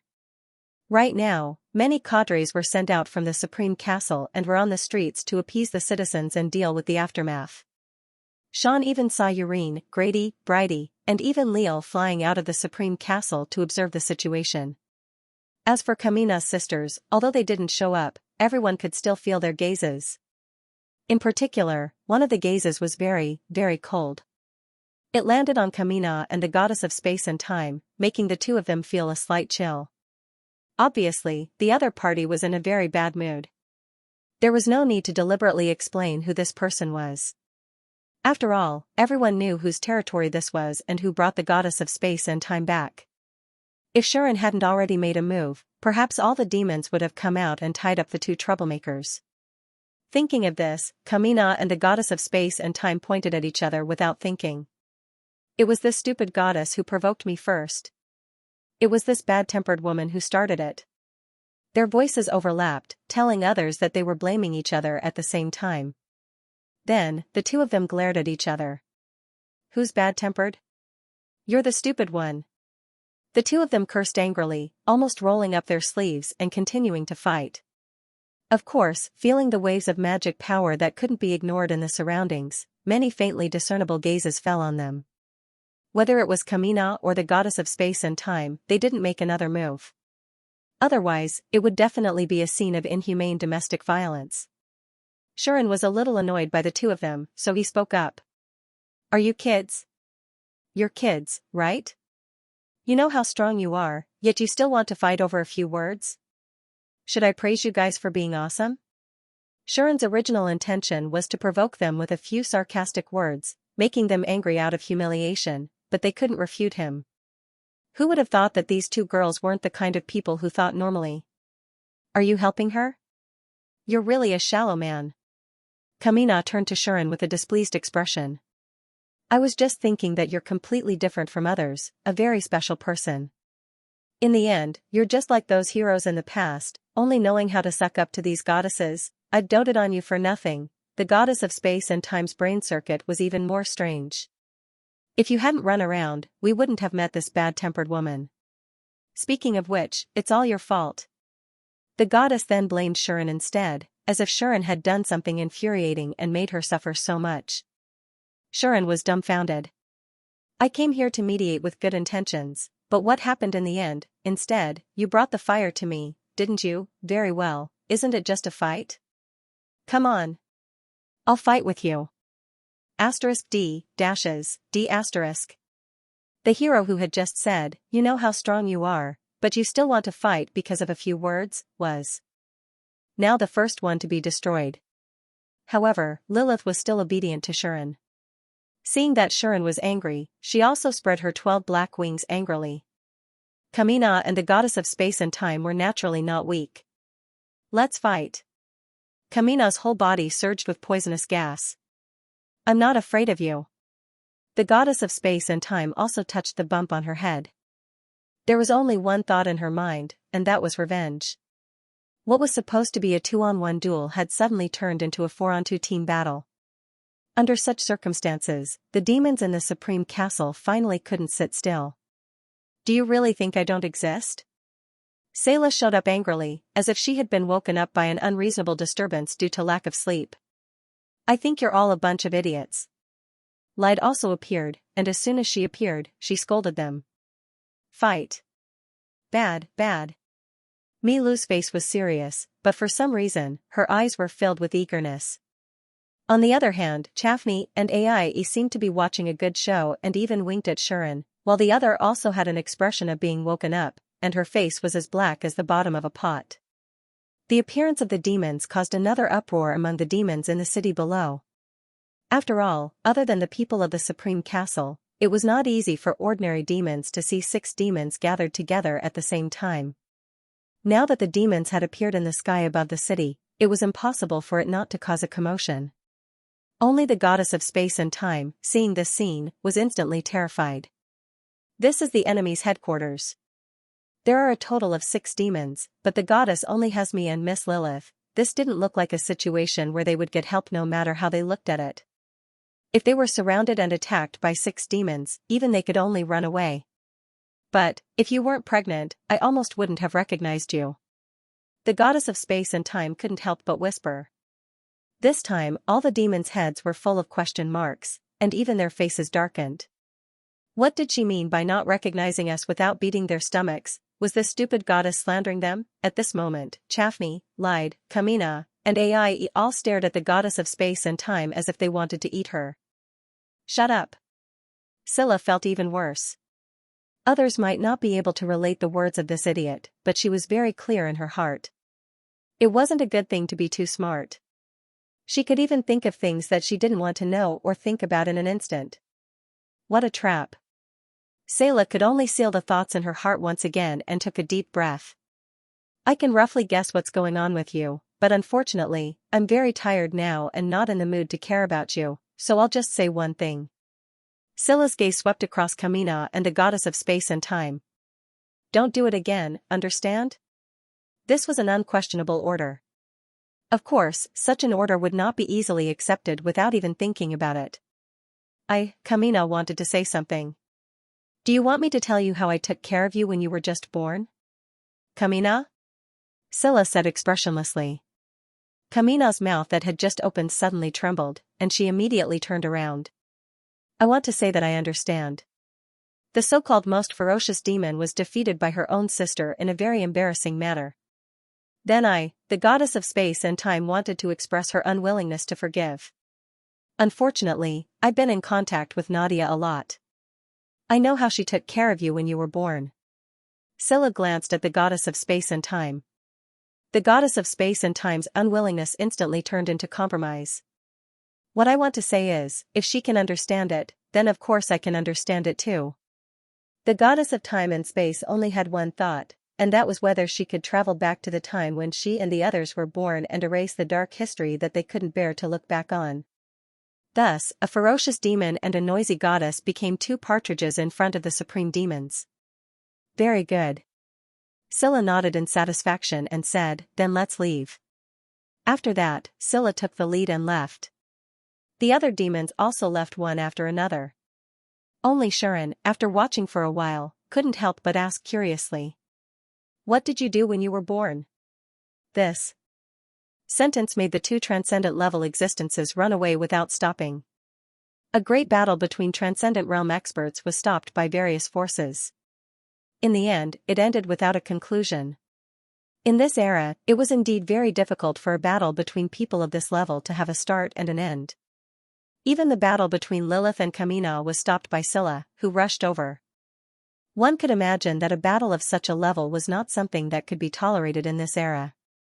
Unless war broke out again, it would be very difficult to see a real battle between existences of this level, wouldn't it? Shuren understood this and obediently returned to the Supreme Castle. He had no choice. If he ran away again, he didn't know what more outrageous things the three stupid goddesses would do. He had only been on the run for a while, but the three of them had already gone up against their sworn enemies. If he really slipped away and never returned, they might cause even more trouble. Scylla also thought of this and made a request to Shuren. Don't let them leave your sight, and don't leave their sight, even if it's for the sake of this world. The mighty sovereign of the demon race, Moon Fiend Sela, had actually said such serious words in order to properly handle the matter of these three idiotic goddesses. Frankly speaking, Shuren refused in his heart. But, for the sake of us 6 sisters pushing you to the limit, please do us this favor. When Scylla said this, Shuren knew that he couldn't refuse. After all, he owed the 6 demon sisters a big favor. They even wanted to sacrifice a part of their power to help him. Since that was the case, he had to help them with such a small favor. And so, Shuren compromised. But what followed was very cruel treatment. Since you plan to bring these 3 stupid goddesses with you, then go back to your original room. Ai ruthlessly threw him out of her room. Obviously, this dragon demon didn't want to be disturbed by these 3 noisy fellows every day. Sister Lilith should stay with me, master. Yulin also appeared quietly and quickly took Lilith away. She looked as if she was worried that her cute little sister would be infected by the idiot and be led astray by the idiot. Shuren really wanted to say, "You've changed. You've all changed." However, it was not only Aie, Yulin, Lilith, and the others. The rest of the demon dwellers who used to come and go around him had all disappeared. Shuren knew that they didn't want to come. Kamina, of course, definitely didn't want to see the 3 stupid goddesses. Light and Milu were probably the same as Yulin and Lilith. One was worried that her little cotton-padded jacket would be led astray, and the other was protected, so they didn't appear anymore. Aie. Shuren's treatment had clearly expressed her attitude. Scylla was already very busy. She didn't appear before him, so it was impossible for her to appear now. Only Chafine was left, and she did express her opinion. Well, compared to those boring fellows who only know how to listen to orders, I prefer some noisy and disobedient people. But if it's these 3 stupid goddesses who can inadvertently cause trouble, I also want to stay away from them. The implication was that she also didn't want to come. Shuren looked at the sky and was speechless for a long time. What kind of sin did he commit to become like this? Is it necessary to form a team of 1 god and 3 idiots? Spare me. At this time, the 3 goddesses of time and space naturally didn't know what Shuren was thinking. When they returned to the Supreme Castle, they had collectively changed back to the original 3 and were following beside Shuren, secretly watching him. When Shuren saw this, he said with some lack of interest, "If you have something to say, say it. If not, let's end the court." Shuren was already tired. Well, his heart was tired. Unfortunately, the 3 stupid goddesses didn't seem to see anything. Seeing him speak, someone immediately raised his hand. "Can we ask you a few questions?" It was Werther's voice. Werther, who was playing the role of the more mature one among the 3 goddesses, had been hesitant from the start, as if she was very concerned about something and wanted to ask something. "Go ahead." Shuren didn't bother with this and still said without much interest, "But each person can only ask 1 question." He was really tired, and he didn't want to be questioned by these 3 idiots with some strange questions that he couldn't even ridicule. So, he took the initiative and put restrictions on these 3 girls. In the end, Nod was the first one to raise her hand weakly, indicating that she wanted to ask a question. Without a doubt, she was also concerned about something. And what she was concerned about was very simple. Why can you ignore our power and not be affected by the distorted flow of time? Nod carefully asked this question. Yes. This was what the three goddesses were concerned about. So that's what you're thinking about? Xian came to a sudden realization and did not hide anything. He said straightforwardly, because my blessing can prevent me from being interfered with by the authority of all the goddesses of the Protoss, so it's impossible for your authority to directly affect me. Blessing? Nord was startled. But, a blessing that can prevent you from being affected by the Protoss's power? Werther hurriedly said, I've never heard of such a blessing. But it's the truth. Shuren shrugged and said, regardless of whether you believe it or not, it's because of the power of the blessing that I can ignore your power. You have to admit it. Then can you tell us? Werther frowned and asked, who gave you that blessing? Are you sure you want to ask this question? Shuren casually said, this will count as your question. You won't have a chance to ask more questions in the future, will you? Hearing that, Werther's expression became a little conflicted. But this little brat was obviously very concerned about this matter. So, not long after, Werther nodded heavily. I want to know, please. For the time being, Werther pleaded with a serious face. It seemed that there was still someone reliable among these three when they weren't causing a ruckus. Shuren thought as he spoke. My blessing was bestowed upon me by a goddess named Nian. As soon as these words came out, the three goddesses were immediately stunned. Nian? Nod had a blank look on his face. Who's that? Werther was also confused. Is there an older sister with that name among the Protoss? Even Shururdi was confused. The three of them had only been born for 2,000 years. Compared to the other goddesses of the Protoss, they were very, very young. Coupled with her carefree demeanor, it was obvious that the three of them couldn't think of a goddess named Nian in the Protoss race for the time being. Unfortunately, they didn't know that no one knew of Nian's existence. Even the three goddesses didn't know of her existence, let alone them. If they were goddesses with some experience, they might be able to associate this name with the first hero. But unfortunately, these three stupid goddesses didn't know about the first hero. They also didn't know that although Nian gave Shuren his blessing, it wasn't Nian's own blessing. Shuren's blessing was essentially bestowed by the Supreme God. It was just that Nian took it out of her own accord and gave it to Shuren. Because of this, no matter how hard the three goddesses racked their brains, they couldn't think of which goddess Shuren's blessing came from and who bestowed it. Shuren didn't give the three idiots time to think and turned to Shururdi. It's your turn. What question do you want to ask? Shuren said. Me? Shururdi blinked.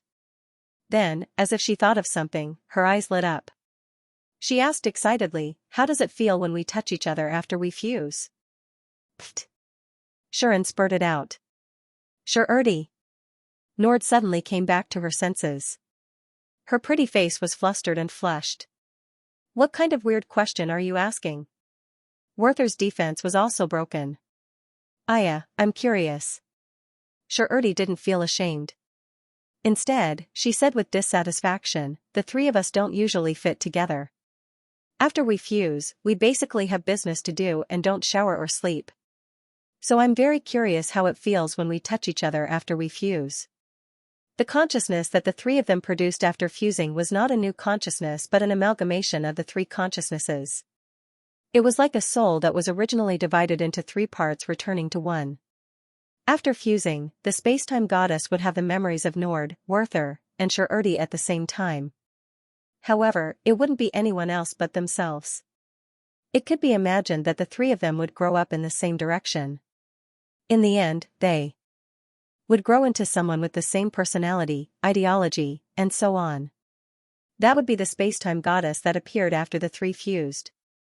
However, they could also separate at any time and return to their original selves. So, just like Shururdi said, after fusing, they basically had business to do and didn't have the chance to do anything else. As a result, they would naturally be very curious about the themselves that appeared after fusing. If one had to compare it, it would be the feeling of wanting to know what you'll be like when you grow up. However, compared to Nord and Werther, Shururdi, who was innocent and playful, was definitely more carefree and not shy. So, she directly asked this question. Aren't you curious? Shururdi asked Nord and Werther in return. The two goddesses were immediately speechless. Indeed a little curious, Nord agreed with a mosquito-like voice. Although it's only a little, Werther, on the other hand, wanted to deliberately not appear so childish. That's enough. Shirerdi didn't care about this. She turned to Shuren again. So? How do we feel when we touch each other? Big brother.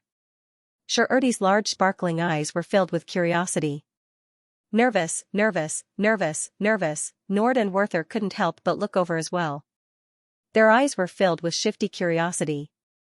Shuren fell into a long silence. This was a public execution, right? F***ck. For all, unsurprisingly, Shuren escaped. Even Shuren couldn't express how it felt to touch them in front of three young girls who didn't seem to be of age. Especially when the three of them were troublemakers, Sean always felt that once he made any inappropriate comments, it wouldn't take long for his comments to be known by the whole world in a way that couldn't be washed clean even if he jumped into the Yellow River. When that time came, he would die in society. Thus, Shuren escaped without hesitation, leaving the three girls screaming behind him. If he wasn't afraid that they wouldn't be able to find him and cause trouble again, Shuren really wanted to teleport and disappear. In the end, he brought the three troublemakers back to the room he stayed in when he first came to the Supreme Castle. Naturally and logically, the three idiotic goddesses also moved into this room. We have a mission to complete, that's right, we have to watch over you. This is an important mission given to us by Goddess Najula. Thus, the three goddesses chattered incessantly. Shuren had to admit that he had never hated Najula as much as he did at this moment. What kind of grudge did you have against me that made you send these three to torture me? I hate you, Najula. Achoo. In a corner of the divine realm, Najula suddenly sneezed for no reason. Why do I feel like someone is calling my name? Najula covered her face as if she wanted to cover up the sneeze, but her big eyes were filled with confusion. At this moment, a voice sounded in front of Najula. What's wrong? Lady Najula? This was a sweet and melodious voice that sounded unusually crisp and clear, making one feel comfortable as if an autumn breeze was brushing past. The one who made this sound was a young girl. She wore a mage's robe and had a head of long green hair that resembled willows. Her appearance was exquisite and cute, and she also had a pair of long ears. She was a pure and beautiful elf girl. At this moment, this elf girl was sitting cross-legged on the ground, as if she was cultivating and mobilizing her mana. If someone with keen senses were here, they would definitely be able to tell that although the mana this elf girl mobilized seemed light, it was actually incomparably condensed and massive. It was very unusual. What was even more unusual was that there was a faintly discernible mana constantly flowing in her direction, entering her body. Thanks to this, the mana in this elf girl's body seemed to be growing at all times. This ability was truly terrifying.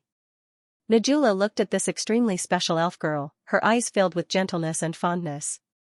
You're getting better and better at controlling your power, Marika. Nadwa had been supervising her cultivation, and she had also witnessed how she had grown from an insignificant little elf to where she was now in just a month. So, she was not stingy with her praise. The elf girl, Marika, was also quite happy.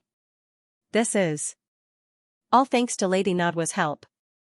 If Lady Nadwa didn't let me enter the inner hall, I wouldn't have been able to control such a powerful force so easily. If so, I'll be able to help you. The inner temple is a treasure bestowed by the Mother Goddess to the human race. The purpose of its existence is to be used by the human race, to help the human race nurture talents and heroes.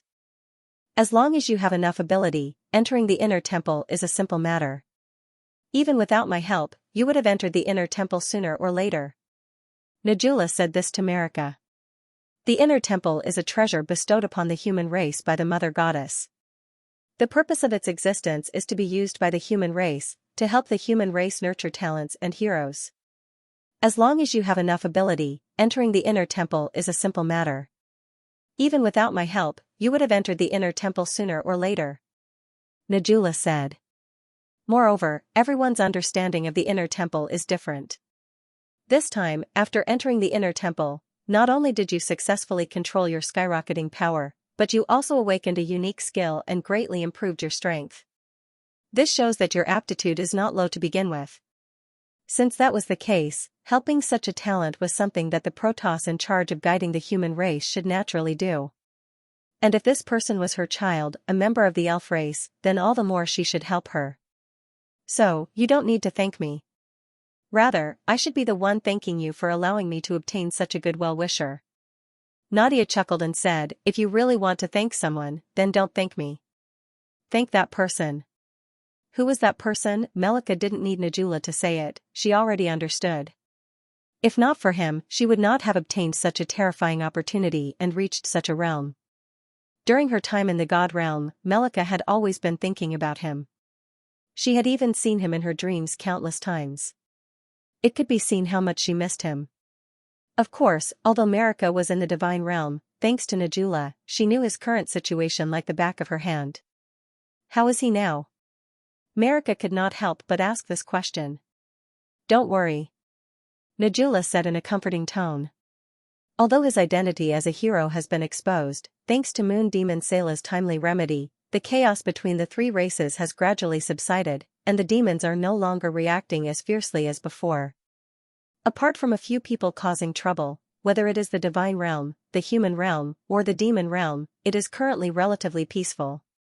That being said, the fact that the hero was now in the demon realm and was engaged to a dragon demon still caused quite a stir among the Protoss. There was no other way. Since ancient times, the hero had always been the trump card of the Protoss, the companion of the Protoss, the person that the Protoss should support and help, and the reliable comrade in arms who fought alongside the Protoss. In other words, in the Protoss's view, the hero should be on their side. But now, the hero actually had an engagement with one of the top demons, and was roped in by the demons. This caused quite a reaction among the Protoss.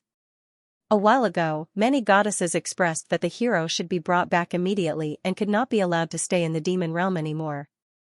Some goddesses even thought that even if it was a marriage, the hero should marry the goddesses of the Protoss.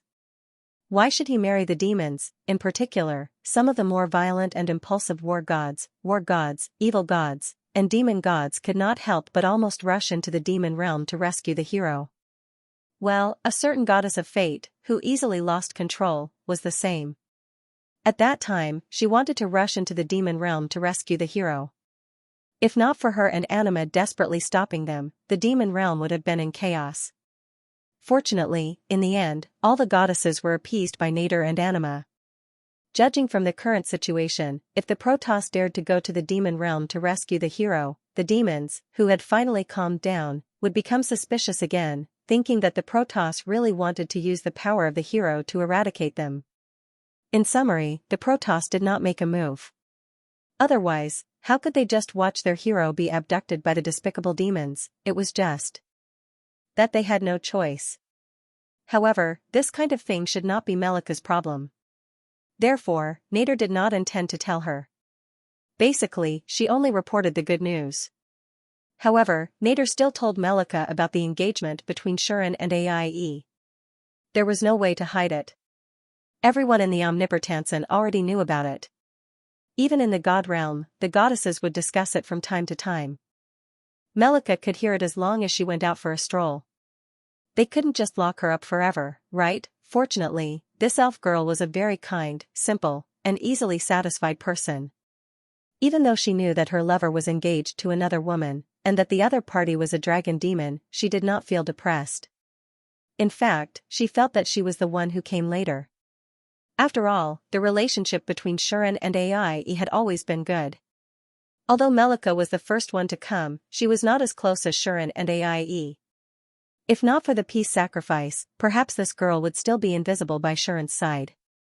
Now that she could get what she wanted to do with Shuren, this was already the happiest thing for the elves who could only have sadness. Even though the current Melika was no longer the same as before, and was not weaker than most women in this world, it was still the same. I have a gift for you, Melika. As she said this, Nader took out a magic staff.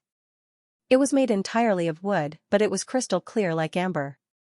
The top of the staff was like a tree root, and there was an emerald green pearl wrapped around it. Melika's attention was instantly attracted to this magic staff. This was because this magic staff was surrounded by an abnormally astonishing magic power. Just from this alone, Melika could be sure that this was definitely the highest level of magic staff in this world. Its power might even surpass that of the Elf Queen's scepter, which was passed down from generation to generation in the Elven royal family. To a mage, it was definitely not inferior to the importance of a holy sword to a hero. This is a magic staff made from the branch of a magic tree that I grew for 1,000 years, and the core of a magic crystal mine. It was made by the most outstanding god of forging in the Protoss. Nader caressed the magic staff as if she was caressing her own child, and spoke very gently. I call it the Staff of Nature, and I even used it personally for a period of time. It can be considered as a piece of equipment that I prefer. As she said this, Nader handed the Staff of Nature to Melika. With it and your unique skill, with your current level, you'll even be able to fight against an ultimate powerhouse. Nader was prepared to give such a precious weapon to Melika. This is too precious.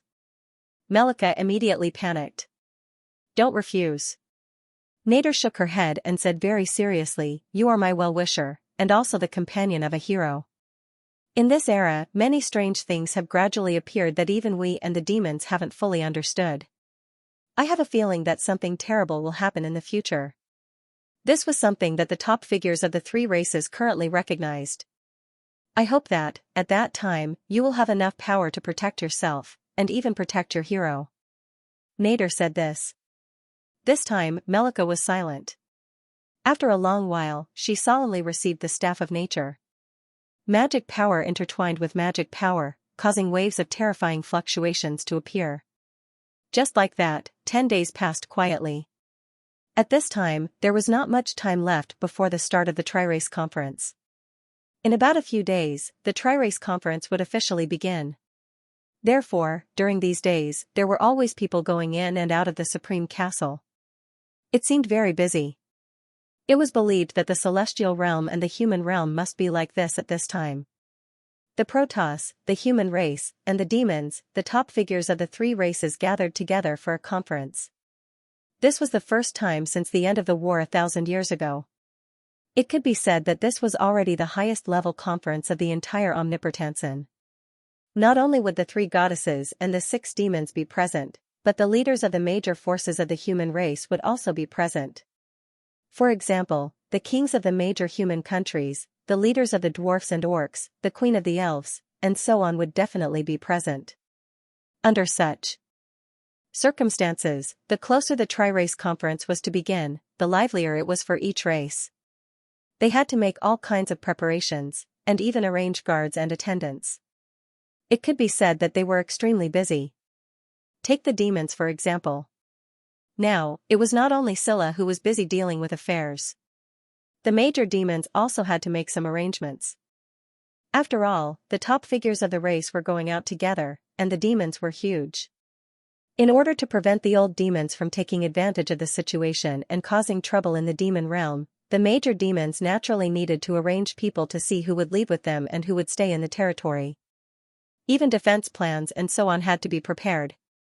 In addition to the security issues during the conference and the various problems that needed to be faced, not to mention Shafn, Ride, and Kamina, even Milu and Aie were reluctantly busy under the instructions of their sisters. Thanks to this, Shuren and his party became the most idle people in the Supreme Castle. But if it was possible, Shuren really wanted to slap those who thought that he was very idle. There was no other reason than that there were also people who would cause trouble for him. For example, the 3 stupid goddesses, the 3 stupid goddesses, the 3 stupid goddesses, the 3 stupid goddesses who said that they would keep an eye on Shuren had caused a lot of trouble for Shuren in the past 10 days. It was as if the 3 of them had suddenly disappeared while they were walking on the road, causing Shan to have to search all over the city to find them. In the end, when he found them, they had actually lost their way outside the city. It was just a basic operation. Then, when he fell asleep in the middle of the night, he suddenly felt that something was wrong with his body, and when he opened his eyes, he found 3 little girls who planned to study the body of a man out of curiosity, or when he was soaking in the bath, someone suddenly fell from the ceiling and hit him on the head, or something like that. Even when he wanted to find the demon dwellers to vent his grievances, he was interrupted by a series of demonic voices, which kept him from going to look for those bad women. In short, just thinking about it made him want to cry, but no tears came out. Unfortunately, the few devil dwellers that had been going in and out of his surroundings had all disappeared, never to appear again. This really gave Sean the urge to flip the table. Seeing that the people in the Supreme Castle were getting busier, and the little girls around him were getting more and more troublesome, Sean finally made a decision. Seeing that the people in the Supreme Castle were getting busier and busier, and the little girls around him were getting more and more troublesome, Sharon finally made a decision. At the top floor of the Supreme Castle, in the meeting room of the demons, Chaffin suddenly frowned, as if she had sensed something, and showed a look of astonishment and helplessness. "What's wrong, Chaffin?" Sela, who was discussing with her sisters about the many problems to be dealt with during the meeting, saw this scene and could not help but ask. "What happened?" Lighter also turned around. "Don't tell me it's those three stupid goddesses again?" Kamina snorted coldly.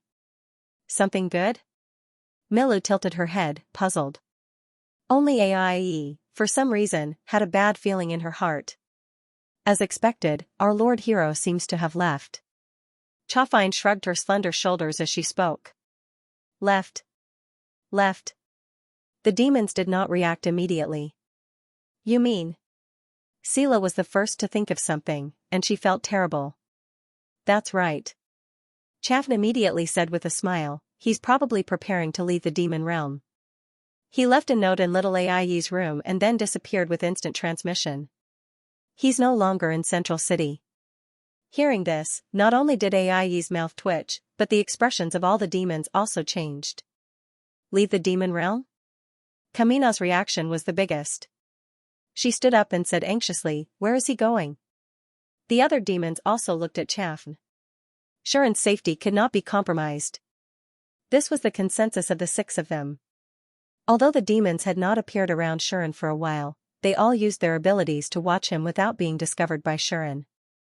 It could not be said that it was easy, but it was not impossible. This was especially so for Chaffin.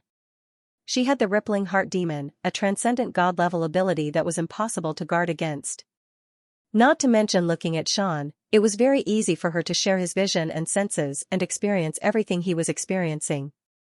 Sean thought that these demon dwellers were scared away by the three brats, but little did he know that the demon dwellers were still paying attention to him all along. Therefore, as soon as Sharon left, Chaffin, who was connected to him through Rippling Demon, immediately noticed this. She even knew where Sharon planned to go. In fact, it was not difficult to guess. "He wants to return to Mitra first, right?" Sela guessed. "Yes." Chaffin said with a smile that did not seem like a smile. "Although there is a big mess in Mitra that he needs to deal with, it seems that he would rather be killed by a chopper than be burdened to death by those three goddesses." "Chopper?" Milu tilted her head again. "What chopper?" Kamina was also puzzled. Obviously, such a strange language from another world could not be understood by anyone other than Nian and Chaffin, who could read Sharon's mind. Of course, this was not the most important thing right now. Right now, there was only one thing that was important. Since he ran back to the human world, shouldn't one of us go take care of him first? Lyda raised this question. Aie, who had been silent, immediately spoke up. "I'll go," Aie said as if it was her duty to do so. "In the human world, I have always been the one taking care of him." Hearing this, the demons cursed inwardly. "You take care of him? You're the one taking care of a lazy girl who loves to sleep, right?" Thinking of Aie's special trait of sleeping, the demons obviously did not feel at ease leaving this task to her. "Forget it, you haven't even finished the arrangements in your own territory." Sela rejected Aie's suggestion. "Can't that kind of thing be left to Grady and Bakiti?" Aie frowned and protested. "I am his fiancé, and I am also familiar with his family. It is most suitable for me to go." Unfortunately, the demons unanimously rejected this idea, making Aie feel as if these sisters were deliberately hindering her. Her face darkened. Lighter even said, "Unless you can guarantee that no matter how deep you sleep, you can wake up immediately, and you can't sleep more than 7 hours a day." This sentence made Aie fall into complete silence. He had grasped her Achilles heel tightly.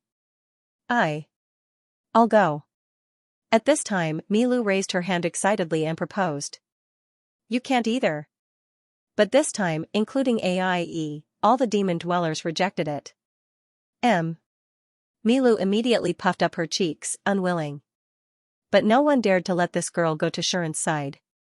That was not protection, but trouble, just like those 3 stupid goddesses. Then, I definitely can't go, there are still a lot of things I need to deal with. Sela was the first to abstain. Since I'm going to a human city, I probably won't be welcomed, right? Kamina also said this expressionlessly. As a demon with poison all over her body, entering a human city was simply a nightmare. Therefore, Kamina definitely couldn't go. Ditto. Lighter sighed. She was not the type who could fight casually. If she wanted to exert a certain amount of combat power, she had to become bigger. If there was a battle that even Shuren couldn't solve, she would not be able to do anything if she didn't use her full strength. But if Lighter used her full strength, she could casually trample a human city to pieces. In this way, she would be like Kamina, unable to move freely in the human world. In this way, only I can go? Chaffin raised her eyebrows, and a flowery smile appeared on her face. That smile was so beautiful that all the demon dweller sisters couldn't take their eyes off her. Aie had no choice but to raise her hand when she saw this. I object. Aie followed the subtle feeling of anger in her heart and said this, if Sister Chaffin goes to the human world, it will cause chaos in the country. If the beautiful and peerless beauty walked around the human world casually, it was clear how much turmoil it would cause. Moreover, Aie had always been wary of this playful second sister. She was always worried that her LSP would be infatuated by this charming second sister and forget about himself. If that guy became a toy for Chaffin to play with, Aie would probably flip the table. But, apart from me, who else is suitable to go? Chaffin said with an innocent expression, my ability is also the most suitable for protecting people. No matter what happens to him, I can find out in time. I also know where he is going. It's perfect, right? Sister Chaffin. Aie's mood became worse and worse. Perhaps it was a psychological effect, but she always felt that this annoying second sister was looking at her with the eyes of a victor, making her feel like she might be cuckolded. Aie had no idea that she had already been cuckolded. In terms of the progress and speed of their relationship, she, the nominal fiancé, had already been left far behind by her second sister. In the end, it was Sala who made the final decision. Let Chaffin go. Lighter and Milu, you two go watch those 3 stupid goddesses. They can't find anyone right now, so they've probably gone berserk. Find a time to throw those 3 goddesses back to the divine realm. Just like that, the demons decided on their next course of action, as well as the fate of some people. In the human world, there was a large continuous mountain range. It was a very famous mountain range. Due to the existence of 3 large mana sources in the mountain range, this place was known as the Spring Mountain Range. Many high-level monsters inhabited this place, and it was considered a forbidden place for adventurers. Although it was not like Tagor's forest, which had all kinds of ancient monsters that had been extinct since ancient times, there were still 3 legendary-level monsters that occupied the 3 large mana sources here. These 3 legendary-level monsters also led a group of monsters, and they gathered all kinds of monsters of all sizes. Among them, there were some high-level monsters that were level 70 and level 80. They could be said to be the 3 true overlords of this area. In the nearby cities, be it the adventurers or the private knights of the nobles, they were all afraid of this place, so it could be considered peaceful for the time being. However, the tranquility here was broken on this day. Boom! In one of the large mana fountains in the Spring Mountain Range, a huge splash suddenly erupted. A pitch-black giant shadow appeared from it, bathed in the water, and swept all the way to the sky. Roar! Roar! The monsters that inhabited this large mana source were immediately awakened, and then they were furious. One by one, they roared at the pitch-black giant shadow in the air. Roar! The dragon-shaped monster that was closest to the large mana source was almost lying on the shore. It was stunned for a moment when it was drenched by the huge splash. When it reacted, it immediately flew into a rage and let out a hysterical roar at the pitch-black giant shadow in the air. Upon closer inspection, this dragon-shaped monster was completely no different from a dragon except for the lack of wings. Not only did it have sharp dragon claws and strong dragon scales, But its head was also fluctuating with scorching mana, as if it was ready to breathe out at any time. There was no doubt that this was a dragon. Although it was not a pure-blooded dragon, it was still an earth dragon, one of the subspecies of dragons. Apart from having no wings and being unable to fly, it was no different from a real dragon in all other aspects. This earth dragon was the ruler of the large mana source here, and it was also one of the 3 legendary level overlords in the Spring Mountain range. It was level 93, and with its dragon breath ability that could break through all defenses, even the top legendary powerhouses would first think of avoiding it when they encountered it. It was already used to being domineering in the Spring Mountain range. Now, it seemed that some ignorant fellow had disturbed its rest and embarrassed it. How could it not be furious? Unfortunately, this earth dragon had kicked a real iron plate today. Huff, huff, in the falling water, the pitch-black giant shadow gradually revealed its full appearance, and a pair of huge wings slowly flapped up and down in the air, stirring up gusts of wind. It stopped in mid-air, and the aura released from its body was terrifying, causing the furious earth dragon's roar to stop abruptly. It was not only the earth dragon, but even the surrounding monsters that were under the command of the earth dragon seemed to have been strangled, and could no longer make a sound. The pitch-black giant dragon looked down at these ant-like monsters, and its golden eyes were full of coldness. The moment they saw this scene, all the monsters, including the earth dragon, realized one thing. That was that this pitch-black giant dragon was definitely not an existence that they could fight against. It was a genuine pure-blooded dragon, and was known as the king of monsters. Moreover, its level was very high, and very strong. Even a legendary-level earth dragon would be burned to ashes if it dared to make another sound. Hell, the earth dragon let out a low growl and knelt down towards the black dragon in the sky. It was a sign of submission. Since even their leader had knelt down, how could the rest of the monsters continue to stand? They knelt down one by one, offering their submission to the black dragon in the sky. On this day, the invincible king of monsters descended in a corner of the Spring Mountain range. If it wanted to, it would only take a short day for all the monsters in the entire mountain range to submit to it, right? Unfortunately, it did not have the slightest intention of doing so. As it flapped its wings, the black dragon spoke in the human language. "We passed through the passage smoothly this time, master." The black dragon's words were not directed at anything else, but at its master on its back. There, a human noble young man was standing on the back of the black dragon with a cute little girl who looked like a carved jade in his arms, facing the wind. "It's good to be able to come back smoothly." The young man breathed a sigh of relief and said, "I'd been worried that the passage would collapse halfway through again." If that happened, his mentality would probably collapse along with it, right? The human noble young man was Shuren, who had returned from the realm of devils. Unable to bear it anymore, Shuren, who had only left a note for Aie, hurriedly returned to the human world with Yulin and Lilith. "I've finally gotten rid of those 3 stupid goddesses, and I can also get rid of those demons in the Supreme Castle who are always envious of me. This is great." Shuren looked as if he had been reborn. Lilith was still puzzled. She did not understand what was going on. At the same time, in the Supreme Castle in the realm of devils, the 3 goddesses were at a loss when they realized that Shuren had not appeared after a day of fooling around. Where is he?"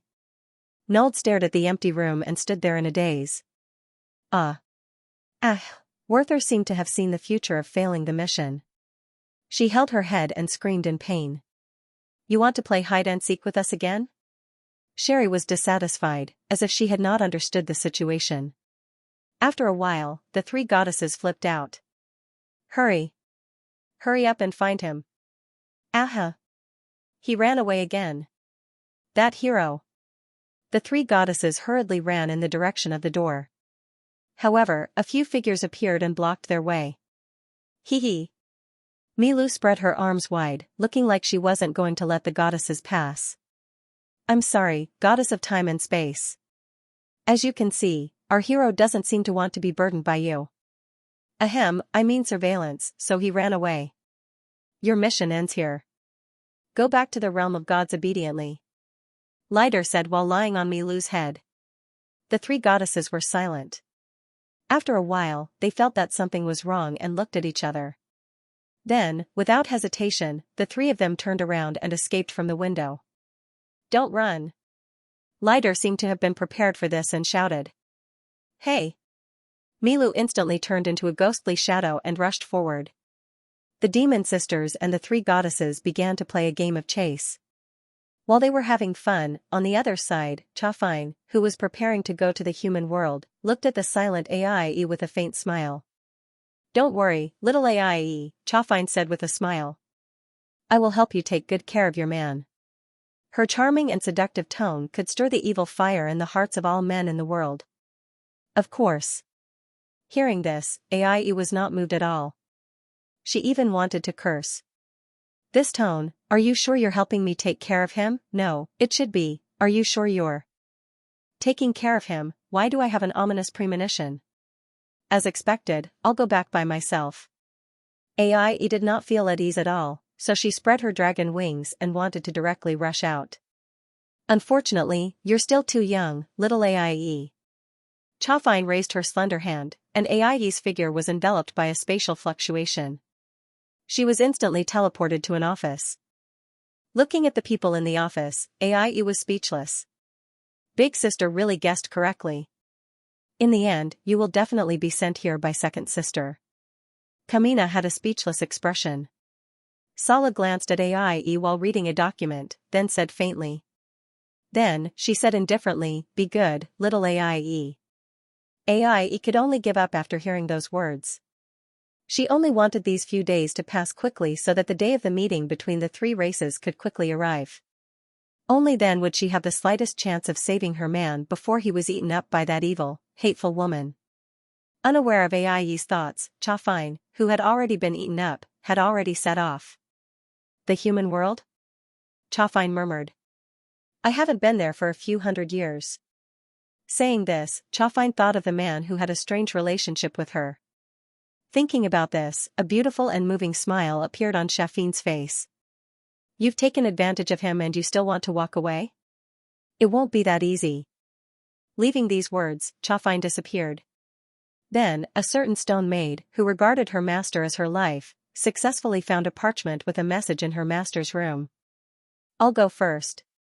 Stay in the demon realm and don't disturb me and that little man, okay?"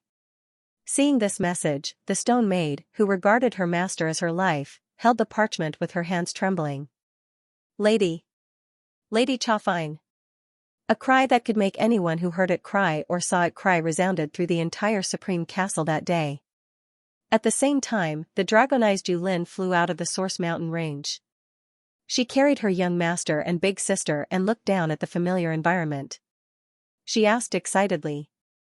"Are we going directly back to the Mitra kingdom, Master?" Yulin asked. Shuren hugged Lilith, and the beautiful face that could be called the #1 human appeared in his mind. Then, Shuren smiled. "Let's go directly to the Mitra kingdom." Shuren gave this order. "Got it." Yulin replied loudly and flew forward in a joyful mood.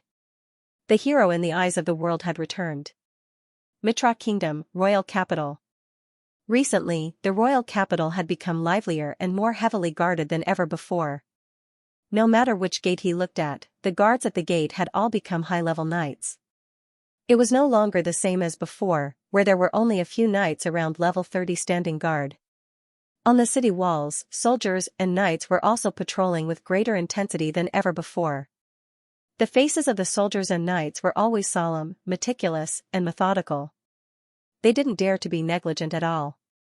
If someone with keen senses were observing the Imperial City right now, they would realize that not only was the Guardian Barrier in the Imperial City operating at full power, but there were also many obscure magical spells and even magical tools set up in every direction of the Imperial City, forming an extremely powerful defensive system that protected the Imperial City from top to bottom. Under such circumstances, there were long queues in front of the royal capital's city gates. Everyone who entered the city had to go through the strict inspection of the guards, be it civilians, merchant caravans, or nobles. It was especially so for the nobles. Even though their faces were filled with impatience, they had no choice but to accept the inspection. It could be seen that the royal capital was heavily guarded today. This was something that couldn't be helped. At this moment, in the streets and alleys of the royal capital, there were luxurious convoys passing by frequently, which caused the citizens to discuss animatedly. That's the convoy of the king of the neighboring small country in the south, right? There's also the king's guards of the western countries. That seems to be the convoy of the dwarfs' higher-ups. And over there, that's the convoy of the orcs' clergy. The citizens couldn't help but sigh as they watched the luxurious convoys drive past them. This is the first time I've seen so many foreign bigwigs appearing every few days. Isn't it the same? I thought it was already amazing that so many foreign princes and young masters appeared during Her Highness Rosie's selection of a husband. Who would have thought that so many bigwigs would arrive in the royal capital in such a short time? This time, they're the top figures of various races, countries, and forces. They're all real higher-ups with real power. They're much stronger than those princes and young masters who rely on their backgrounds. I heard that the bigwigs of the Protoss and demons will also come to the royal capital. 3 goddesses and 6 demons. I thought that commoners like us wouldn't be able to see bigwigs of that level. If we're lucky this time, we might be able to see them. I want to see the Protoss goddess Nadia. I heard that goddess Nadia is the most perfect goddess of the Protoss. I've been looking forward to seeing her for a long time. I want to see Her Highness Chaffney of the demon race. She's rumored to be the most beautiful woman in the world. I want to meet Her Highness of the Saintess of the Beastman. The Saintess of the Saintess of the Saintess of the Demons. Her Holiness the Orc Saintess isn't bad either. The elders have said that foxmen are as beautiful as elves. The goddesses that I didn't even dare to think about in the past are actually coming to the capital now. I hope I'll have a chance to see them. Just like that, the citizens discussed all kinds of things in high spirits, vividly displaying the liveliness and prosperity of the royal capital. Such a scene would probably continue to appear for a period of time to come. After all, the Tri-Race Conference was about to begin. The bigwigs of various races, countries, and forces would continue to appear in the royal capital, making the royal capital unprecedentedly lively. Everyone knew that this place had been chosen as the venue for the Tri-Race Conference. Therefore, the legendary figures that were impossible to see in the past might really appear.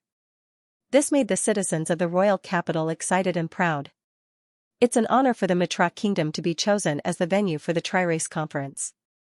No matter what, this is the Kingdom of the Brave. There's really no place more suitable for the Tri-Race Conference than here. This was the truth. When deciding on the venue for the conference, the Protoss and the demons did consider their own territory, but they rejected it in the end. At that time, the Protoss and the demons were still suspicious of each other. The demons thought that the Protoss had secretly summoned the brave to cause trouble, while the Protoss also thought that the demons had planned this unexpected summoning of the brave to start a new war. At that time, no one was willing to believe that the other was innocent, and they were also a little suspicious of each other. This way, both sides were naturally unwilling to let their leaders step into the enemy's territory, in case they fell into a trap. Therefore, setting the Tri-Race Conference in the human world could be said to be inevitable.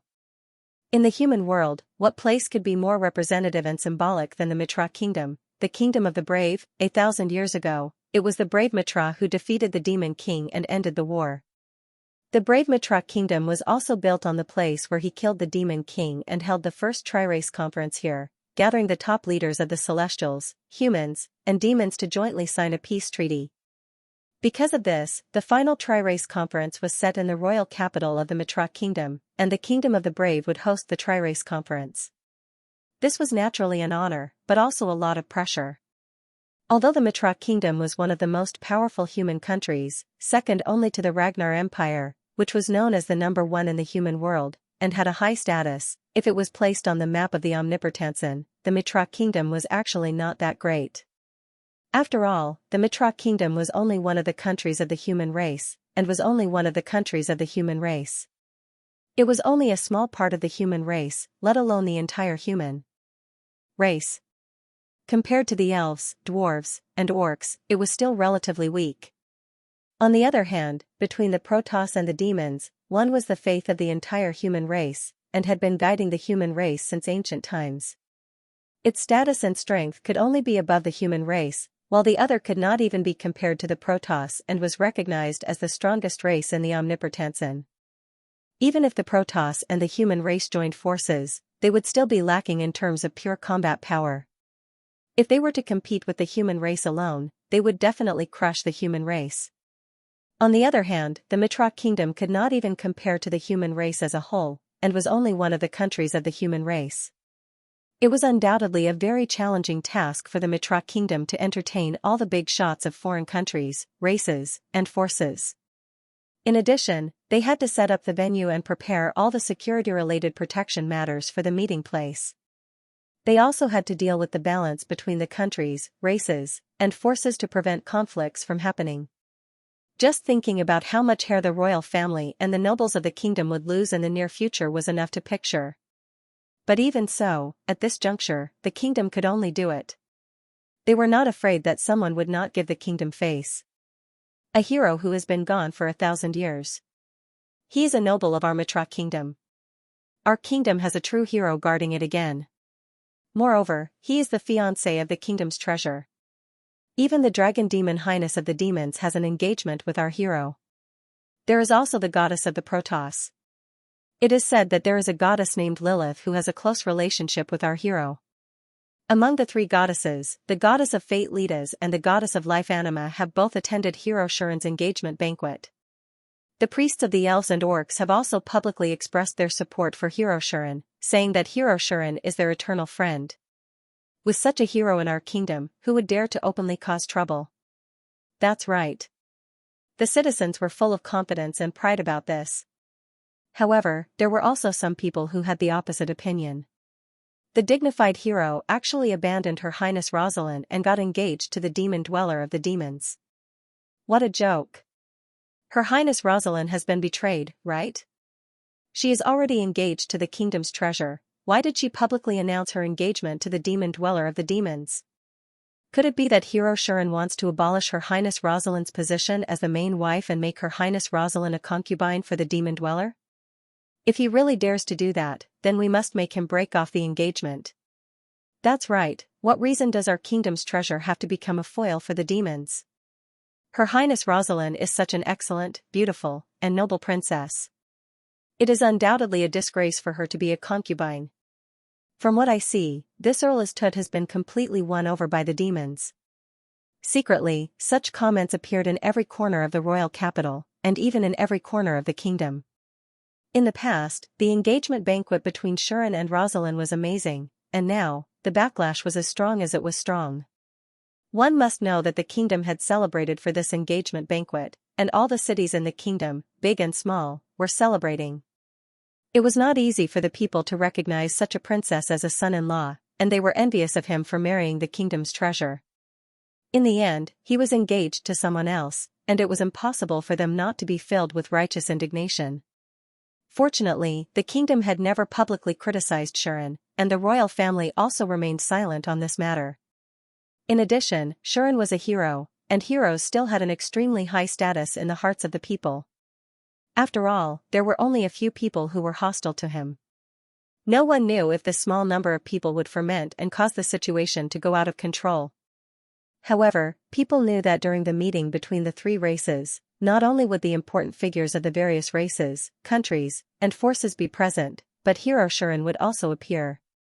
At that time, not only would there be many matters regarding the summoning of the hero, but the issue of the engagement between the hero and the demon dweller and the kingdom's treasure would also be placed on the table of discussion. What would be the outcome of this meeting? Many people were waiting to see. It was also at this critical juncture that a pitch-black dragon finally descended from the sky above the royal capital, arriving at this place. Roar! The dragon's roar resounded through the sky and into everyone's ears. At this moment, there was a brief silence in the royal capital. Then, it completely erupted. Roar! The dragon's roar seemed to shake the heavens. It was like an invisible sound wave, reverberating in the capital city, layer after layer. At this moment, all the citizens in the royal city were stunned. When they came to their senses, they widened their eyes one after another. Not to mention the ordinary citizens, even the important figures from all over the world who had entered the royal city to participate in the meeting between the three clans in a few days reacted quickly. All of them ran out of their carriages, mansions, and buildings to look at the sky. The scene of the huge, pitch-black dragon spreading its wings and roaring at the sky deeply shocked everyone. Along with the shock, there were also emotions such as shock, hesitation, joy, and excitement. That is Adol's black dragon. It's Adol's black dragon. As residents of the royal city, the citizens were the first to recognize the origin of this pitch-black dragon. After all, this dragon had been soaring in the sky above the royal city not long ago and would appear from time to time. Everyone knew who its master was. Now that it had returned, everyone knew what that meant. That lord is back. Count Borstad is back. Our hero is back. Many citizens cheered. He's back. He's finally back, he's finally back. The nobles who also lived in the royal city had some sort of relationship with Shuren, or had no relationship with him, but knew of Shuren all had complicated expressions on their faces. That's her. The important figures from all over the world who came to the royal city for the first time and saw Yulin for the first time fell into deep shock and did not react for a long time. Meanwhile, in the heart of the royal city's noble district, Borstad's servants ran out of the mansion one after another. When they saw the familiar black dragon, they were all pleasantly surprised. Mr. Shuren. Lumia looked at the black dragon in the sky and was overjoyed. Are you finally willing to come back? Vivian was still wearing her armor and carrying a huge shield on her back. She had a gentle smile on her face. Beside Vivian, there were two other people. One of them was Ter, who wore a black robe and half a mask on her face. Ter stared at Yulin, who was hovering in midair. His eyes flickered, but he was neither happy nor sad. The other person was a familiar face that she had not seen for a long time. Is that the dragon that he's rumored to have subdued? Lily's eyes glinted as she stared at Yulin. The daughter of the Lazahad family, the leader of the Ramjan Adventurers Guild, and Vivian's childhood friend who had helped Sean forge an identity had finally returned to the royal city. Of course, Lily was not the only one who had returned.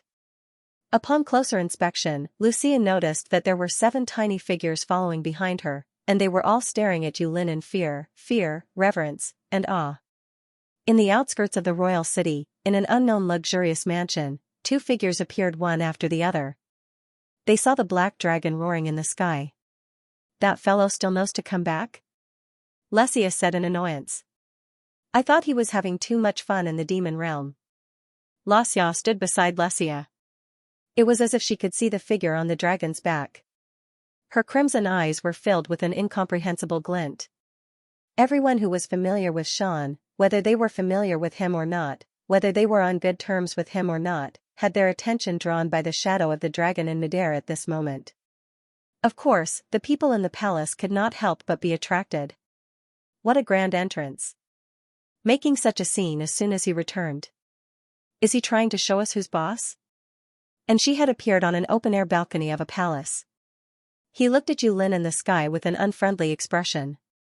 Alidia stood behind and she in silence. However, his eyes flickered with fighting spirit. Even the aura on his body was fluctuating. It was even vaguely stronger than when he fought Shuren. Liao was also in her own bedroom. She stood by the window and looked at the black dragon in the sky. She spoke with some dissatisfaction, but also relief. It's good that you know to come back early. Liao could imagine how her younger sister was feeling right now. Hero, Shauna stood behind Liao as well. She looked at the sky with a complicated gaze, as well as a hint of admiration. It was not just Shauna. Many people who were close to Shuren, whether they were familiar with him or not, whether they were on good terms with him or not, could not help but feel the same way. After all, the Shuren of today was completely different from before. In the past, Shuren was outstanding and powerful, but in many people's eyes, he was still a talented person who climbed his way up from the lowest rung of the ladder to the position of a noble, and finally climbed up the tree to become the fiancé of the kingdom's most precious treasure. People would admire such an existence, but they would also feel indignant. But today, Shuren was no longer just Count Borstad. He was a genuine hero. It was easy to imagine how special this identity was in the Mitra kingdom, the kingdom of the brave. When they thought about how the famous Count Borstad had changed in just 2 months, becoming a hero that should not have appeared in 1,000 years, and should not have appeared, many people could not help but feel complicated. There was only one person who was looking forward to Sean, but not because of his identity as a brave. On the balcony of a bedroom deep in the palace, the figure who seemed to have stolen all the light around him stood against the wind for a while. His golden eyes seemed emotionless. Humph. After a while, the figure snorted coldly. The golden color in his eyes faded, and they returned to their original wine-red color. Strong emotions gradually surged in his eyes. Thump thump, it was as if a rhythm appeared in the figure's body. It was profound and mysterious. This rhythm was successfully transmitted to the figure in the sky. Thump thump, the heartbeat appeared in Shuren's chest. He stood on the dragon's back, hugged Lilith, and looked down at the capital with great emotion. He seemed to have sensed something. He turned his head and looked in a direction. That direction was the center of the capital, where the island in the middle of the lake was located. Or rather, the palace was located on the island in the middle of the lake. Separated by a long distance, the man and woman with the heartbeat seemed to be able to penetrate through space and look at each other. It was as if they could see each other at this very moment. Just like that, Shuren maintained his posture and looked in that direction for a very long time. Lilith, who was in Shuren's arms, seemed to have sensed something. She tilted her head in confusion. It's okay. Sean came back to his senses and patted Lilith's little head to calm her down. Immediately, Shuren took a deep breath and said to Yulin, who was under him. All right, let's go in. Following Shuren's order, Yulin seemed to have been waiting for this moment for a long time. She let out a joyful roar and then rushed down to the capital. This scene was naturally seen by everyone in the imperial city. Wait. Many people could not help but exclaim. These people included Xianxia, Lia, and most of the nobles. This was because they were the most aware that the capital at this moment was no longer the same as before. For the sake of safety during the conference and the management of all aspects of order, the sky above the capital had been banned from flying. The boundary was operating 24 hours a day, and there was no way to fly into the capital from midair. Currently, the capital could only be entered and exited from the city gate, and it was also subject to extremely strict checks. Apart from the city gate, it was impossible to enter and exit from other places, including the sky. Of course, no one doubted that the dragon could not fly into the capital. No matter how high the level of the boundary of the capital was, in the face of a dragon's breath that could break through all defenses, it would definitely not be able to stop a dragon unless it was the strongest defensive magic that the elves were proud of, the cleansing flower veil. For Yulin to fly down like this, it was either blocked by the boundary, or it used its dragon's breath to break through the boundary. There was no third possibility. The people were afraid that the latter would happen. Therefore, those in the know all exclaimed in surprise. Unfortunately, they had underestimated Shuren. Swoosh! Just as Yulin was about to come into contact with the boundary, its figure suddenly flickered, and as if it had teleported, it passed through the boundary and arrived inside the boundary. Under such circumstances, Yulin continued to descend without any hindrance. Many people, including Lia, could not help but breathe a sigh of relief. That kid has just returned, and not only did he give me a show of strength, but he's also planning to scare me to death? Xianxia was furious. He can even pass through the boundary of the capital as he pleases now? Ali Dia, however, was paying attention to something else. He looked deeply into the air and said, "It seems that he has become even stronger." Stronger? Xianxia calmed down and murmured, "Indeed, as a hero, he will only become stronger. He can't possibly stay where he is." It was unknown whether this was a good thing or a bad thing. In any case, he still owed the royal family an explanation. The engagement with the dragon demon was something that even the commoners were not happy about, much less the royal family.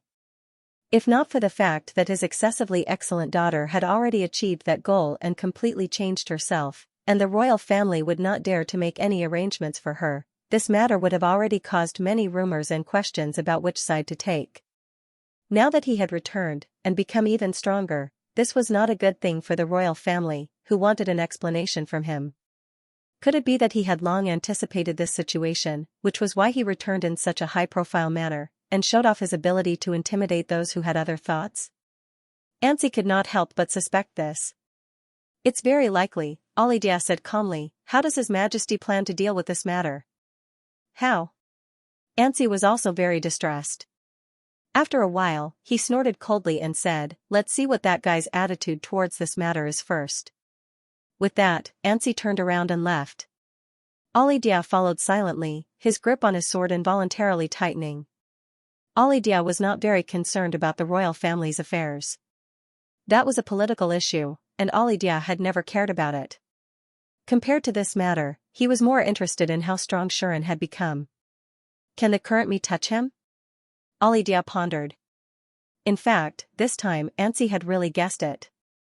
Shuren's high-profile return this time was indeed intended to intimidate some people. He knew that when he was officially engaged to Rosie, suddenly getting engaged to someone whose status and strength were higher than Rosie's would definitely put the royal family in a difficult position. They would definitely not be willing to see their princess become someone else's foil, and even more so, they did not want the dignified kingdom's treasure, the legitimate descendant of the hero of Mitra Kingdom, to be someone else's concubine. Therefore, even if Shuren had not expressed his stance, those people would definitely have some ideas. In fact, Shuren could even guess that many people would take this opportunity to publicly call off his engagement with Rosie. Even if he was a hero, the dignified kingdom of heroes would not be so thick-skinned as to shove their precious princess to him. Even if Rosie was still the main concubine, Shuren did not think that everyone in the kingdom would be happy about Rosie marrying him. No matter what, Rosie was the kingdom's treasure, the most beautiful human, and the spiritual pillar of everyone in Mitra Kingdom. She was an idol that all men, women, old, and young looked up to. Many of those who were interested in Rosie probably wished that Rosie would break off her engagement with Sean as soon as possible so that their families would have the chance to continue pursuing the princess in order to ascend the throne. Therefore, after much consideration, Shuren decided to be more high-profile and forceful. He wanted many people to wake up and realize that they had to think twice before going against him. As for Rosie, alright, Shuren was previously worried that he would be killed. Now that he was back, he did not think too much about it.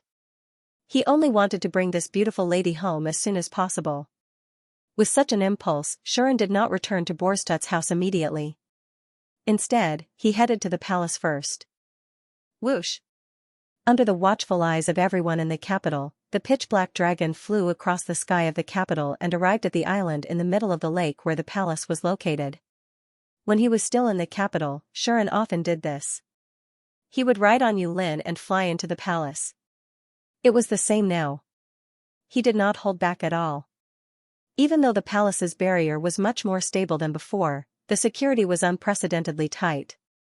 Shuren also urged Yulin to fly straight into the palace. When they were about to touch the barrier, he used his teleportation ability to transfer himself, Lilith, and Yulin to the inside of the barrier, and successfully entered the palace. After entering the palace, Shuren did not let Yulin stop at the familiar magical creature square. Instead, he continued to fly inside. Until he saw the familiar bedchamber. Eh? Suddenly, Shuren exclaimed in surprise. Yulin also stopped abruptly. Looking at the bedchamber in front of her, she subconsciously let out a low growl as if all the scales on her body were standing up. Even Lilith could not help but raise her head and look in the direction of the bedchamber in surprise. There was an indescribable aura fluctuating there. Thump, thump, at this moment, the rhythm in Shuren's chest seemed to have become even more intense. Shuren even felt that his arm was burning, so he could not help but roll up his sleeves and look at his arm. Looking at it, Shuren was stunned. He saw that on his arm a mysterious and ancient mark was shining and even heating up, fluctuating with the rhythm of his chest. Naturally, Shuren knew what this mysterious and ancient mark was. The teeth mark left by Rosie. Yes, this was the mark that Rosie had left on Shuren's hand. The same mark was on Shuren's other hand. That was the mark of Lilith's true seal. Shuren still remembered that when he was with Nian, the goddess told him that the mark that Rosie had left on him was also the true seal, a symbol of the Protoss goddess's core of existence. But Rosie was clearly a human being, so why did she have the core of existence that only the Protoss goddess possessed? This question had also existed in Shuren's mind for a long time. But seeing that Rosie had no intention of explaining, and did not even mention this matter again, Shuren suppressed it in the bottom of his heart and chose not to ask. Gradually, Shuren had almost forgotten about this matter. Who would have thought that today, this, true seal, would have such a strange reaction? No, this is not an inexplicable reaction. The reason why the true seal had such a reaction was entirely because of the aura that lingered around Rosie's chamber. That otherworldly holy aura Shuren had only seen on one kind of existence. That was a goddess. And it was not an ordinary goddess. What the hell happened? Sean was bewildered. Not to mention Shuren, even Lilith was staring in the direction of the chamber with a trace of seriousness on her small face. Yulin almost growled unthreatened. From this, it could be seen how rich and powerful the divine aura was. After thinking for a while, Shuren indeed spoke. Let's land, Yulin. Shuren was not going to directly bring Lilith and Yulin in. Master. Yulin spoke in a low voice, as if she wanted Shuren to be careful. Don't worry, Shuren said softly, I have a feeling that this will not be a bad thing. Hearing this, Yulin hesitated for a while, then nodded her head and descended. Bang! With a dull sound, the pitch-black dragon landed heavily in front of the door of the chamber, raising a cloud of dust. Holding Lilith, Shuren jumped down from Yulin. Hugging Lilith, Shuren jumped down from Lin's body. Yulin's body immediately shone with the light of magic power. She gradually shrunk in the light, and finally turned into a beautiful girl with long, straight black hair. She landed beside Sean. At this moment, the door of the chamber opened. A group of female knights rushed out of the door and came in front of Shuren and the others. They were the female knights of the Holy Sword Squad. Count Potter Tut. The female knights gave Sean a knight's salute in unison. Shuren nodded and said, Where is Rosie? That was the only thing he cared about now. A female knight walked out of the group and bowed to Shuren again. Her Highness has been waiting for you for a long time. Obviously, Rosie was the one who had arranged all this. At this moment, a solemn, strict, and solemn atmosphere filled the entire chamber. To be honest, the pressure was not small. Fortunately, Shuren was no longer inexperienced. He did not know how many times he had seen a bigger scene than this. Thus, Shuren did not waste any time. Bring me there. As Shuren said this, he handed Lilith to Yulin and patted her head, Wait for me outside. Okay. Lilith was undoubtedly very obedient. Seeing that the situation was very serious, she immediately nodded obediently. Be careful, Master. Yulin was still a little worried and could not help but remind him. The aura that permeated this place gave this dragon a strong sense of deterrence. Yulin, who had reached the extreme level and successfully transformed into a human, awakened the unique skill, dragonization, gave off such a strong sense of deterrence. This proved that the owner of this aura was much scarier than an ordinary extreme level being, even if he was not a transcendent level being. Yulin even suspected that the three goddesses and the goddess of justice had appeared here and purposely released their aura to provoke them. Thus, even the usually fearless Yulin could not help but feel a little afraid. On the other hand, Shuren was feeling the rhythm of his chest and the heat from the true seal mark. He did not feel worried at all. Don't worry. This was all he said. Soon after, he was welcomed by a group of female knights and entered the bedchamber. Yulin and Lilith were left behind. Of course, the two of them were also fully focused on the chamber in front of them. Once there was any movement, the two of them would definitely rush in at the first instant. However, this did not seem to be necessary. After 2 months, Rosie's chamber naturally did not change much. It was still as glorious and luxurious as ever. There were no more noble young masters like when he first arrived. There were also no more gazes that looked at him as if he was a rival in love. Shuren felt like he had stepped into a temple, strolling in the quiet and solemn palace corridor. Along the way, the female knights saluted Shuren one after another. There was a guard every 3 steps and a guard every 5 steps. They occupied every corner of the chamber. The security was strict and solemn. Compared to the past, it was a world of difference. Seeing this, Shuren fell into deep thought. If it was the Sword Saint Knights of the past, they would definitely not be able to do this. In the past, there weren't many Sword Saint Knights, so it was impossible for them to occupy every corner of the bedchamber and have people standing guard in every direction. Therefore, the female knights of the Sword Saint Knights basically only guarded the corridor leading to Rosie's room, unlike now, where there were people in every corner. What did this mean? The scale of the Sword Saint Knights has been expanded, right? Moreover, it was not just a little bit. The female knights who looked unfamiliar told Shuren that the scale of the Sword Saint Knights now was probably much larger than before. There were definitely more than a few hundred people. There might even be thousands or even tens of thousands of people. This scale of private knights had far exceeded the scale of the private knights of the ordinary nobles. One must know that even the royal knights at their peak only had tens of thousands of people, and the imperial knights only had 77 people. If Rosie's Sword Saint Knights had thousands or even tens of thousands of people, it would be enough to become the military force of the kingdom. However, it was not that easy to organize a group of at least a few thousand female knights. Shuren found that the highest level of these female knights was only 60, and the lowest was 30. Only the female knight who came out to greet Shuren at the beginning had reached level 73. Shuren had never seen this female knight who had reached level 73 before. In other words, she had been recruited during these 2 months.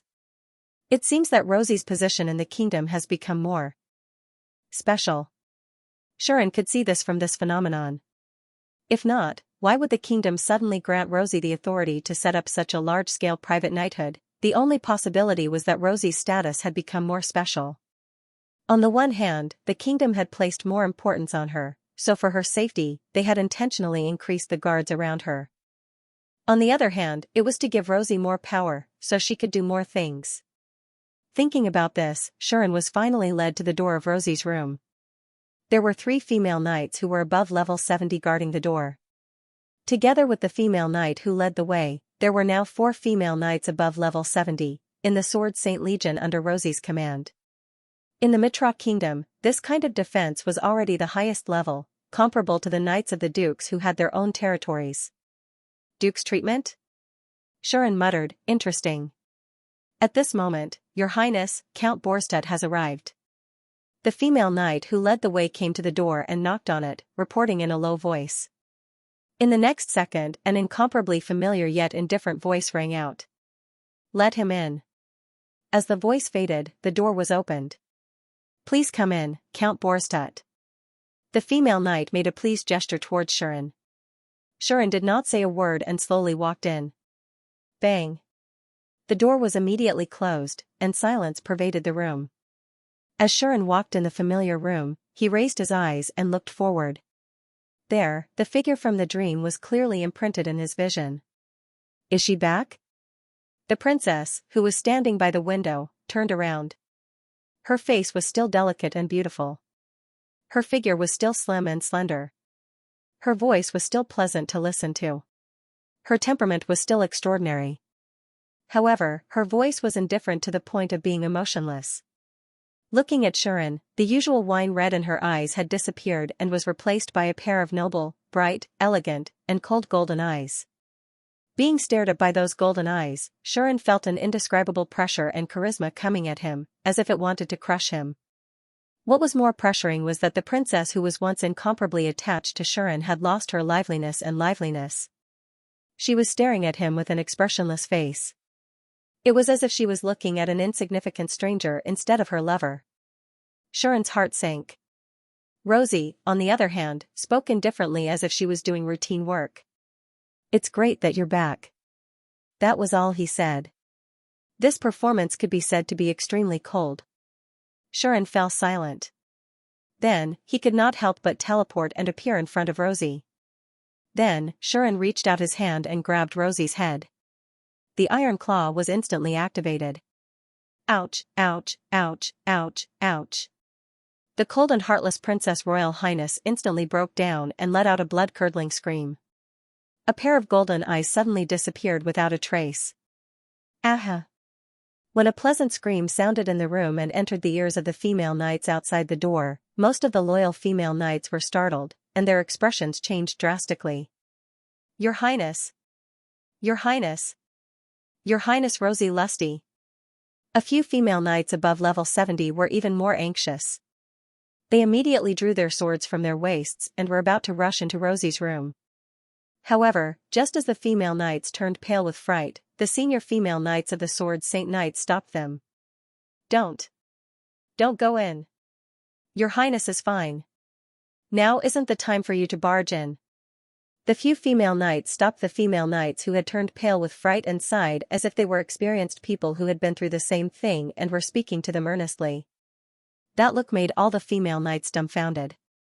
Why can't we barge in? A high-ranking female knight who was straightforward and outspoken asked.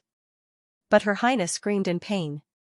I've never heard Her Highness Rosie Lusty scream like that. Something horrifying must have happened, right?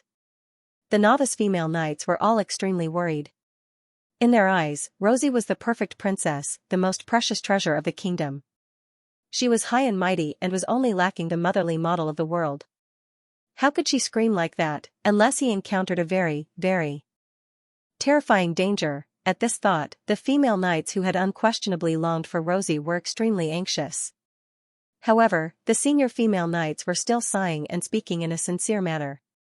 You don't understand. Yeah, you don't understand. How can Her Highness Rosie and Courtier Podet not scream when they are alone together? When the two of them are together, it's normal for them to hear whatever sounds they hear. That's right. We're used to it. A group of senior female knights were like this, not surprised at all. The newbie female knights could only type out question marks one after another.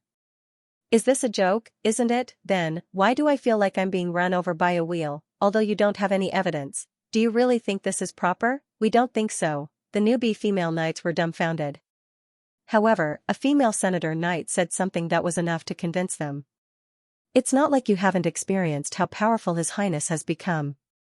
Moreover, the hero himself is inside, and the two of them are engaged. Do you really think that under such circumstances, His Highness can still encounter danger? This was a very convincing argument. But, the novice female knights still wanted to say something. Unfortunately, the senior female knights didn't give them the chance. All right. Everyone, return to your posts. It'll be fine.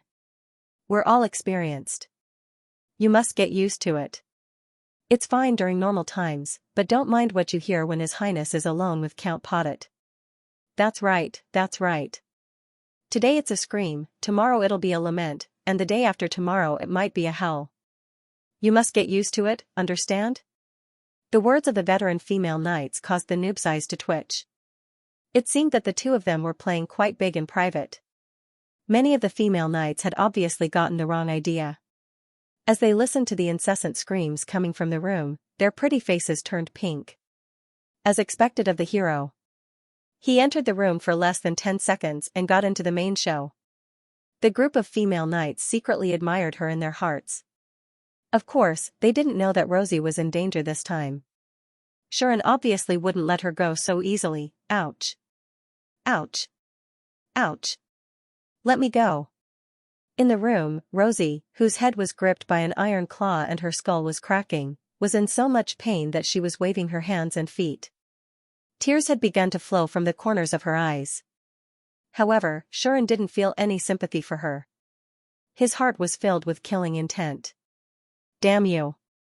You haven't been back for 2 months and you're already tearing the roof tiles? Sean said with a poker face, you're still putting on that cold and heartless act, making it seem like I'm entering the palace to meet the queen. Do you really think that you can pretend to be real after hiding your true nature for 17 years? You're not a drama queen anymore, are you? As he spoke, Sean continued to exert force, causing Rosie's screams to become louder and louder. The novice female knights outside the door felt their hearts skip a beat. Rosie could only struggle and complain with tears in her eyes. Who told you to go out for 2 months and inexplicably cause so much trouble? You even abducted such a terrifying fiancé. Do you know how hard it was for me to clean up after you? Rosie felt wronged. Sharon wasn't completely free of guilt. But even though he felt guilty, she still dared to put on such a show to her man after he finally came back. If he didn't teach her a lesson, she might really do something like kneeling on a durian in the future. That wouldn't do, so Sharon forcibly removed his conscience and spoke without mercy. That's a different matter. I can bear the consequences of my mistakes, so you naturally have to bear the consequences of your mistakes. Rosie was infuriated by Sharon's sophistry. You're trying to bluff your way out of this. Not only did you not want to admit your mistakes, but you also want to put the blame on me. Damn it. Are you still a man? Rosie regretted it as soon as she said this. She couldn't help it. With her understanding of Shuren, she already knew what would happen next. As expected, after hearing Rosie's words, Shuren's face showed a chilling smile. Whether you're a man or not, why don't you come and verify it? At this moment, Shuren's smile seemed so friendly and kind. But when Rosie saw it, she just wanted to shout. Help! Before she could finish her sentence, the poor princess was dragged away. Outside the door, the group of female knights had all quieted down, and it was frighteningly quiet. Whether it was the veteran female knights, the new female knights, or even the 4 high-level female knights who were above level 70, they were all quiet. Only one of them was blushing so much that it looked like blood was about to drip out. After a long time, the veteran female knight who tried to dissuade Rosie said faintly, I told you, when those two are together, it's normal no matter what kind of sounds they hear, right? Didn't I say that it's normal for those two to hear anything when they're together? So, from this day onwards, the Sword Saint Knights had a rule that only the internal members knew. That was, when Shuren and Rosie were alone, no matter what sounds they heard, they were not allowed to barge in. That was, when Sean and Rosie were alone, no matter what they heard, they were not allowed to barge in. At the same time, in the king's bedroom, Xianxia was waiting for Shuren's arrival. It was impossible for him not to see the scene of Shuren riding the dark dragon straight into the palace. Xianxia knew that Shuren must have gone to his precious daughter's side first. After causing such a huge mess, he must be feeling very guilty now that he had returned. That was why he was so impatient that he didn't even return home and went to his precious daughter's bedroom first. Xianxia expressed his understanding. No matter what, my precious daughter is the #1 beauty of the human race and the most precious treasure of the kingdom. Even if the opponent is a demon and her fiancé is a hero, with her beauty and excellence, how can she be looked down upon? So what if he's a hero? He definitely can't bear to part with my precious daughter, right? Isn't that so? Doesn't he still have to go over there and beg for forgiveness?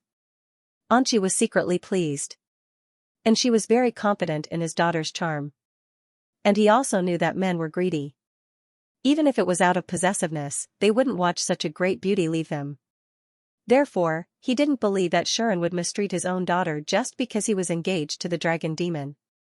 It would be better to say that in terms of personal charm, his daughter was clearly greater than the dragon demon highness, right? His daughter was beautiful and had such a good figure.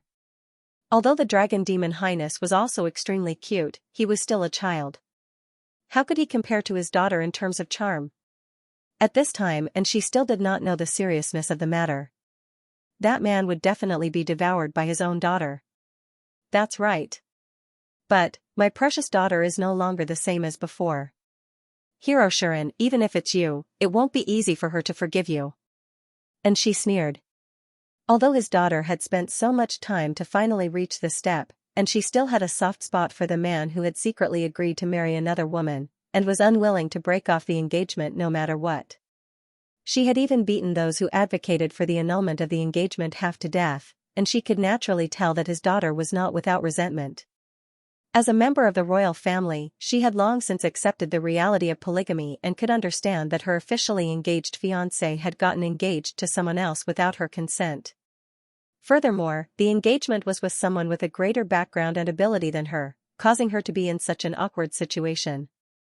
No matter what, she would definitely have some complaints about this. I want to see if you can make the current Rosie admit defeat.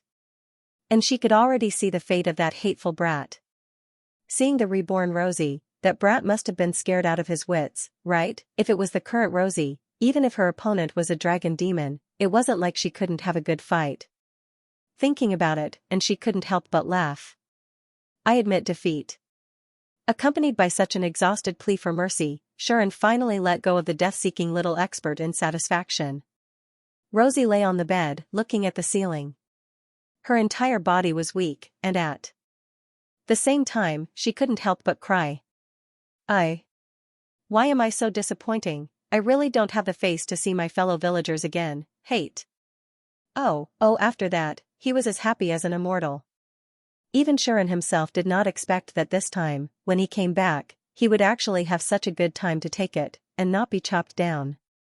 If it wasn't for the fact that his Princess Highness loved to court death, he definitely wouldn't have been able to achieve such an achievement. After all, I have a conscience, don't you think? Shuren hugged Rosie, seeking permission with an expression as if it was a matter of course. Rosie didn't want to speak, and she even wanted to kill someone. She could naturally tell that this guy was feeling proud right now, and it was the type that was extremely proud of himself. After such a torment, his originally justifiable reprimand had now become unjustifiable. She had already been taken care of, so what was the point of coming back to settle the score now? No, therefore, Rosie was also a little regretful. She regretted that she had to put on a show and deliberately scare this animal of hers.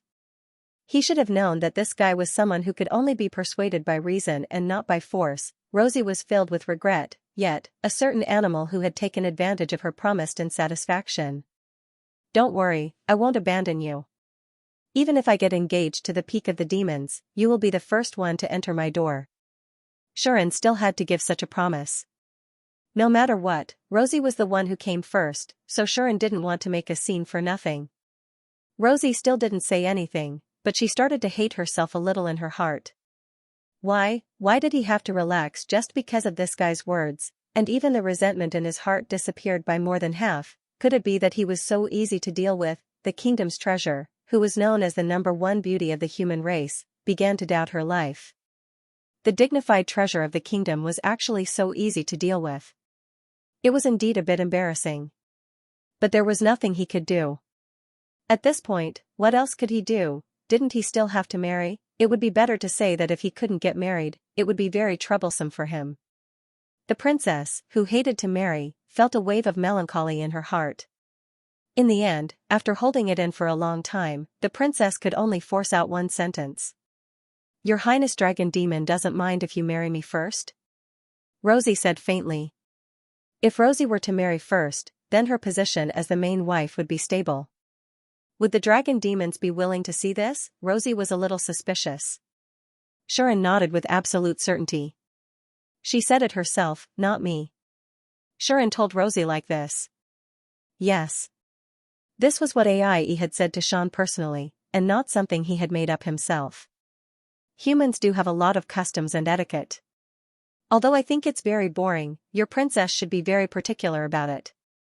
Just tell her that I don't care about it. She can do whatever she wants.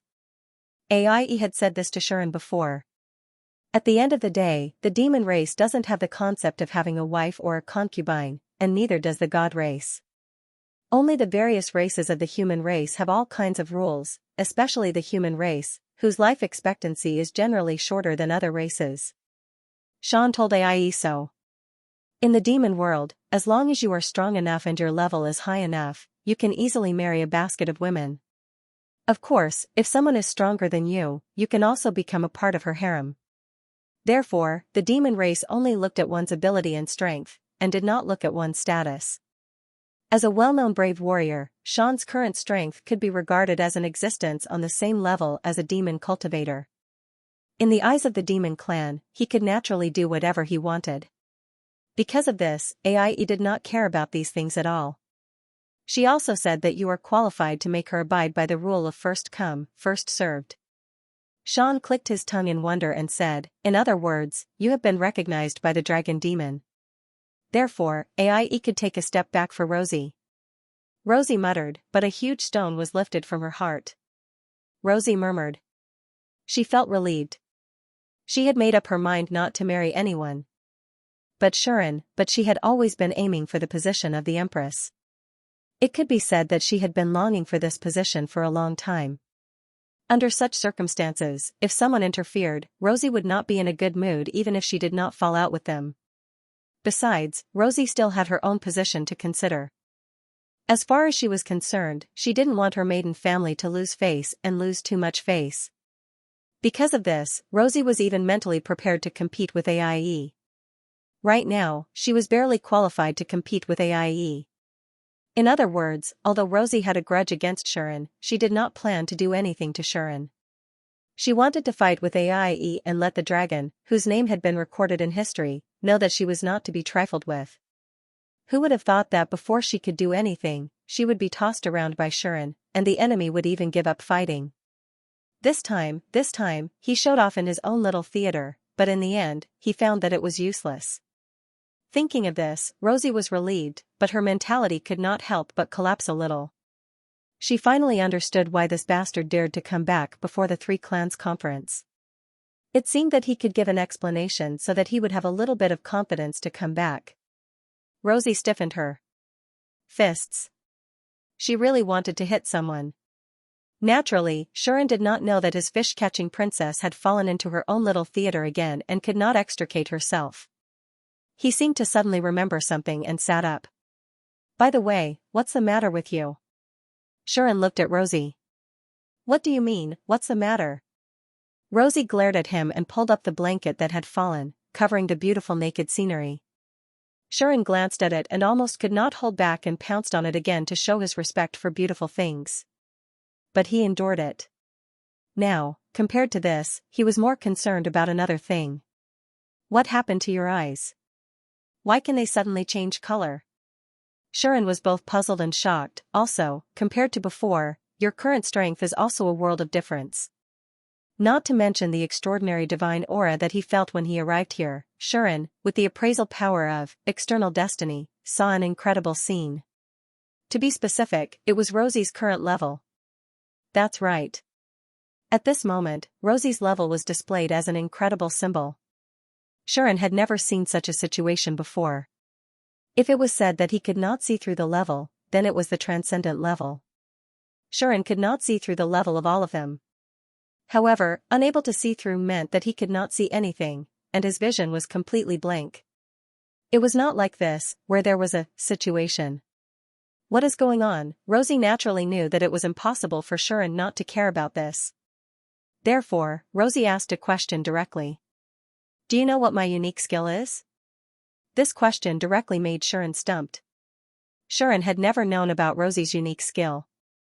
I only heard that you, like Terre, were born with a very powerful unique skill. As for what that unique skill is, I don't know. Shuren honestly told her about his situation.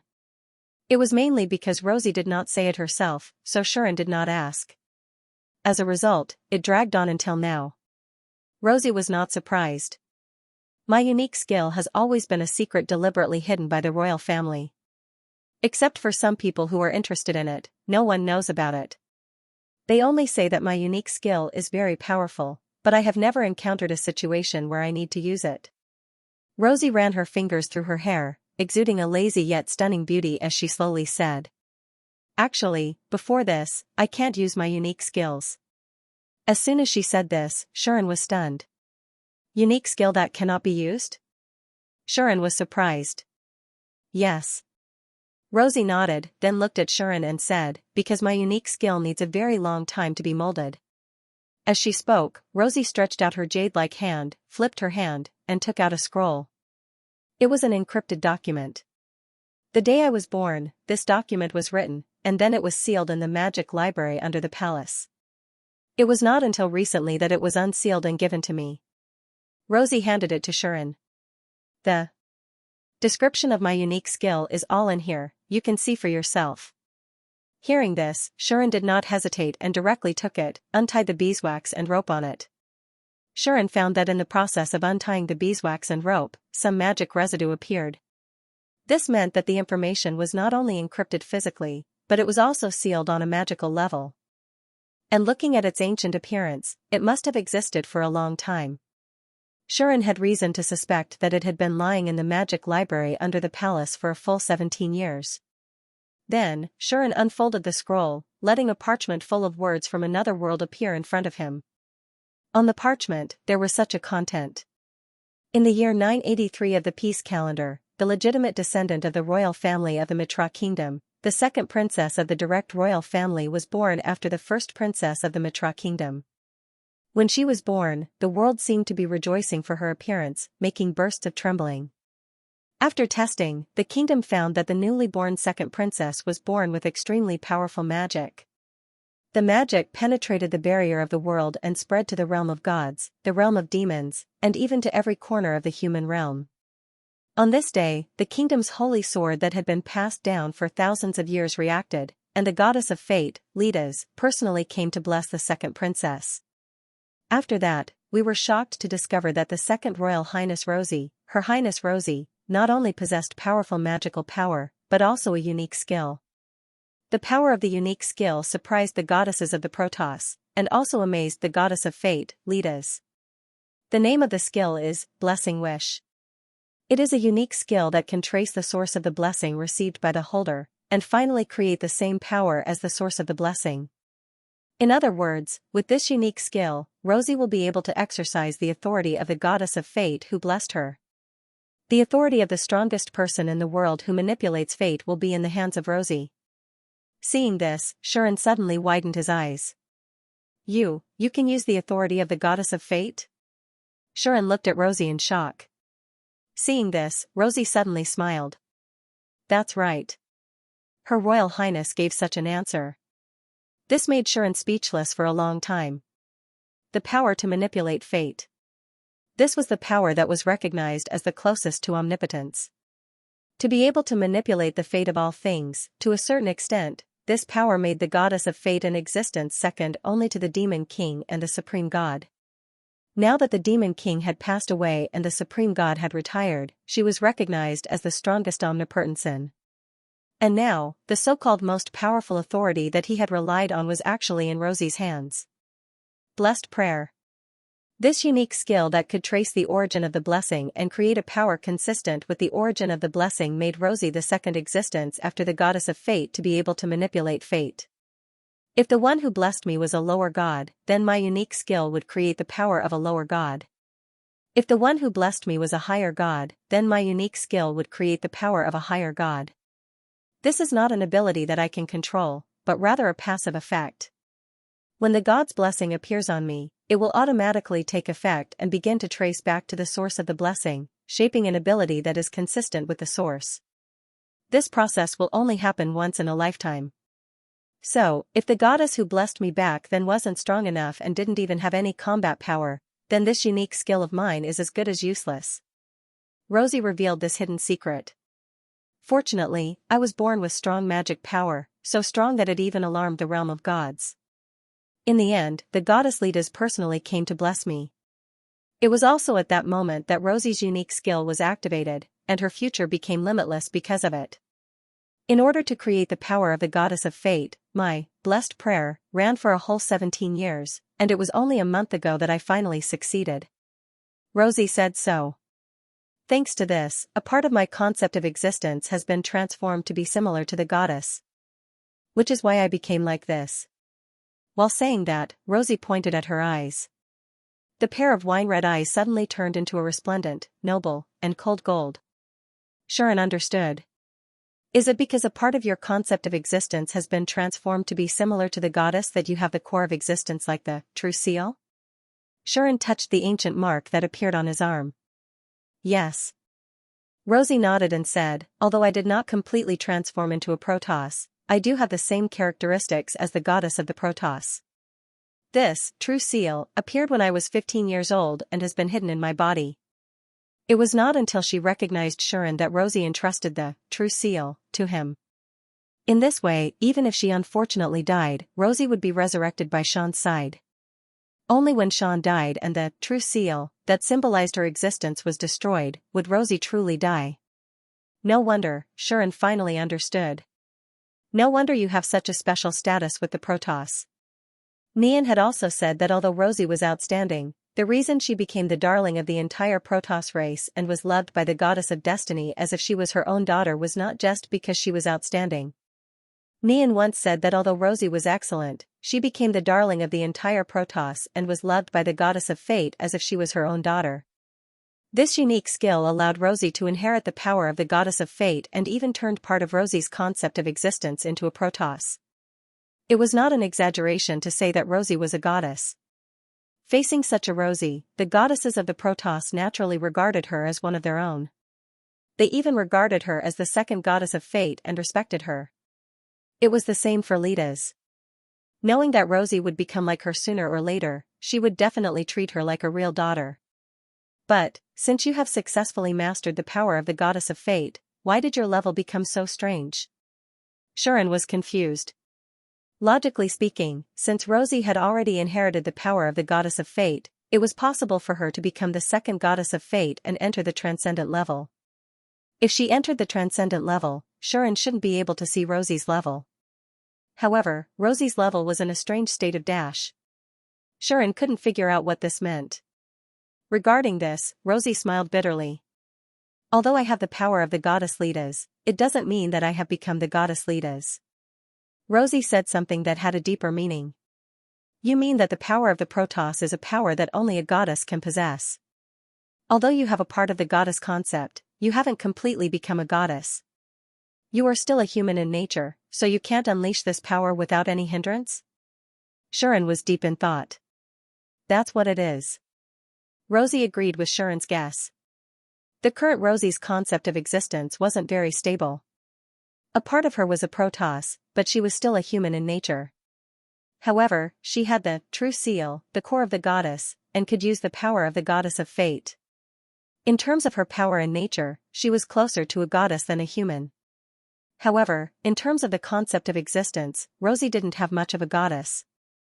The concept of being a goddess didn't have much, and she had such obvious characteristics of a Protoss. This caused Rosie's power and state to be quite unstable. That was why Rosie's level was so strange.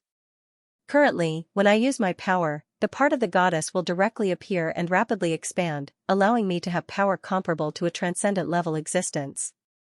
However, because I'm not a goddess, when the part of the goddess expands to a certain extent, it will be like a flood that's stopped by a dam.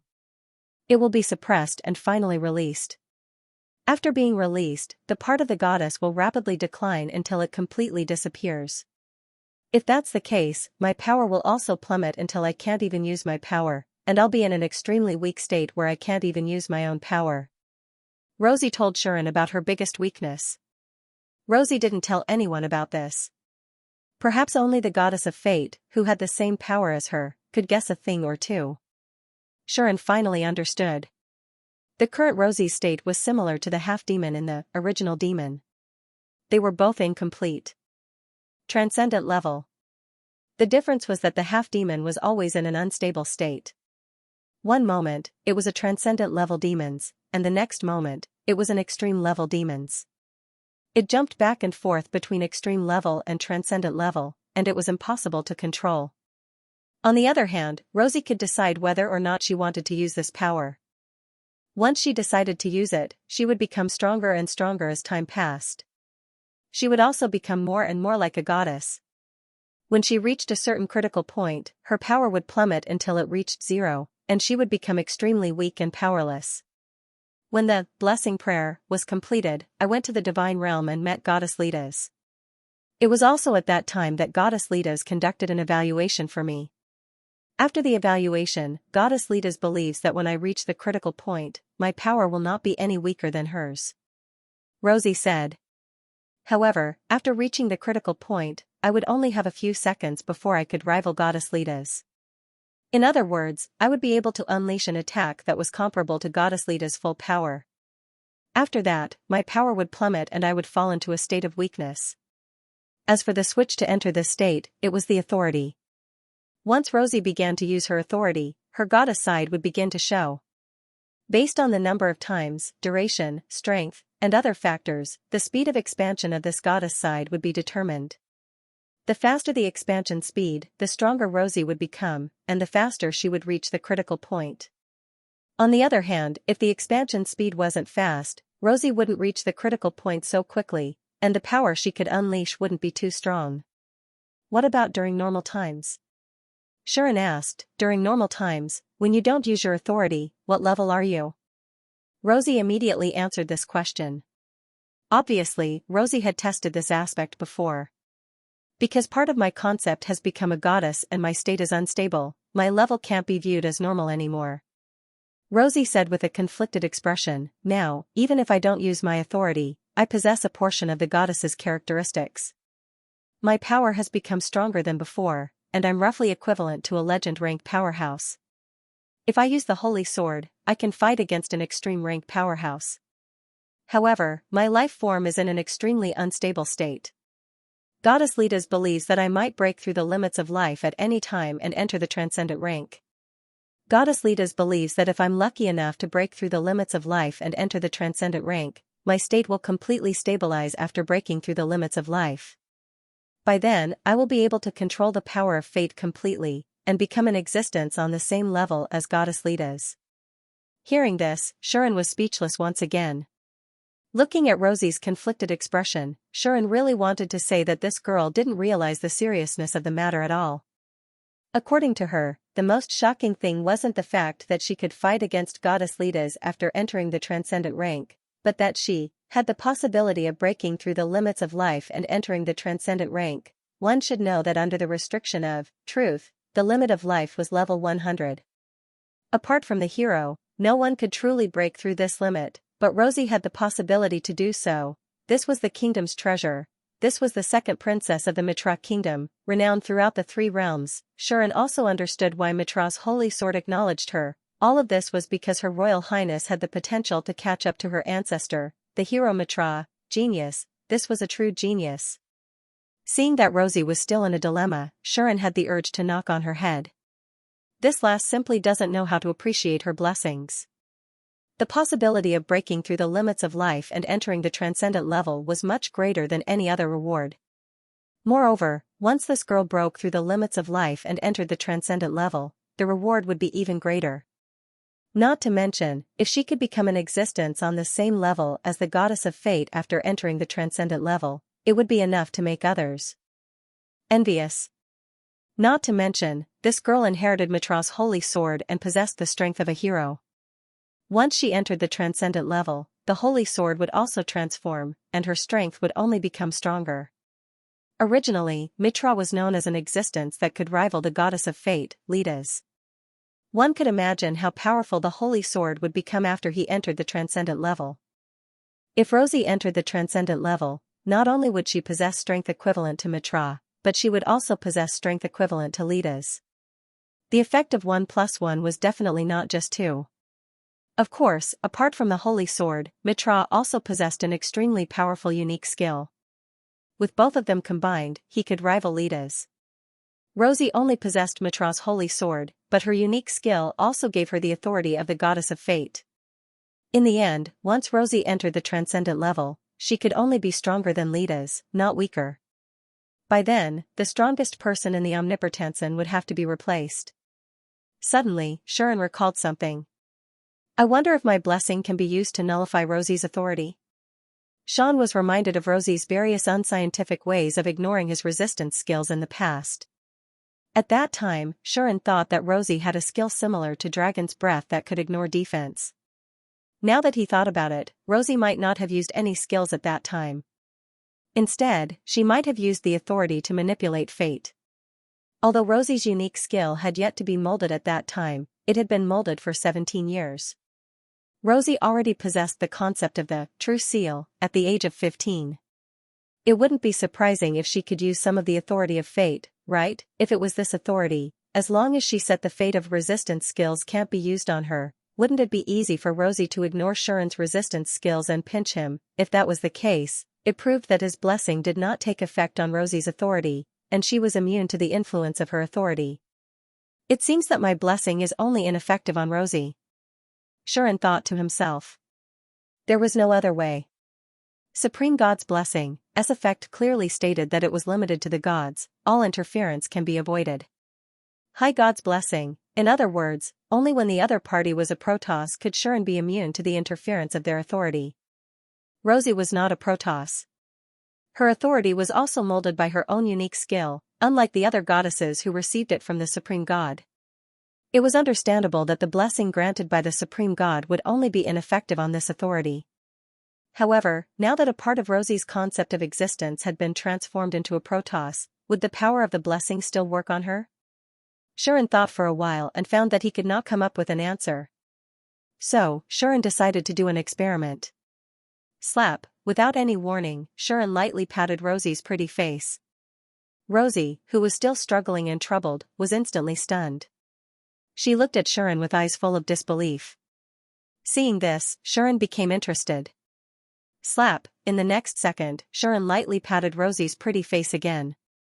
He did not use much strength, and it did not hurt at all. However, even though it did not cause much damage, it was extremely insulting. Rosie felt like she was being insulted. The princess was instantly enraged. "I'll bite you to death, you despicable scumbag." Rosie pounced on Shuren and bit his shoulder. Shuren's face instantly twisted.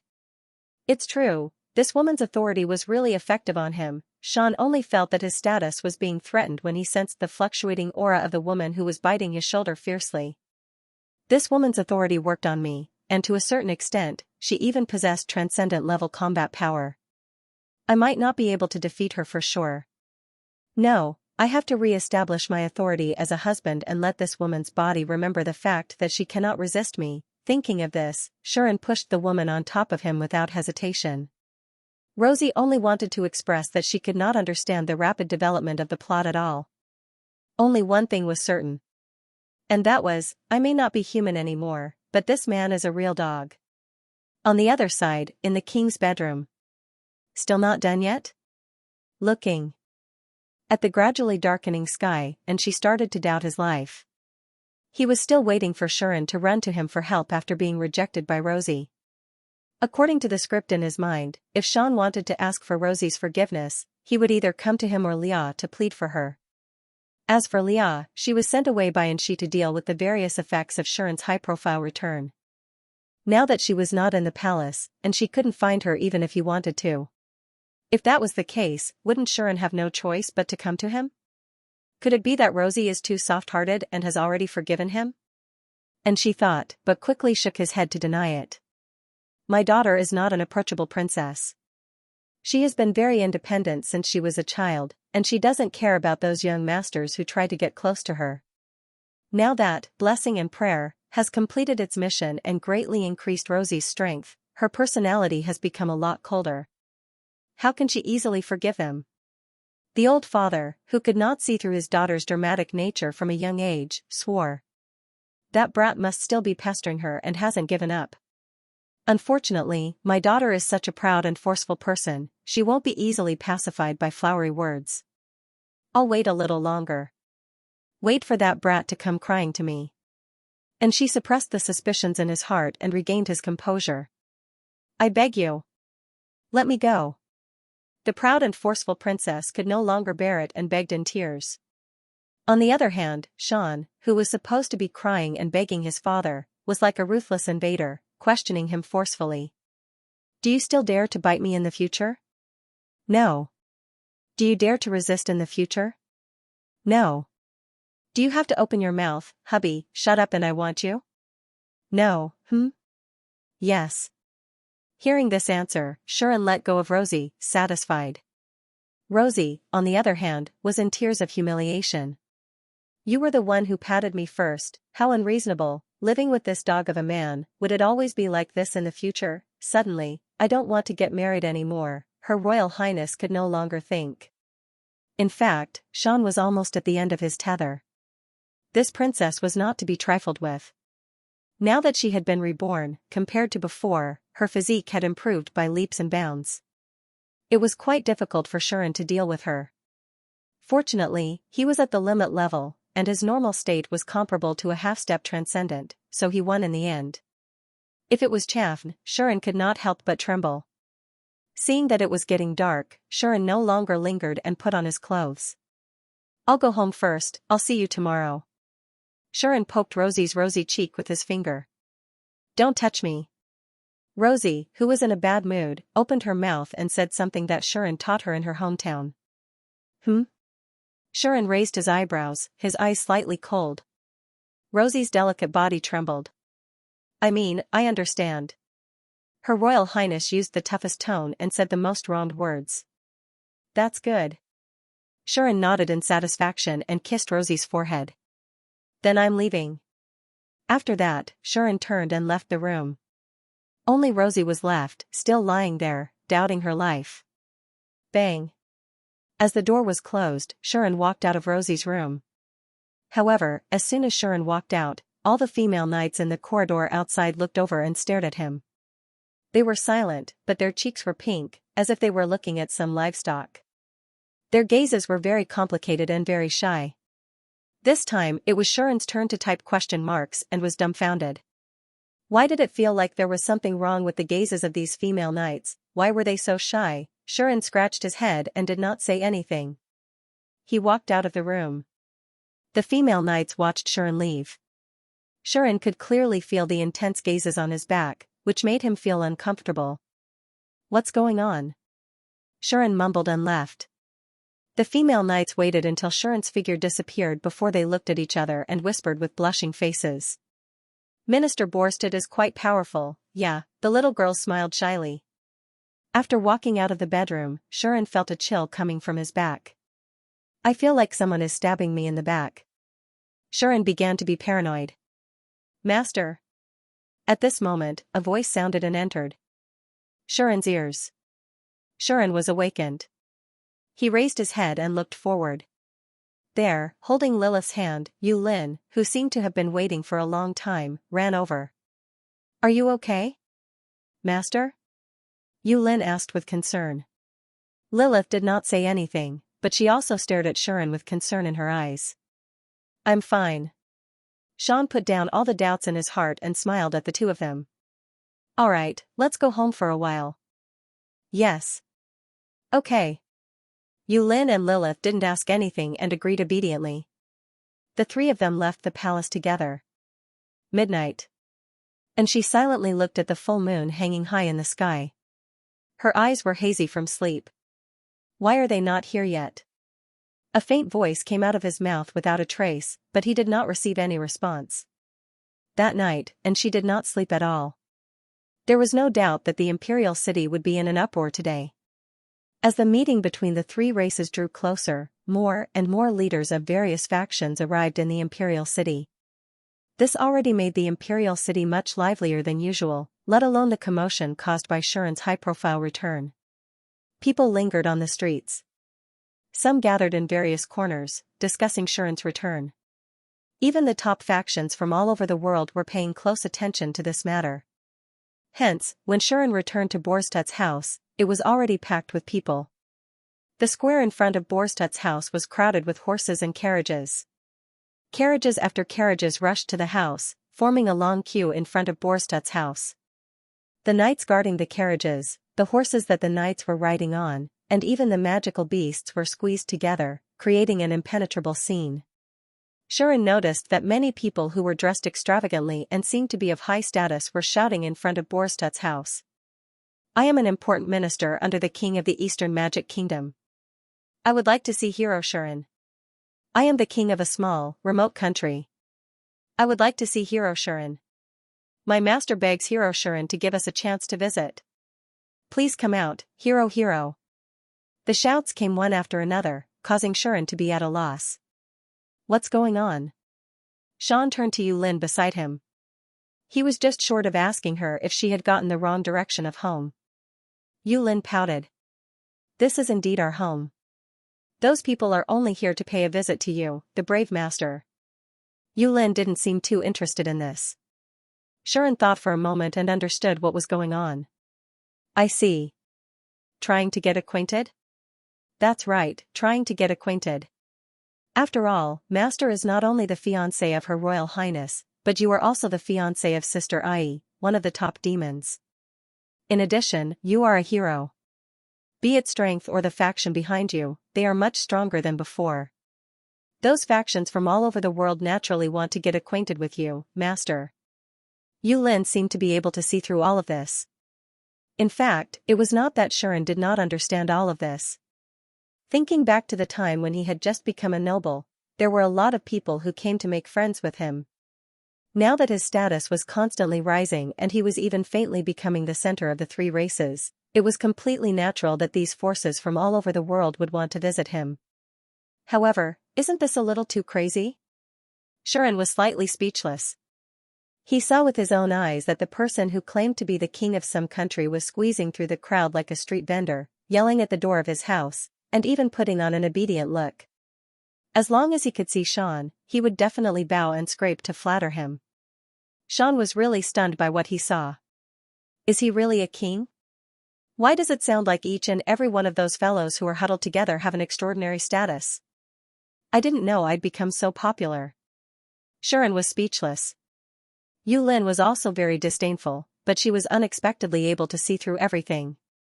The current master is not only a legendary hero, but also a great figure who might become a transcendent existence in the future. He also has a demon and a legitimate royal descendant of the Mitra kingdom as his fiancée. Of these two, one can decide the attitude of the demons, and the other can decide the attitude of the Mitra kingdom, which has a very special status among the humans. In addition, the Protoss has always been a firm supporter of the heroes. Master also has some relations with the elves, beastmen, and so on. With all of these factions combined, it is already a scale that can decide the future of the world. If it is the current master, as long as he is willing, he can summon the demons, Protoss, and even humans at any time. Isn't it normal for others to come and fawn over such a master? Yulin spoke with fervor and assurance. You know about these things? Shan, on the other hand, was once again stunned by what he saw. Looking at Sharon's extremely surprised expression, Yulin proudly raised her head and puffed out her chest. My human transformation is considered extremely high among the dragon race. My mind is completely different from before. Don't think that I am still the same as before, silly master. Yulin's nose was almost in the air. However, not only did her proud appearance not ruin her beauty, it even made her look cute. Humph. Lilith seemed to be imitating Yulin. She also puffed out her chest and put her hands on her hips, looking proud and pleased. Sharon almost burst out laughing. Don't be funny. Sharon ruffled Yulin's and Lilith's hair. Aya, don't mess up my hair, silly master. Yulin protested and struggled. Hee hee. Lilith, on the other hand, happily accepted it. She was as cute and obedient as ever. At this moment, the door of Borstut's house opened. Sharon and the other two's gazes were immediately attracted. No, it wasn't just Sharon and the other two's gazes. Everyone's gazes were attracted. Is that Hero Sharon? Hero Sharon is out? Hero Borstut. The crowd became excited and restless, causing the situation to become even more crowded. Everyone was trying their best to squeeze forward, as if they were trying to squeeze into Borstut's house. It was extremely noisy. I came first. I came first. Do you know who I am? I'm not afraid of scaring you, actually I am. Aya. Don't step on my foot. The commotion became more and more intense, causing the scene to go out of control. Gradually, the knights and guards who were responsible for protecting the important figures began to show signs of anger. Get out of my way. Bastard. Scram. A few knights with bad tempers and upbringing were the first to erupt. They either drew their weapons or unleashed their magic power. It was as if a fuse had been lit, enraging many people. Who do you think you are? What right do you have to make us move? I'd like to see how you're going to make me scram. The high-level knights stepped forward. Their bodies emanated bursts of magic power, intimidating many of the people. However, there were also some who weren't intimidated. Who's afraid of you? Do you think we're going to back down? Let me teach you how to do things normally, Yizichin said. Following such discussions, the knights and warriors started to argue with each other, causing the atmosphere to become extremely dangerous. At this moment, the situation had completely spiraled out of control. This is great. Sharon raised an eyebrow as he watched. A bunch of scum. Yulin, on the other hand, was a little offended. It was as if she saw a bunch of ants acting stupidly in her territory. She was so angry that she almost unleashed her magic power. Under such circumstances, no one noticed that there were figures appearing at the entrance of Borstut's house. They were also fully armed. It was obvious that their levels were not low, and they were skilled knights. The knights came out of Borstut's house, escorting a few figures. Seeing the figures, Sharon's eyes lit up and he smiled. The next moment, silence. Everyone subconsciously froze when they heard the voice. They turned around and looked at the entrance of Borstut's house. Over there, the few figures that were protected by the knights exposed themselves to everyone's sight. There were 4 of them. One of them was an orc girl with a weak expression and was wearing a light armor. Another was a cold girl in a black robe with half a mask on her face. Another was a gentle girl with a full body armor and a huge shield on her back. One could tell at a glance that she was an intellectual young lady with a high position. She was dressed extraordinarily. Lumia. Tyre. Vivian. Shuren called out the names of the 3 girls in front of him softly. They were the 3 girls in Vivian's team, excluding Marika. The last girl surprised Shuren. That was because he didn't expect that person to appear here as well. She was the one who had called out and silenced the crowd. I am Lily Lazahad, the acting president of the Adventurers Guild headquarters. I am also the temporary external representative of Borstadt's house. Lily Lazahad, the young lady who once held the position of chairman of Lemegion's Adventurers Guild, appeared here and introduced herself. We are clear about the purpose of your visit. Lily said in a businesslike tone. However, the master of Borstadt's house is not at home at the moment. Please return. Lily and the others were here to clear the place. It was a mess in front of their house, so they had to come out and clear the place. This was already a hindrance to daily life. If they didn't clear the place, the main entrance of Borstadt's house would be overcrowded. Unfortunately, the crowd was not willing to leave so easily. We are from, a few of them opened their mouths, as if they wanted to say something. However, Lily did not give them the chance. I know that all of you are of high status, but Count Borstadt is not at home at the moment. If all of you continue to pester him, isn't it a little beneath your status? Lily's words stopped the self-introductions of those who were about to open their mouths. This caused their voices to come to an abrupt stop. They were slightly embarrassed, and they also felt slightly angry from embarrassment. In the end, a few of them did not want to let it go. We have waited for so long. Isn't it a little inappropriate to chase us away with just a few words? Count Borstadt is a man of high status. Isn't it a little too heartless to treat guests who came from so far away? Shouldn't he at least invite us in for a seat? Yeah. Similar voices were heard from the crowd. Some of them even expressed their opinions in a strange tone. I think Count Borstadt thinks that our status is too low and we are not worthy to speak to him. That's why he purposely sent people out to brush us off. As a hero, is it really good for him to be so influential? The hero we admire isn't someone who would pretend to be so noble. That's right. Lily furrowed her brows at these words. Just as Lily was about to say something, a cry of surprise came from the crowd. You! What are you doing? When such an exclamation sounded out, everyone present was startled. They instinctively looked over. Then, they saw that in front of the person who had just exclaimed, an extremely beautiful girl had appeared out of nowhere. Wow, many people gasped in surprise when they saw the young lady. It couldn't be helped. Anyone would subconsciously gasp when they saw such a beautiful young lady. Especially those men of high status and power. They couldn't help but look at the young lady with a trace of amazement and desire. She is. Lily and the others were also very surprised. They didn't know why such a beautiful young lady had suddenly appeared. In terms of looks, the young lady was even more beautiful than them. Just this alone was enough to astonish Lily and the others. However, the young lady didn't even look at them.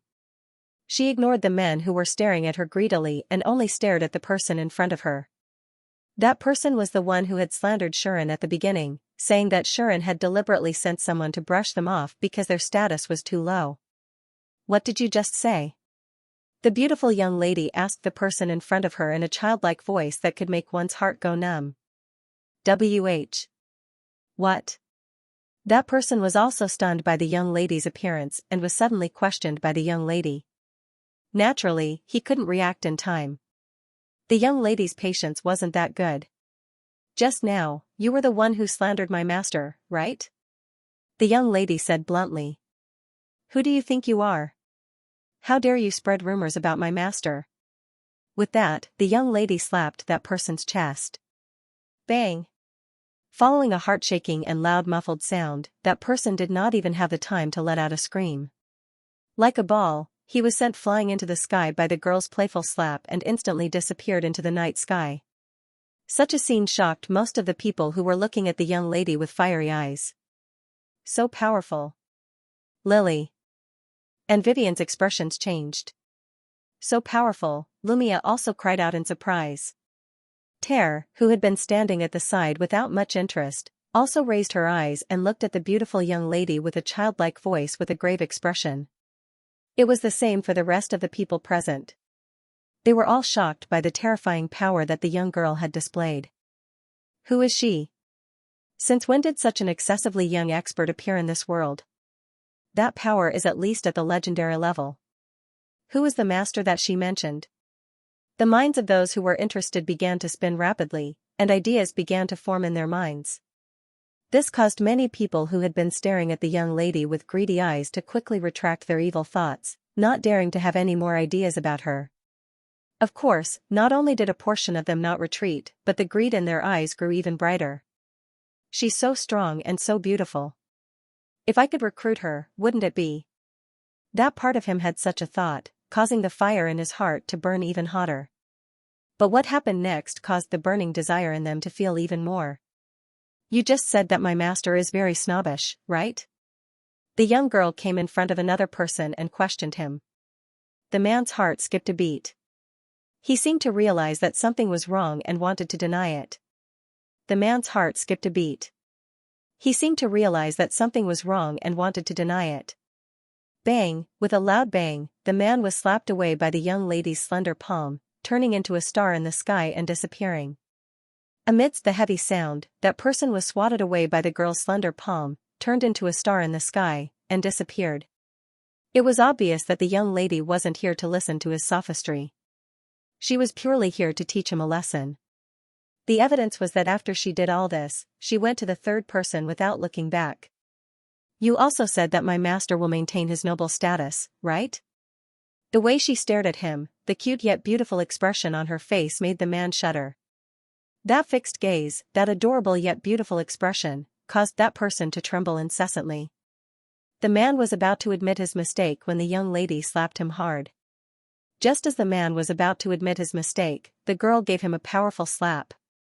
The sound of the slap rang in everyone's heart, causing their faces to turn pale. The muffled sound seemed to resound in everyone's hearts, causing everyone's expressions to change drastically, their faces draining of blood. Of course, that person followed the previous two and became a star in the sky. The young girl's rude and unreasonable posture was deeply engraved in the depths of everyone's hearts, causing the group of people who had been plotting against her to reveal expressions of terror. At this point, how could they not know who the master that this young girl kept mentioning was? You are. Vivian's heart stirred, and she couldn't help but ask. Under such circumstances, the young girl finally stopped her violent actions. I'm Yu Lin. This is the name my master gave me. In front of everyone, Yu Lin introduced herself with a baby voice full of pride. Yu Lin? Vivian and the others naturally widened their eyes in astonishment. Naturally, they knew who the name Yu Lin belonged to. Yu Lin glanced at the crowd and said nonchalantly. Many people have also used the title Adol's Black Dragon to call me, although I don't like being called that very much. With that, Yu Lin unfurled a pair of dragon wings and slowly rose into the air. The terrifying dragon might on his body instantly engulfed the entire place like a substantial gravity. That pressure, that imposing manner, caused everyone present to be horrified to the point of inconsolability. Yu Lin looked down at everyone in the room from a high position. Now, get out of here. Yu Lin's cold shout was like the roar of a dragon exploding in everyone's ears, blasting their minds into a blank. It had to be said that this was an extremely offensive behavior. The people present were basically all influential figures from all over the world. Some of them had even left their names in the annals of history, and their names could be found even in books. Even the Mitra kingdom wouldn't dare to offend such a group of people with such high statuses. But today, they were all insulted by a young girl who looked excessively young. Usually, these people would make things difficult for her on the spot for the sake of face. But now, as they felt the terrifying aura and saw the dragon wings covering the sky, none of the people present dared to think of resisting. Because they knew that it was a dragon that had transformed into a human. Moreover, it was a very powerful dragon. What did this mean? It meant that she not only had the power to crush everyone present, but she also had the support of the entire dragon race and even the entire demons. In addition to the identity that she introduced and the master that she kept mentioning, how could the people present not guess that she was the terrifying black dragon that had returned in a high-profile manner today, the Adel Black Dragon, that was the king of monsters that had occupied the Adel Canyon for hundreds of years and had long reached the legendary level. Now that she had transformed into a human, it meant that this dragon lady's strength could probably easily crush ordinary legendary level powerhouses. Such an existence was not something that they could afford to offend. Let's go. It seems that it will be difficult for us to see the hero in person at our level. No matter what, he's the fiancé of the dragon demon. Even if he hasn't grown, the power behind him is not something that we can easily contend with. Let's go. That's right. When the dragon race becomes ruthless, it's not just a normal kind of terrifying. In the end, a few of them couldn't resist the pressure and retreated one after another. With someone taking the lead, the others naturally didn't hesitate anymore. They looked at each other one after another and finally left reluctantly. The carriages gradually left, and the crowded square finally became spacious again. Not long after, all the carriages dispersed, and all the visitors also left. Not a single one of them stayed. Although that was the case, these high-ranking people naturally couldn't run back without doing anything. Some of them left letters for Lily and the others, while others arranged spies in the surroundings so that they wouldn't make a wasted trip. Should we clear them? Tear seemed to have sensed something and asked faintly. Let's not. Vivian thought for a while and then shook her head. Just pretend we didn't see anything. Lily said the same. After all, they were visitors. Although some of them didn't know their place, it wasn't good to kill them all. To the extent that they could tolerate it, turning a blind eye was the best way to deal with them. Besides, no one was in the mood to care about them. Compared to them, Lily and the others were more concerned about the figure who had retracted his dragon wings and descended from the sky. At the place where he landed, a young man holding a little girl's hand had appeared out of nowhere. Aren't you being too violent? The young man rolled his eyes and mocked the dragon girl. Who asked those fellows to have no self-awareness? Yulin said with a dissatisfied expression. They clearly came to visit and build a good relationship with Master. Yet, their noses are up in the air and they're acting weird. Those who don't know better would think that someone invited them here. At the end of the day, they were the ones who came to build a good relationship with Shuren, intending to use the power behind him to achieve some political and beneficial goals. It wasn't Shuren who wanted to build a good relationship with them. Since that was the case, if they didn't correct their position and change their attitude, wouldn't they be asking for a beating? If Shuren let them in and met them, it would be giving them face. If Shuren didn't let them in and didn't want to meet them, it would also be reasonable. It wasn't Shuren's obligation, was it? Therefore, it was normal for Yulin to be dissatisfied. Alright, I'll just take it as a lesson to those fellows. Shuren didn't mention the matter again. Those people might be of high status and power in the human world, but with Shuren's current status and strength, he didn't need to care about them. Presumably, those fellows wouldn't dare to say anything about it. Therefore, Shuren quickly put the matter to the back of his mind and turned his gaze to the excited girls. I'm back. Shuren smiled. The girls smiled as well. Shuren's return was undoubtedly the most sensational news to the Borstup family. This was because Shuren was the head of the Borstup family, a bona fide earl of the kingdom.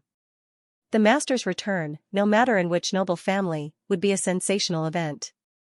If this person was the fiancé of Her Royal Highness the kingdom's princess, had an engagement with one of the top dragon demons, and was even a hero who had not been seen for 1,000 years, and had the support of both the Protoss and the demons, it would be even more sensational. Even though Sean had returned in a high-profile manner during the day, and the people in Borstut's family had already known about it and were already excited about it, when Sean really returned home, the hustle and bustle in the house was still comparable to a market. At this moment, countless maids, servants, and even knights gathered at the entrance and welcomed Shuren's return with loud cheers.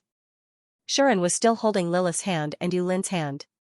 Vivian, Lily, Ter, Lucia, and the rest followed beside him as they walked on the main road to the main residence.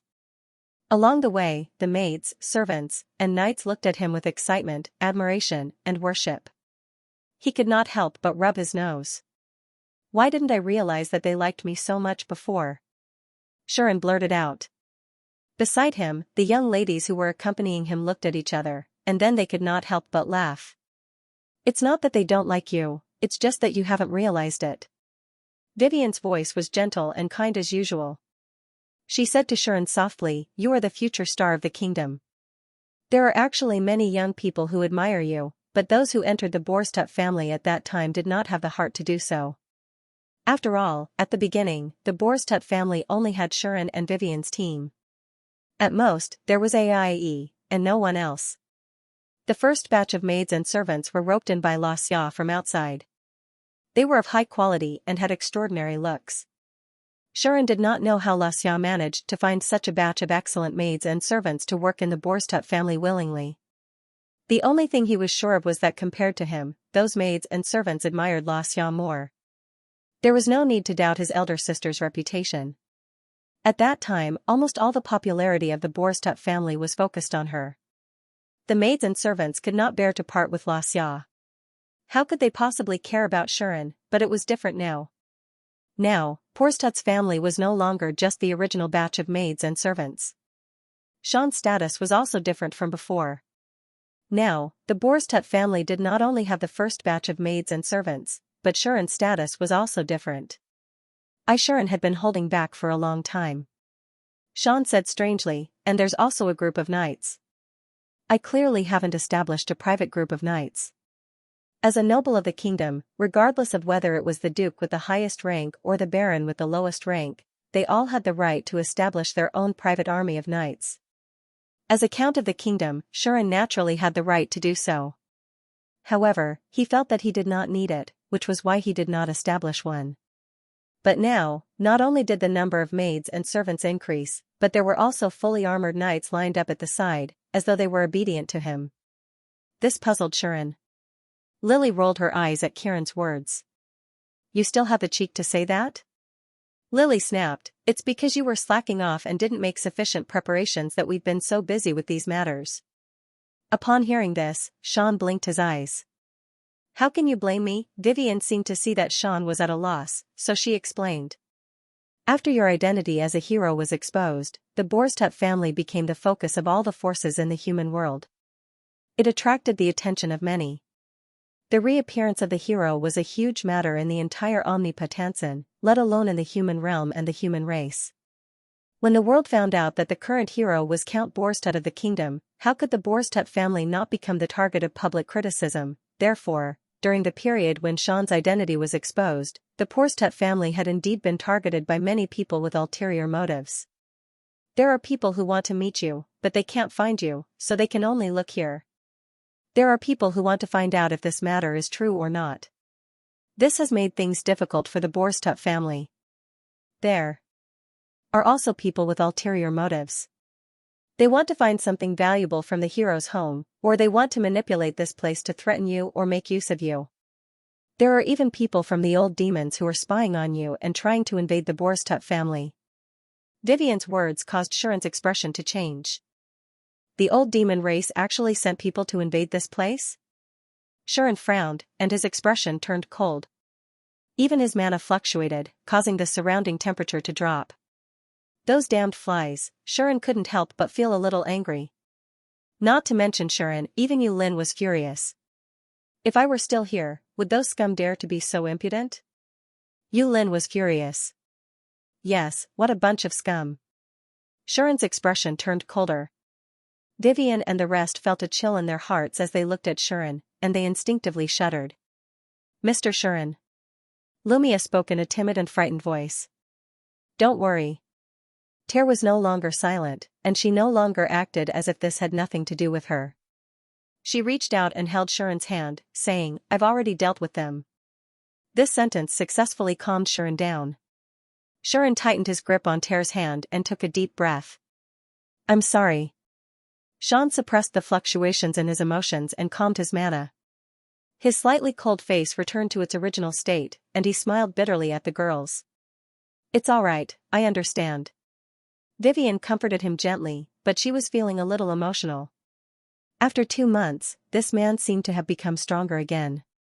Lumia seemed to be thinking the same. She looked at Shirin with a faint admiration that others couldn't see. As for Lily, she was even more speechless. To her, Xian was still the new adventurer who had just left Lamijin half a year ago and headed for the royal city. Although Lily had already seen through Shirin's identity at that time, and she and Vivian had provided Shirin with many cover and conveniences, she also learned of Shirin's various feats and achievements through various channels. She was already mentally prepared for Shirin's greatness, but when she saw Shirin face to face, she was still shocked. I'm really no longer that newbie adventurer who doesn't know anything. Lily was filled with emotions. Unaware of Lily's emotions, Shirin returned to his usual self and said, in other words, because the Borstut family encountered many security issues, you guys helped to form the guards and knights? In other words, it's because Borstut's family has encountered a lot of problems related to their safety that you guys helped to form the guards and knights? That's right. Lily snapped out of her daze. She nodded and said, originally, without your permission, no one had the right to form a knight regiment in your name. However, after we reported this matter to Her Highness Rosie, Her Highness used the name of your fiancé to request special privileges from the kingdom. Lily also came back to her senses. She nodded and said, originally, without the permission of you, the head of the family, no one has the right to form a knight regiment in your name.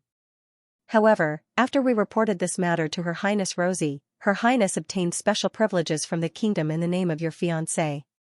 Hence, Vivian and the rest were able to recruit knights and guards in the name of the Borstut family and Xian, forming the Borstut family's exclusive private knight group. Can they be trusted? Shirin didn't have any objections, but he was worried about this matter. He didn't want to form a knight regiment. Firstly, he didn't think it was necessary. Secondly, he didn't want to have some crooked people in his family. Ever since he became famous, be it before or after his identity as a hero was exposed, he had always been in the eye of the storm. Moreover, he had an extraordinary background, and there were definitely countless people with ulterior motives. If he were to recruit people randomly, it would be inevitable that others would take advantage of the situation and plant informants or assassins in his family. This was definitely not what Shirin wanted to see. Naturally, Vivian and the others understood this. Don't worry. Vivian smiled sweetly and said to Shirin, those knights were brought here by Lily. They're absolutely safe. Is that so? Shirin was slightly startled and looked at Lily. Why do you think I'm here as your agent? Lily spread her hands and said, firstly, because of Her Highness Rosie's entrustment, and secondly, because that person in my family also wants to do something for you. Lily was referring to her father, the patriarch of the Lazahad family. The patriarch was very friendly to Shirin and the others. As early as when Shirin first came to the capital, he had taken good care of them. He was a very amiable and trustworthy person. He had also helped Shirin a lot. For example, when Shirin first entered the palace, the Duke of the Sterling family had hindered him in various ways, and Lily's father had supported him so that he wouldn't have to fight alone. Because of this, Shirin had a very good impression of the patriarch of the Lazahad family. In the end, Lily, who had just returned to the capital, was entrusted with an important task. Not only did she take over the position of acting president of the Adventurers Guild headquarters, but she also became the representative of the Borstut family. Vivian and the rest ultimately lacked the means and brains to deal with the methods of the nobles. They lived here as your friends in the Borstut family. They wanted to become the representative of the Borstut family, build a guard system, and form a group of knights, but they were ultimately unable to do so. Lily said. So, I was appointed by Her Highness and invited by Vivian to help you run errands. At this point, Lily's tone inevitably carried a hint of complaint, causing Shirin's expression to become resentful. Who asked him to not be very competent as the head of the family, he could only be blamed. With Vivian, Lily, and the rest leading the way, Shirin toured the entire Borstut family and gained a preliminary understanding of how his family had changed. All in all, the current Borstut family was no longer the same as before. In order to resist the evil intentions from all sides, with Rosie's support and Xian's deterrence, Lily could be said to have developed boldly and decisively, increasing the power of the Borstut family by a lot. Not only did the number of maids and servants increase, but the knights that were carefully selected by Lily, Rosie, and the Lazahad family were also more outstanding than the last. Shuren even discovered 2 high-level knights that were above level 70, which surprised him greatly. In the Mitra kingdom, this kind of strength was enough to join the Imperial Knight Regiment. Even in the territories of other nobles, they would be the proper knight regiment leader with high status and authority. It was really unbelievable that these 2 people actually came to join his family's knight regiment. Of course, if one thought about it carefully, it was still too early to say that it was unbelievable. Lily mentioned this matter. The 2 of them came to join out of admiration. It said that they grew up listening to the stories of the brave and used the brave as an example to work hard until now. They suffered a lot in the past, but because of their longing for the brave, they worked hard and never joined any faction. They only registered as an adventurer in the Adventurers Guild and made a living as such. They are rather famous level 7 adventurers in the kingdom. It was only after hearing about you that they decided to join the Porstut family. That was what happened. Although Shuren's identity as a brave caused quite a stir in the demon realm, it wasn't all good news. This was because, to the demons, the hero was an enemy of the past, the bane of their lives. There were very few demons who would have good intentions towards him. However, it was different among humans. Although there were many forces that were plotting against Xian, there wouldn't have been so many incidents when he wasn't home. However, most people still admired Brave and held him in high esteem. There were quite a number of such people in the Porstut family's knighthood. Even the maids and servants were loyal to the hero because the family belonged to the hero. That was why when Shuren returned to the Porstut family, the maids and the knights all looked at him with admiration. Vivian even mentioned it. Actually, there are still people coming to us every day, wanting to join the Porstut family. However, these people are not of the same quality. Some of them are not here for you. They are here for fame, benefits, and other things. There are also some whose origins are unknown. Naturally, we cannot accept them. It was impossible to join the Porstut family without going through Lily, Vivian, and the others' rigorous investigations and tests. Only those who passed the endless investigations and tests would be allowed to join the Pottertut family. This included the maids and servants. If they didn't have a clean background, they wouldn't be recruited. Even so, there was still an endless stream of people who came for the title of hero. Currently, the Porstut family has a total of 131 maids and 102 maids. The maids are responsible for the management and maintenance of the garden, the repairs of the mansion, and the kitchen. The maids are responsible for cleaning and shopping. Everyone has a clear division of labor, and none of them are mediocre. The Knight Regiment has expanded to 3 companies, and each company has 111 people. There are a total of 333 people. 2 of them are above level 70, 24 are above level 60, and 87 are above level 50. The rest are knights between level 30 and 40. In addition, we've also set up a team of magicians. There are a total of 21 people. Although their levels aren't all the same, they're all magicians who can use intermediate magic. They're also responsible for the maintenance and installation of the mansion's magical defense system. Lily told Xian about these things bit by bit. This made Shuren feel a little emotional. It's only been 2 months, and the family has changed completely. The current Porstut family was like a noble family. They had all the talents and facilities, and they had power and influence. It was no longer like before, where they only relied on Shuren's name and reputation. It could be said that the Porstut family was finally complete. They had truly become a noble family of the kingdom. With the current influence of the Porstut family, they were worthy of the title of Earl. This was still under the control of Lily and Vivian, who suppressed the momentum of the family's development. Otherwise, if they really relaxed the restrictions, there would only be more people joining the Porstut family, and the Porstut family's influence would only grow stronger. However, if that happened, the Porstut family might face some hidden dangers. Oh, by the way. At this moment, Vivian suddenly told Shuren something. Lumia, and I have joined the Knight Regiment. We've decided not to take any more risks. Hearing this, Shuren was instantly stunned. Are you for real? Shuren couldn't be more surprised. Yes. Vivian nodded with a smile and then sighed. You're no longer the newbie that we needed to guide. Instead, you become an existence that can affect the entire situation in Omnipertansen. As people around you, it's hard for us to avoid getting involved in the situation you've caused. It's not impossible for us to stay out of it, but we still want to do our part. Speaking of which, the fate between Vivian's party and Shuren was indeed mysterious. In the beginning, everyone in Vivian's party only treated Shuren as a newbie with a bright future. They only wanted to help him grow and didn't have any other thoughts. They didn't even want Shuren to stay in the party. Instead, they planned to let Shuren be independent after Shuren grew up. Who would have thought that after the trip to the royal capital, Shuren's momentum would start to skyrocket, and no one could stop him?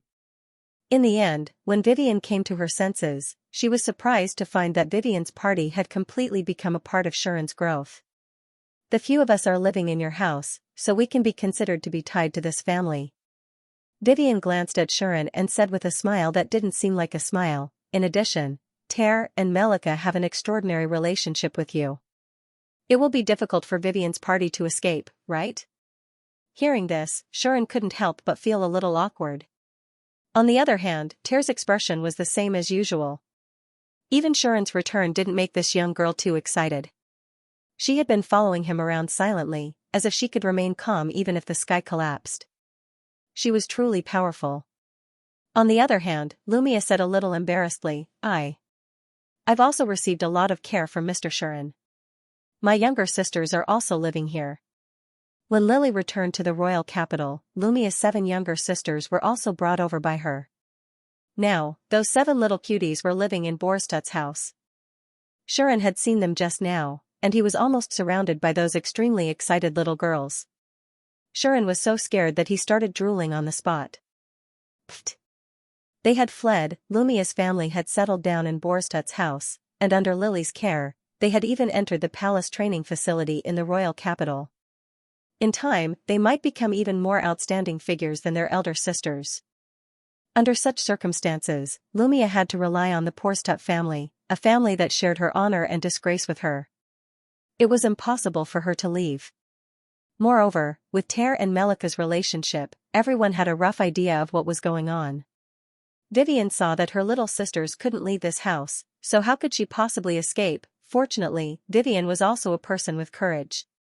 Since she couldn't escape, she would join them. This sentence was used to describe her. As such, Vivian decided on the spot to have all her team members join the Borstut Knights. Only Melika was left. As she hadn't returned yet, she couldn't decide where she would go. However, could that girl escape from Shuren's grasp? Impossible. You're really amazing. You even managed to lure the childhood friend that I'm so proud of. Should I say, as expected of the brave one? Lily complained to Shuren once again. Although Vivian's level wasn't high, and her strength wasn't strong, she had a very special background and abilities. In the eyes of many people, her value was even higher than the genius Ter. In terms of defense, she wouldn't lose to a legend rank expert or even an extreme rank expert. Even a transcendent rank existence wouldn't be able to bypass her shield and attack her and the thing she was protecting. That was an unknown factor. Within the kingdom, only a few people knew that Vivian was regarded as the kingdom's guardian goddess. In the eyes of the kingdom's higher-ups, she was a solid barrier to protect the kingdom. If not for that, Vivian wouldn't have been adopted by the Lazahad family, whose status was comparable to a duke's family. She wouldn't have become the future heir of the Lazahad family. However, this important childhood friend had been lured away by Shuren. How could Lily not grumble? However, she also knew that it was only a matter of time before Vivian joined Shuren's team. Not for any other reason, but because Shuren was a brave warrior. He was the center of all sorts of huge whirlpools that might appear in the future.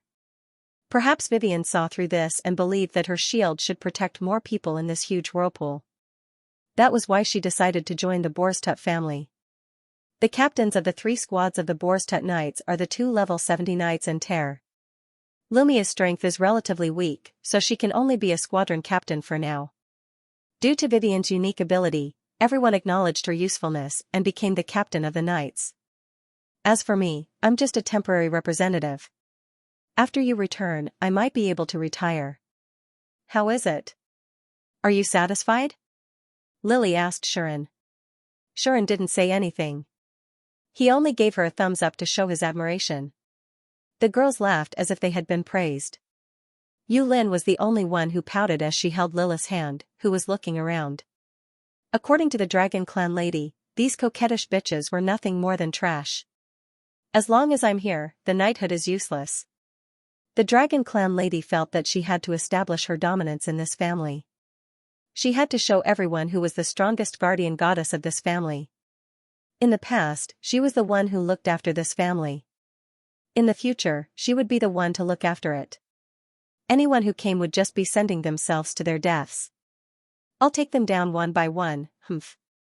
In the dead of the night, Shuren had basically finished touring his house. He had a rough understanding of his family's current situation. Although it was only an insignificant force to Shan, and it was nothing compared to the forces that Shan had previously fought against, Shan felt a sense of satisfaction as he watched the Porstut family prosper. Perhaps it was because they were his subordinates, but Shan felt a sense of satisfaction as he watched the Porstut family prosper. No matter what, this is the first home I've had since I came to this world. In fact, it might even be the last one, and it would accompany Shan for a long, long time. That was what Lily had said. With your current status, the kingdom will definitely not strip you of your title. As long as you can handle Her Highness Rosie's matter well, they will be happy for you to stay here forever. A kingdom of the brave with a hero living in it was a huge gimmick. It would be very useful for the kingdom's future development and reputation. In addition, Shan was a noble of the kingdom and the future husband of Her Royal Highness. With such great power behind him, the Mitra kingdom definitely hoped to have a noble like him. Under such circumstances, Shuren's position in the kingdom could be said to be impregnable. Unless there was a major problem, the kingdom would definitely be happy to see his existence. There was an important reason why the higher-ups of the various forces were so eager to build a good relationship with Shuren. They believed that Shuren's rise was unstoppable. His future status and power would definitely be frighteningly high. As such, those forces naturally wanted to build a good relationship with Shuren and even rope him in. It was easy to imagine what kind of attraction a powerful, and undying friend would have to those great forces. So, it's fine if you want to be a hands-off boss, but you can't hinder the development of the Porstut family, okay? Lily said, based on your situation, even if it's limited to the kingdom, you will definitely be promoted to a marquis in the future. You might even marry Her Highness Rosie, who will become a duke, and walk towards the future of combining titles. The so-called merging of titles referred to a method of succession that would occur when the heads of two noble families were unable to pass on their titles due to various reasons. This method of succession usually happened between the heads of two noble families who were about to get married. When the heads of the two families were unable to pass on their titles and decided to get married, they could choose to combine the titles of the two families after the marriage. For example, if the head of a baron's family were to marry the head of another baron's family, and both of them had their own families but were unable to pass on the title, they could choose to merge the two barons' families and give them a new surname, or they could use the surname of one of the two families so that the power of the two families could be passed on to the next generation in the future. Families that had undergone the combination of titles would usually have a great increase in power. Even their evaluation in the kingdom would rise, and they would have the chance of being promoted. Families of the combined titles would usually have a great increase in power, and even had the chance. After all, Shuren was the first head of the Porstut family. He had no children, no marriage partners, and no relatives. His title would definitely not be passed on under such circumstances. It was the same for Rosie. If she became independent in the future, she would no longer be a princess of the kingdom, but a duke. As the first head of the duke's family, her title would also not be passed on. In that case, if the two of them got married, which family would they choose to enter? Shuren marrying into the duke's family, then the Porstut family would have no heir. Rosie marrying into the Porstut family, then, the highest rank of nobility that she had obtained would be thrown away. Of course, Shuren could also choose to have a child with another woman and let the child inherit the Porstut family before marrying into the duke's family. Rosie could also choose to adopt a child and let the child inherit the duke's family. But why would the two of them do such a thing for a so-called title? Hence, if such a situation were to occur, Shuren and Rosie would basically only have two choices. The first was to get married but not marry into the family. They would continue to manage their own families and wait until they had more than two children before letting the two children inherit the family. The second was to merge the titles so that the Borstup family and Rosie's Duke family would be treated as one family. The advantage of the former was that the family name could be kept and the family could be passed on. The advantage of the latter was that the family could expand its influence and even be promoted. In human countries, many nobles had encountered the above situations and made two different choices. As for Shuren and Rosie, they did not really care whether this so-called family could be passed on or not, and whether they could keep their family name or not. If it were a wealthy family like the Elbeck family or the Lazahad family, they would definitely not be willing to merge with another family in order to live up to the contributions of their ancestors and the thousands of years of their family members. However, based on Shuren and Rosie's situation, it was highly possible that their titles would be merged. When that time came, if they merge with the Duke family, the Borstup family will become a genuine Duke noble, Lily said solemnly. Lily said solemnly, and if you become a noble of the highest rank, the Potter-Tut family will need to expand their influence and even obtain a fief to become the lord of a territory. It could be said that the future of the Borstup family was bright. Lily naturally did not want to see such a family with such a promising future become useless. Not to mention, this family still had her childhood friend and fellow adventurers whom she had always cared about. If you don't have the leisure to deal with these troublesome matters, you can choose someone you can trust to help you, Lily said. Think about it carefully. After saying that, Lily returned to her room with Vivian and the rest. During this period of time, Lily had been staying in the Borstup family's house as a temporary representative to handle various matters for the Borstup family. Because of this, Lily knew the problem that the Borstup family was facing. That was, they urgently needed a true leader. With a leader, the Borstup family could prosper day by day and expand continuously. Originally, this person should have been Shuren. However, Shuren did not have the leisure to deal with these troublesome matters. Since that was the case, I really have to think about who I should find to be my representative and help me manage the family. Shuren fell into deep thought. He only had a few criteria in mind. First, this person must be someone I can absolutely trust. Only then can I prevent the Borstup family from nurturing an ambitious invader. Second, this person's business ability, management ability, and even political sense must be very sensitive to avoid being eaten up by those ruthless nobles. Furthermore, this person needs to have enough time, and even enough strength, to be able to protect this family. Finally, this person's temperament must also pass. I don't want to find someone I don't like to disgust me or even be tempted by external factors. That was what Shuren thought. As he pondered, Shuren suddenly sensed something and looked to his side. There, Yulin was holding Lilith's hand and talking excitedly. I used to lie in the courtyard and sleep. Now that I've finally transformed into a human, I can have my own room, right? Yulin was impatient for this. In this way, she didn't realize that Shan was looking at her with a strange expression. Shuren sized Yulin up while silently calculating. Someone I can absolutely trust, square root. Yulin's loyalty was unquestionable. Otherwise, she would have joined the dragon race long ago. Business ability, management ability, and even political sense, square root. After transforming into a human, this lass was much smarter than before. She had even explained the mentality of the various factions to him. She was not at a disadvantage when facing Grady and Britty, and even had a clearer understanding of certain matters than the two founders of the dragon race. With proper training, she might not be inferior to Lily. Enough time, enough strength, square root. Everyone knew how long a dragon's lifespan was. This lass had already reached the extreme level.